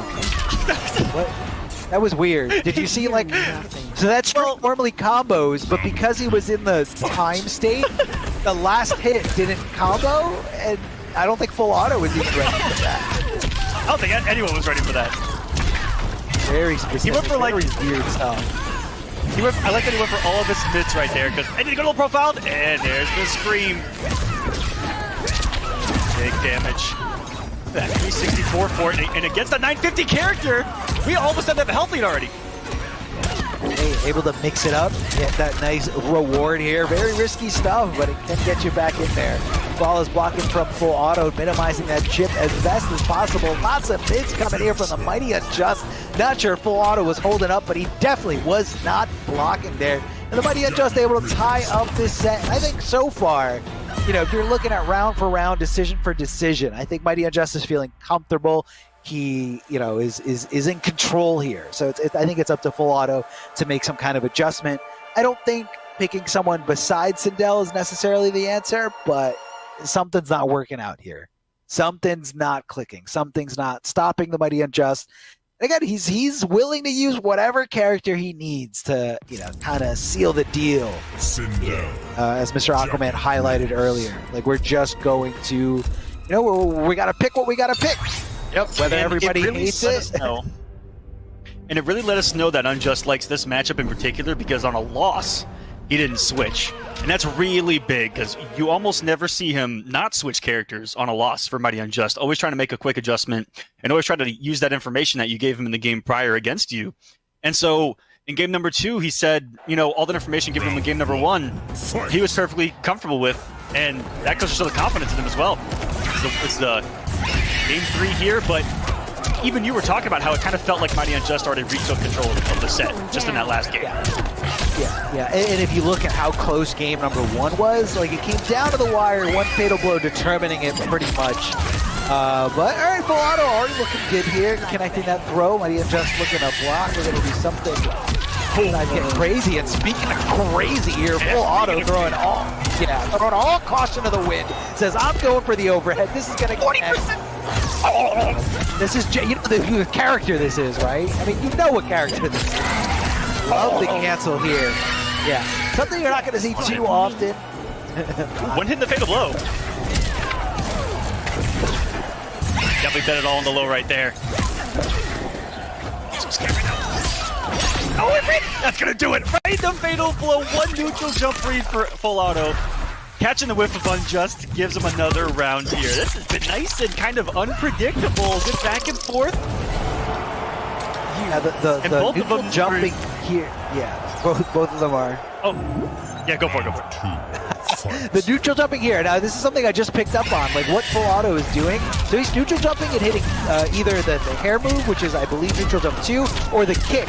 And those are two very different approaches in terms of, how to whiff punish them. So the kick's going to be a little bit more stubby, but it is more plus on block, whereas the hair flip, a lot less stubby, but definitely not advantageous on block. Double overhead here, so tough to deal with. In terms of the mix or how you're comfortable. Usually people are like, oh, I blocked the jump in, it's my turn to swing. This has been some insane mix by Full Auto so far. That one shimmy to back 3 was huge, but it's going to be fatal blow, unbreakawayable, and that's going to be the round for the Mighty Unjust. Woo, does this character do some damage? You're never safe. You're never safe against Jackie. You could have Sindel's, size, I don't even know what size, what they get, size 9 stilettos down there, coming to knock him with the forward 4, but I'm going to hit you one time, and that's going to be the life bar. Nice anti-air by Unjust. That's something you see against Sindel. A lot of people respect that jump kick an awful lot here. And a little bit of unforbidden finish to the string. It's okay, it's safe anyway. Let's see what the mix is going to be for Unjust. Let's the overhead rip. Oh, good throw tech there. Able to challenge, but it looked like some kind of execution error here from the Mighty Unjust. Doesn't get the downward blast. It converts some good damage. Also doesn't get the whiff recovery there from that jump in from Sindel. Very tough to challenge. Again, a good range of those different buttons when she does take to the air. Makes it really, really unpredictable. Nice cancel, fakes to get the throw. Mighty Unjust looking to throw tech, a throw that never happened. Full Auto trying to keep Jackie at bay, but we all know Jackie is one leap away from making the comeback. Hits the down shot. Oh, able to block the down 1. No, yeah, he had nothing. Oh, the double down 1? Wait a minute. The double down 1 for the closeout? That's a Mortal Kombat X player right there. I think it was a good decision, and this is why. This is why I think it was a good decision, because of the spacing that he had there on that down 1 and the timing of when that down 1 came in contact. Obviously it was the right call, but it is very scary. Like if your down 1 gets blocked clean, you're usually pretty negative, and Jackie has a really, really good way of checking you with her mids. Mids are really good. Forward 3 is really good. So kind of a scary decision there by Full Auto, but because of the distance and timing, I think it was a good one. So you're saying, that means Cetrion's on the screen. Cetrion is on the screen. I want to touch on one thing real quick. How savage would it be if that comes back later on in this set to where we see Full Auto, and I'm just making a commentator's read. We're gonna see down 1 hair flip eventually. I'm just gonna put it out there. Down 1 hair flip. It could happen. It could happen. That's the mix-up when you implement multiple pokes into your game like that. I've been there, baby. It's very, but very... There's a different monster on the screen for Unjust. A completely different monster. Yeah, this is a more of a passive, laid back, more zone heavy thing. Cetrion Well, she does have a really, really good teleport that can get her in, you know, instantly or away instantly. For the most part, she's going to be trying to set up, you know, some shoulders. Oh, beautiful, flawless block up 3 there. That was gorgeous. Full-Auto showing off here, who's on match point. And just done a good job of blocking the mix-up off the jump-ins too, and I like the adjustment in the last game by Full-Auto to do nothing and then throw a mix-up, and it started working. He's on Chip's territory here. Those kids waiting too crazy or too slow. That fatal blow's ready for Sindel. Sorry for Cetrion.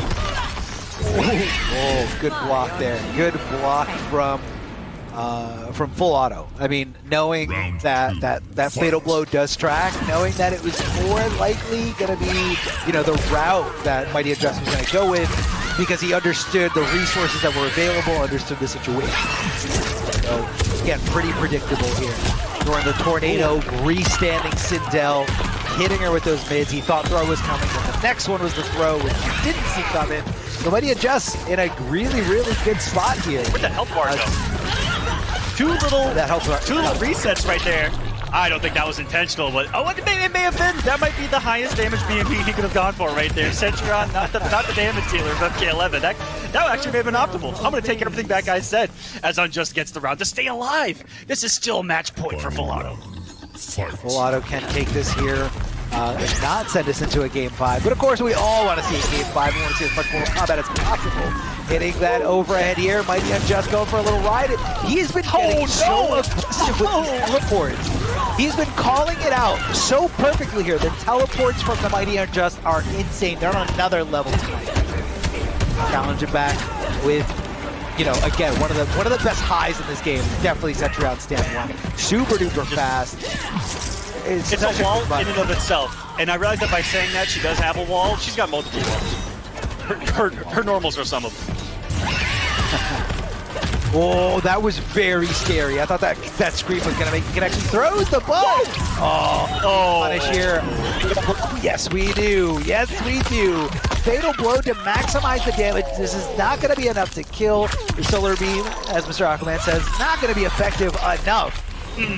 Down to nothing. 5% left here. Try to hit that air boulder. Flawless blocking, such a crucial thing, and then he mixes it up with the ball throw.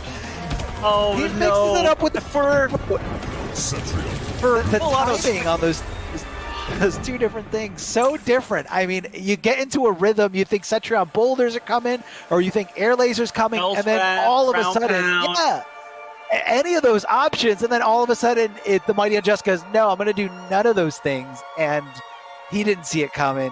It kind of throws that little that wrench into this whole bag of anticipation, and that's why he did it. That's why it was a good shot there. Not that interactable is, you know, very unsafe or a very tough thing. It was just the perfect time to be there because of how different it is in comparison to every single one of her projectiles, right? It was a good distance to jump Hell's Wrath. It was a good distance to jump a boulder read and be safe because of startup. It was a good distance to jump and read ground pound. I think that was a good jump. If I'm being honest with you, it just happened to meet something that was completely unexpected, and now is probably giving birth to a chitin. That's it.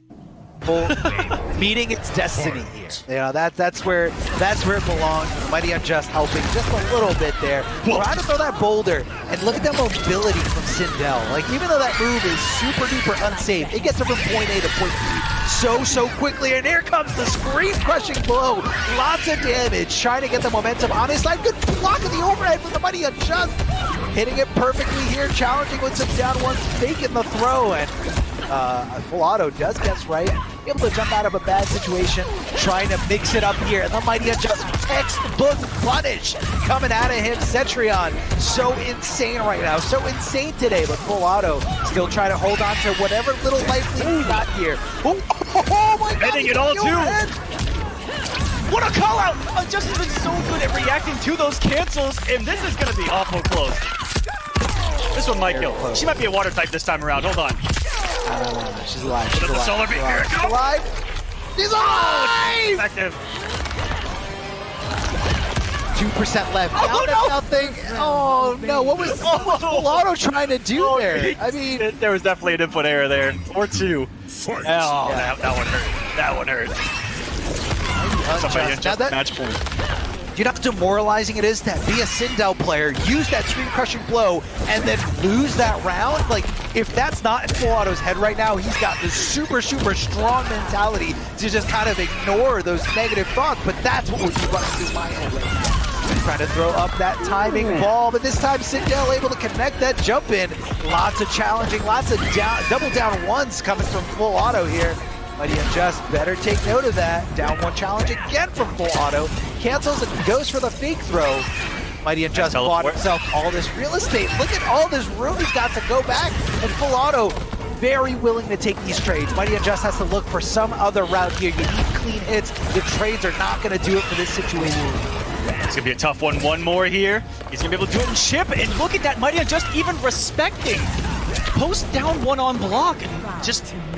Full Auto's in his mind to not take his turn right there. Really good conditioning by Full Auto, and again, that's a mind game I've been seeing develop this entire time, and we're seeing the next level of it. And there's the big risk that got him here in the first place, and it didn't go too hugely punished by the Mighty Unjust there.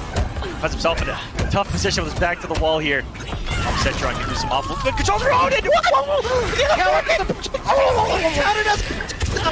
The auto requirement is that it has to go through projectile. The projectile was behind her, but it's still captured. Oh, then he died! He's dead! We were talking about Mortal Kombat, and then he died! Bam! Fastest round. Wham! Bam! Thank you, ma'am. Setron taking it 3-2 off of one of the craziest crushing blows I've ever seen in MK11. That one caught me off guard. Yeah, Mighty Unjust just looking incredible here. I mean, again, going back and forth with Full Auto, moving a little bit on the character select screen, but as soon as that wall crushing blow hit, it was just that was everything. That was like the final logic went out the window. Yeah, that's where. Oh man, it's really hard not to buckle under pressure like that, and you saw the immediate down to crushing blow afterwards, and that's all she wrote. But that's what it came down to, and got to give credit to Full Auto. Hopefully, it doesn't affect him too much there. That I think we all felt that crushing blow from Setron. That one absorb on what looked like the first shot, activating the crushing blow on the Amplify. That's something that you don't see every day. No, it was such a weird exchange, or like a weird interaction, between those things. Because the way that I guess that crushing blow is designed is it's kind of hard to you got to kind of anticipate projectiles, but I think it was designed with the anticipation of like a traditional projectile, like a knife throw or an ice ball, or and the wall is supposed to go through it. If the wall nullifies the projectile and then you amplify and hit, that's when the crushing blow triggers. But it was such a unique projectile from Sindel, where she jumps in the air and hits you with those, slow looking moves. Yeah, she shoots at the ground, and she shot at the ground behind her, but the wall came up and it still worked. It still connected, crushing blow. And I think Full Auto at that point, he was just like, I'm done. I'm checking out. No way that just happened to me for like all that damage. It still could have gone either way. That's what's amazing about that set, is that both of these winner side matches were game 5 down to the wire. And even though we see, characters like Jackie and Setron moving along, kind of the usual suspects of MK11, those guys. But game 5s, so close between two up and comers, two character specialists. In Full Auto and Abyss, still able to take it to game 5s in both and be a hit away from being a completely different winners finals than what we're going to see. And that just goes to show you the level of competition here tonight. So shout outs. Yeah, man. All of them. I mean, they're incredible players. And again, incredible shout out to Astro for providing headsets that we are wearing. Yes, these beautiful A40s. A lot of stuff here available on the Astro website. Again, just a reminder, everyone, we love Astro, the official audio partner of Mortal Kombat 11 Pro Competition. All the caster audio is provided by Astro for the entirety of the season. Please visit astrogaming.com to find more information on all of their officially licensed PlayStation audio products, which are available now. I mean, a lot of good stuff here. And again, just to reiterate on the quality, how comfortable everything is, we can wear these for hours and it's not going to hurt us at all. So good. And you guys deserve it. Treat yourselves go out there and buy yourself some Astros. You know, upgrade your setup just a little bit, very, very easily. Get some high quality audio and get a great mic so your friends can hear all your qualms. Arma, what? Who is that? Who is that character on the screen? I am seeing Frost. So I remember seeing Bernanoni saying on Twitter that I believe he got top 8 using only Frost. Got to check my notes here. Don't know if it says anything about that, but I want to say, that he posted something on Twitter earlier yesterday about getting top 8 with Frost, which is, you know, a character you're not seeing as much, especially not recently. Better than being I've got here a couple of notes as well. Shouts to David for actually doing a couple of like quick questions with some of the players, and this one made me laugh. Deadly Rebels, thoughts on this match? You like my setup? There's a little bit of MK meme right there. A lot of these guys have been making some really good memes in their responses, and apparently they've met before because Bernanoni says, "Well, we meet again." This is exciting. Not a match you see every day. Bernanoni's top 8. Yeah, so this is Deadly Rebel. I misspoke before. I said Bernanoni, but I meant to say Deadly Rebel is the one that's using Frost here. I know Frost was kind of a prospect for him like a while ago. Maybe not like a serious, you know, secondary character. But, I mean, to go on this character here, you know, spending what could be a tournament life on this, I think it means that he's very serious about this character pick. Yeah. One of the best things about Frost is her ability to anti-air with jump down 3, which is what he's looking for there, but Jade kind of messing with the trajectory. And are you really playing Jade if you're not just randomly getting down 2? Exactly. Are you I better really see those emotes playing in the chat. Jade? I better see those emotes in the chat. Y'all got them? Let us know. And for Rebel, this is almost, you know, if you look at the way that he's always approached a character like Collector as well, it's no surprise that he's found kind of another home in Frost. He loves putting things on the screen as well, you know, whether it be the auger, whether it be the head on the ground, and the vast amounts of huge arcing projectiles. That sounds like the way Deadly Rebel played Collector to me, who was more of a spare change main than anything. That's why I say that. I think he likes long-range normals as well, whether that's, you know, Frost down 4. Who doesn't, baby? Yeah, I know that. Good conversion here from Bernanoni, just kind of trying to maximize the damage. And speaking of damage here, yeah, nothing you're going to do about that situation. Here comes the crushing blow. Frost down to pretty much nothing in the air. Tries to break away, but definitely not going to mess that up. Bernanoni, and I love that he kept it nice and simple there at the end. I've seen a lot of people drop a lot of combos, whether it's in Combat League or, you know, top 8s. Just keep it simple, you know? Know the situation, and that's what he knew. He was aware of the health bars. He wasn't like, oh, this might not kill, or, you know, will this kill? Very confident that she had absolutely nothing left. Kept it simple. Dash up, down 2. That down 2 reaches from so far. Has such a big hitbox. No way in hell that was missing. No way. So both, it looks like Deadly Rebel's sticking with Frost here. And I don't know about that one. Yeah, he's got nothing going there in game 1. You know, all those heads he put out was cryogenic. I actually forgot the name of the special. I'm about to look at it here as it comes up. But the cryogenic crowd, every time we put that out, I feel like he got punished for it. Like, it had so much recovery, and Bernanoni's aggression in those moments were really smart because if you think of a setup character, you know, it's that time to set up that he hasn't gotten on hit, so we try to set it up in the neutral, and in the neutral, she's going to be really negative at all. I'm leaving. See you later. Never mind. See you later. Pack throw here. Okay, Bernanoni continuing this onslaught with Jade. Trades are definitely not going to be in Frost's favor. Although this projectile is multiple hitting. A lot of Frost players say it's really, really bad, and you know, you never really want to trade for it. It's more for, you know, situations where, you know, they're down to nothing. Good block of that low exploding head coming out of Frost. Able to convert into Delia's dance here at the end.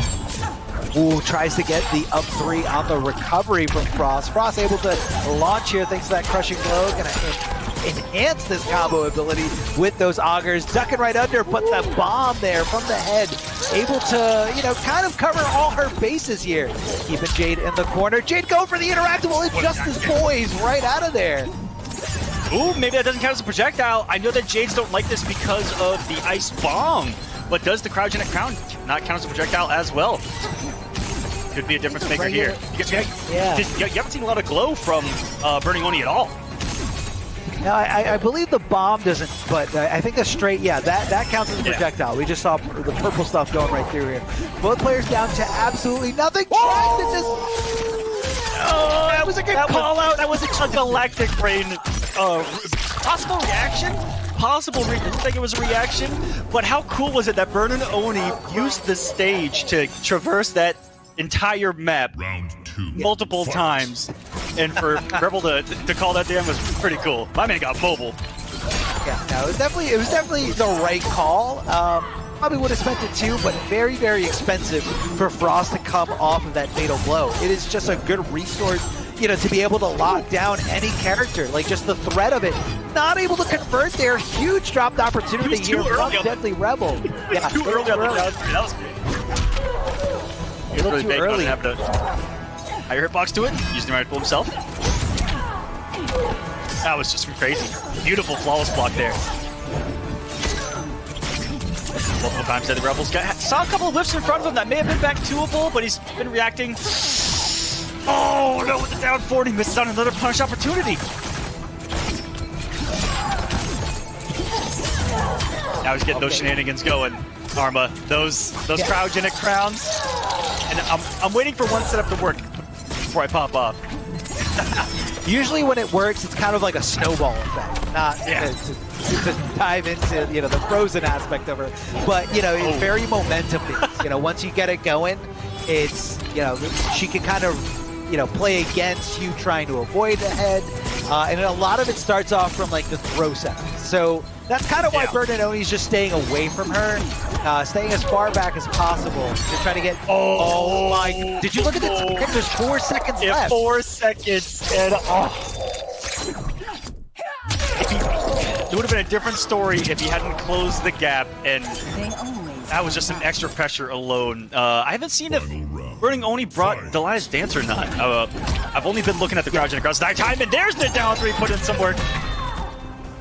Yeah, no, he does have that. Just want to quick here. He was using it a little before. Down 2, but looks like he opted not to go for the crushing punch, or I don't think she actually used it already.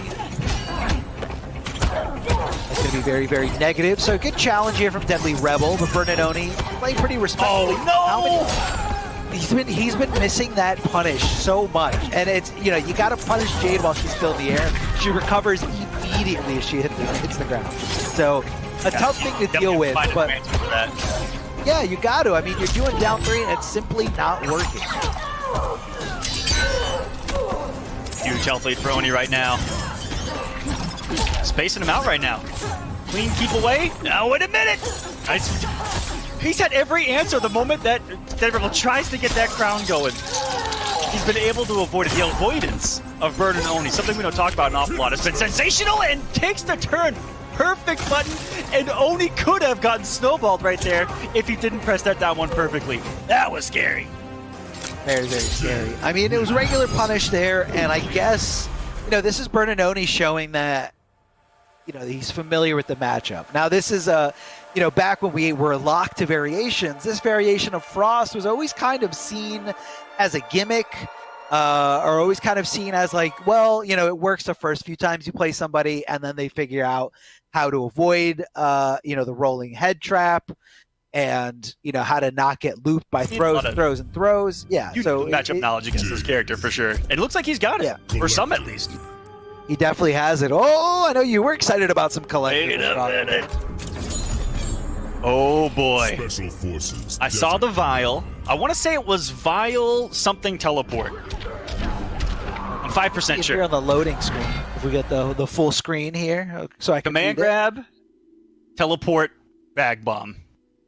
This is a good loadout. So he has the bag bomb for the plus frames, command grab for the mix-up, and the teleport for the mobility. This is a good collector variation. Oh yeah, you're definitely going to want that mobility, going against a character like Jade. She's going to be jumping back on projectiles. She's going to want to be at full screen for this matchup. And it's going to be up to Deadly Rebel to chase him down. Oh, I believe actually those normals in that string, do those count as projectiles where he throws the knives out with his other hands? That's an excellent really question. sure. I mean, a lot of weird properties here. A lot of weird properties here we can see.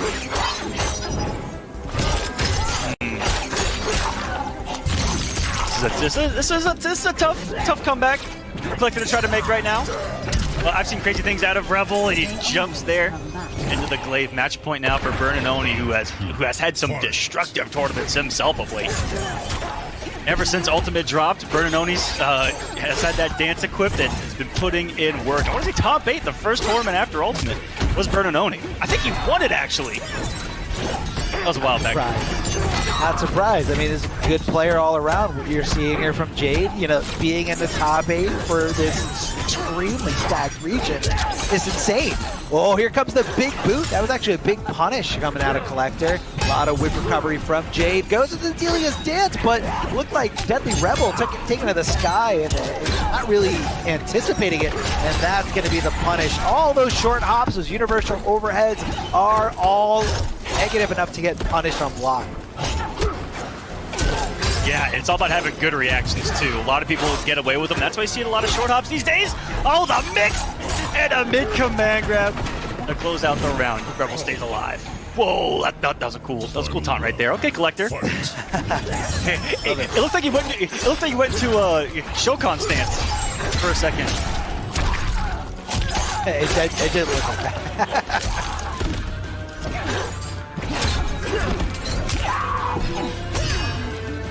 Oh, what? On a second. Or may have punished that. Nice blocks. And that is a mix-up situation off the back one of Jade's. Naturally ends in the overhead, and oh no! Every time she whips a glaive, Rebel's punish just hits air. Yeah, it looked like he was anticipating a regular jump-in coming out of Jade, but you always gotta watch out for that glaive coming out.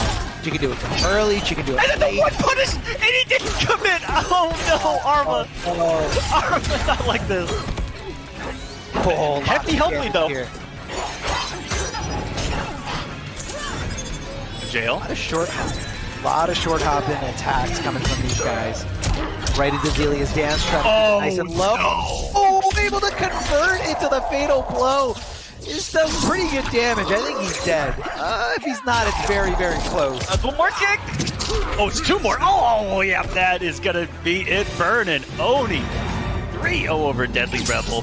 Rebel had some opportunities. Fatality. It had been a while since I've seen that one. But the opportunities were there. Burnanoni was just, he was always mobile, always off the ground, and it never let Deadly Rebel get comfortable or in a rhythm. I feel like it was just him. Both those games he was using interactables like crazy. 0 punishes on the air glaive, and as it got punished less and less and less, Oni did the right thing and abused it more and more and more. If you noticed, he was like, you know what? If he's struggling with this, if it ain't broke, don't fix it. Air glaved it out. Beautiful stuff. Yeah, I mean, why not? Again, able to kind of, and I feel like that's where like the main thing with fighting against Jade is what to do when those air glaives whiff. She's jumping back, they go over your head. Characters have very specific punishes. Sometimes, as long as you're down 2 reaches, you can just down 2, get some good damage. If it hits high enough, you can convert for a little bit more, or you can do what, if you look at those matches, the difference between Deadly Rebel had a better concept of punishing Jade as Collector, and that's going to just attribute to, the years of playing this character and how to deal with, that kind of situation. Whereas Frost was a little bit newer, so, he was kind of autopiloting and hitting down 3 because, you would think that would work. Yeah. So, Collector also has mix-ups. Collector also has actual mix-ups. He's utilizing the short hop kick because forward 1 you have to respect all day long, and on top of that a mid command grab that he can take throw off of. So brought a lot more arsenal to the table up close because Frost just wasn't getting the hits, and it wasn't leading to those setups almost at all. And out there in the neutral, Jade was just running a field day with that. But go for it. Yeah, no, it was good, and that's what it really came down to is dealing with those glaives. But we do want to give a little bit of a shout out to PlayStation 4. Remember, guys, this is a PlayStation 4 tournament. Mortal Kombat 11 Pro Competition is presented by PS4 Tournaments. Check out the PS4 Tournament Open Series. PS4 tournaments are weekly competitions for all skill levels. Compete against your friends and your rivals for unique rewards. You can visit the PlayStation 4 Competition Center, the one destination that has Mortal Kombat content that gives you an inside look at how top players play and tips and tricks for players of all skill levels. All you guys got to do is go to compete.playstation.com, sign in with your PSN ID, and you are good to go. A lot of different tournaments there, not just Mortal Kombat, not just fighting games. So give it a try, give it a go, and check out what we have to offer there. So going into this next match, I want to say this is probably, if you're looking at in terms of like experience and in terms of like legacy, you're looking at all these players right here. This bout in this first round of the top 8, nothing but history here. Gur coming from Brooklyn, dating, his debut in the NRS scene all the way back to Injustice 1, and just becoming a better player with every, release of the game, every new game, really finding his footing in Injustice 2. And then you have Samij, who's been around since MKX, online warrior through and through, a machine that can just go through any matchup, understand a machine indeed. Yes. Samij.exe. The program, the software invented by NetherRealm to destroy us all in these games is Samij. Secretly, that's just a joke, guys. He's not actually a robot, but he plays like it. And that's why we call him it. On the other side, we got Gur. And I don't think I need to even talk about Gur. You guys know Gur. This is my billionth veteran in his own right. Oh, that sounds exhausting. And no surprise that these two players, these two legends of the NRS community, going at it in a top 8 once more. Yeah, definitely legends through and through here. Short hop knee coming out of Gur here. Challenging her approach with the down 1. Kyrus has one of the best down 1s in this game. 6 frames very fast, and got some pretty good recovery here, even after the most recent patch. Tries to hit her with the mid here. Here comes the command grab. Speaking of mids, Kyrus' command grab does head it as a mid. And if you carry him all the way to the corner, you get that extra little damage boost. Trying to just kind of keep... This is the Gur tactic right here. Oh yeah. Complete control here. Throwing up the clones just in case she gets past the quicksand or that magnet sand that you see there on the ground. And, you can pop it in B+, or you can teleport from mobility. Oh no. He just picked it up! Surprised it didn't, okay. It didn't mess up his combo. It didn't mess up his combo at all. He's probably labbed that. That's absolute savage. Samij probably labbed that. I would not be surprised whatsoever. Gur still takes the first round, though. It was awesome, but not enough to secure it. That was really good patience by him to wait out Gur getting the full screen and then reading it with the bomb. That was really good call out, knowing Gur's tendencies as a player. Still not enough, though. Gur's rocking this. Oh, hello! There's one you don't see every day. Ready for it? Whoa. Not there in time to stop that throw recovery here, or to punish that throw recovery, I should say. Hitting him with a tick throw, regular mid, right into that mid command grab. Cassie trying to get past sand clones, past this trap. But Gur is just saying, no, you're staying here, I'm in control. Very, very scary when Gur is in complete control there. Just kind of stops your approach, all these obstacles in your way, the low sand hitting, when you jump. Very, very scary stuff there. Breaking away, Samij with a good call out, able to dash forward to get some good Oki setup. Not committing to the low gunshot. Yeah. Final round. I don't mean to put Gur on blast here, but he does have a tendency to try to wake up down 1 and steal a lot of turns.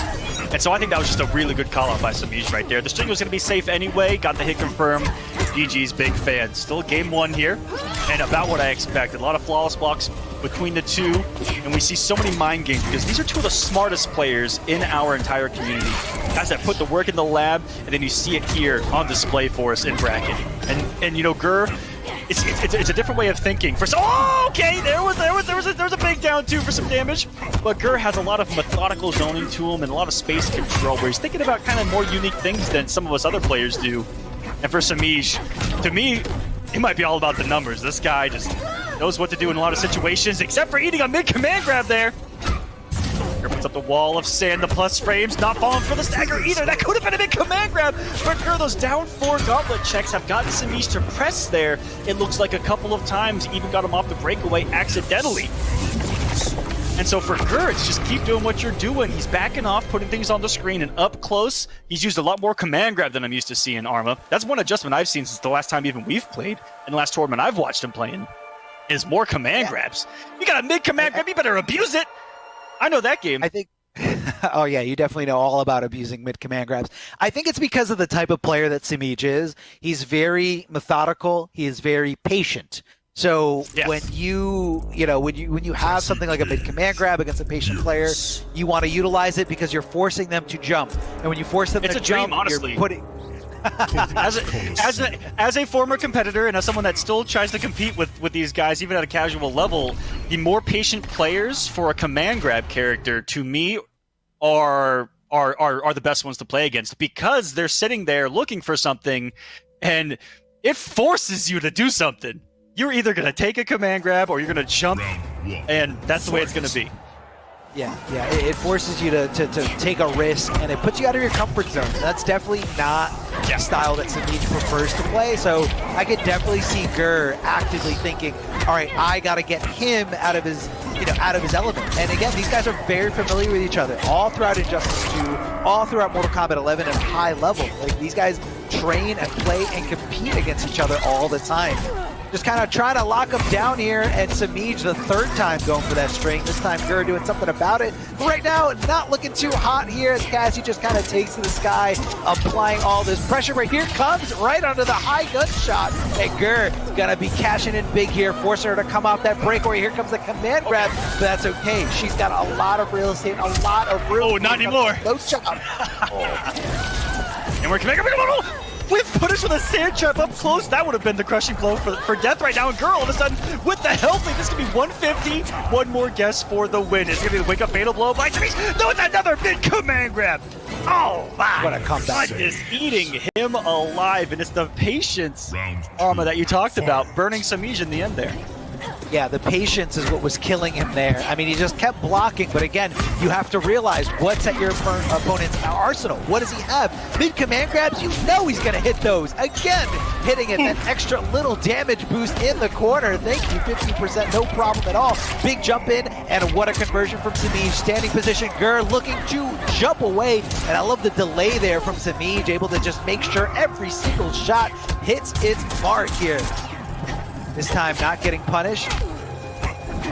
Gur able to hit that down one, and there it is, Simic. Yeah, he's getting out of there, but he did mess up that conversion just a little bit there, so Gur does live to see another day. Side switch thanks to that straight 1-1-1, so good. Tries to hit that overhead, and Simic reacting to the movement here and punishing accordingly.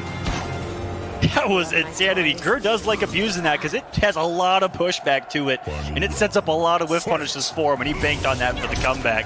They'll go call it by Simic, using what Cassie's best at, the big advancing safe mids of her own. Jumping out of this. This is a tough, I'd say that this is a tough spot for Jackie though, Arma. Full screen against this particular Geras. It's going to be really disruptive. Put plus frames out there. Then one sand trap giving Gur what he wants as well, which is closing the gap. And now that Gur's utilizing command grab a little bit more, he's scary everywhere on the screen. That's something I've always kind of wanted to see out of him as a spectator of this game. You know, just get up close and personal a little bit more. I mean, you know, again, some people don't like taking the risk. You know, if you're really successful in a certain range, you know, why? Oh, there goes the patella right into the sand here as we're in the middle of this arena of all this chaos, all this carnage, and Simic just adding to that here, trying to make this comeback in this set, trying to tie this up 1-1. A trade definitely in Cassie's favor thanks to that animation of getting kicked in the gut.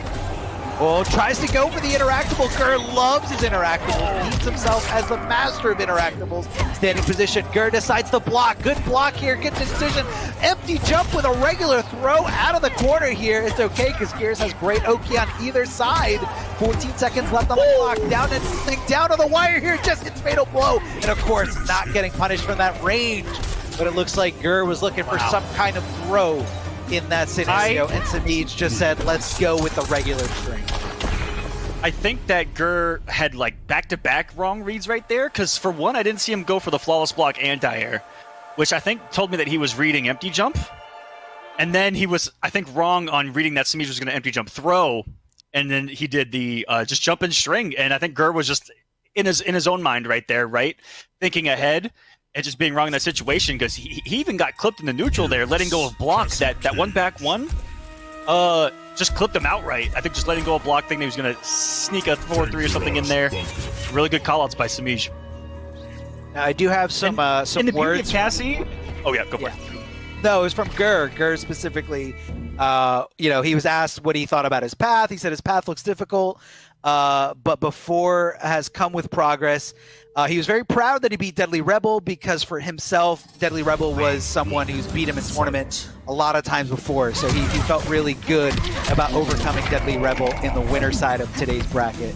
But Samij able to kind of just come in here, trying to activate any kind of crushing blow, any kind of resource that's going to benefit him. And Gur not really going with the full string here, just kind of testing the waters here. One little button, hesitation, one little knee. Yeah, definitely hesitation. You saw it there again immediately after on the 4-2 not committing. And there's been a lot of those where, a couple of commitments here and there could have landed some big damage, but he also doesn't want to take that risk. And that's something you see a lot out of people. That innate, I don't know, block, like mental block to not want to take a risk. And Samij was one of the first people that I've ever kind of called that out for, because early on in his career, he used to never, and I mean never, take a risk. 0 in one tournament. But now he's gotten a little bit crazier as he's progressed here. And Gur kind of might be catching that kind of fever too, maybe. Yeah, where I feel like Gur is kind of like the opposite of that, where, his beginnings was more of him, playing very aggressive, lots of command grab characters. But now he's kind of learned how to adopt, the opportunities of being patient, when to block, when to try to react. Yeah. I think Adam and Deadshot really changed Gur's playstyle that we've seen kind of carry over here into Mortal Kombat 11, where it's a mixture of aggression with that methodical zoning that happens to be the perfect fit in Geras here. So it's just a match made in heaven. As Samij just melting this health bar, and even wrong on the mix-up. Hold on a second. Let me calm down and talk about Gur real quick, because Samij just mixed this man to death with Cassie. Whoa. Yeah, he absolutely did. And that's a tough game to come back from. But like we've reiterated before, these guys are both veterans. These guys have more experience than anybody else in this top 8, so they know how to pull themselves out of this negative mentality, this I can't do attitude. And it's going to be really scary for whoever these guys come across with, whoever the winner of this scenario is going to be, because both these guys are super on fire right now. Gur, not so much if you look at that last match, but he's not too far away. Just a few adjustments, he can kick it into high gear and see what's going on here. Gur did say that Samij is definitely going to be a really tough opponent, but he feels like if he can get through him, he can get through anyone. And that's a really good mentality to have. Everyone here kind of knows just how good Samij is, right? And I feel like anyone in this community, if you feel like you can get through Samij, you can definitely get through anyone. Oh, he finds himself back in this corner. This is where he shredded him last game. Makes one great read, and all of a sudden it's a different story. He's back to the wall now. The wake-up buttons. Scary. That's gonna be a knock on the head. Ooh. And how aggressive is Gur gonna be here? It was the faint aggression where he wanted to bait something out of Samij with that forward dash. It's out the sands. This is where Gur is most comfortable. And when I was talking about seeing Gur kind of change as a player, those were the kind of ways of playing that we saw out of his Adam in Injustice 2, where he's putting stuff on the screen and then getting you to do what he wants. And that's what this is all about. That's what this is. Putting the sand traps from full screen, just kind of trying to stop Samij and stop the approach here. Oh, Gur's trying to hold on to this life lead, and that life lead is now going away really fast. No reaction! I half expected a fatal blow right there. I mean, I guess it could have been countered with an aerial fatal blow. Oh, the mind games right now with 2 seconds remaining. 1 second! Oh, he's gonna guarantee it. That was so smart by Gur. Just in case. It was, even though this is gone, that was worth it. I think so too, and I don't know if it was like a hyper read from Samij to not block it, to say like at that point like, oh, I lost anyway, whether I block this or get hit by this, so let me take it so he doesn't have it for the next 2 rounds. Yeah, with 1 second remaining, it probably wasn't the craziest, but the thing is he's got the round, no matter what. I've seen crazier things happen. Oh, the down 4 gauntlets been so much work for Gur here. And that could be the momentum he needs to get back into this. Way, look up that interactable. Oh, perfect range by Samij, who was right outside of it and knew that he wasn't going to get sucked back. This is someone who had to deal with Captain Cold's globe as Catwoman. He knows what he's doing. Oh, Captain Cold's globe. Just keeping you out for days here. But it's okay. That's a different game. We'll focus on this one here.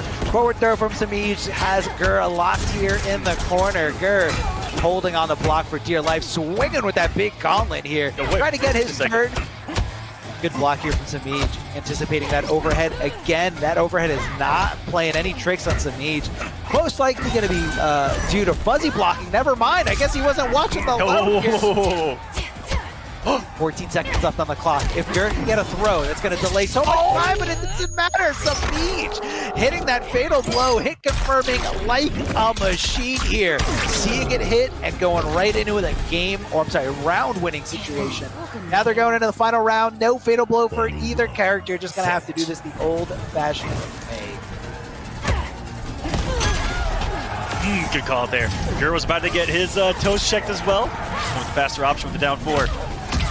Samij there trying to work through it. Ooh, that would have been a cool little conversion there. The double down 1 pickup. Alls for what could have been a little bit of a shimmy. Could have been a shimmy. Could have been a throw. Could have been a strike throw. Could have been a stagger. And now the health bar melting for Gur. Here's the restand. No defensive options available, and Gur loves those options off the knockdown. And eats another one. The 1-1-1s are tearing him apart right now. It's going to be a big pickup. Wait a second. We had it! Oh, 357 later. Keeping her there, trapping her thanks to that quicksand or that magnetic sand, however you want to call it here.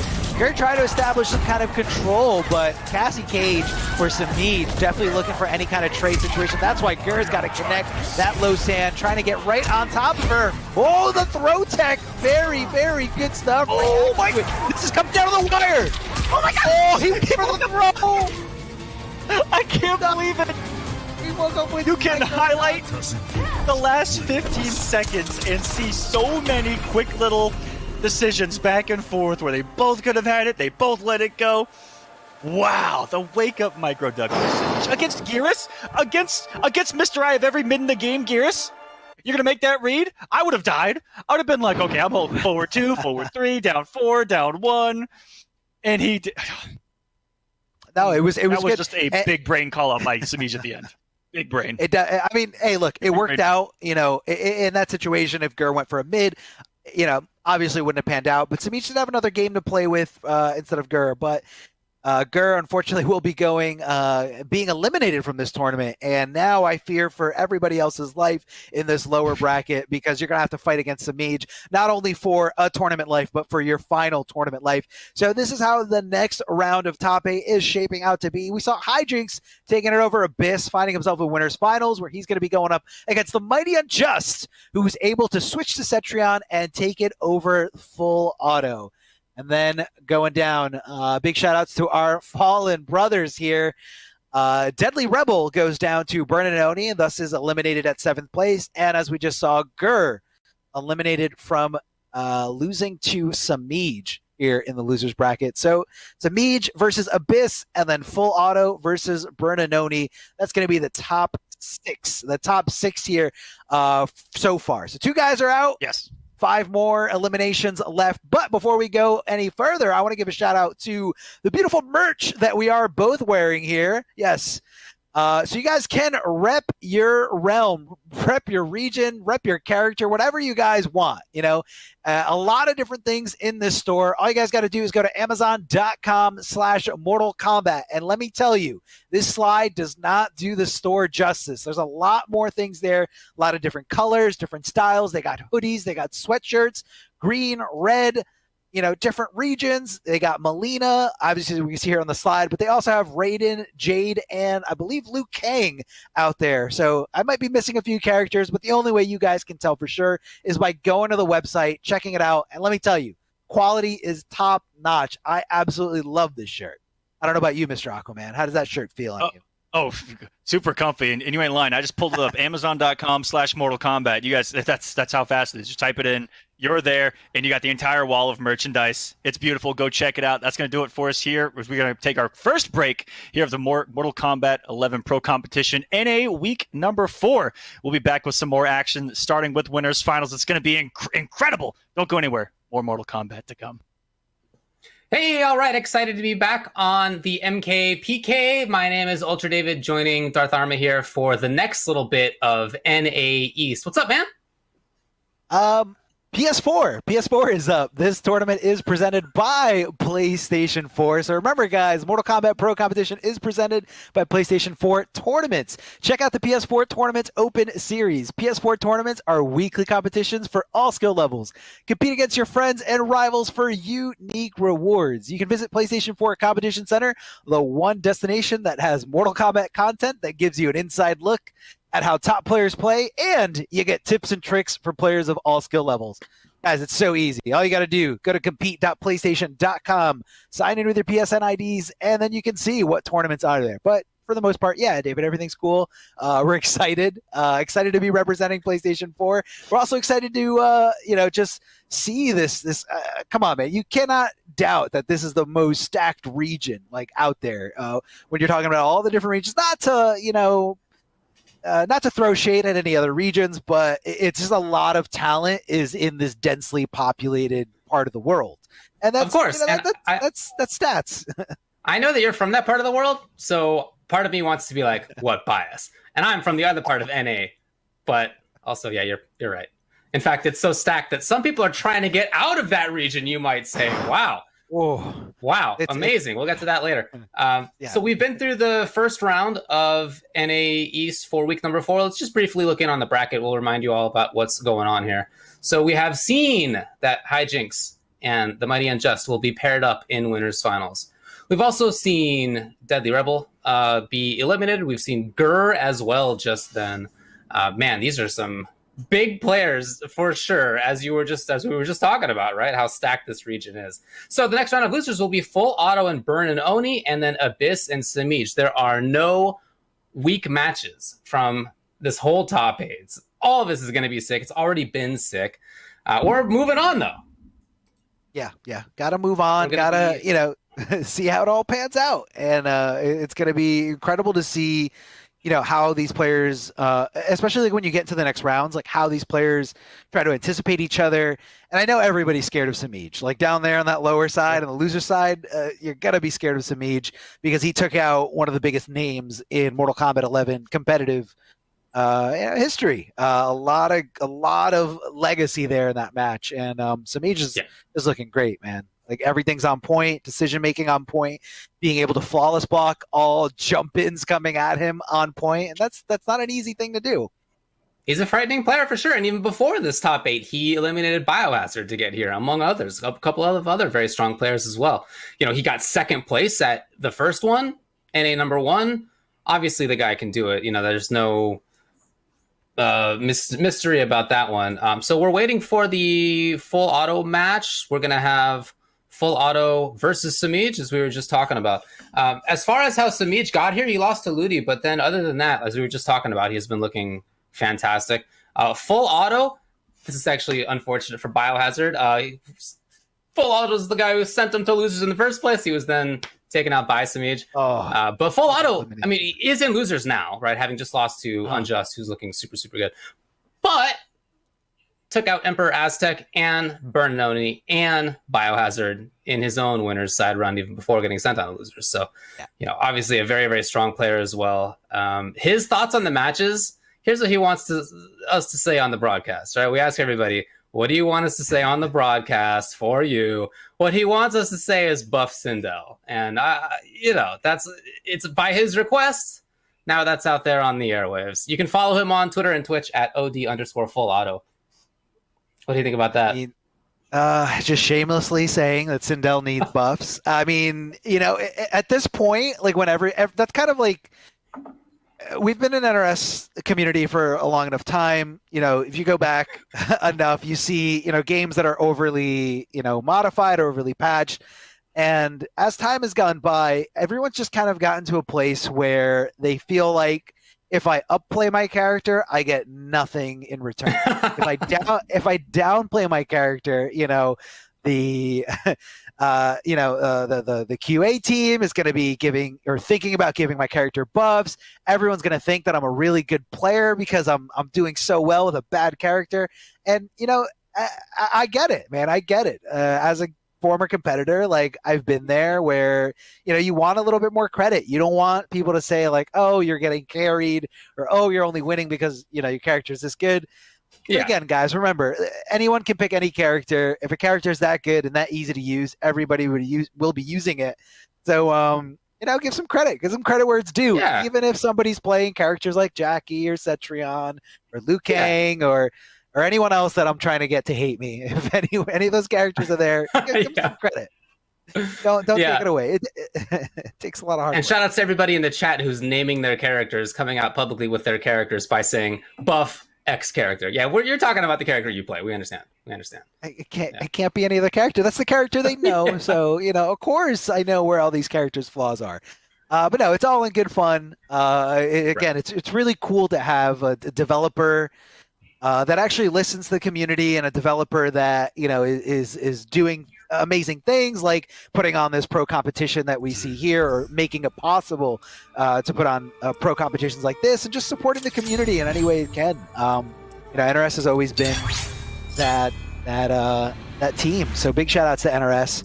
Really happy with what we got here, and I'm just really excited for some Mortal Kombat. Now here we have Burnononi versus Sindel. Now the things that are going to clash here in this matchup, Jade is able to put on the purple stuff, where she can kind of go through projectiles.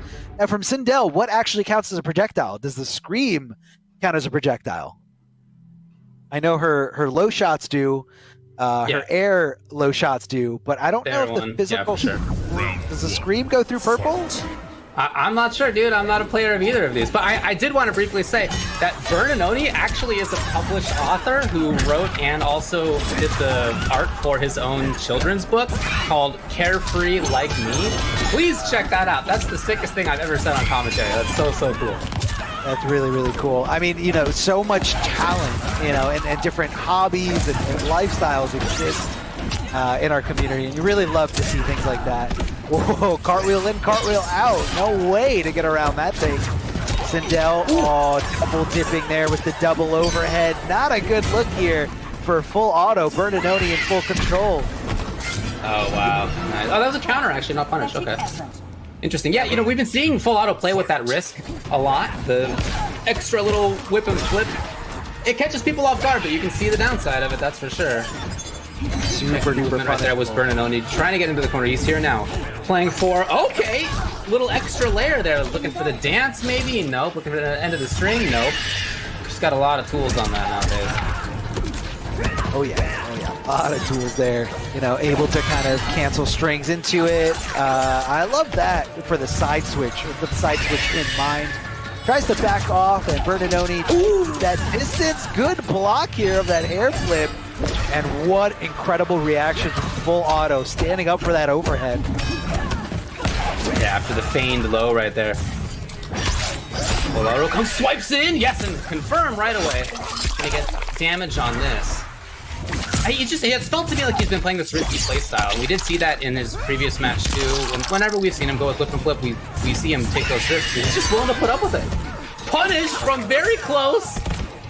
Not quite, but so close, and then just jumping into seal the deal with Bernardoni. I really like it from Bernardoni. I feel like a lot of what Bernardoni did was capitalize on the risks that Full Auto was taking. There weren't a lot of risks on Bernardoni's side.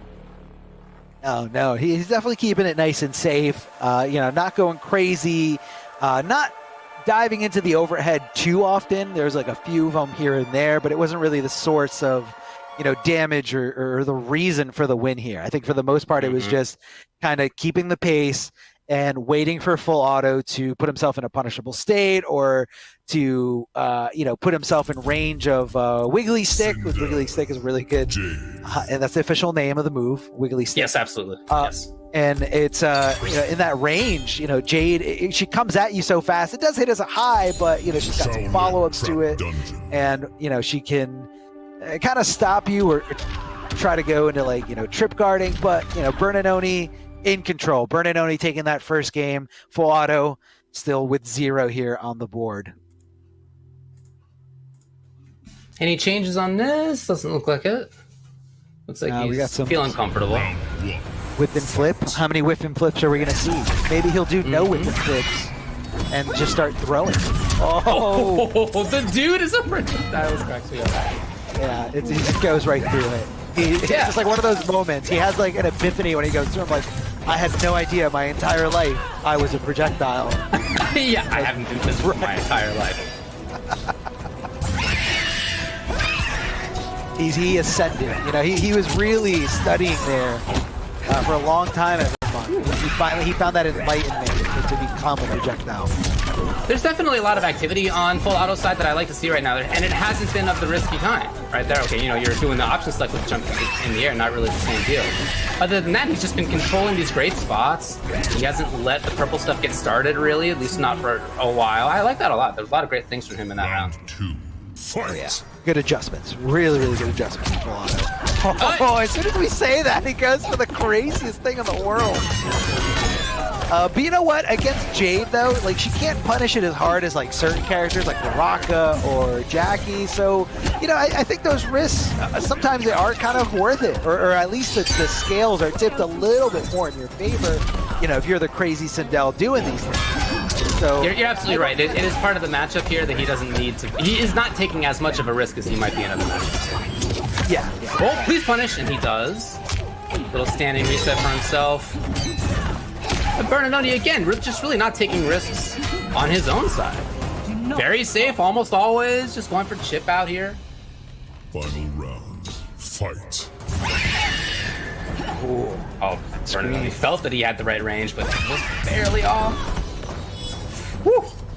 Love the challenge of the Nitro Kick. Nitro Kick, very, very unsafe. Not only is it a high, but very unsafe on block.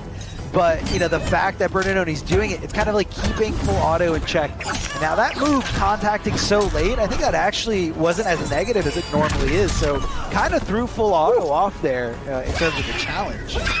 Yeah, really interesting to see that as this goes on. We did see some of those Nitro Kicks in game 1, but as this goes on, that feels like it's the only risk that Bernardoni is willing to take, and it has paid off a lot. He's been able to check movement with it a lot. Great back movement for the whiff punish of his own. Oh, not right there, but not whiff punish. Where's got the MV? You dare strike me!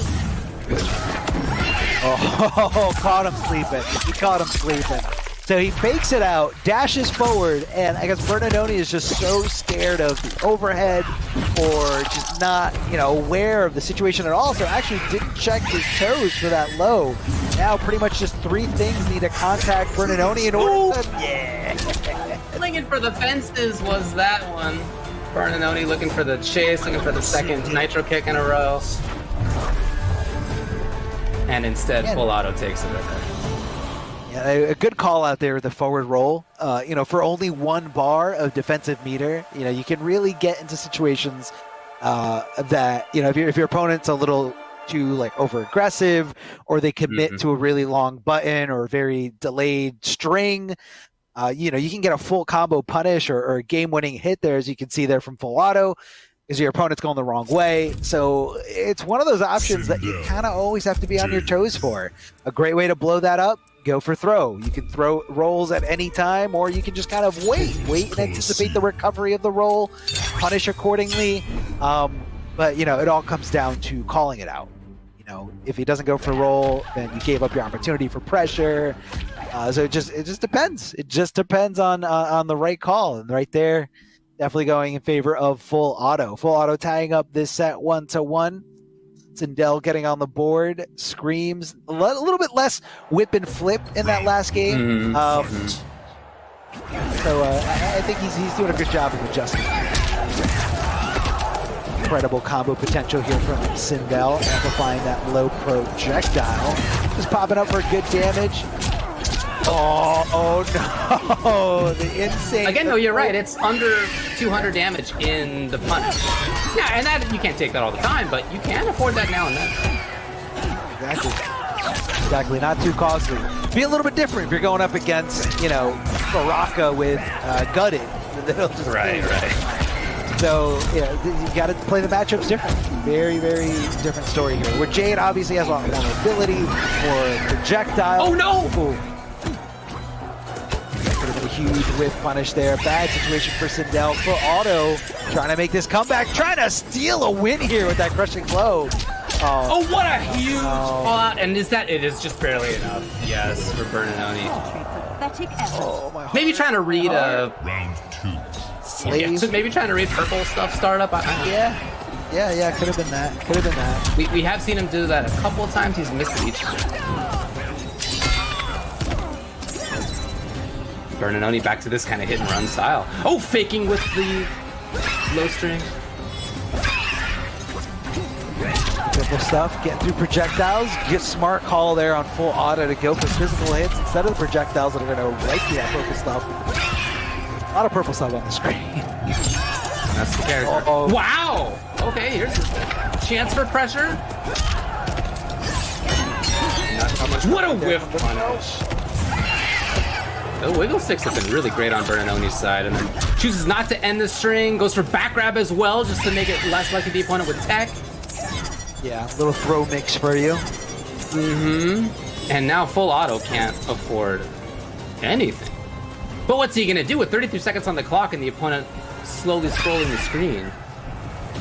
And I've seen Scream Crushing Blow really do a lot. So I don't think this is... Oh, he whipped right in front of him and nothing happened. That is so scary. It is absolutely doable, yeah, with this character. Oh, the huge read. As time went on, 17 seconds left at that point, it was just a situation of Full Auto running out of time to make something big happen. And as that goes further and further down, the chances, or really the necessity of making a big call gets higher and higher. So shout outs to Bernanoni for just playing safe, knowing that the opponent was in trouble. He's keeping us cool because, and I think he understood what was at risk, or how easy it was for Sindel to obtain it, and that mainly comes from that Scream Crushing Blow. If it did connect, that could have been a really bad situation for Bernanoni. So he wasn't trying to get too aggressive, wasn't trying to go in crazy jump-ins or try to throw too many projectiles, and he was just kind of playing the neutral there, trying to get a feel for what Full Auto was doing. I think Full Auto might have been playing it a little too passively there, though. I think he could have gotten a little bit more aggressive at certain times, but you know what? Next game, you want to leave the past in the past. Keep going forward. No problem at all here. Full Auto can definitely do this, but Bernanoni looking incredible here with this Jade. Yeah, I like it a lot. There's a lot of conversation about Jade right now in the community, about how strong she is. Clearly is a strong character. Right? Whether you're going to put her top 10 or whatever it's going to be, she's clearly legit. Nice little pickup. I believe it was Rewind who put Jade in the highest tier of his tier list, which was I saw kind of a out there take, but you know what? Jade's very strong, especially if it's played by a very patient player. Oh no! Input error! Huge missed opportunity here for Bernanoni. No way he wanted to cancel into that parry in no situation would that have worked there. Ooh, out of there! Very tricky movement all of a sudden for Full Auto. Yeah, the invincibility here from those interactables. Good stuff to dive into. As he goes forward again. Missed nice but coming in with, again, that wiggly stick. Been doing a lot of work as it tends to do for Jade. Is she dead? That's the question. I think not quite yet. Oh my God! Yes, live 1%, 1.3 basically. Oh, so close. Right. And Full Auto did not do jump back into air fireball. We had seen him do that a couple times before when chips were down. This time he just didn't think he should have because he got called out on it before. Exactly. He's getting a little bit conditioned here, blocking that string. How is he going to go for it?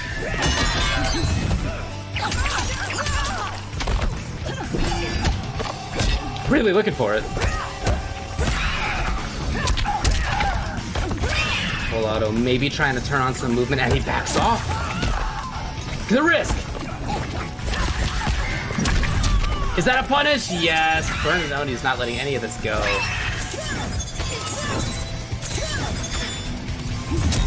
What? That's weird. Stindel has the ability, absolutely, to make this happen. Yeah, these Nitro Kick callouts here from Bernardoni are next level tonight. Yeah, I'll say, right? Oh, the frozen opponent! So close. Even chip is a big problem. Waited for it just in case. Yeah, she's got a great way to seal the round on a chip right there. That's a 3-1 for Bernardoni. He's looking very strong. I like the decision to, as you said, he waited for it. You know, he was waiting for a possible, up 3 or up 2 on wake up attack. He was waiting for a visual cue of a delay wake up where, they don't have access to wake up attacks anymore. Also didn't want to commit to anything that possibly could have got, jumped in on. So he just waited. He knew what had to be done. And a lot of chip out potential there. At that point, once he rolled and once Bernardoni did nothing, the only thing Full Auto could have possibly done to stay alive is flawless block that string, but it's a very, very difficult thing to do to minimize that chip. So incredible patience here by Bernardoni. And that's the type of player that's gotta, fit in with Jade. Someone who's very patient, just wait it out, and, pick and choose those battles. Good stuff to Bernardoni.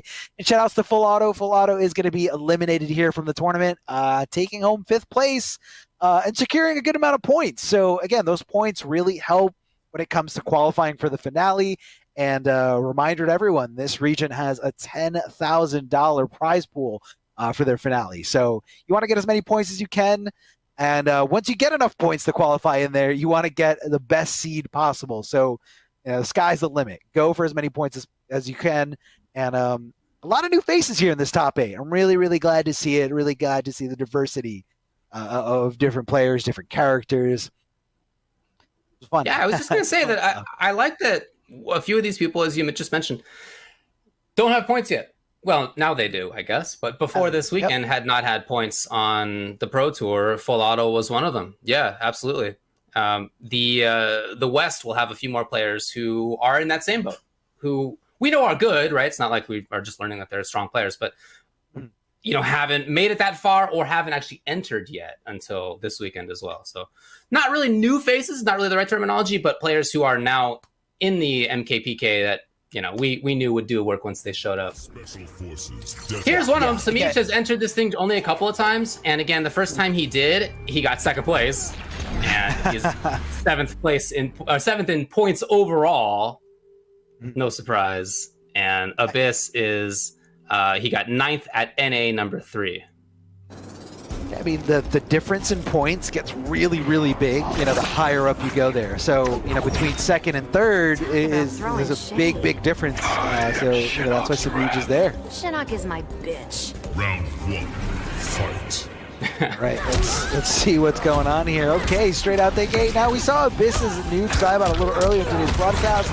A really good set against Hijinks. Came down to the wire. One nail biter situation was the determining factor of him going to winners finals or being here on the brink of elimination against Samij, one of the toughest competitors out there. Samij getting that shoulder tackle, trying to get in, trying to close the gap between himself and Noob Saibot. Nice mid-challenge here from Abyss, but getting a little too defensive here, and Samij sniffed it out, no problem.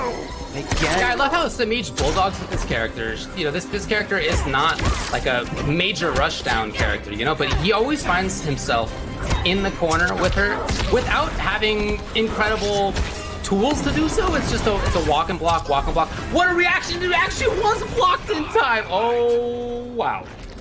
That was a lot. That was a very fast recovering fatal blow. Oh, he ducked under the high. Right?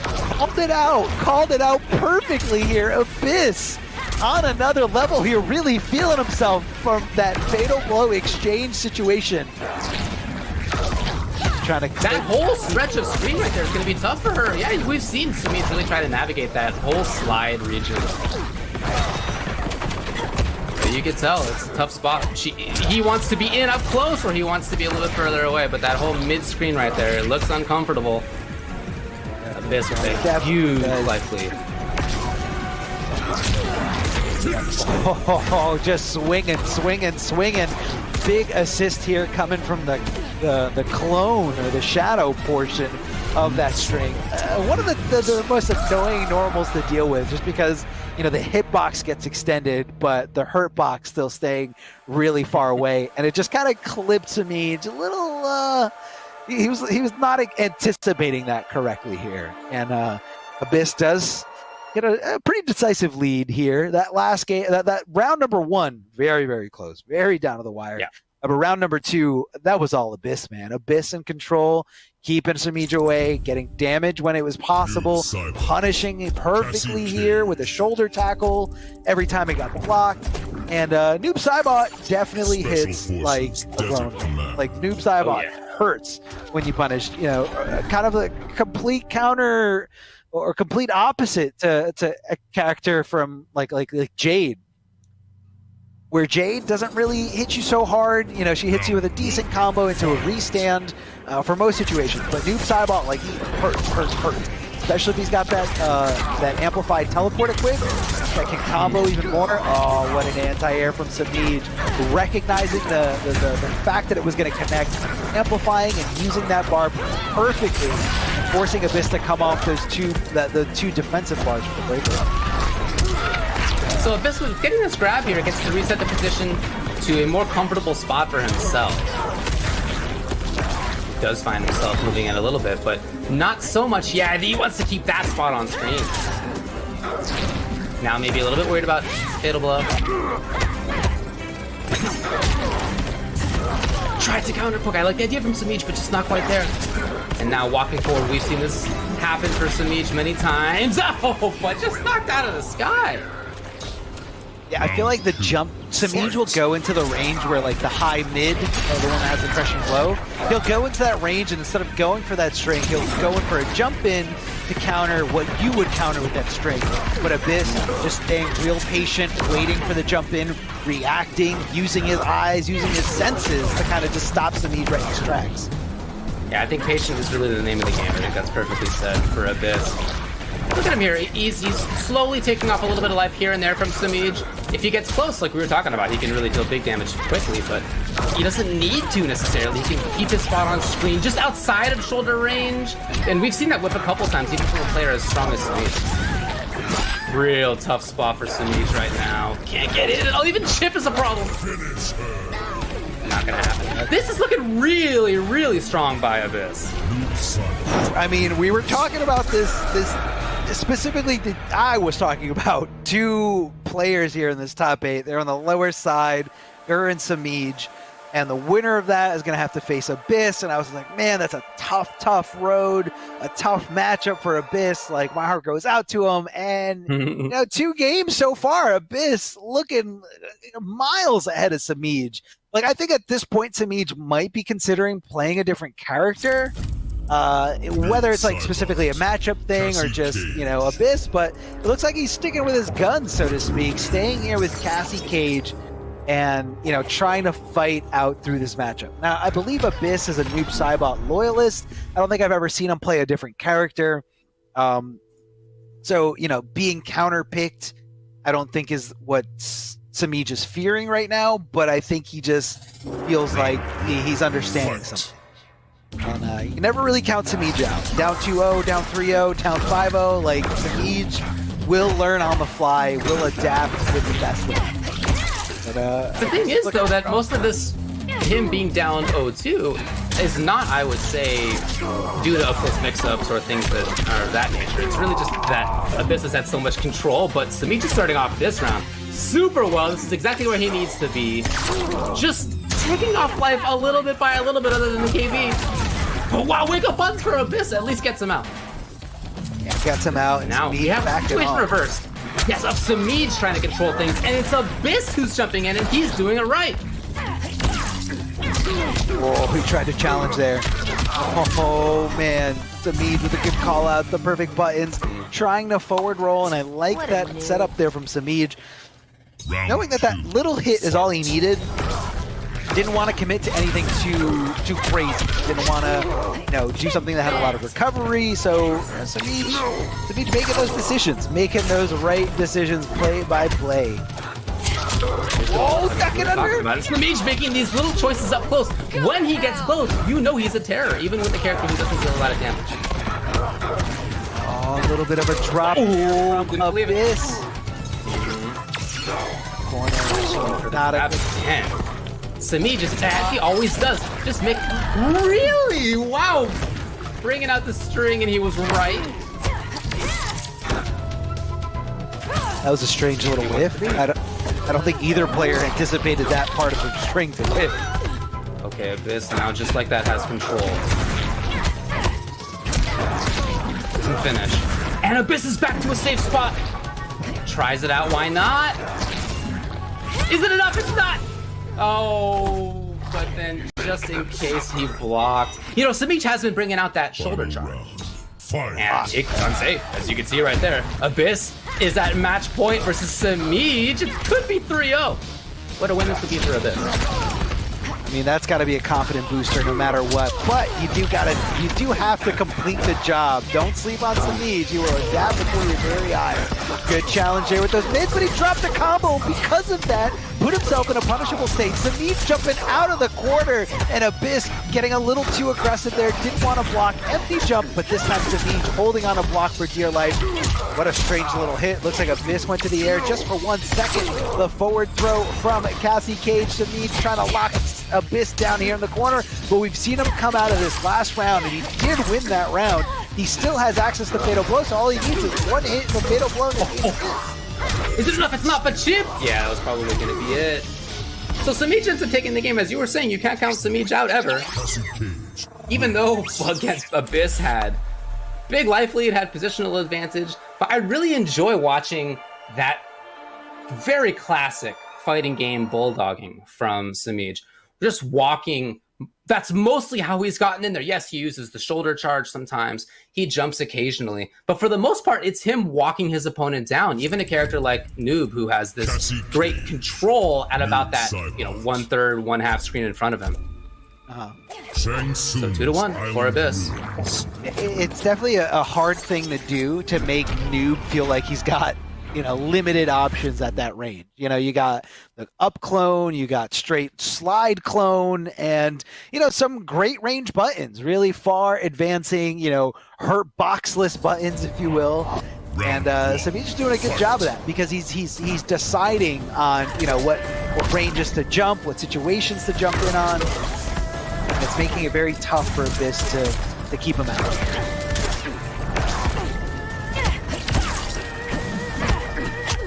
Yeah, here's Samij. You notice that once he gets close, he's finding a lot of the right moments to attack or to block, too. It's not that he's constantly pressing buttons up close. He actually has blocked quite a bit in expectation. He is controlling. Not for long, though. It's Abyss. Back to where he wants to be now. This battle of who can be up close, who can be far away. Really what it's all about. At this point, Abyss, wants trades, especially now with this huge life lead. He is okay with taking trades. So now Samij has to, go for these risky jump-ins, go for these, throws, call-outs, and just like that, throws the bird feeder. Amplifies it to get the hit of armor, just to kind of secure any kind of interruption that Samij is going to try to do, or to nullify it. Forward throw for the throw mix, but Samij not fighting either way. Yeah, and that's fine for Abyss. He just wants to get away. That's really what he was looking for there. Whether that's because he has the opponent cornered or not, totally fine with him. Kneecapping really puts a good use right here to be underneath. That said, Abyss is out. 200 damage, and he's back to where he wants to be. And Samij is coming down towards the end of this thing. He needs something big. Oh. Can he move forward? Can he find the right moment? Couldn't believe it. And look at Abyss. He knows that he doesn't need that much more damage. You can tell by the playstyle. Okay, bringing it out with Samij. Samij's really trying to jump over these low clones here. Oh, but getting clipped there by that little bit of shadow coming out, and Abyss is able to secure this victory over Samij, showing the friendship off to everybody. And Abyss, man, looking incredible. I mean, very, very dominant sets or dominant parts of that set against a really, really well-known great player in Samij. Abyss is definitely bringing it to the next level. I mean, MK11, a little bit new to him, or MK11 is kind of, I guess, the NRS scene a little bit new to him. And he's really taking it to the next level, really putting in the work, putting in the effort. And I can see it there. I can see it in the gameplay. You know, he's got the punishes down, the thought process, the control, the anti-airs, matchup specific things we saw earlier against Hijinks. Abyss was able to do, reversal up clones that led into pretty good damage. Abyss moves on, and Samij, unfortunately, is going to be eliminated from this tournament, taking home 5th place, some good points, and probably, if not already, like on the cusp of being auto-qualified for the finale. But I don't think this is going to be the last time we see Samij here in this top 8 for NA. We do have a few more weeks left to go, though.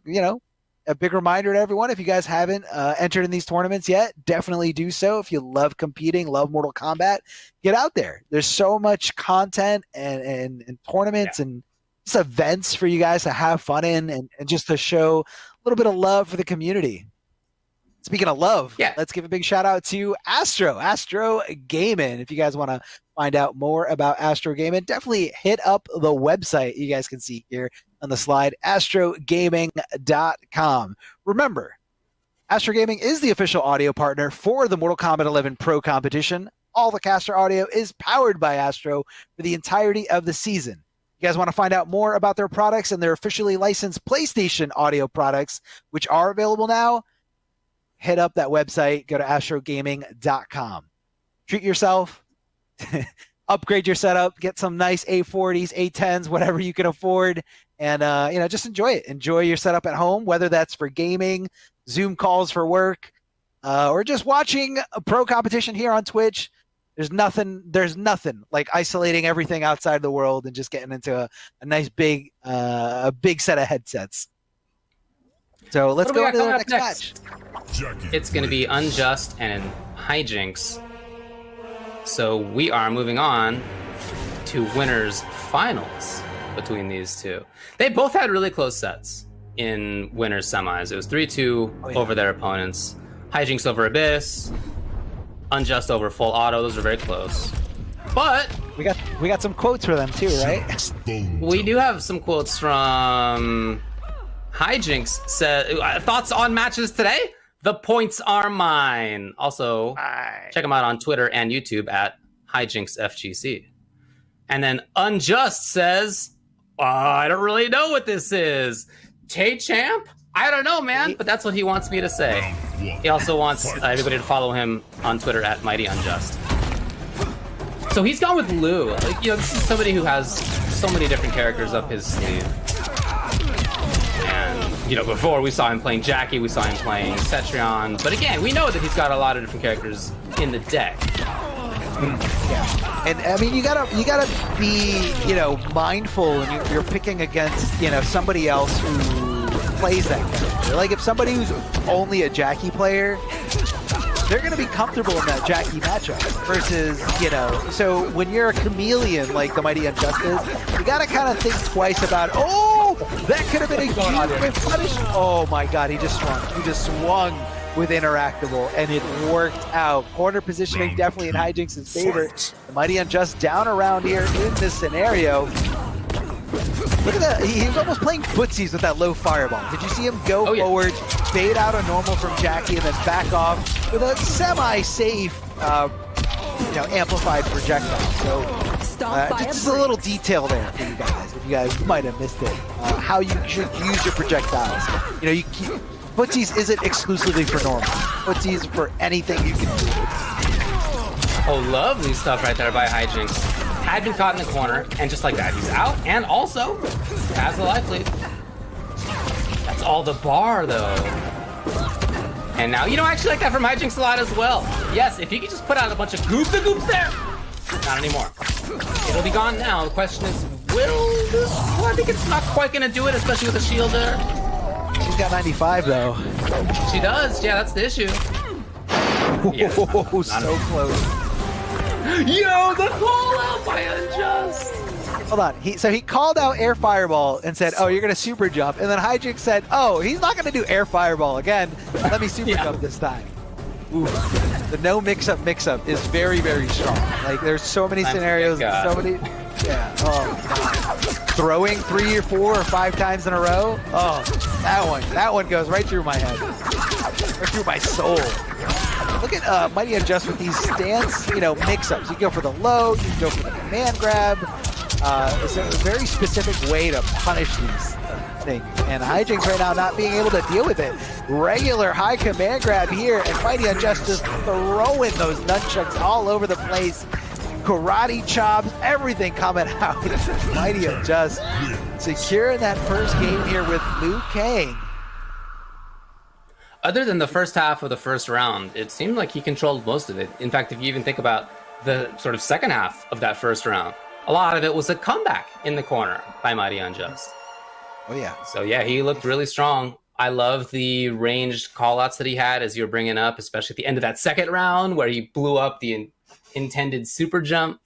But just other than that, yeah, mixing up well in the corner and playing good footsies. And taking risks sometimes, but also other times just being very solid. Black Market Alley. Yeah. That's what it is. That's what he, strives for when in terms of, learning all these different characters, just kind of doing something that works. He also plays the game a lot, streams the game a lot. Yeah. He does want us to shout out his Twitch, which he's been, putting a lot of time into it. It's the Mighty Unjust __. There's 2 underscores. Oh, I'm sorry. The Mighty Unjust with an extra T and __. If you guys go to his Twitter, you can probably find his Twitch there. But really fun stream to watch because he can play so many different characters. Oh, big sure you can hear coming out of Jackie Briggs. Meeting Mighty Unjust with a lot of fake stagger attempts, and I guess Mighty is looking to poke back. What a punish here! That's the first thing you want to do in the lab against Liu Kang. Learn how to punish that amplified low fireball. Very, very unsafe on quad, but you got to be able to recognize it. You got to be able to execute. Don't leave damage on the table. That's exactly what Hijinks is displaying right here for us. Back to controlling the stage here is Unjust, and yeah, you can see him trying to take up space. But the jump in, yes, from Hijinks. And doing a ton of damage, as she does, before breakaway. Oh man, I feel like the mix-up has worked out every time for Unjust. No, but Hijinks press the buttons at the right time just to get out of there. Great little challenge. That's oh, the spacing! Did you see that? Faking going like shoulder to shoulder. He stopped, waited for Jackie to do something, and then Mighty Unjust said, if she's going to occupy this space right here, that means she moved forward, that means she's not blocking, and that means crushing below. Big damage, and Hijinks knew it was not going to make a difference whether he did the breakaway or not, so just decided, let me hold on to my bar for the last round. Mighty Unjust looking incredible here. High shots going his way. Jackie getting burned a little bit here. Free damage for the Mighty Unjust, if you will. Challenging with probably the best string in the entire game. Stand 1, 2, 3 for Kang. Minutes plus. Leads to damage. Hit confirmable. I mean, what else do you want here? Ducking right under the interactable. Big punch coming after the downward shot as Jackie ending it here with a crushing blow. Might not get a chance to do it any other time after this. So why not? Use the resource. Come off of it. Absolutely. And just try to secure this round. Neck and neck. These guys are coming down to the wire. Super sweat fest right before our eyes. Hijinks has not pressed the button in so long. He's hoping to see what punishes. That may have been the chance, and just didn't quite take it. Nothing after that, and then no confirm either. Hold on. He's got Fatal Blow. Play for both. Got Fatal Blow. He needs one hit. Hey, there it is. The confirm comes from Mighty Unjust. Both of them, I do think, had chances towards the end of that round, but you could really tell how much sort of they were frozen, each one of them. Even as they were moving around, neither one wanted to take big bets. Mighty Unjust takes the second game as well, so 2-0 with his Liu Kang. Yeah, and you got to feel real good if you're Mighty Unjust. I mean, you're not showing all your cards right now, but Hijinks, pretty much exclusively a Jackie player, and I don't think that there's much that Unjust is trying to worry about outside of Jackie. So, he's got the target, secured, understands that this is all just right here. He's doing what he's got to do, and it's working. But that last round was very close. It could have gone either way, and it came down to Liu Kang getting the first hit. Both these characters have incredible mids. Good way to challenge during the poke game. And just kind of like I anticipated, Hijinks going to be staying here with Jackie. And the Mighty Unjust needs to win one more game to guarantee himself second place or better, to guarantee his spot in the grand finals here. And he's already doing great in points, by the way, currently 4th overall.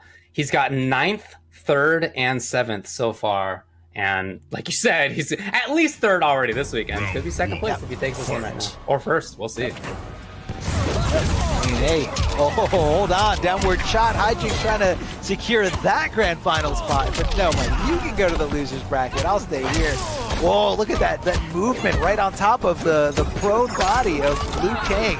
Here comes the command grab, side switch. Now Liu Kang in control here. Jackie up against the wall, up against the ropes here. Oh, swinging for the fences here. And there as well. But same thing from Mighty Unjust. Oh, that was such a smart cancel in the air. And a little bit of a drop for Hijinks, but right back into it and takes the round on the strength of that. Very interesting to see how little Hijinks has challenged in about the 1/3 screen range. It's almost always been that he starts pressure from outside of that or as a whiff punish. Makes sense just based on the characters, right? Here we go. I love that punish of the flying high kick. So you really got to think twice about where you're going to put that goop if you're Jackie. So a lot of them like to do the air goop, a little bit harder to hit on the recovery. That's going to be 3 amplified bicycle kicks. So that crushing blow is locked and loaded if the Mighty Unjust does find it. Break away to avoid a disastrous situation. But when you got no bar, you got no wake-up options. And the Mighty Unjust is totally fine with that. Says, you know what? You're right. I should hold that crushing blow for the final round because I just need one more round here to take this 3-0 victory. So Hijinks, you got to kick it up a notch. Looks like he's doing a great job of that. Good call out of the breakaway, getting him on top of that goop. Damage over time, DOT for days. Jackie with a big jump in here over the other side. Mighty Unjust trying to trip guard something. This is Hijinks running away with this. Mighty Unjust with the very unsafe low fireball, but that does pan out. Woo! Call out of the forward roll. Big damage here thanks to that crushing Liu Kang. The snowball. Oh my God. Character. Oh man. Down the hill, all of a sudden that's an avalanche. How did he make that comeback? I mean, it was just right decision after right decision. Called out the forward roll, hitting him in the air, going right into the fatal blow. Mighty Unjust taking this 3-0 over Hijinks. Disco dancing his way into the grand finals, where he is the only player left with both of his tournament lives still intact. So he's got to lose 2 sets in order to lose this tournament. I mean, Mighty Unjust looking great right now. Liu Kang, man. Liu Kang doing it for him. I mean, 1, 2, 3, fatal blow. Those crushing blows, those mix-ups with the command grab, very tough, man. Very tough to deal with. The thing for Mighty Unjust is that it is true that he won with Liu Kang, but we've seen him take it with so many different characters in so many different matches, not just in the MKPK, but in various community events before, the Open Series. I feel like he's won with like 20 different characters in that. He has such a command of so many different characters and not lightly, right? Not like, oh yeah, I can play X and Y. No, but like he takes tournaments with these characters. Super, super strong. Yeah, I mean, it's one thing to like learn the BNBs and like do combos Right, yeah. and do training room stuff, but like it's another thing to like understand spacing, where your character is stronger in terms of like, you know, the short range, mid range, long range. And now on top of all of that, you got custom variations where you got to see, you know, when you're playing this character and you need to rely on, you know, certain tools, you got to equip these things, all these different matchups, and somehow the Mighty Unjust keeps it all in his head and is able to get here to the grand final. So the big shout outs to the Mighty Unjust, securing second place or better. But that's not going to be the end of the tournament. We still have some more rounds here on the lower bracket or the losers bracket, however you want to call it. And, you know, whoever makes it through the end of the losers bracket is going to have to face the Mighty Unjust in the grand finals. David, you want to shout out some PlayStation for us? I do, yeah. If anybody else wants to get involved in this, please do, because it's so great the way that we have tournaments available for you. Obviously, the Mortal Kombat 11 Pro competition is presented by PlayStation 4 tournaments, and you can check out the PS4 Tournament Open Series. There are weekly competitions for all skill levels.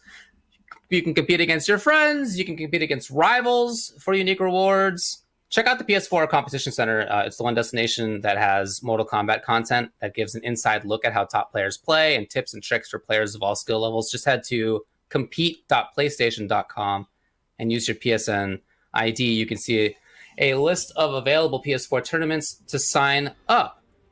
And again, for the Mortal Kombat Pro Competition events, we have consistently gotten tons of players. Again, this week, hundreds of players for both NA East and NA West.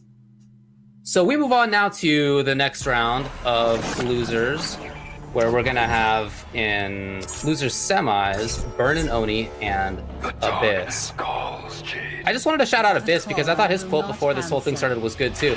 He said, in terms of his thoughts on the matches, I don't plan on losing at all today. Everyone I face today will know fear. Dude, that's pretty sick. Hey, and so far, the only person to have taken it from him was Hijinks, and that was, again, 3-2, very, very close. Yeah, nail-biter, one decision away from determining win or loss. So, yeah, I definitely get it. I love that he's diving into his character a little bit. Right, yeah. Ibot, of course, the edgelord. So, you gotta try to instill that fear any way you can. But right now, Burn and Oni doing great with his wiggle stick, staying in that range. Now, these are two characters that are gonna... I feel like they're fighting for very similar ranges. You know, mid-range, footsie-based characters, and they both have some pretty good full-screen presence, whether that's Saibot's teleport or Jade's air glaive, as you can see right there, punishing that fatal blow, which does reach from full screen. I do think this is a tough one for Noob. The fact that Jade can phase through so much of what Noob likes to do in that mid-range just can make it tough, right? Now, he has other tools. He can definitely play up close. He's got a couple of good strings. Well, high, right? He's got a fast mid. Like, he has other things, but the main game plan that he likes to do, I feel like Jade is pretty good at getting around. I can see that. We'll see, though. I mean, look, first round goes to Abyss anyway. Commentator's curse. What are you gonna do? I know, yeah. Oh, beautiful teleport there. I mean, able to kind of recognize she took to the sky. You can't block in the air, so you're definitely susceptible to anything like that, especially something that auto tracks for you. Oh, that is an accidental breakaway. No way he wanted that. There was no combo potential in that at all. But you know what? You're just going to have to deal with it. You're not going to have bar for some time. Jade doesn't really have any damaging combos to break away from anyway, so what's the big deal?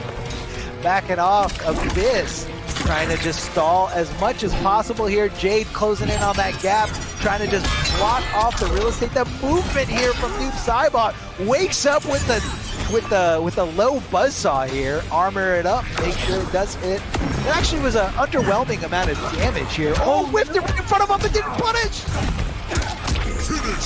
And roll into buttons for Abyss.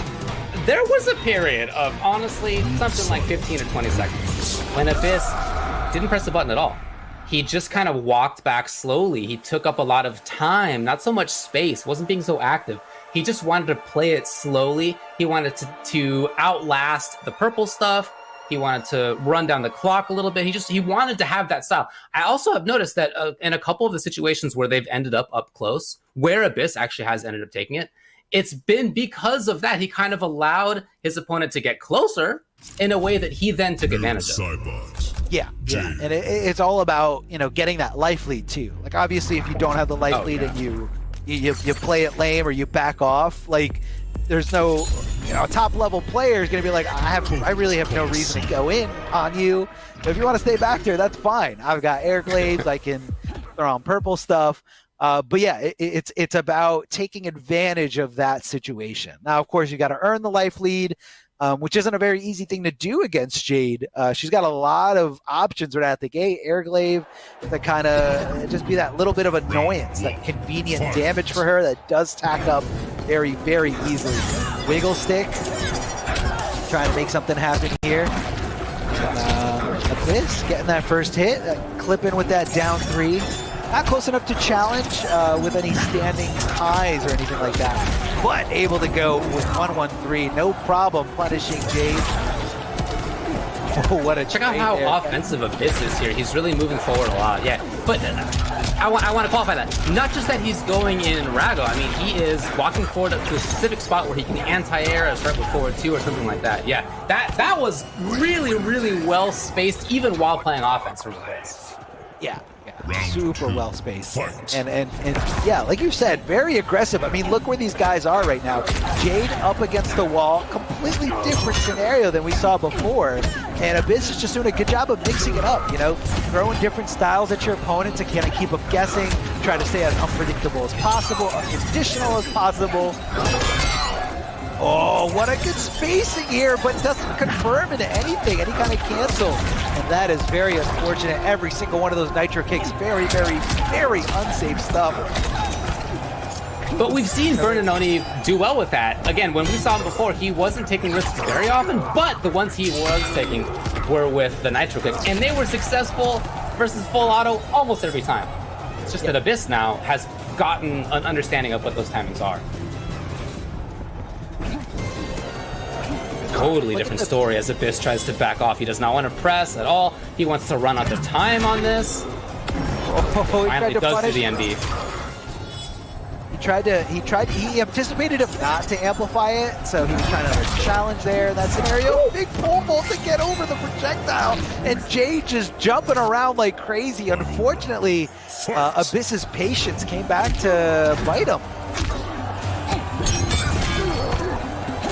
Dance, cancel right into the low, keep that aggression going here. Tries to go for some kind of throw miss mix, in my opinion. Instead of throwing towards the corner, decides to look for an escape fail out of Abyss. What an air-to-air jump in one instantly to just stop anything your opponent's trying, but Jade able to get that purple stuff thanks to those super plus frames on a hit. Going right through, but he wasn't ready. He wasn't anticipating that, and it kind of caught him off guard. That could have been a very bad spot there for Abyss. So he is very lucky to come out of that situation alive. Oh, wait, Clone? Yeah, Clone goes to purple stuff? That's what it seemed, yeah. Yeah, I saw the string, the portions of the string go through the purple stuff. Good block! Yeah. We got desperation. And exploded! All right. Decimating, that strikes me as just being a little bit desperate for Bernanoni. And thinking back to how he played versus full auto, where he was taking risks on the nitro kick, yes. Other than that, it wasn't really about that. It was about very stable stuff. That's how we ended up taking it. Here versus Abyss, as Abyss gets control, early, whether he wants to be pressing forward or running away, has felt like Abyss has mostly had control. And it may be that is getting Bernanoni off of his game a little bit. Yeah, I can definitely see that. A huge call to desperation, going for that fatal blow, and that just kind of shows you what Abyss has kind of pushed Bernanoni to. Very uncharacteristic, like, especially, you definitely shouldn't do that against a player that's playing as patiently as Abyss is here. Things like that, thanks to the armor that does kick in after 5 or 6 frames. Pretty good against someone who's being very aggressive, or somebody who doesn't, who's not very good at reacting to the overhead. But Abyss has been showing that he's reacting to that overhead from Jade, and he's not being aggressive. He's not being too antsy, just kind of waiting for the opportunity. Big teleport there, recognizing Jade took to the sky. Easy punish, easy damage for him. Stopping that overhead, very slow overhead, right in its tracks, down 3. Oh, gets the punish here from downtown, able to break away to avoid a little bit of damage, but not really much in my opinion. So it's going to be a very costly breakaway for Jade. So, boy, this is a chance, yes. So we're finally going to see a situation where Burn and Oni is the one who has a significant life. What does he do with that is the question. Delia seems to amplify, but immediately Abyss. Almost there on the life lead, he's got it. Look at that. For 5 seconds, Burn and Oni had the life lead. Waves all over the place, trying to just chip away at anything. The Nitro Kick's so scary! Oh, so scary. And the last thing Bernanoni expected there, after that whiff over the back roll, he did not expect that throw, and that was the right call out here from Abyss. And off the skin of his teeth, does get that round. That was very, very close. Good flawless block to get the tides back in your favor here. Bernanoni able to keep it nice and safe thanks to that Delia's dance. Didn't amplify it there, and Abyss wasn't ready to swing as soon as possible. Whoa, hold on a second. Some kind of little conversion here. What a punish thanks to that that flawless block from Abyss. Ducks under the throw, but not close enough for the stand one punish. Staggers into throw. Jade in a world of hurt right now. Resources completely cut off. Completely immobile at this point. Down to absolutely nothing. This is all Abyss, and Abyss taking this here 3-0 over Bernanoni. These last 2 sets for Abyss, this one, the one before where he took out Sneed. 2 of the strongest sets that we've seen from anybody so far today. Oh yeah. His spacing's so good. I mean, honestly, I feel like he's so consistently at just exactly where he wants to be, whether he is in a matchup where he just wants to play footsies, if he needs to chase, if he wants to run away. It feels like regardless of like what he feels he needs to do, he is putting himself at the right spot to do it. And if you're playing against somebody who consistently gets that, really, really hard to counterplay. It is. It is tough to, throw somebody out of their element, especially when, they're so used to being in that range. And I feel like that was like the determining factor in all these different matchups where like, you're playing as Jade and, you're used to, that range where wiggle stick. A lot of characters don't have a button that good at that range. But Noob Saibot is not one of those characters. He's able to just kind of throw out slide there willy-nilly, swing for some good range buttons, some good range lows, good range mids. And, just kind of, I think it just kind of threw Bernanoni off out of his comfort zone where he was just like, I've never really had to contest for this. You know what I mean? Like it's one thing to fight someone up close because you're Jade. You're like, well, I know how to deal with that. I want to back off. But when you're doing it against Noob, he's okay. He's like, cool. You want to play here? I'm definitely down to play here because I can contest at that range. And that's what it comes down to. So could be a matchup thing as well. But it's that's what it is. Well, again, good work to Bernanoni. And I just want to reiterate that what his quote was, MCG boys, gals, and theys, check out my book, Carefree Like Me. Again, he is the author and artist of that book. It's a children's book, children's series is my understanding. So check that out. He also had a joke in the little Discord where he was like, I don't know how I ended up doing that and then taking off people's heads in Mortal Kombat. Like, how do those two things fit together? But hey, we're often in that boat, right? Like that's the community that we're in, right? We're all doing our cool things otherwise, and then we like to take off people's heads in this video game. It's true. Speaking of that, we got some merch to try to get to you. Please check it out if you can. You can find it at amazon.com/Mortal Kombat. Take a look at the t-shirts there. It's not just t-shirts. There's also hoodies, or the sweaters, I should say. Take a look. A lot of cool things. Various regions represented. Characters represented. I wear mine all the time. I know you were talking about that earlier, but that's definitely something that I enjoy wearing as well. Hey man, it's good stuff, good quality things. I'll definitely put my word behind that. So yeah, very simple, guys. Go on Amazon.com/Mortal Kombat, and you guys can see more.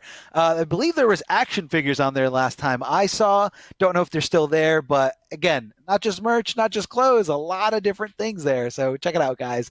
And as we do get our next match gearing up, not sure what it is. Hopefully we can get a little layout of the bracket here to see what Carnage has already unfolded so far. So we saw the Mighty Unjust taking it over Hijinks in Winners Finals, and then we just saw breakdown after breakdown, the losers bracket, where it just gets really vicious, literally a Shark Tank down there. Full Auto gets eliminated by Bernadoni. Abyss eliminates Samij. And then in that very, very decisive 3-0, Abyss taking it over Bernadoni. So Hijinks has really got to be a little worried here for this run back here. Because sometimes when you get knocked into the losers bracket, you get that extra little confidence of cutting through everybody, especially after going through a 3-0 against a really good player, really good Jade. I think Hijinks is going to be fighting a completely different beast in Abyss down here in the lower bracket with a lot more on the line. But, guys, we're coming back after a short break. We're going to have losers finals, then grand finals. So stick around. Don't go anywhere. And welcome back, everyone, to the Mortal Kombat 11 Pro Competition. NA East, week number 4. My name is Mr. Aquaman, and joined by the one, the only, the ever so dapper over there, Ultra David. What's going on, David? I'm feeling great, man. I just got this new hoodie. I think it's pretty sweet. So I thought I'd wear it on the program today. It's pretty cool. Very comfy inside, by the way. I hadn't seen that really talked about, but the inside of this guy is really quite enjoyable. So let's tell you what we got going on. We're into the top 3 of NA East number 4. You can check out the bracket. I know we did before the break, but let's remind everybody where we're at. We have the Mighty Unjust, who has looked killer today, hanging out in grand finals. And in losers finals, which is what's coming up now, we're going to have Hijinks and Abyss. As you can see, if you look up at the top left, that is a run back from the beginning of We've come today. Full circle.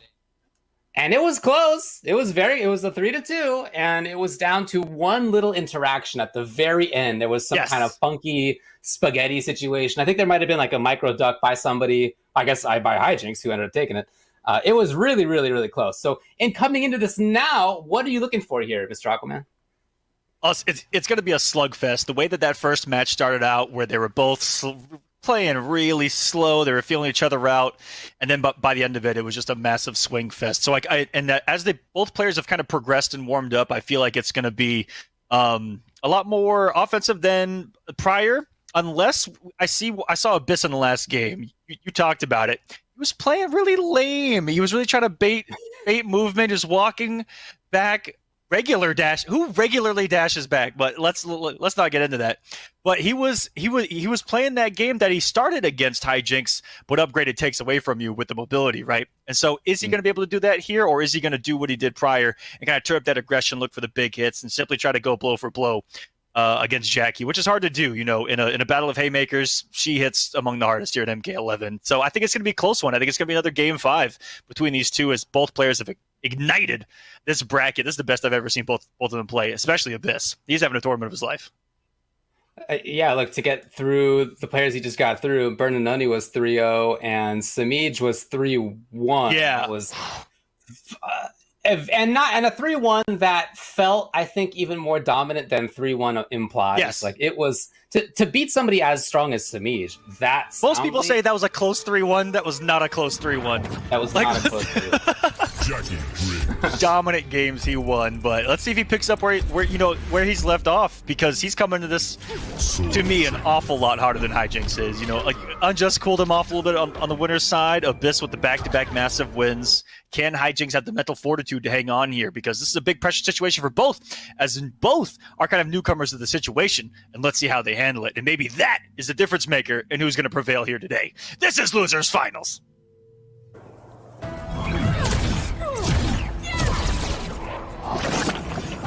Round 1. Fight. Last time when they played, it was back and forth. It was game 1 to Abyss, then it was Hijinks, then it was Hijinks, then it was Abyss, right? ultimately, again, won by Hijinks, but it was back and forth a lot of the time. And already we're seeing that here as well, even in these first opening seconds. Yeah, with the wake-up buttons coming and the immediate health deficit for Abyss. And would you look at that? Just lands a punish in the corner. Now we're all tied up. The pressure is on. Here comes the 1-1 mix. And he just down-two through it, Dave.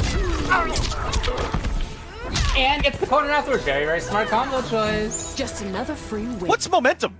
What is momentum? Survey says, I don't know. And you got some characters like this who are pumping out 300 or 400 damage pretty often. Yeah, you can get that stolen very, very tough. How clean to have a business anti has been with their shadow. Although we saw this play, I can't even make a sentence before someone gets hit by a 40% combo. Dude, what's going on? Right back in here. Going down. Yeah, this is really. Oh, try to get again. The OS into more pressure. Oh, the looking big for the right break. Yep. Patience by Abyss. And Hijinks was kind of having, he spent a lot of time in their previous engagement figuring out, beautiful, how to open up Abyss, and he started doing the throws rather late in this set. We'll see how the adjustment goes, but that's going to be all she wrote for this game. And it was about what I expected, the back-to-back heavy blows. The back-to-back heavy blows. That's what I like to see.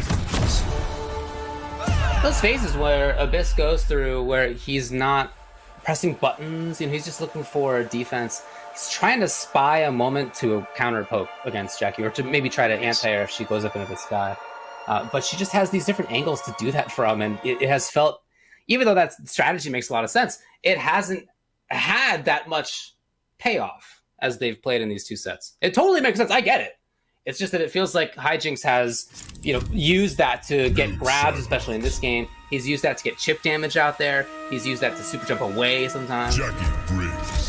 And on top of that, sprinkle on the bacon bits of a pretty savage down 2 read that even Abyss mentioned out of hit advantage, which is a galactic read beyond galactic reads for the victory there at the end. And that's just going to keep him guessing. If you have your hit advantage, you better jail off of it, or else you're going to get checked. And that's the message that Hijinks sent, and now it's mind game time. Now you know what I'm going to do, and let's see if I can use that against you later. But you're right, in that Jackie pressure, it really is all about sometimes being right on when she allows your turn to be in that pressure.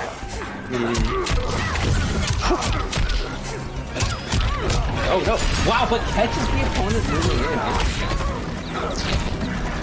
A little armor break into extra damage. Just like that though, Hijinks is right back in. Now no defensive bar to have close super jump lift. So Abyss maybe a little bit less concerned. Yeah, that's smart. Oh boy, Hijinks was like, man, I should have let that one rip, but that's been the mind game. Abyss has been good on reacting with the up shadows, and he's trying to bait them with those early cancels, and that's some big damage. No breakaway available. The execution is good. That health bar is out of here. And that was started on him challenging at minus frames too, which I love to see. He was calling out Hijinks, picking up a little bit more on this plate that he could chew. Woo. Early use there, got him on the air-to-air. Hijinks on the offensive. Oh! Just the jump got Abyss to press right there, and he reacted. Next one for Hijinks, and he just catches a whip punish. Putting out those big old normals of Noob Sidebot, where the shadow is active, but he is not. And that's why you see a lot of whip punishes with that bad boy. Oh! It's a no-fly zone.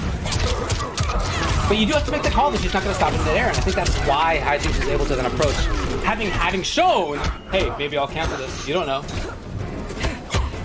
The patience from Abyss, you can sense he does not want to press buttons until he knows it's right.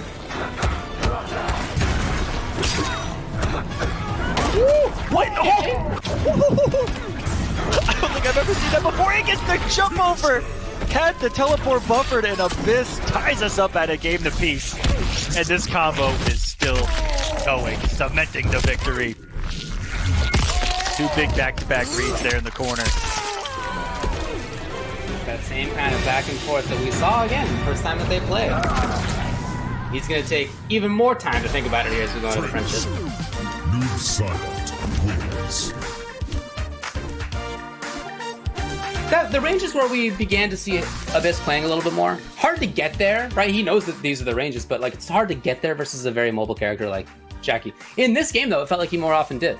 Like he was more often at a range where he could counter poke if she was trying to stab in with something that was a little bit too stubby, or where he could anti-air if, and if she canceled it, he was far enough away that he was safe. But if not, then he got the anti-air. Like that, he was finding those spots more consistently. Again, difficult to do versus a character as mobile as Jackie. Yes, and Abyss has done a good job of kind of making it known, certain aspects of the matchup. And what I mean by that is that range you're talking about, Jackie is really stubby in her normals, and especially her fast normals. And a character like Noob Saibot that's got those big advancing strings, the big down 4, if he's at that kind of max distance down 4 range, that's where you can actually kind of be semi-comfortable against Jackie, pressing buttons, and that's where oh my goodness, don't even know what I was just talking about because I just saw the sniper out of the air. Holy crap. Taken out of your brain when you see something like that, yeah. Oh, wow. Taking a hard read right there with Hijinks and cost him his defensive bar. Wow. Was that OS actually? Looked like it, and he went through some stuff there. Go up the down 4, and she does a lot of damage. Put him on life, put himself. The aggression to press there, it takes a lot. It takes a lot of cojones. Any hit confirm is going to do it. Abyss knows that and doesn't want to take the risk. There it is, and he waited until the other side so he could get the correct input. Very nice. He's been on point with us, and probably the best I've ever seen executed, because the option's always been there, but it's been, the player's execution and read of the opponent, and he's been on it tonight. Ooh, tried to stagger the ones. That 50-50's been super effective, and Hijinks had been respecting it an awful lot. Finally opened that up, and he calls out the throw, too. The counter adjustment himself is going to tie us up here. Look at this damage if he doesn't drop it. What? What? That's more than half of Jackie's life, by the way. That's 950.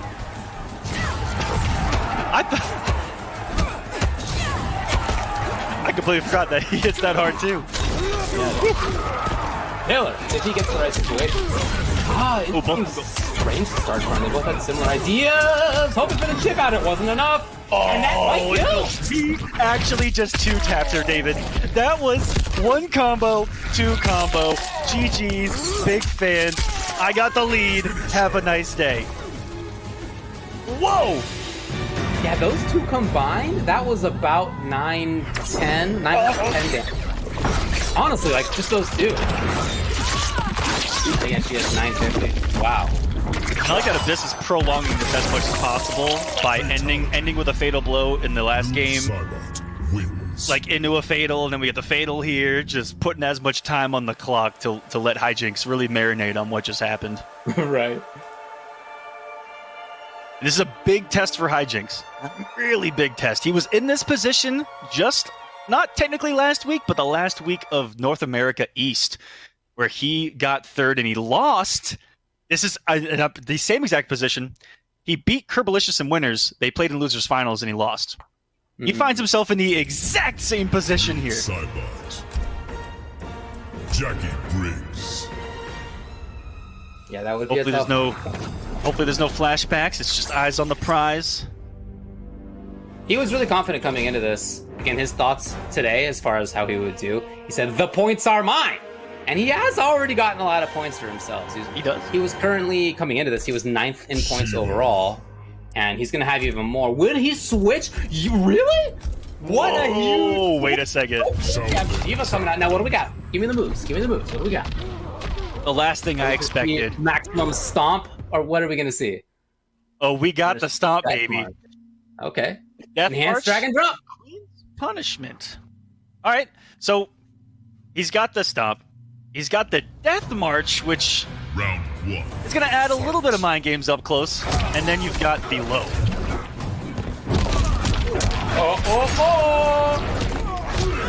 Already shown. It's going to be really... Way none came. It's important to note that when Abyss is right... Oh, no! Wait. I expected it to work. Yeah, oh, no! I don't know what's going on. Look at me! Oh! Oh boy, here we go. Oh, another one. He's just not spending the No, he's trying to up shadow. Like the thing Oh, no. you know what to do, right? Question is just, do you make the right guess on it? Like, that's all that is. He has the health lead, though. Okay. Well, each time there's 100 damage, it's not actually that much. If she wants to spend AB, if she gets enough in a row, if she wants to spend bar, there it is, finally sticking around. You will suffer.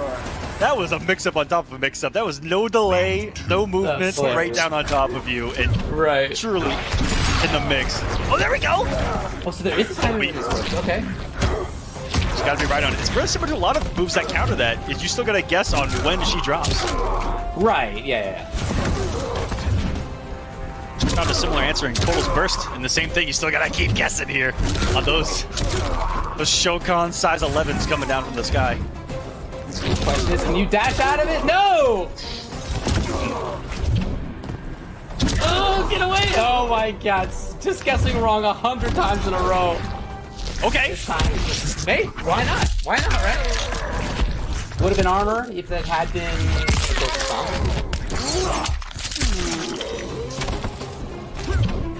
And now he's in space. He's trying to get away. You can see he's trying to read these. Is it going to be the delay or not?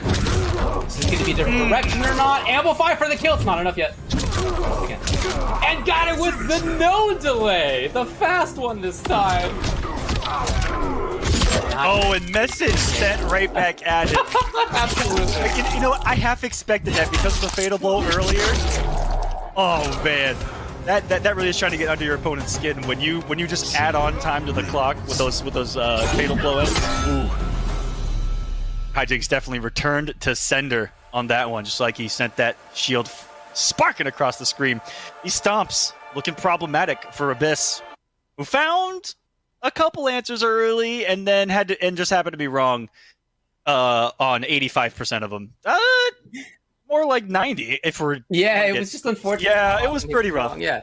Like, it's not the case of, like what is the counter, right? It's like, you know that, well, you just have to, like, walk or dash out of the way. That's, you know, depending on what your character does. Or maybe you have, like, a delay or whatever, but he just guessed wrong all those times, so he's not going to risk it as noob again. He makes a switch over to Fuchin. This is a character that he said he might play as well, but first time that we're actually seeing it here in the top 8.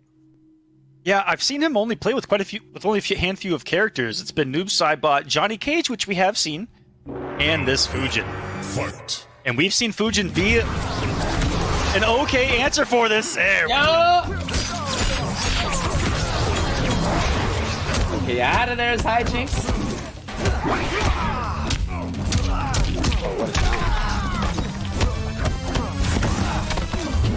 Oh no, the error, surely. Interesting. Okay. What a trade! How do you know? Wow. Barely see that string out of Shiva as well. Was that her 4-3-3? The mid. Wow, what an anti-air. Yeah, this. The reaction. Oh no! Oh no! They had the same ideas, but one after the other. He thought that. He went all the way! Oh no! Only because Abyss held it forever! He put himself in such recovery to have to deal with that all over again in match point for Hijinks.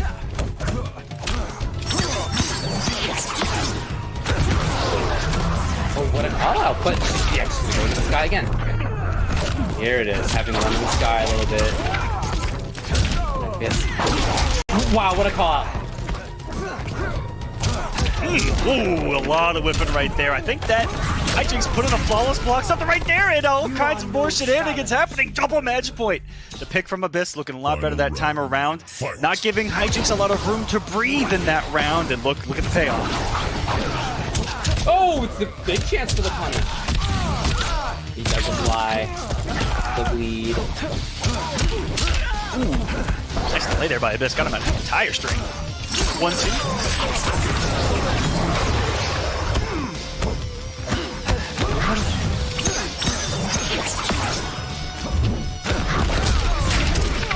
Oh, very nice by Abyss. He's starting to figure this out in terms of timings.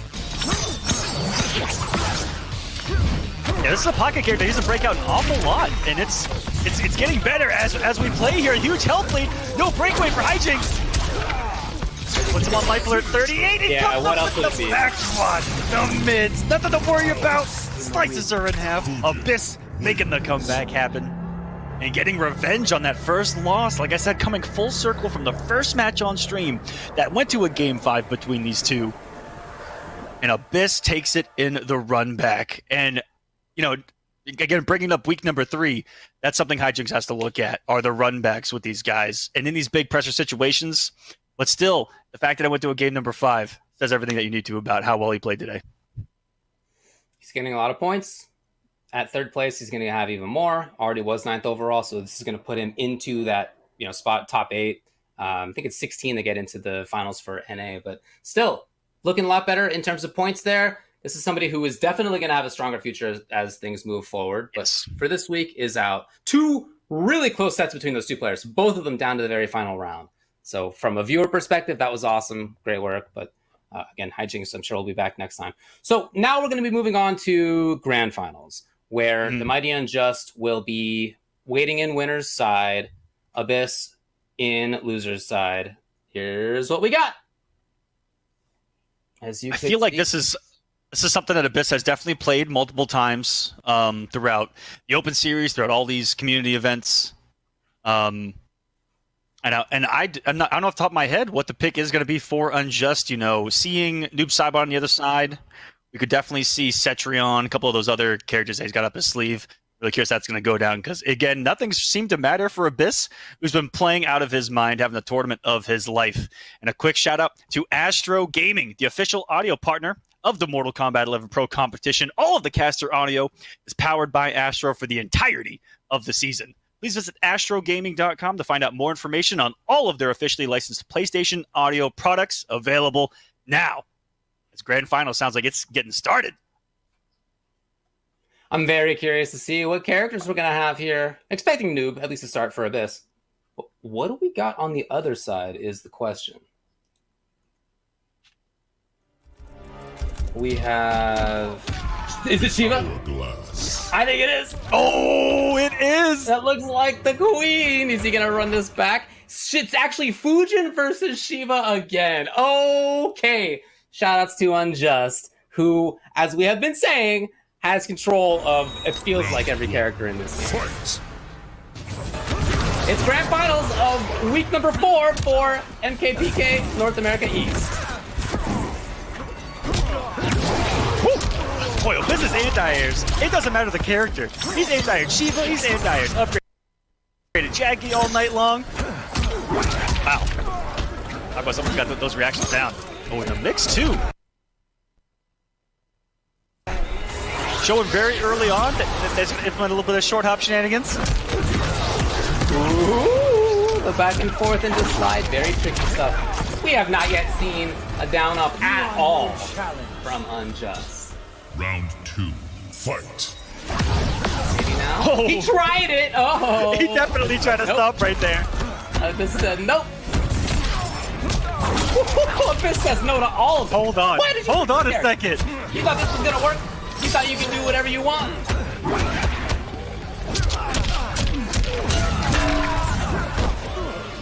That's the dragon charge right there. The shield bash. Whatever faster reversals. One of us picked specifically for perhaps Noob Saibot or this. Some trickier punishes. It's not probably been allowed an awful lot. That's the answer for the drop. With a skywalk of his own, a lot of whiffs.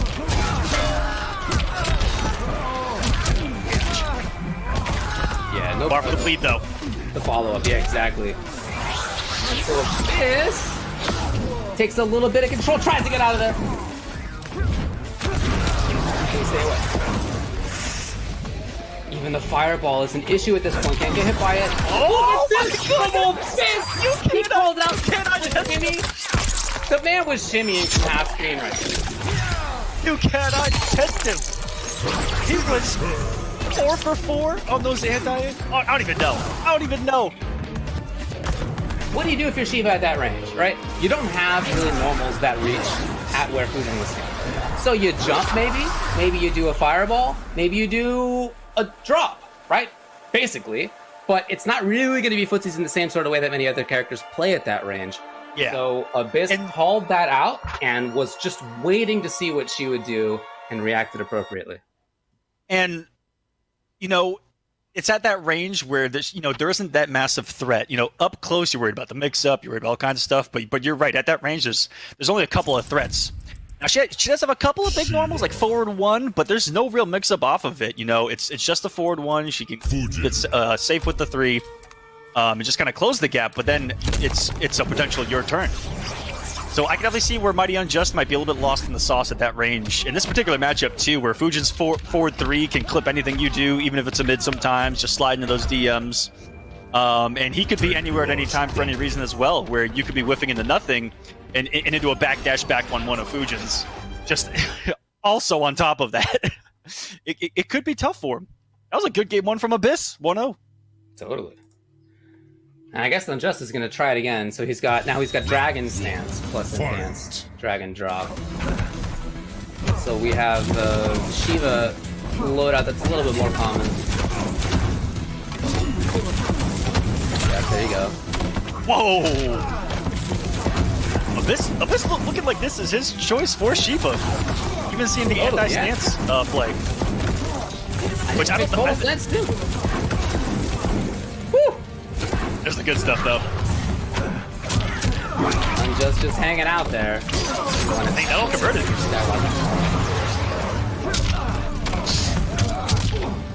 Ooh, no timing by Unjust. It is applied, so... No. Just the stance? How many of those did he flawless block? I think he flawless blocked a couple of those. I didn't see any chip. There was one. Tried to steal a turn. Oh, Abyss alive. If he finds the right hit right now, he can still take it. Yeah, especially now. He finds one more. Big call out. I don't know if that was execution, a hard read on wake up anything. He wanted to put. Right. He literally put a cyclone of active frames out there, though. That's what made me think it's a read. It was. Yeah, me too. I just watched the movie Twister. Is Helen Hunt? No one's getting that reference, I'll tell you that. Shiva holding on for dear life to her belt. A little bit damage on this. The slow one, the amplified. There are a lot of mind games behind that amplified. Did that curve? Oh. What in the world? Oh. Well, I mean, there's the parabolic one that she can toss. Yeah. That amplified one's got some mind games behind it too, where she can combo into the stomp and get some nastiness off of it. Right, yeah. Yeah, there's a super obnoxious, basically KO setup, yeah. Finish him. There you go. Dragon Stance takes great effect as the Mighty Unjust, tying it up 1-1. A complete change in approach rate, going from a stomp to the Dragon Stance. It's completely different, and it's not one that we've seen a lot since Ultimate. You know, it's been all about the delayed stomp since, but people seem to forget the strength of that as well, even after only a couple of very minute changes to that Dragon or that Shokan stance. Still super effective, and I'm shocked that we haven't seen it more, if I'm being honest with you. It's definitely legit. I'm curious whether we might still got some juice. Oh, he's gonna go back to Fujin. What's interesting too to see is that this Shiva, at least in that game, completely different than Hijinks' Shiva that we saw before. Very, very stomp heavy from Hijinks. I think we might have seen 2 stomps from Unjust Shiva, maybe 3 in that whole game, something like that. It wasn't very many. It was instead this focus on a completely different aspect of the character, like you were just talking about, the stance. Mm-hmm. And I didn't even notice that he did bring both, actually. Dragon Stance and the Enhanced Dragon Drop. Mm-hmm. Just going for maximum effort here.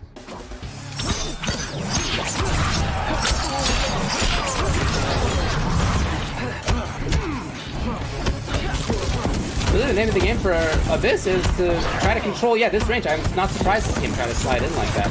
Try to get things started, because at this range, it's been kept out. Yes. Ooh, that was a big read on the first one, too. Right, looking for Skywalker or something. Looking for the position reversal? Oh, mix-ups. We're stopping? Lead is such a good thing to put on Fujin, who's going to be moving 90% of the time. Reach the cancel there. And no wake up after all. But if this finds the next hit, he can definitely do it. Will there be? What do you think our neutral jump was supposed to be? Was that supposed to be a regular jump, or was that supposed to be a down up? Yeah, this is what I'm talking about. No, he didn't get there. Oh, and Joe's gonna. If that had been dive kick out of this, I don't know. Do you think he meant to do closer up there? I think he thought he was closer. You will suffer. In any case, Unjust ends up taking a round where Abyss had quite a bit of control for a little while at least. Jump kick there. Abyss recognizing that, taking the turn. Oh, the negative frames and oh no! Reached for the sky. But that's one of those most purely up hurt boxes on an up two. Just flexed on us for a second. He's got a lot of strength as a character, but that defensive option in that kind of situation is definitely not one of them. However, now she's got the corner again. Nice. The whip punish, yes it was actually. And Unjust has some work to do, but certainly can. Overhead. I just cannot believe that the low is coming yet again. Good recovery though. This is text tonight have been juicy. You are no challenge. He's still in this. Final round. Fight. Nothing like resetting the position with your mid-round taunt as well. Out of the sky. Nice, I love it. Disgusting. That's the immediate answer though. He's been right in a lot of situations on the drag and drop. There's a challenge. We've seen him attempt it this time it finally did. Did he just trade for him? Building some offense out of that. However, this range game, he's got... Oh! Beautiful.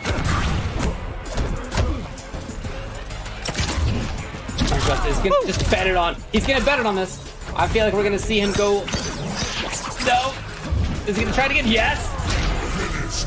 You could tell that was what in his mind it was like, well, this hasn't really been working out. I gotta try something a little bit different. He hadn't been going to stomp very often. Right there towards the end. It makes sense as an attempt because it's just you get to start a mix-up from almost anywhere on screen. Right? You all of a sudden when you do it, you go up into the sky, the opponent knows you're up there. They can see that you've left the stage. The question is, where do you come down? When do you come down? So if you're in a bad spot, you can definitely just try to run it on that. And it's doable. We saw how many in a row hijinks got before. So I understand Unjust going to that, but it is also, I think, the sign of somebody who felt that his strategy wasn't really working out otherwise.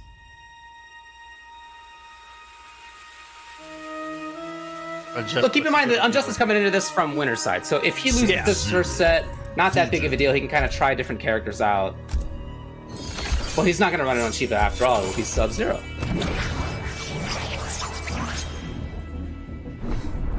No slouch with this character either. I've seen him win tournaments with the Sub-Zero.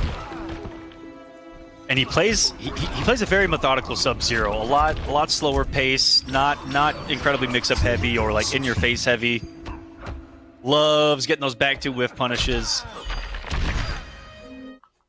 Loves trying to force those whiffs, but Fujin, the high mobility, I think we're going to see a little bit more aggression out of him up close. He brought the deep freeze, which means that he's going to do forward two at some point, and that's what tells me that the aggression might be coming. Because usually he actually doesn't pick deep freeze. He goes for the more, again, methodical moves of Sub-Zero, the creeping ices, the really everything else. I've said the air axe. Well, he does have creeping ice as well. Yeah, there it is. Now he gets to snowball a little bit. Yeah, this is where Unjust wants to be. He's really making quick work of this round. Woo! And there's the forward two coming in hot. Pretty cool to save the KB as well in that combo. So he's looking strong right now, and he gets to start out at a range where Anti-Air is going to be on deck. But no, instead, Abyss. Forward marble. Interesting little counter there, okay.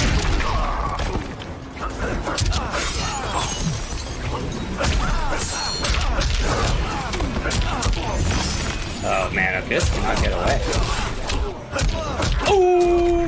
Yep, that's what I'm talking about. Big damage there. And this was a little bit of a surprise, but oh my goodness. Once I saw Duke freeze, I had a feeling that he was just going to go full aggression. And, you know, don't let Fujin move is like one of the best things you can do. You know, don't even let him breathe. And there might be a little pun in there, but I'm not going to get into it too deep. But that is the perfect strategy to implement. Because once he has space to play with is when Fujin is the most deadly. So that was sick. I love that mix-up at the end. He had just gotten offensive bar, which means that forward 2 would combo into enhanced ice ball, right?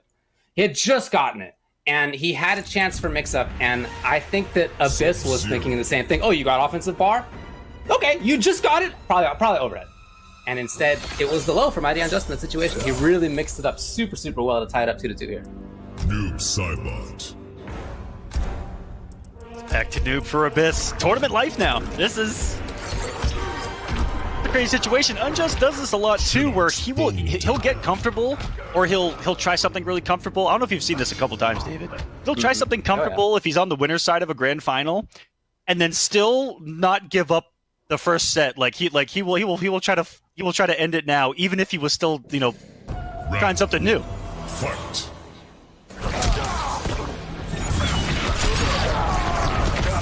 So you can see the comfort that, oh nice, you can see the comfort that Abyss has going back to this. Feeling a little bit more strong interruption. Right back into it, not dissuaded from it. It's Unjust. Very nice.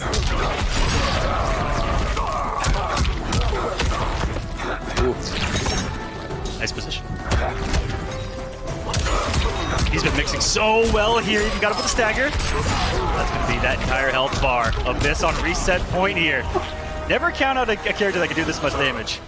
That's for dang sure. Round 2. You can see Unjust wanted to get in there with the forward 2 a couple of times. He just got interrupted by Noob. Oh! That's aggression. Wow. Abyss has not been afraid to challenge back against anyone, any character. He'll wake up buttons. He will check you on reversal. No fear. Oh, what an anti-air! However, Unjust is losing. He's going to look at the side switch on this as he loads.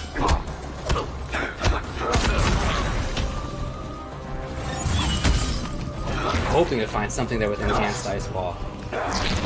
Needs to be careful whiffing against Sub-Zero. That slide could be buffered at any time. Ooh, the 4-4 this time around. Yeah, he hasn't done anything else since then. Okay, here it is. Finally. Wow, what reactions! Or just betting? I don't know. That was so fast with the reactions. Yeah, I think he was already predetermined with the jump back. So all he had to do was look for down up, right? Or all he had to do was maybe hold down, look for something, and press up. No bar, though. It's about to be reset. It's fatal blow. It's Sub-Zero. Oh, yeah. I'm just scheming. There it is with the low slide. That's the reset from Abyss. 3-2. Another game 5 on the board for Abyss here. Just his 14th one to try to win this tournament. Him losing 2-3 versus Hijinks. After that, in loser's side, he beat Samij 3-1. Remember, that was very, very strong. He beat Bernanoni 3-0. And then, yeah, back to the 3-2s, beating Hijinks, then beating Unjust to send Unjust to losers. And now we have one final set of first to 3. Immediately, a race to pick Cetrion right there. As soon as he could. You see that? That man was burning through the character select screen to get to Cetrion.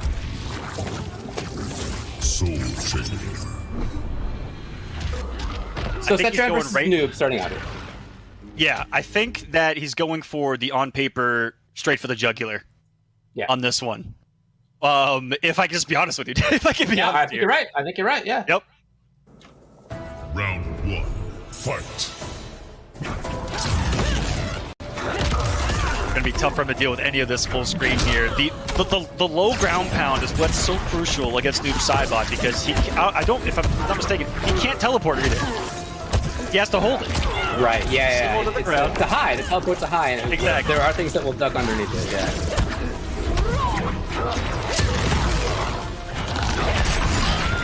Okay. Well, that's one way to do it. Right there.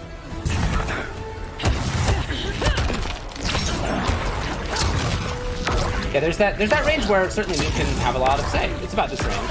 But then outside of that spot, you begin to see, okay, he made the read here, and he was right. Okay, what a pickup, and it's enough just barely.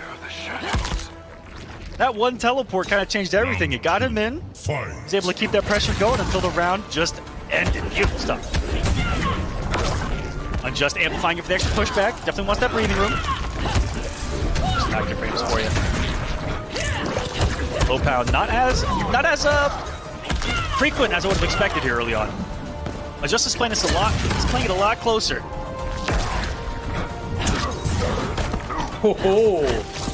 Very confident on the spot and bringing in the string. Now we have Unjust controlling the corner a little bit anyway. He backs off. Look at this back and forth. As soon as he knew the opponent was going to jump, he went right back in there for the anti-air. Taxing some chip and ready for the escape. What a round by Unjust. Final round. Fight. All about that control. His mama nature here. They're the ground pounds. Now he might play this a little bit slower. Now he's got the health lead here. A round up. And look at that. Change things up immediately. Even I would have gotten mixed up.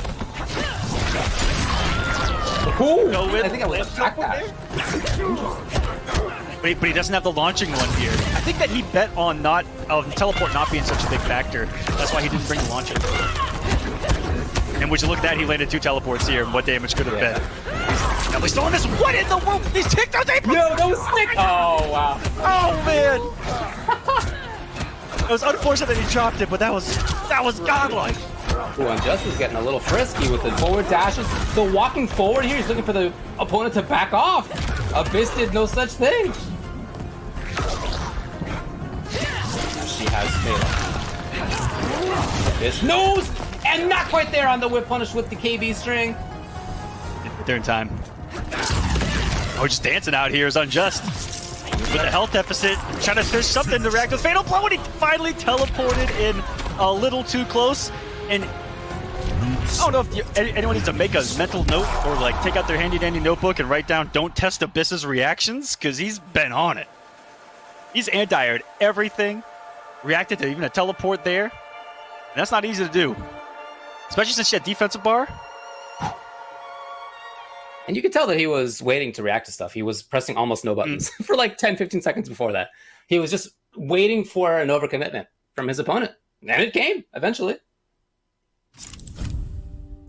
So, Unjust rushed so quickly to set round. Whoa, really? I don't know what's going on anymore. I don't know. I don't know what's going on. I don't know. He's a good character, but he already lost with her.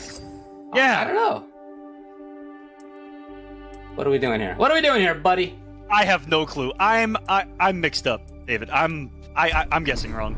Like, and he does lock in. I did not expect this. Again, Shiva's good. I'm not casting doubts on that. But we already saw him just try it out, and while it did work one game, it didn't the other two.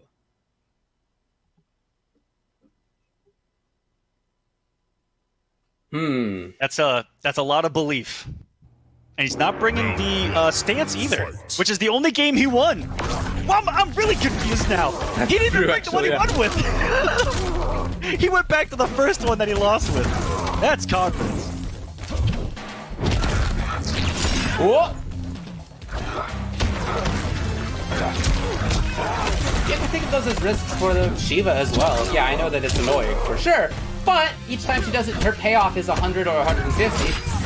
And her guessing wrong is potentially, hundreds of damage, especially versus Guardian. Wow!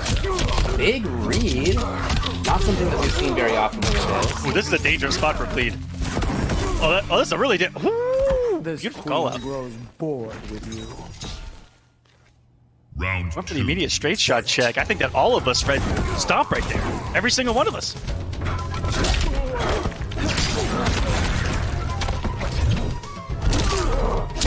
Tried to dash out at the last second, not quite. Are we gonna run the table on it? No! Yeah, I think this pick is curious. I don't know, I mean, here he is with the life lead, but will this work out? It does, okay. Yep. 320. I feel pretty confident after that. Ooh, the pushback on that.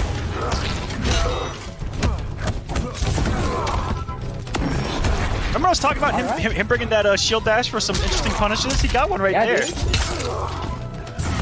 And he's got a big life lead. And that's gonna do it on Chip. Yeah, all right. Hey, I'll shut up. That was game by Mighty Unjust, 1-1. And looking pretty strong in doing it, to be honest. There were times in that game where I was a little concerned that it was maybe not the right pick, but he certainly made that one count. Good I feel like the Mighty Unjust could win, I feel like, with any character at any given time. Okay, yeah, fair enough. But that one caught me off guard for sure. But I would definitely still feel that he would be confident choosing that just to say, or just to prove to himself. Not anyone here, not anyone watching at home, not anyone bitching and complaining in chat or on Twitter, that he can do it with this character. And it was the first pick he had against Abyss, and he's like, you know what? It might be a little bit stubborn. He's like, I can do this. And he's making in my mind, here's the issue, though. Game 1 went to Abyss. And this is a character that, yes, beat Noob, but then has lost to Fujin. And now it's Fujin's turn. So the wheel of options, the wheel of counterpicks began in Abyss's favor. And if it continues like that, Abyss will ultimately win the first to 3. Right? That's kind of how whoever wins the counterpick circle. Yes. If you win first, then you end up taking it in the end if it goes like that. So, I don't know, but we'll see. We'll see if Unjust can do it. He was able to make really big reads on those stomps earlier, calling out all the early ones really well with the immediate Skywalker into the kick. But a couple of mistimed ones on those, and you're going to be eating a stomp, so that's what a couple of those games came down to in the first engagement just moments ago.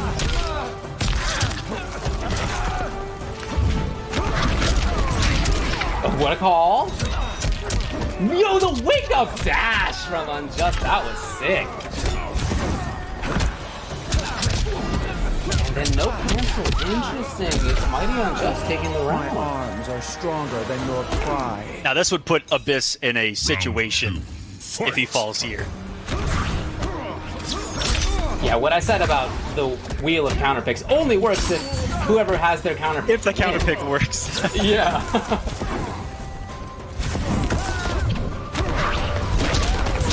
Perfect again on that one. No breakaway. Just going to eat an awful lot of damage, and more importantly, that massive corner carry. Woo. Beautiful. Has that offensive bar, and yes, does spend it.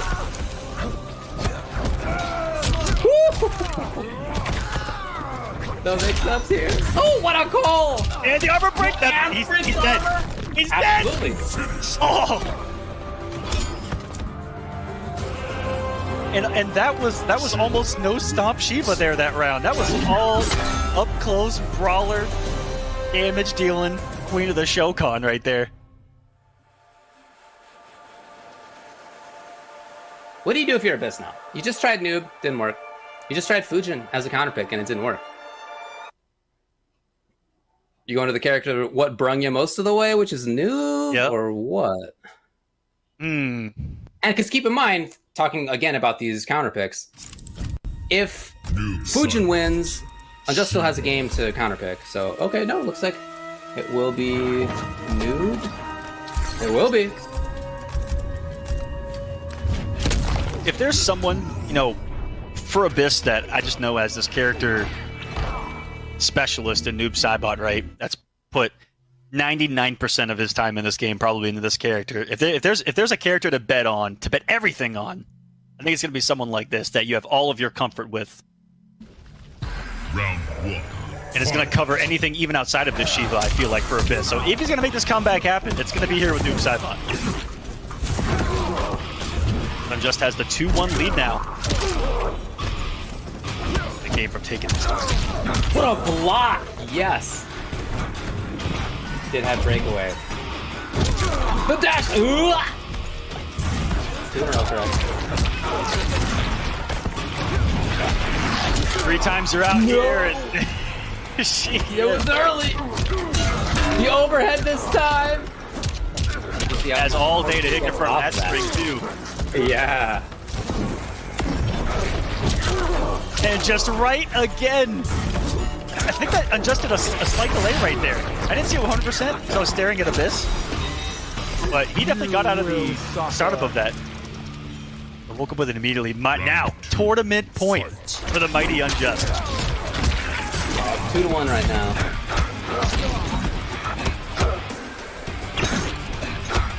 Can Abyss make this pressure count for a little bit? Yes! With the KB string into the sky. Oh, it was the fast one! That's the one that gets me every time, too. Once I think I have a rhythm, if they let the early one rip, that's when it... It's looking good this round. Was trying to buffer. Tried to find the right timing. Not there. How many in a row? Tried it again. I think the KB's ready to go. And still takes the round because every time he was wrong, only 800 damage. Final round. That's the thing, right? It's annoying. It's annoying, right? You're annoyed the whole time you get hit by it. But you also have to keep in mind, yeah, it's 100 damage. Except if he has to give you enough. Oh, wait a minute. Except if you get hit too many times without getting out of it. Yeah. Oh, we're liars. It's only 100 and then 3. I know, yeah. It's definitely good. There's no doubt about it. I think we just got mixed up. I feel like you have to be perfect on that for it to work. Oh, that looks really tough. Was that only about wave dash I just saw? Can you get away? No, Unjust. The bar, is that gonna do it? That's gonna be all she wrote. Abyss looked like he tried to wake up with some buttons right there.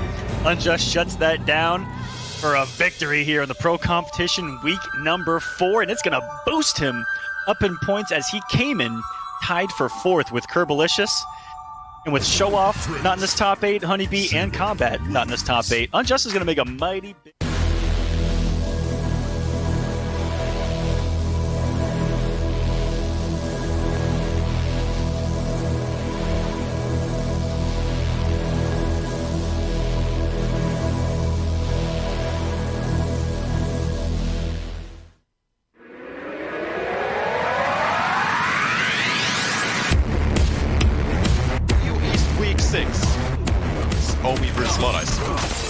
Starting things off by getting those plus frames. Blood Eyes getting clipped at the final hit of the creeping ice, blocking the ice ball, trying to go for a punish as well right there. Not going to work out, but the flawless reversal straight out the gate into a throw tank. These guys are definitely coming out swinging right here. Gets the punish this time. You were talking about space control, and Blood Eyes movement is looking on point. It is ridiculously on point right now. He is just zooming around the screen consistently, ready to block these ice balls every time Omi throws them out. Oh, beautiful spacing from Omi. That's one on the board. Definitely it is. We're seeing Blood Eyes probably going for a guitar. They're dropping the input. Omi, no confirm on the back 3 string right there. Good call out with that back 2, forcing the breakaway even though Blood Eyes didn't need to use it. Still kept himself safe. Really nice. Oh, that's gonna get punished though. Punish, yes. Should be the round that he decides to spend it. No, very smart choice.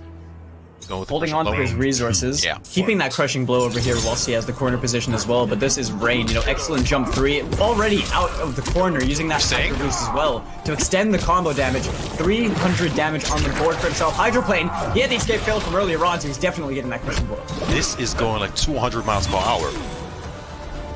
I mean, Omi lost 600 health in the matter of seconds. Oh no! The right way? Didn't autocorrect?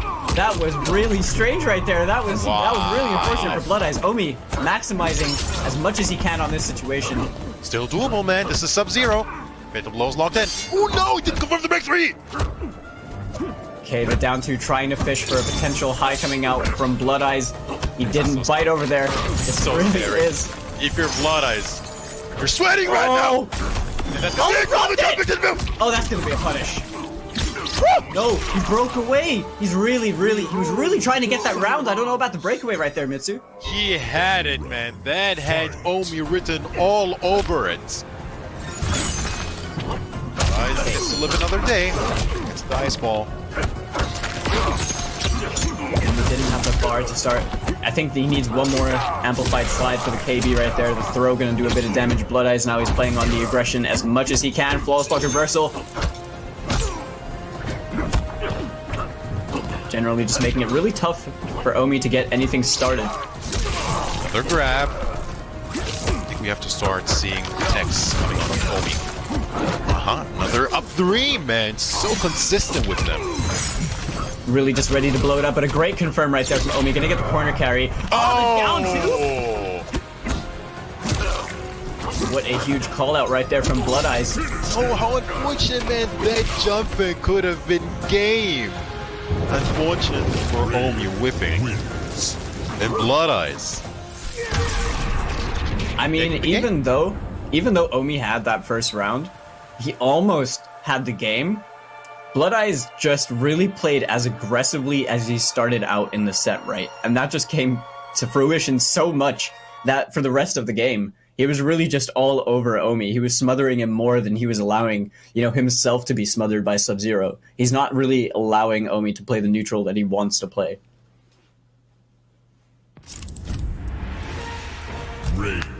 That was unfortunate. Sub-Zero. That was so unfortunate. That whiff on the jump in. Yeah, I mean, if he had gone for the jump 1, it definitely would have hit, but the jump 2, having that slightly, I guess, horizontal hitbox on it, literally just slipped by him, and then he still committed to the stand 4 fatal blow. I mean, I guess you have to at that point, right? Probably dialed in. Honestly, yeah. And I wouldn't blame him for doing so. That was pretty much a guaranteed kill, but Blood Eyes, he got himself that first point in the board. Definitely looking really good, trying to advance on to the winners finals. Omi's gonna have to try and stuff that hope. A potential whiff punish right there, just about missed it though. Oh, and a call out.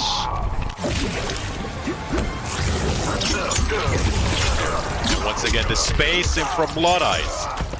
I love how he's using that Hydroplane to just open up that spacing and to go in for the whip punishes. He knows the counter poke is coming and he's just ready to completely deny any potential comeback. Man, if or he had more, he would have probably up 3'd that as well. He's not wrong. Geysercon gets the reposition, gets the round. Blood Eyes looking really solid right now. I really like Blood Eyes. Doesn't get the 1-2. Back 2. Plus frames, gets the grab afterwards. No attempt to break through.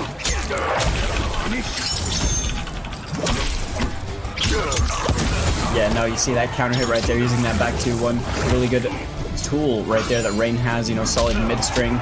Allows him to apply as much pressure as he needs to. Hydroplane once again to open up that space, going for a free whiff punish right there as Omi's just biting on these counter poke situations. Yeah, he's 3 for 3 on those. Another one, no. And the minute he stays composed and patient, he gets a grab instead. Yeah, I mean, ending it in the brutality as well, finishing it off in complete style. And I like that. He conditioned Omi that entire round, saying, okay, if you press over here, you will get punished for it because I'm using the Hydroplane to open up that space. And right at the end, he just canceled it and went for dash up throw because he knew Omi was going to sit there and block that time. Just really good, attention and kind of awareness, being able to condition someone like that. And especially a Sub-Zero player, for Rain to be playing the offense this much, that's no easy feat. Rain. So we see a switch coming out of Omi. I mean, Blood Eyes was all over him, especially in game 2. Yeah, that corner position really, really helped him. Omi just looked smothered in that situation, really. It's going to be Sub-Zero, regardless. Couldn't see the variation. Let's see if he can change it up a bit. Decides to go with like a air axe or whatever.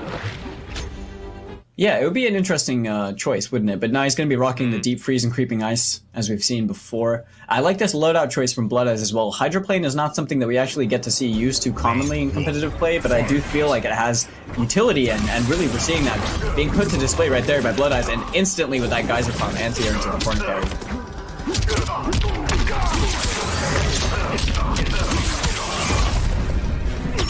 Gets the Oki from that Geyser Pump as well. Keeps Blood Eyes with his back against the wall. The back throw definitely going to favor Omi in this situation. Flawless blocking the ice wall, yes. Okay, he doesn't drop it this time. He's going to end in the slide. Not building towards that KB, but not going to matter. Gets some nice meaningless damage on the board for himself with the down 2 KB. I mean, that oh, no, this is going to hurt. That just sucks if you're Omi, man. He was all over Blood Eyes.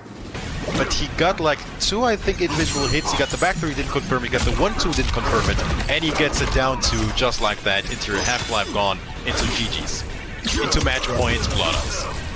Exactly. And right here, Blood Eyes is looking really much... He's looking like a freight train at the moment that really just can't be stopped. Okay, gonna confirm off of that jump 3 from the Hydro Boost as well. Omi forced to use the up 3. He's gonna find himself a confirm though. Gets the corner reposition. He's gonna spend the KB. He is. Yeah, he knows that he's in big trouble. Needs to make something happen here. Something is whipped. And unfortunately did its raw block as well. Maybe he's not really comfortable right now. I mean, usually that's an easy confirm, the back 3 too. Yeah, you know, really just committing to that one. Probably just gambling it all, and we're seeing Blood Eyes as well, cashing out as much damage as he's going to be able to get, ending in that forward 2, 1+3 straight into the fatal blow. Now what's the play gonna be? What's the play gonna be? What a throw tag! The Qatar toss! Chip is an issue and gets the jump and kick. That sucks, man. That just sucks if you're Omi. That was incredibly well played by Blood Eyes as well, letting that early jump 3 rock because he was very confident Omi was going to try and back to or stand to it. He just knew that Omi was very confident in his anti-airs and let that one rock early to catch him out. Really, that was a very convincing 3-0. It looked like Blood Eyes just had him figured out. I mean, he made it look easy, not to, you know, slam dunk on Omi whatsoever, but Omi, man, he came out swinging this week. He defeated Dubasic, Distorted, Magic T, and Blood Eyes over him just like that. I think he could be trouble, man. Blood Eyes could very well make it very far in this tournament, I reckon. Yeah, I mean, he's been consistently leveling up over the course of time. We've been seeing a lot, you know, since lockdown of him playing in these online tournaments, whether it be the Open Series, whether it be the Pro Competition, or community events. We're seeing Blood Eyes' name frequently pop up a lot more recently, and he's always getting better results. And that is, I think, very admirable, not only for a player who comes from a region that is underrepresented, as we mentioned before, you know, Omi and Blood Eyes really only being the 2 people who are getting out there making that name. He's doing it with Rain and Frost. I mean, the good news is we'll see him later as well, but Omi, of course, not being out of the tournament as well. Speaking of the tournament, what exactly is the Mortal Kombat 11 Pro competition? We have 8 events per region. We have the Intercontinental Combat, the North American League, and Liga Latino. Top 8 advances to the regional finals to play for $5,000. Top 16 advances to regional finals for the North American League. Each sub-region is playing for $10,000. And once again, man, we are very deep into the pro competition. 6 weeks in, we have 2 more weeks to go. And once again, these top 8 individuals are playing for a lot of points. 350 points for the winner. And some of them are already looking very good to make the regional finals. I mean, speaking of K-Top, for example, he's second place with over 1,000 points, man, to play for the regional finals at the end of the season. Let's see how it plays out. He's just been on an absolute tear, hasn't he? Like, really just came back to competitive Mortal Kombat, brought out, you know, a character that the scene knows is incredibly strong, Jackie, and is doing incredibly well with that character. And is really, now I don't want to be disrespectful to any other players, but has really steamrolled his way through top 8s. And he's looking like quite the destructive force that EU East is going to have to be dealing with. But ultimately, I'm pretty sure that his spot in the regional finals is you know, secured, sitting at comfortably at second. We are at week 6 of 8. So, you know, really, it's like now it's other people trying to fight to get the last spots. There's still those other spots for the top 8 so that they're going to be in with a chance to win that 5K. We have this week, we have 2 more to go, but I think Keita, I don't do the math. I leave that to the people behind the back, but he looks very good to make the finals. But let's focus on the task at hand. We have a match going very, very soon. We have Nimic taking on Mr. Ramirez. Should be a very interesting one as well. And you said it yourself, it's good to see Nimic being back in the action. Yeah, Nivek, you know, a legend within the FGC, really, at this point. He's a very, a veteran at this point. He's just consistently at the top of his game no matter what he plays. And really, like, Mr. Ramirez has been one of the newer faces to competitive Mortal Kombat. I say newer, you know, based on the timeline of the NRS games. But Mr. Ramirez has done incredibly well in the top 8 brackets that we're seeing. Like, every time that they're playing, we're seeing some pretty good results coming out from them. And we've seen Shiva in the past. We've seen this Sindel that we're going to see, you know, being hovered at the moment and locked in. We've also seen a really strong Scarlet. Nivek, pretty much known through and through to be playing Jackie. After, I mean, that insane IKK run against Foxy, you know, securing the spot in the final combat. Ooh. Playing Jackie over here. But now to see him back in this top 8 pretty comfortably. I know he's been doing pretty well recently, having won a Greek tournament, I believe. And yeah, looking like this is a really unpredictable match because now we're basically watching new school versus old school. Very well said. Let's see how it plays out. It's going to be Sindel from Mr. Ramirez versus Jackie from Nivik. Submit, and I'll spare your father. Your hair grow like Pinocchio's nose when you lie? It grows whenever I kill someone. Round 1, fight. That was a good one, man. That was a good one. Here we go then. Semifinals. Like starting things off using that leap. Okay, the Air Banshee at the right moment right there. Mr. Ramirez cashing out on 22% damage. I wonder if he could have gotten a fair bit more. Unbreakable, probably just opting to save the meter for a bit later. Gets the corner repositioned with that hair whip as well. Good pick up from Mr. Ramirez. He's stuck in the corner. He's content with it, seems like. Yeah, Nivek right now not really needing to do anything. He's really just waiting out the timer, but he does have less health at the moment. I think he's looking for the right time to jump in, but right there instantly. Stuff by Mr. Ramirez. Dropped combo into punish from Nivek. Let's pick up from Nivek. For the corner positioning as well. He's going to get the Oki from this back throw as well. Mr. Ramirez guessing wrong in the throw this time. Nivek mixing it up with the forward throw, keeping him in the corner. One more clean hit to fatal blow. Goes in the round for Nivek. The interactable, he's out of there.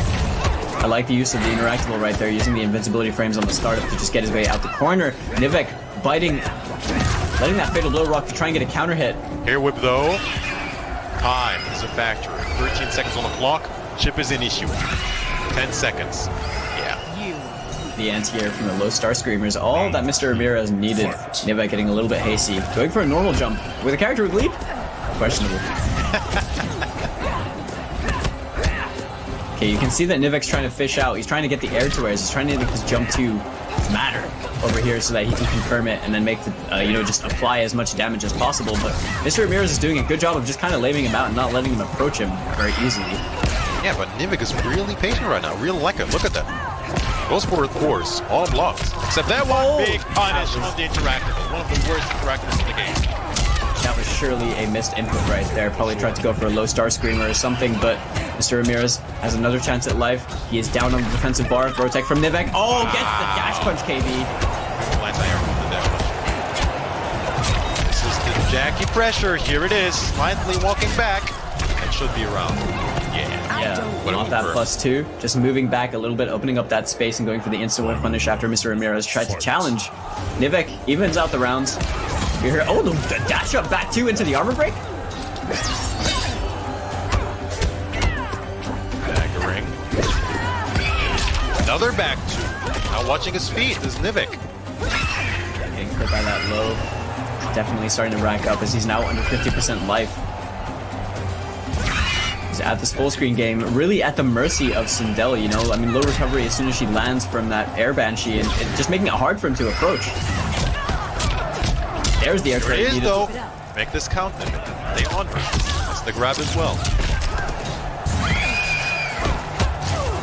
3. Another leap. Empty leap as well.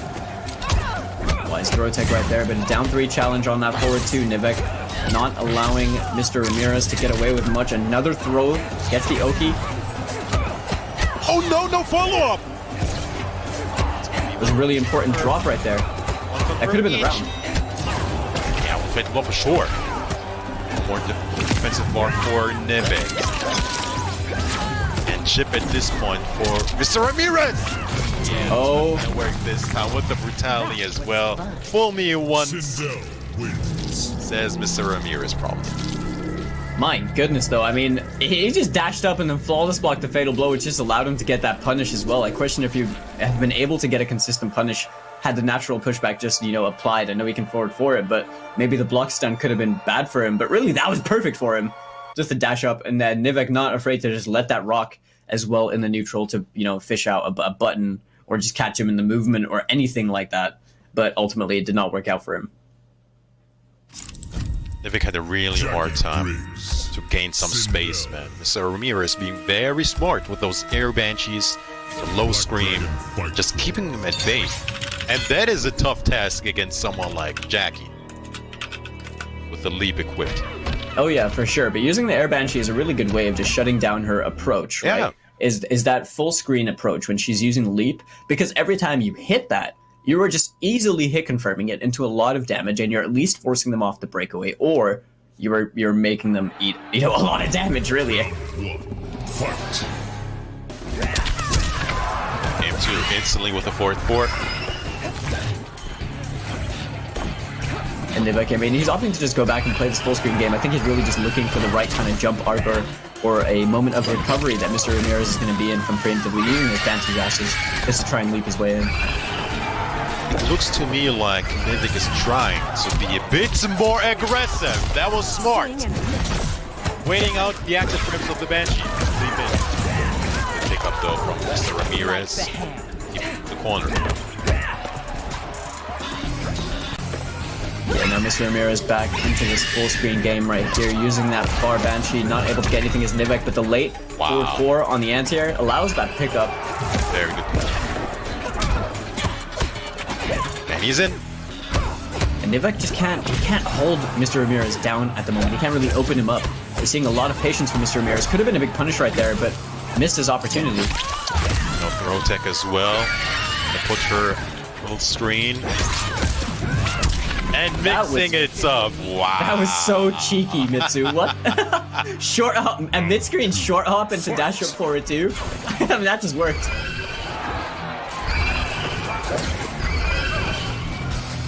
Man, is this annoying if you are Nivek, but very smart play regardless from Mr. Ramirez. Gets to confirm as well. Hold on a minute.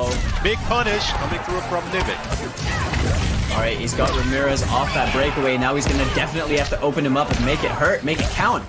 Mr. Ramirez throwing out all the buttons in challenge. Says, you dare try and contest me on my plus frames?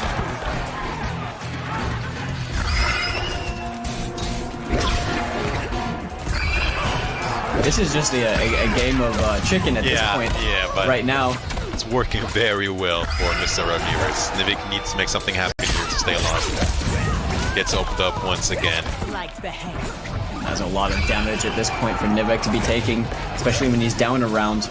We all know how explosive Jackie can be. Nivek really just trying to find the right opportunity, but the air Banshee, this just looks really rough for her to be approaching in any way through the air.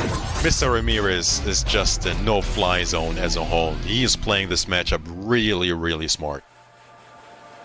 Yeah, like every time we're seeing Nivek go for the grounded approach, we're seeing Mr. Ramirez go for the forward 2s, the forward 4s, checking in with the pokes.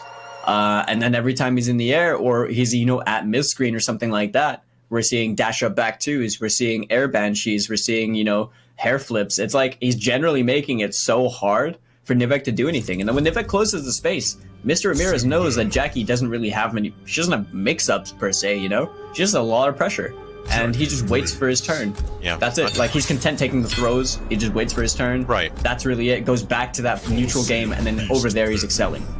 So it's not like Nivek isn't getting in by any means. He is getting in, but even the minute he is getting in, Mr. Ramirez just is very content with just blocking.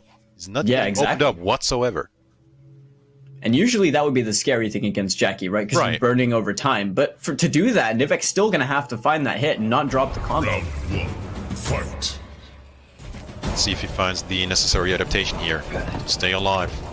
Currently a comfortable 2-0 for Mr. Ramirez. There is a hit.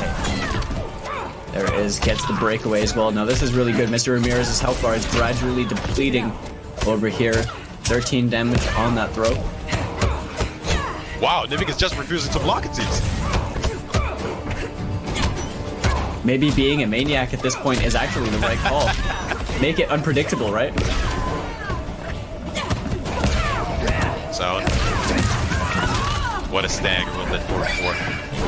And she's out. Yeah, using that full screen goal just to get the runaway, but the readjustment on that jump too. I mean, it's not going to matter because Nivek dropped the combo right there. Escape failed as well for Mr. Ramirez. This is going to be a good situation for him because he can hold on to that throw KB for later.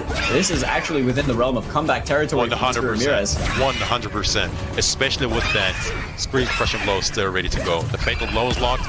The grab is locked. Crushing blow. Lock on the overhead. Screen. Yep. Oh, dropped it! Wow.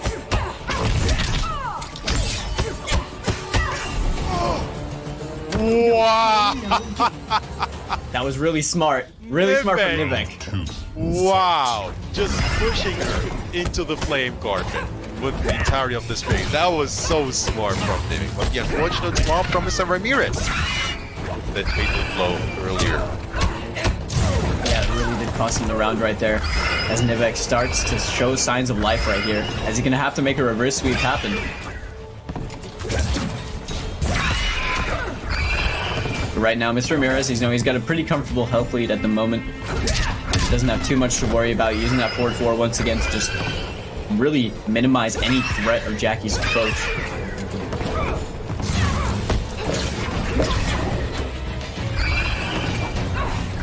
There's just a lot of jumping, a lot of air banshees right now. You know, Nivek just being ever so patient, doesn't want to make his way in. It's lame, but it's very effective. He's playing this right. Look at that. And the minute he does decide to leap in, he confirms it as well. And like, it's not just like he's throwing it out there. He's ready. Yeah, it's all done with intent, but that up 3 right there, I'm not sure about that one. Probably a bad read from Mr. Ramirez. Not going to work out. Nivek has the chance to start stealing some momentum over here and potentially snowball around.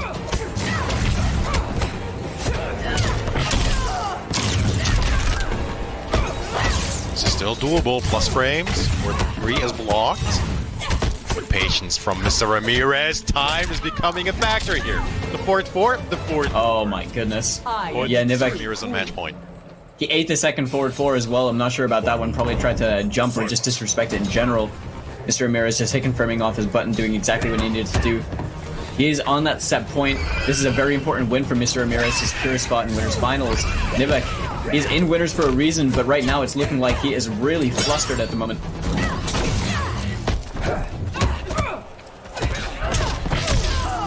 Grab. Got one. Grab. To confirm off the 4-3. 1. Yeah, look at that, 38% on the break as well. Like, by the time you've already come off those 2 bars, oh, what challenge! Wake up buttons, though, from Mr. Ramirez. Decide to play the lane game. Wow, interesting choice. Nivek now puts this in kill territory. Mr. Ramirez going for the corner reposition is still burning slightly. This was very smart. Oh, No! gonna kill him! No, he's just run out. Wow, he's not dead yet. Oh my god. I mean, what play from Mr. Ramirez, man. To even decide to go with the throw in that situation, maybe he had his timer ready and set in his head. He knew, no, this is not gonna kill me. And just finishing off, man, with the crushing blow on the screen. What play from Mr. Ramirez.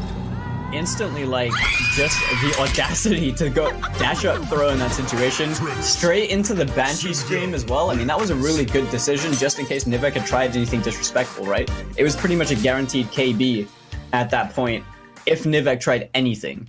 And because of the roll, it punished the roll. And then...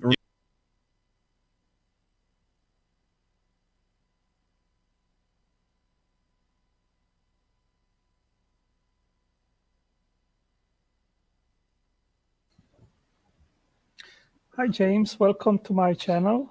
Thank you. We just met us at Rebecca's channel, Bread of Life. Right. So we decided to have a conversation here. So, hi James, welcome to my channel. Thank you. We just met us at Rebecca's channel, Bread of Life. Right. So we decided to have a conversation here.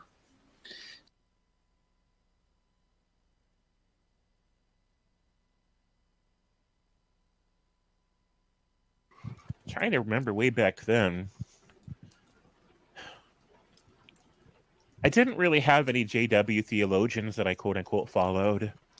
And they usually don't run like that anyways. It's just usually the organization's website that people would go to if they wanted to, you know, quote people that agreed with them in the organization. And I only agreed with half of the things JW said, so I didn't rely on them a whole lot. A favorite theologian? Greg Stafford, maybe. Some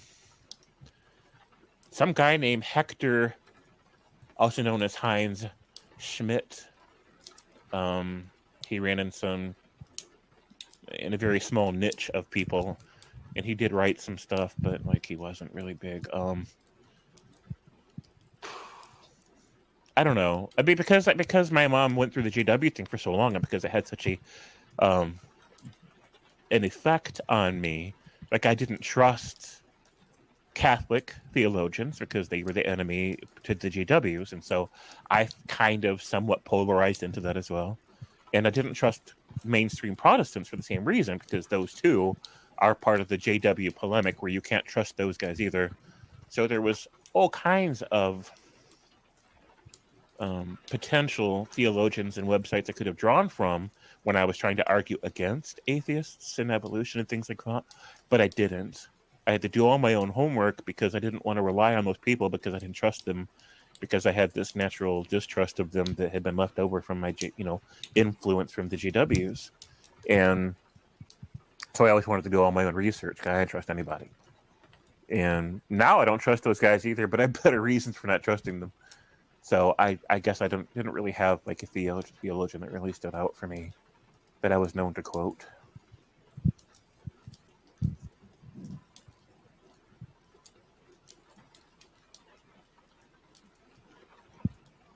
Sir Sick. Yeah. He's got some the way he uses the English language to mock people in his videos is pretty clever, I'll admit. I mean, it gets a little bit repetitive after a while because I think he needs a new gimmick, but it is still very clever. He really exposes those people for being stupid a lot of times. Hunter Biden's laptops. We need to link up in this bitch. Yes, we do, Hunter Biden's laptops. You conservative you. Sobek says, dude, easy. Paul Tillich is still king for me, and I've never been a Christian. See, I guess I just don't. I don't even know. Like, if you asked me who to pick a favorite theologian, dead or alive, I would pick Bishop Spong, right? Because what was his name? John Spong. Because he basically had enlightened secular ideals, but just cloaked those on a religious stage, right? Like, so basically he was like, he shared my same views and values. He just was a theist, right? So if I had to pick anybody now, it would have been him. Of course, he's dead now, which is very, very sad, but I would have picked him. A secret hangout. No, I'm usually I try to make it a point of not streaming at the same time as you. And I couldn't anyways, right, Jake? Because I'm usually on the channel with you, so but no, that would be funny though.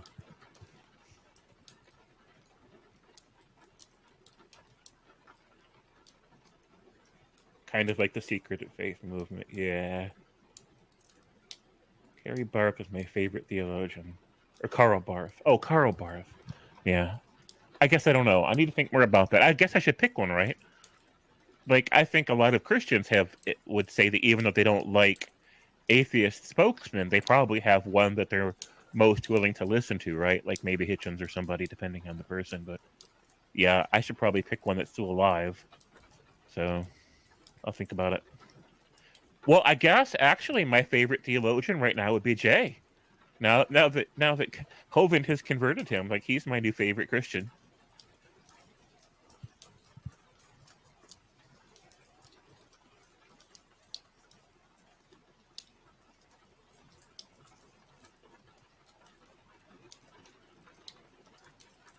Wait, has Jay started streaming yet? Are we live over at Pocket Locker?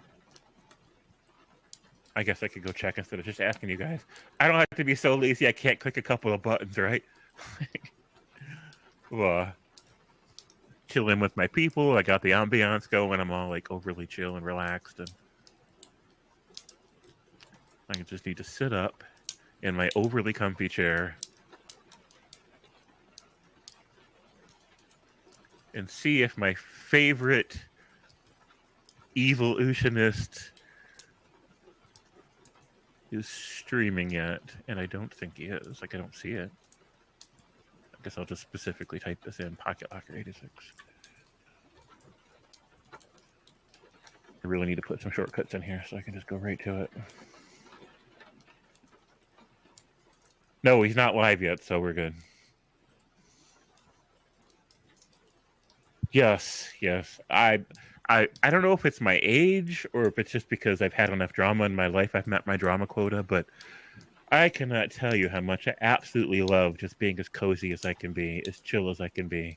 Like, I love it. Like I said, every once in a while, man, I wish I could reach true airplane mode. I wish I could just have the kind of energy that Jay has and just that zest for life. I wish I could.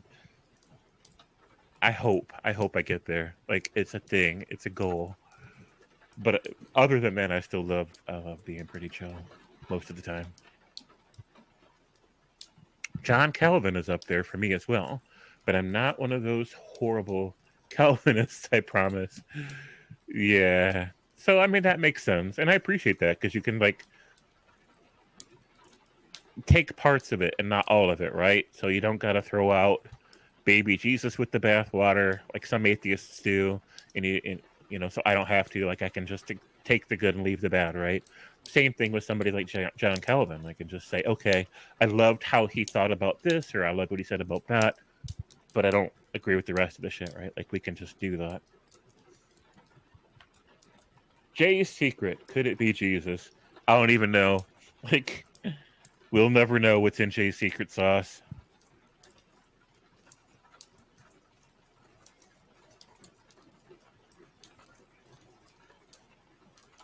Throw the Moses out of the basket, sure.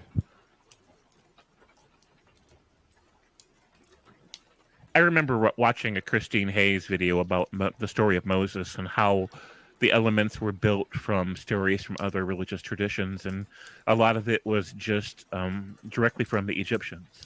Like, they just, I mean, even Moses was an Egyptian name, and the story was an Egyptian story, and it was adapted by the Hebrews as a polemic against the Egyptians. Why I'm even sharing that, I have no idea, because it doesn't matter, right? It really doesn't matter.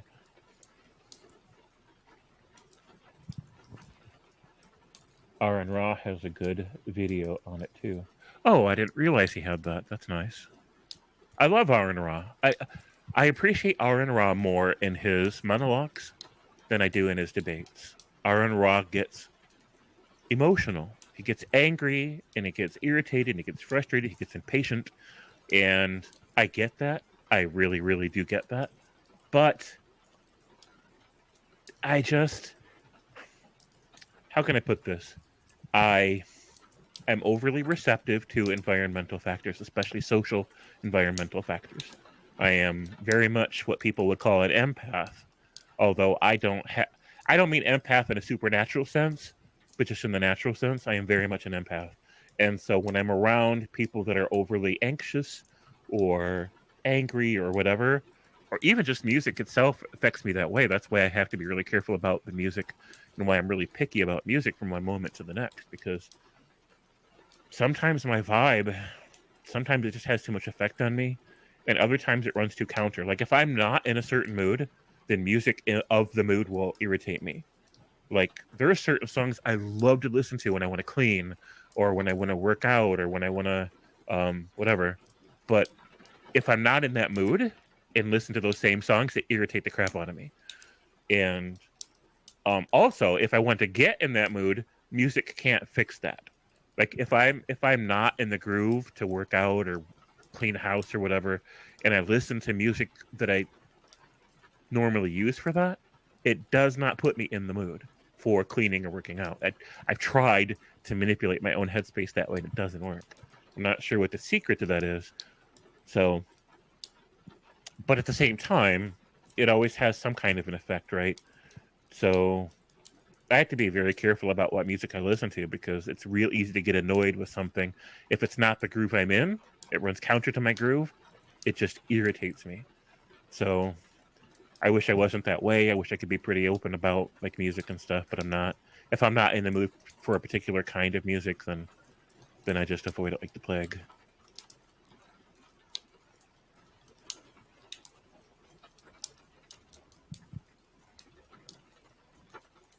Calvin and Luther are problematic, but there are lots of gems in there.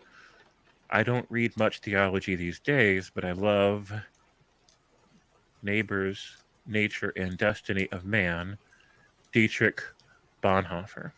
So Dietrich Bonhoeffer is an interesting character, and there is a brilliant article about him at the website for the National Holocaust Museum.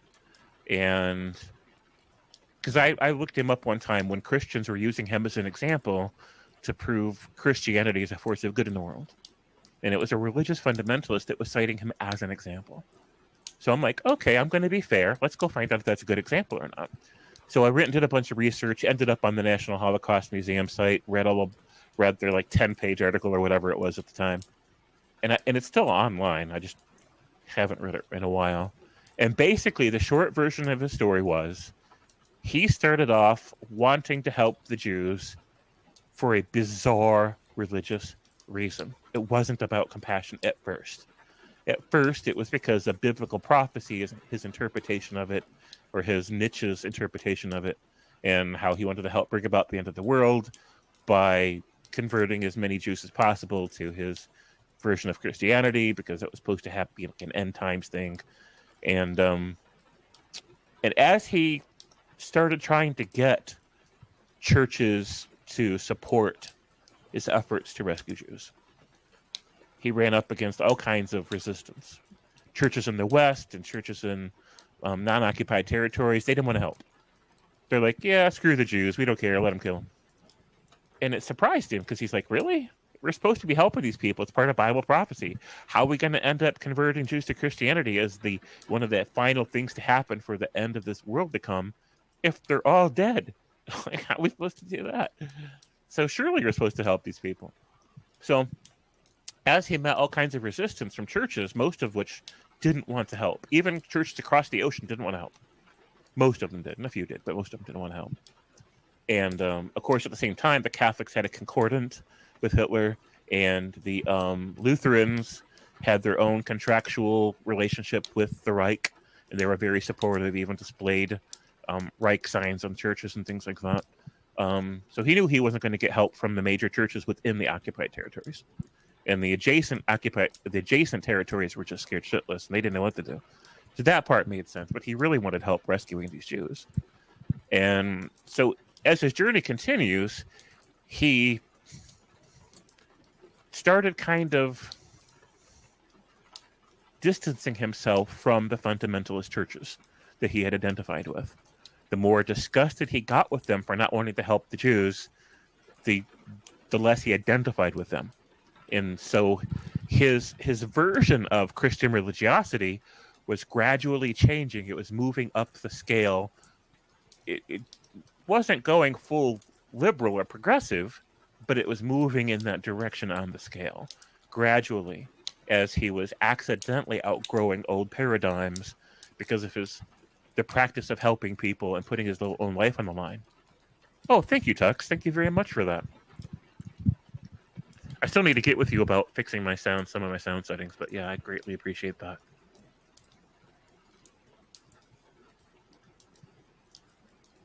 Hold on, let me catch back up with people real quick. Yes, Obek is really, really an interesting guy.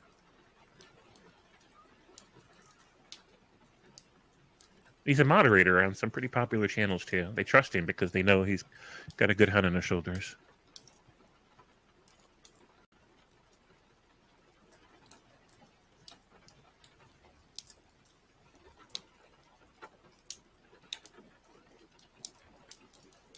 cool stuff here. Makes you want to dust off those old. Yes, absolutely. So he ended up gradually growing, and it kind of reminded me of one of my favorite cable TV shows of all time series. My Name is Earl. So the My Name is Earl character starts off this really horrible person, and he realizes that he's got all these bad things happening to him, and he thinks, well, it's because of karma, right? Because he's been going around doing bad things in people's lives, and karma's just kicking his butt all over the place. So he's like, if I want things to go better for me, I'm going to have to start making better choices. So he starts going out of his way to be nice to people and go back to right all the wrongs he's ever done to people, which is quite a long list because he's been a really crappy person for a real long time. And so, to make a long story short, his reasons for doing good things change as the series progresses. He goes from doing good things only for entirely selfish reasons, somewhat like Dietrich Bonhoeffer did, good things for bad reasons, to accidentally growing as a person through the process of doing good things, growing in ways he didn't anticipate. And while he's growing, while he's maturing and becoming a better person, his perceptual paradigm changes, his relationship to himself and other people changes, and he finds himself caring more and more about other people, just like Dietrich Bonhoeffer. So he ends up, Dietrich ends up in less and less fundamentalist religious narratives. Now, unfortunately, and the Holocaust Museum makes the same point, Dietrich died before we can see where his journey would have taken him. We will never know. All right, Melody Joy. We'll be here. We'll never know how much progress Dietrich would have made if he'd lived another 30, 40 years. Would he have gone full atheist, secular humanist, progressive Christian, liberal Christian, or would he have stopped growing at a certain point and just settled somewhere in between those domains? We'll just never know. So, and quite unapologetically, I admit that I am directly saying here that the more further up the progressive spectrum someone's religiosity is, the better of a person they are. I make no apologies for saying that, because it allows for and fosters greater and greater self-awareness and greater compassion and rationality and all the things that I admire about the best in humanity. And so through the process that he was going through, Dietrich became a better and better person. Somebody less and less alien to me and more respectable to me. But like they said, he died before he had a chance to finish that progressive journey. We'll never know how far it would have taken him. So, Beck, I see a lot of tendencies towards secular humanism in cost of discipleship. I'm not familiar with that either.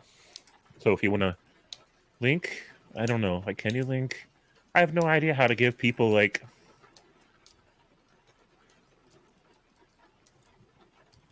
oh, that's how you put that on there, eh? I have no idea how to give people a wrench here. I have no idea how. So in the Restream channel, maybe I need to do it in the YouTube channel? I have no idea. But that's where we're at. So, but I can look that up, right? I can Google cost of discipleship. The last thing Bonhoeffer wrote before he died. Oh, I don't think that was quoted in the article. Maybe I read that years ago and just don't remember what he said about it. I wish I can get somebody in here to talk about it, because, I'm not going to stop the stream just to go read it and try to remember everything that was said. Assuming I read it before, surely I must have. I did a long research project, but it was a very long time ago.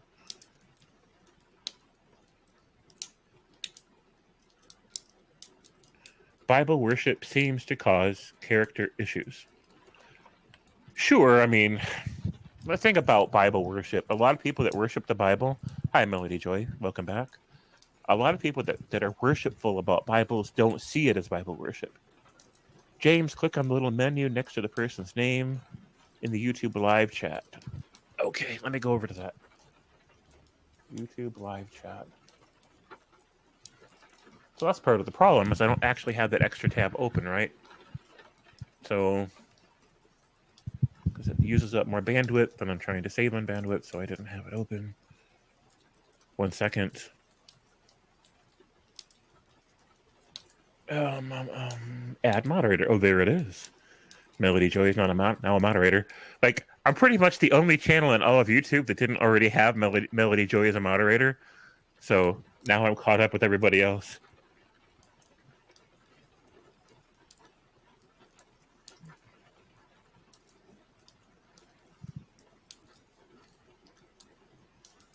I swear she's omnipresent. She just doesn't. She's omnipresent and omnipowerful on the freaking on YouTube.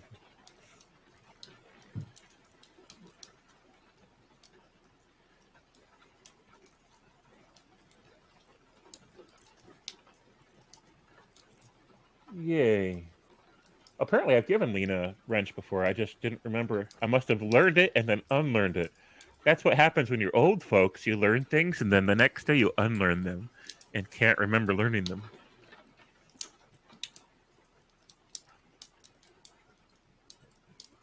So tomorrow I'm going to ask you guys again, hey, is there a way to make people moderators on my channel? And you guys are going to go, oh, Grandpa Apperson's at it again. Who wants to tell him?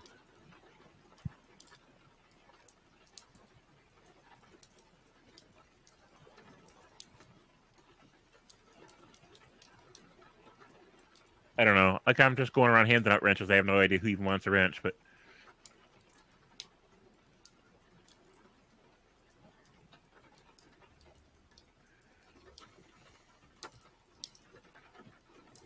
Oh, you mean my early onset dementia is sweet? That's the nicest thing anybody's ever said to me, Lena. Thank you.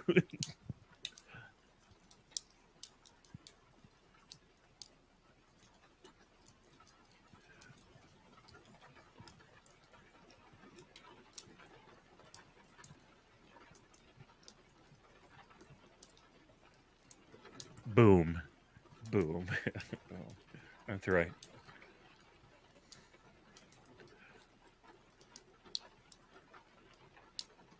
I think I probably need to turn my mic up a little bit. I'm not sure. I think it could be louder. Just a little bit, see how that does.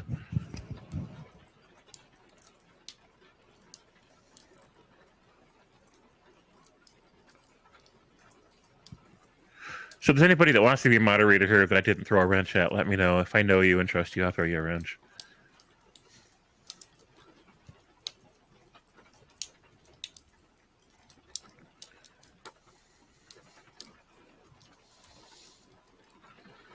So in the meantime, I'm not expecting Yotangelo in my channel at all because he has blocked me on Facebook and YouTube.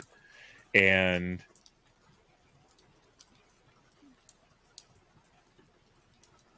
my voice is being fed back to me, I think, because I've got this extra tab open now. So I'm gonna... There we go. Now I won't hear my voice anymore. Everybody hates their own voice, right? I have been transformed by the power of the wrench. Yes, you have.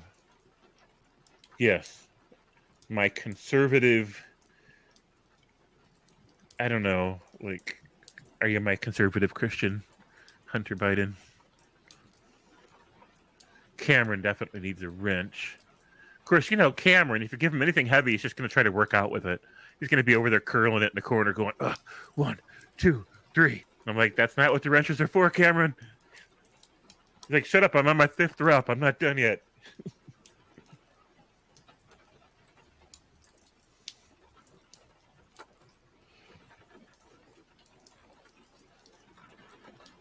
So I didn't block... I've only ever blocked one person on YouTube, and it was only meant to be temporary, and it's before I even know who the person was. I didn't even know who it was at the time. I didn't know their YouTube name, and I'm like, yeah, I'm taking a break from this person, and then I just kind of forgot to unblock them. But I don't normally block anybody, and that was months and months ago. Only one person, but YouTube blah. Otangelo blocked me on every platform. And it's whatever. Like if I go on a live stream, he'll still see and hear me there. But that's the only way he's ever going to see or hear me. So, and I don't care. It's like I don't have anything urgent to tell D'Angelo. What mic am I using? So that's a good question. I'm going to pull up my Amazon account and share that with you. Orders, I guess, order history. Microphone. No, not that one. No, not that one. So I've got this mic. Hold on a second. Come back over here and put a link to the mic that I use.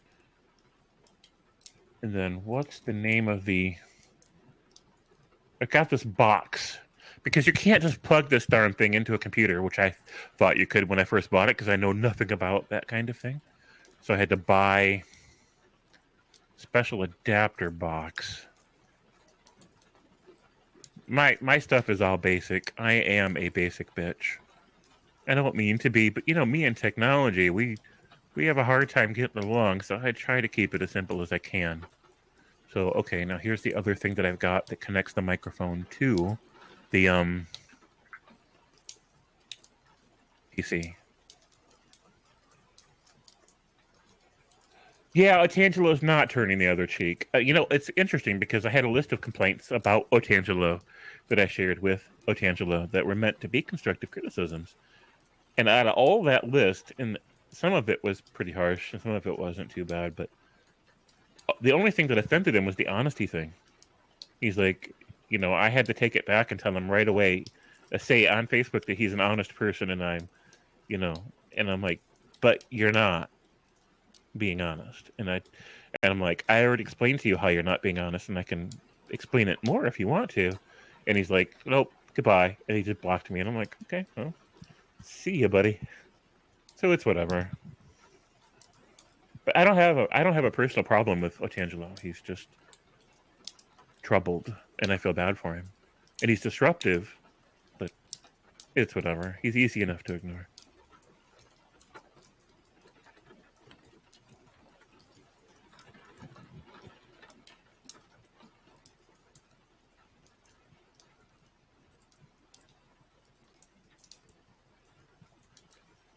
See, I'm always open to ideas about new microphone setups I can get. Like, I'm willing to spend the money if it's really worth it, but I just don't know. The reviewers said that this one was more than adequate for most purposes, and I have a hard time getting it to work to my satisfaction, but it's okay. Interestingly enough, like when I record or send voice messages through my Amazon Fire tablet, the microphone that's built into my Fire tablet is better than this microphone that I paid money for. Like, this microphone plus box cost me as much as my Fire tablet cost me. And the Fire tablet has better sound. Don't ask me how they managed to do that. Yeah, the Blue Yeti is nice. I hear good things about it.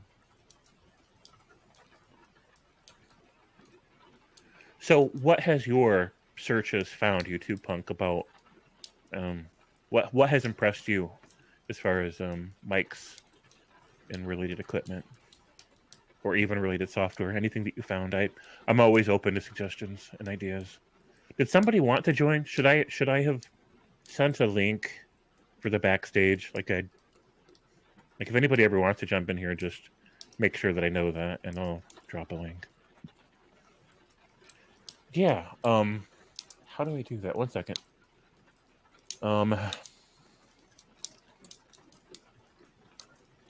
Do I get that from the YouTube studio, or do I get that link from the StreamYard?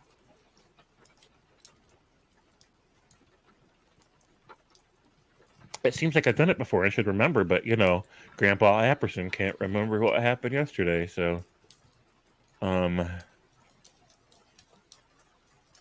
Invite. There's an invite button. Copy clipboard for the StreamYard.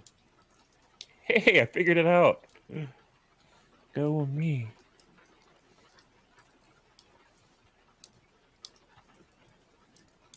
Yeti neutral.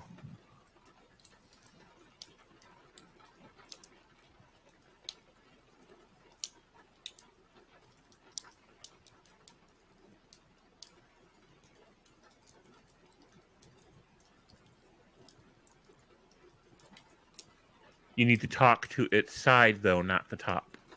Oh, you mean for the Yeti.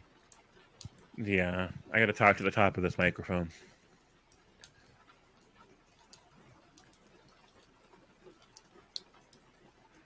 So as far as I know, I submitted a link that should work. I want to click on that or whatever.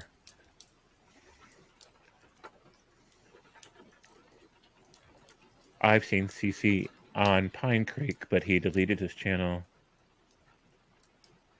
CC. Joshua something. I don't know.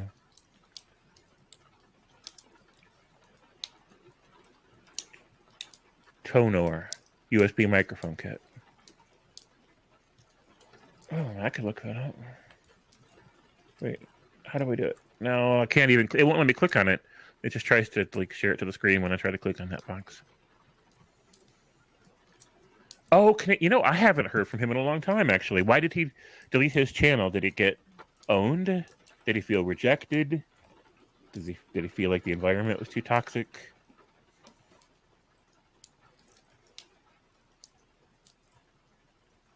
Oh, he was getting threats on his channel. Well, who the heck would bother to threaten him about anything? Like, it's not like he was the worst apologist out there. Like, can't even imagine why anybody'd go through, like, get so mad at him to threaten him. Not that anybody should ever, right? But still.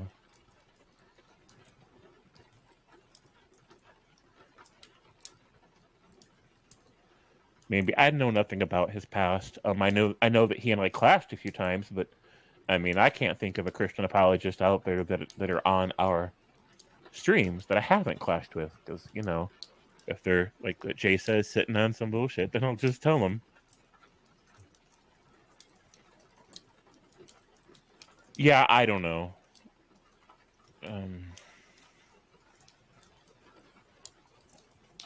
I don't know. He didn't seem any worse than the other apologists I deal with.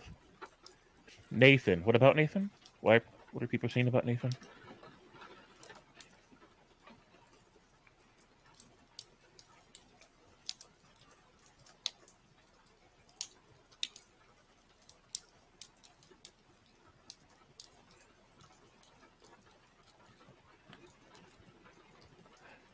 So enjoy the rain and the fireplace ambiance. You guys keep talking. I don't know what you guys are saying about Nathan, but now you've got me curious.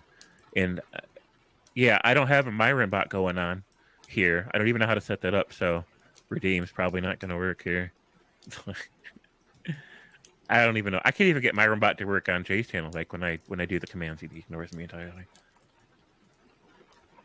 Suggesting Nathan had something to do with CC going off grid. I mean, if we're talking about the same Nathan, sometimes he gets in a mood and he can get quite abusive. And, but as far, I guess I can't really picture Nathan threatening anybody. I can't picture him crossing that line, but I don't know his history with CC, so. But normally Nathan's a really chill, likable, lovable guy. He's like just a brilliant streamer that's fun to talk to. But like I said, every once in a while, if you just happen to catch him in the wrong mood and say the wrong thing and trigger him, like he can get toxic really quick. But he's usually cool, right? He's totally chill and nice and everything. Usually, his normal state is pretty awesome, I think. But maybe he really had a bad run-in with CC. I don't know. Oh, no worries, Spartan. No worries. Oh, okay. Yeah, see, I've never been angry enough at a particular troll to make a whole video about them.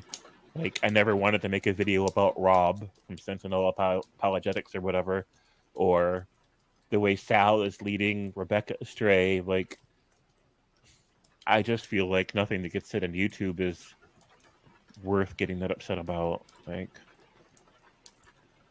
it's kind of like rappers. Like rappers in these like gang war kind of like rap battles, right? Where they're talking shit about each other all the time. Like, come on, guys. It's just pointless to take things that seriously in an entertainment format.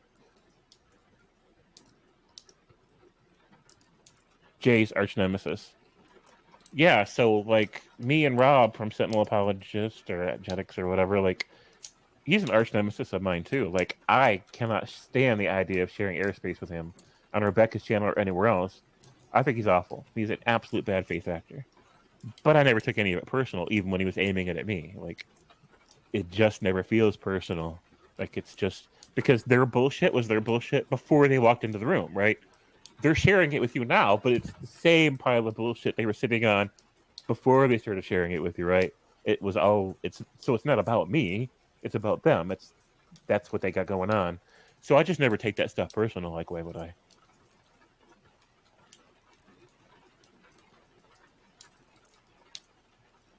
Consent and mental health is a thing.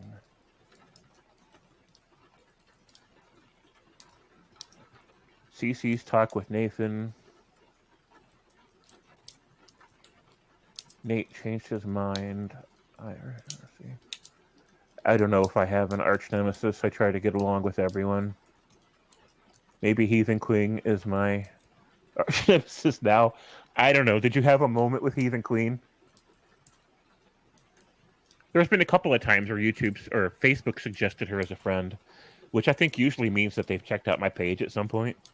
But she's never said a word directly to me about anything anywhere. I think I responded to one of her Twitter posts recently, but I don't know, like we're not really connected through social media. I don't have a problem with her. I like the fact that Heathen Queen like has as much disgust for S.J. Thomason as I do. I really appreciate that.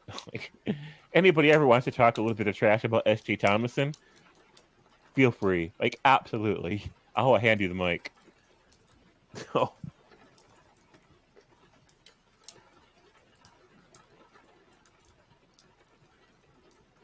It went from mildly annoying to off your meds really quick, James. Who would? All right, y'all. It's time to go live on Pocket Locker 86. Thanks so much for watching. We'll see you soon.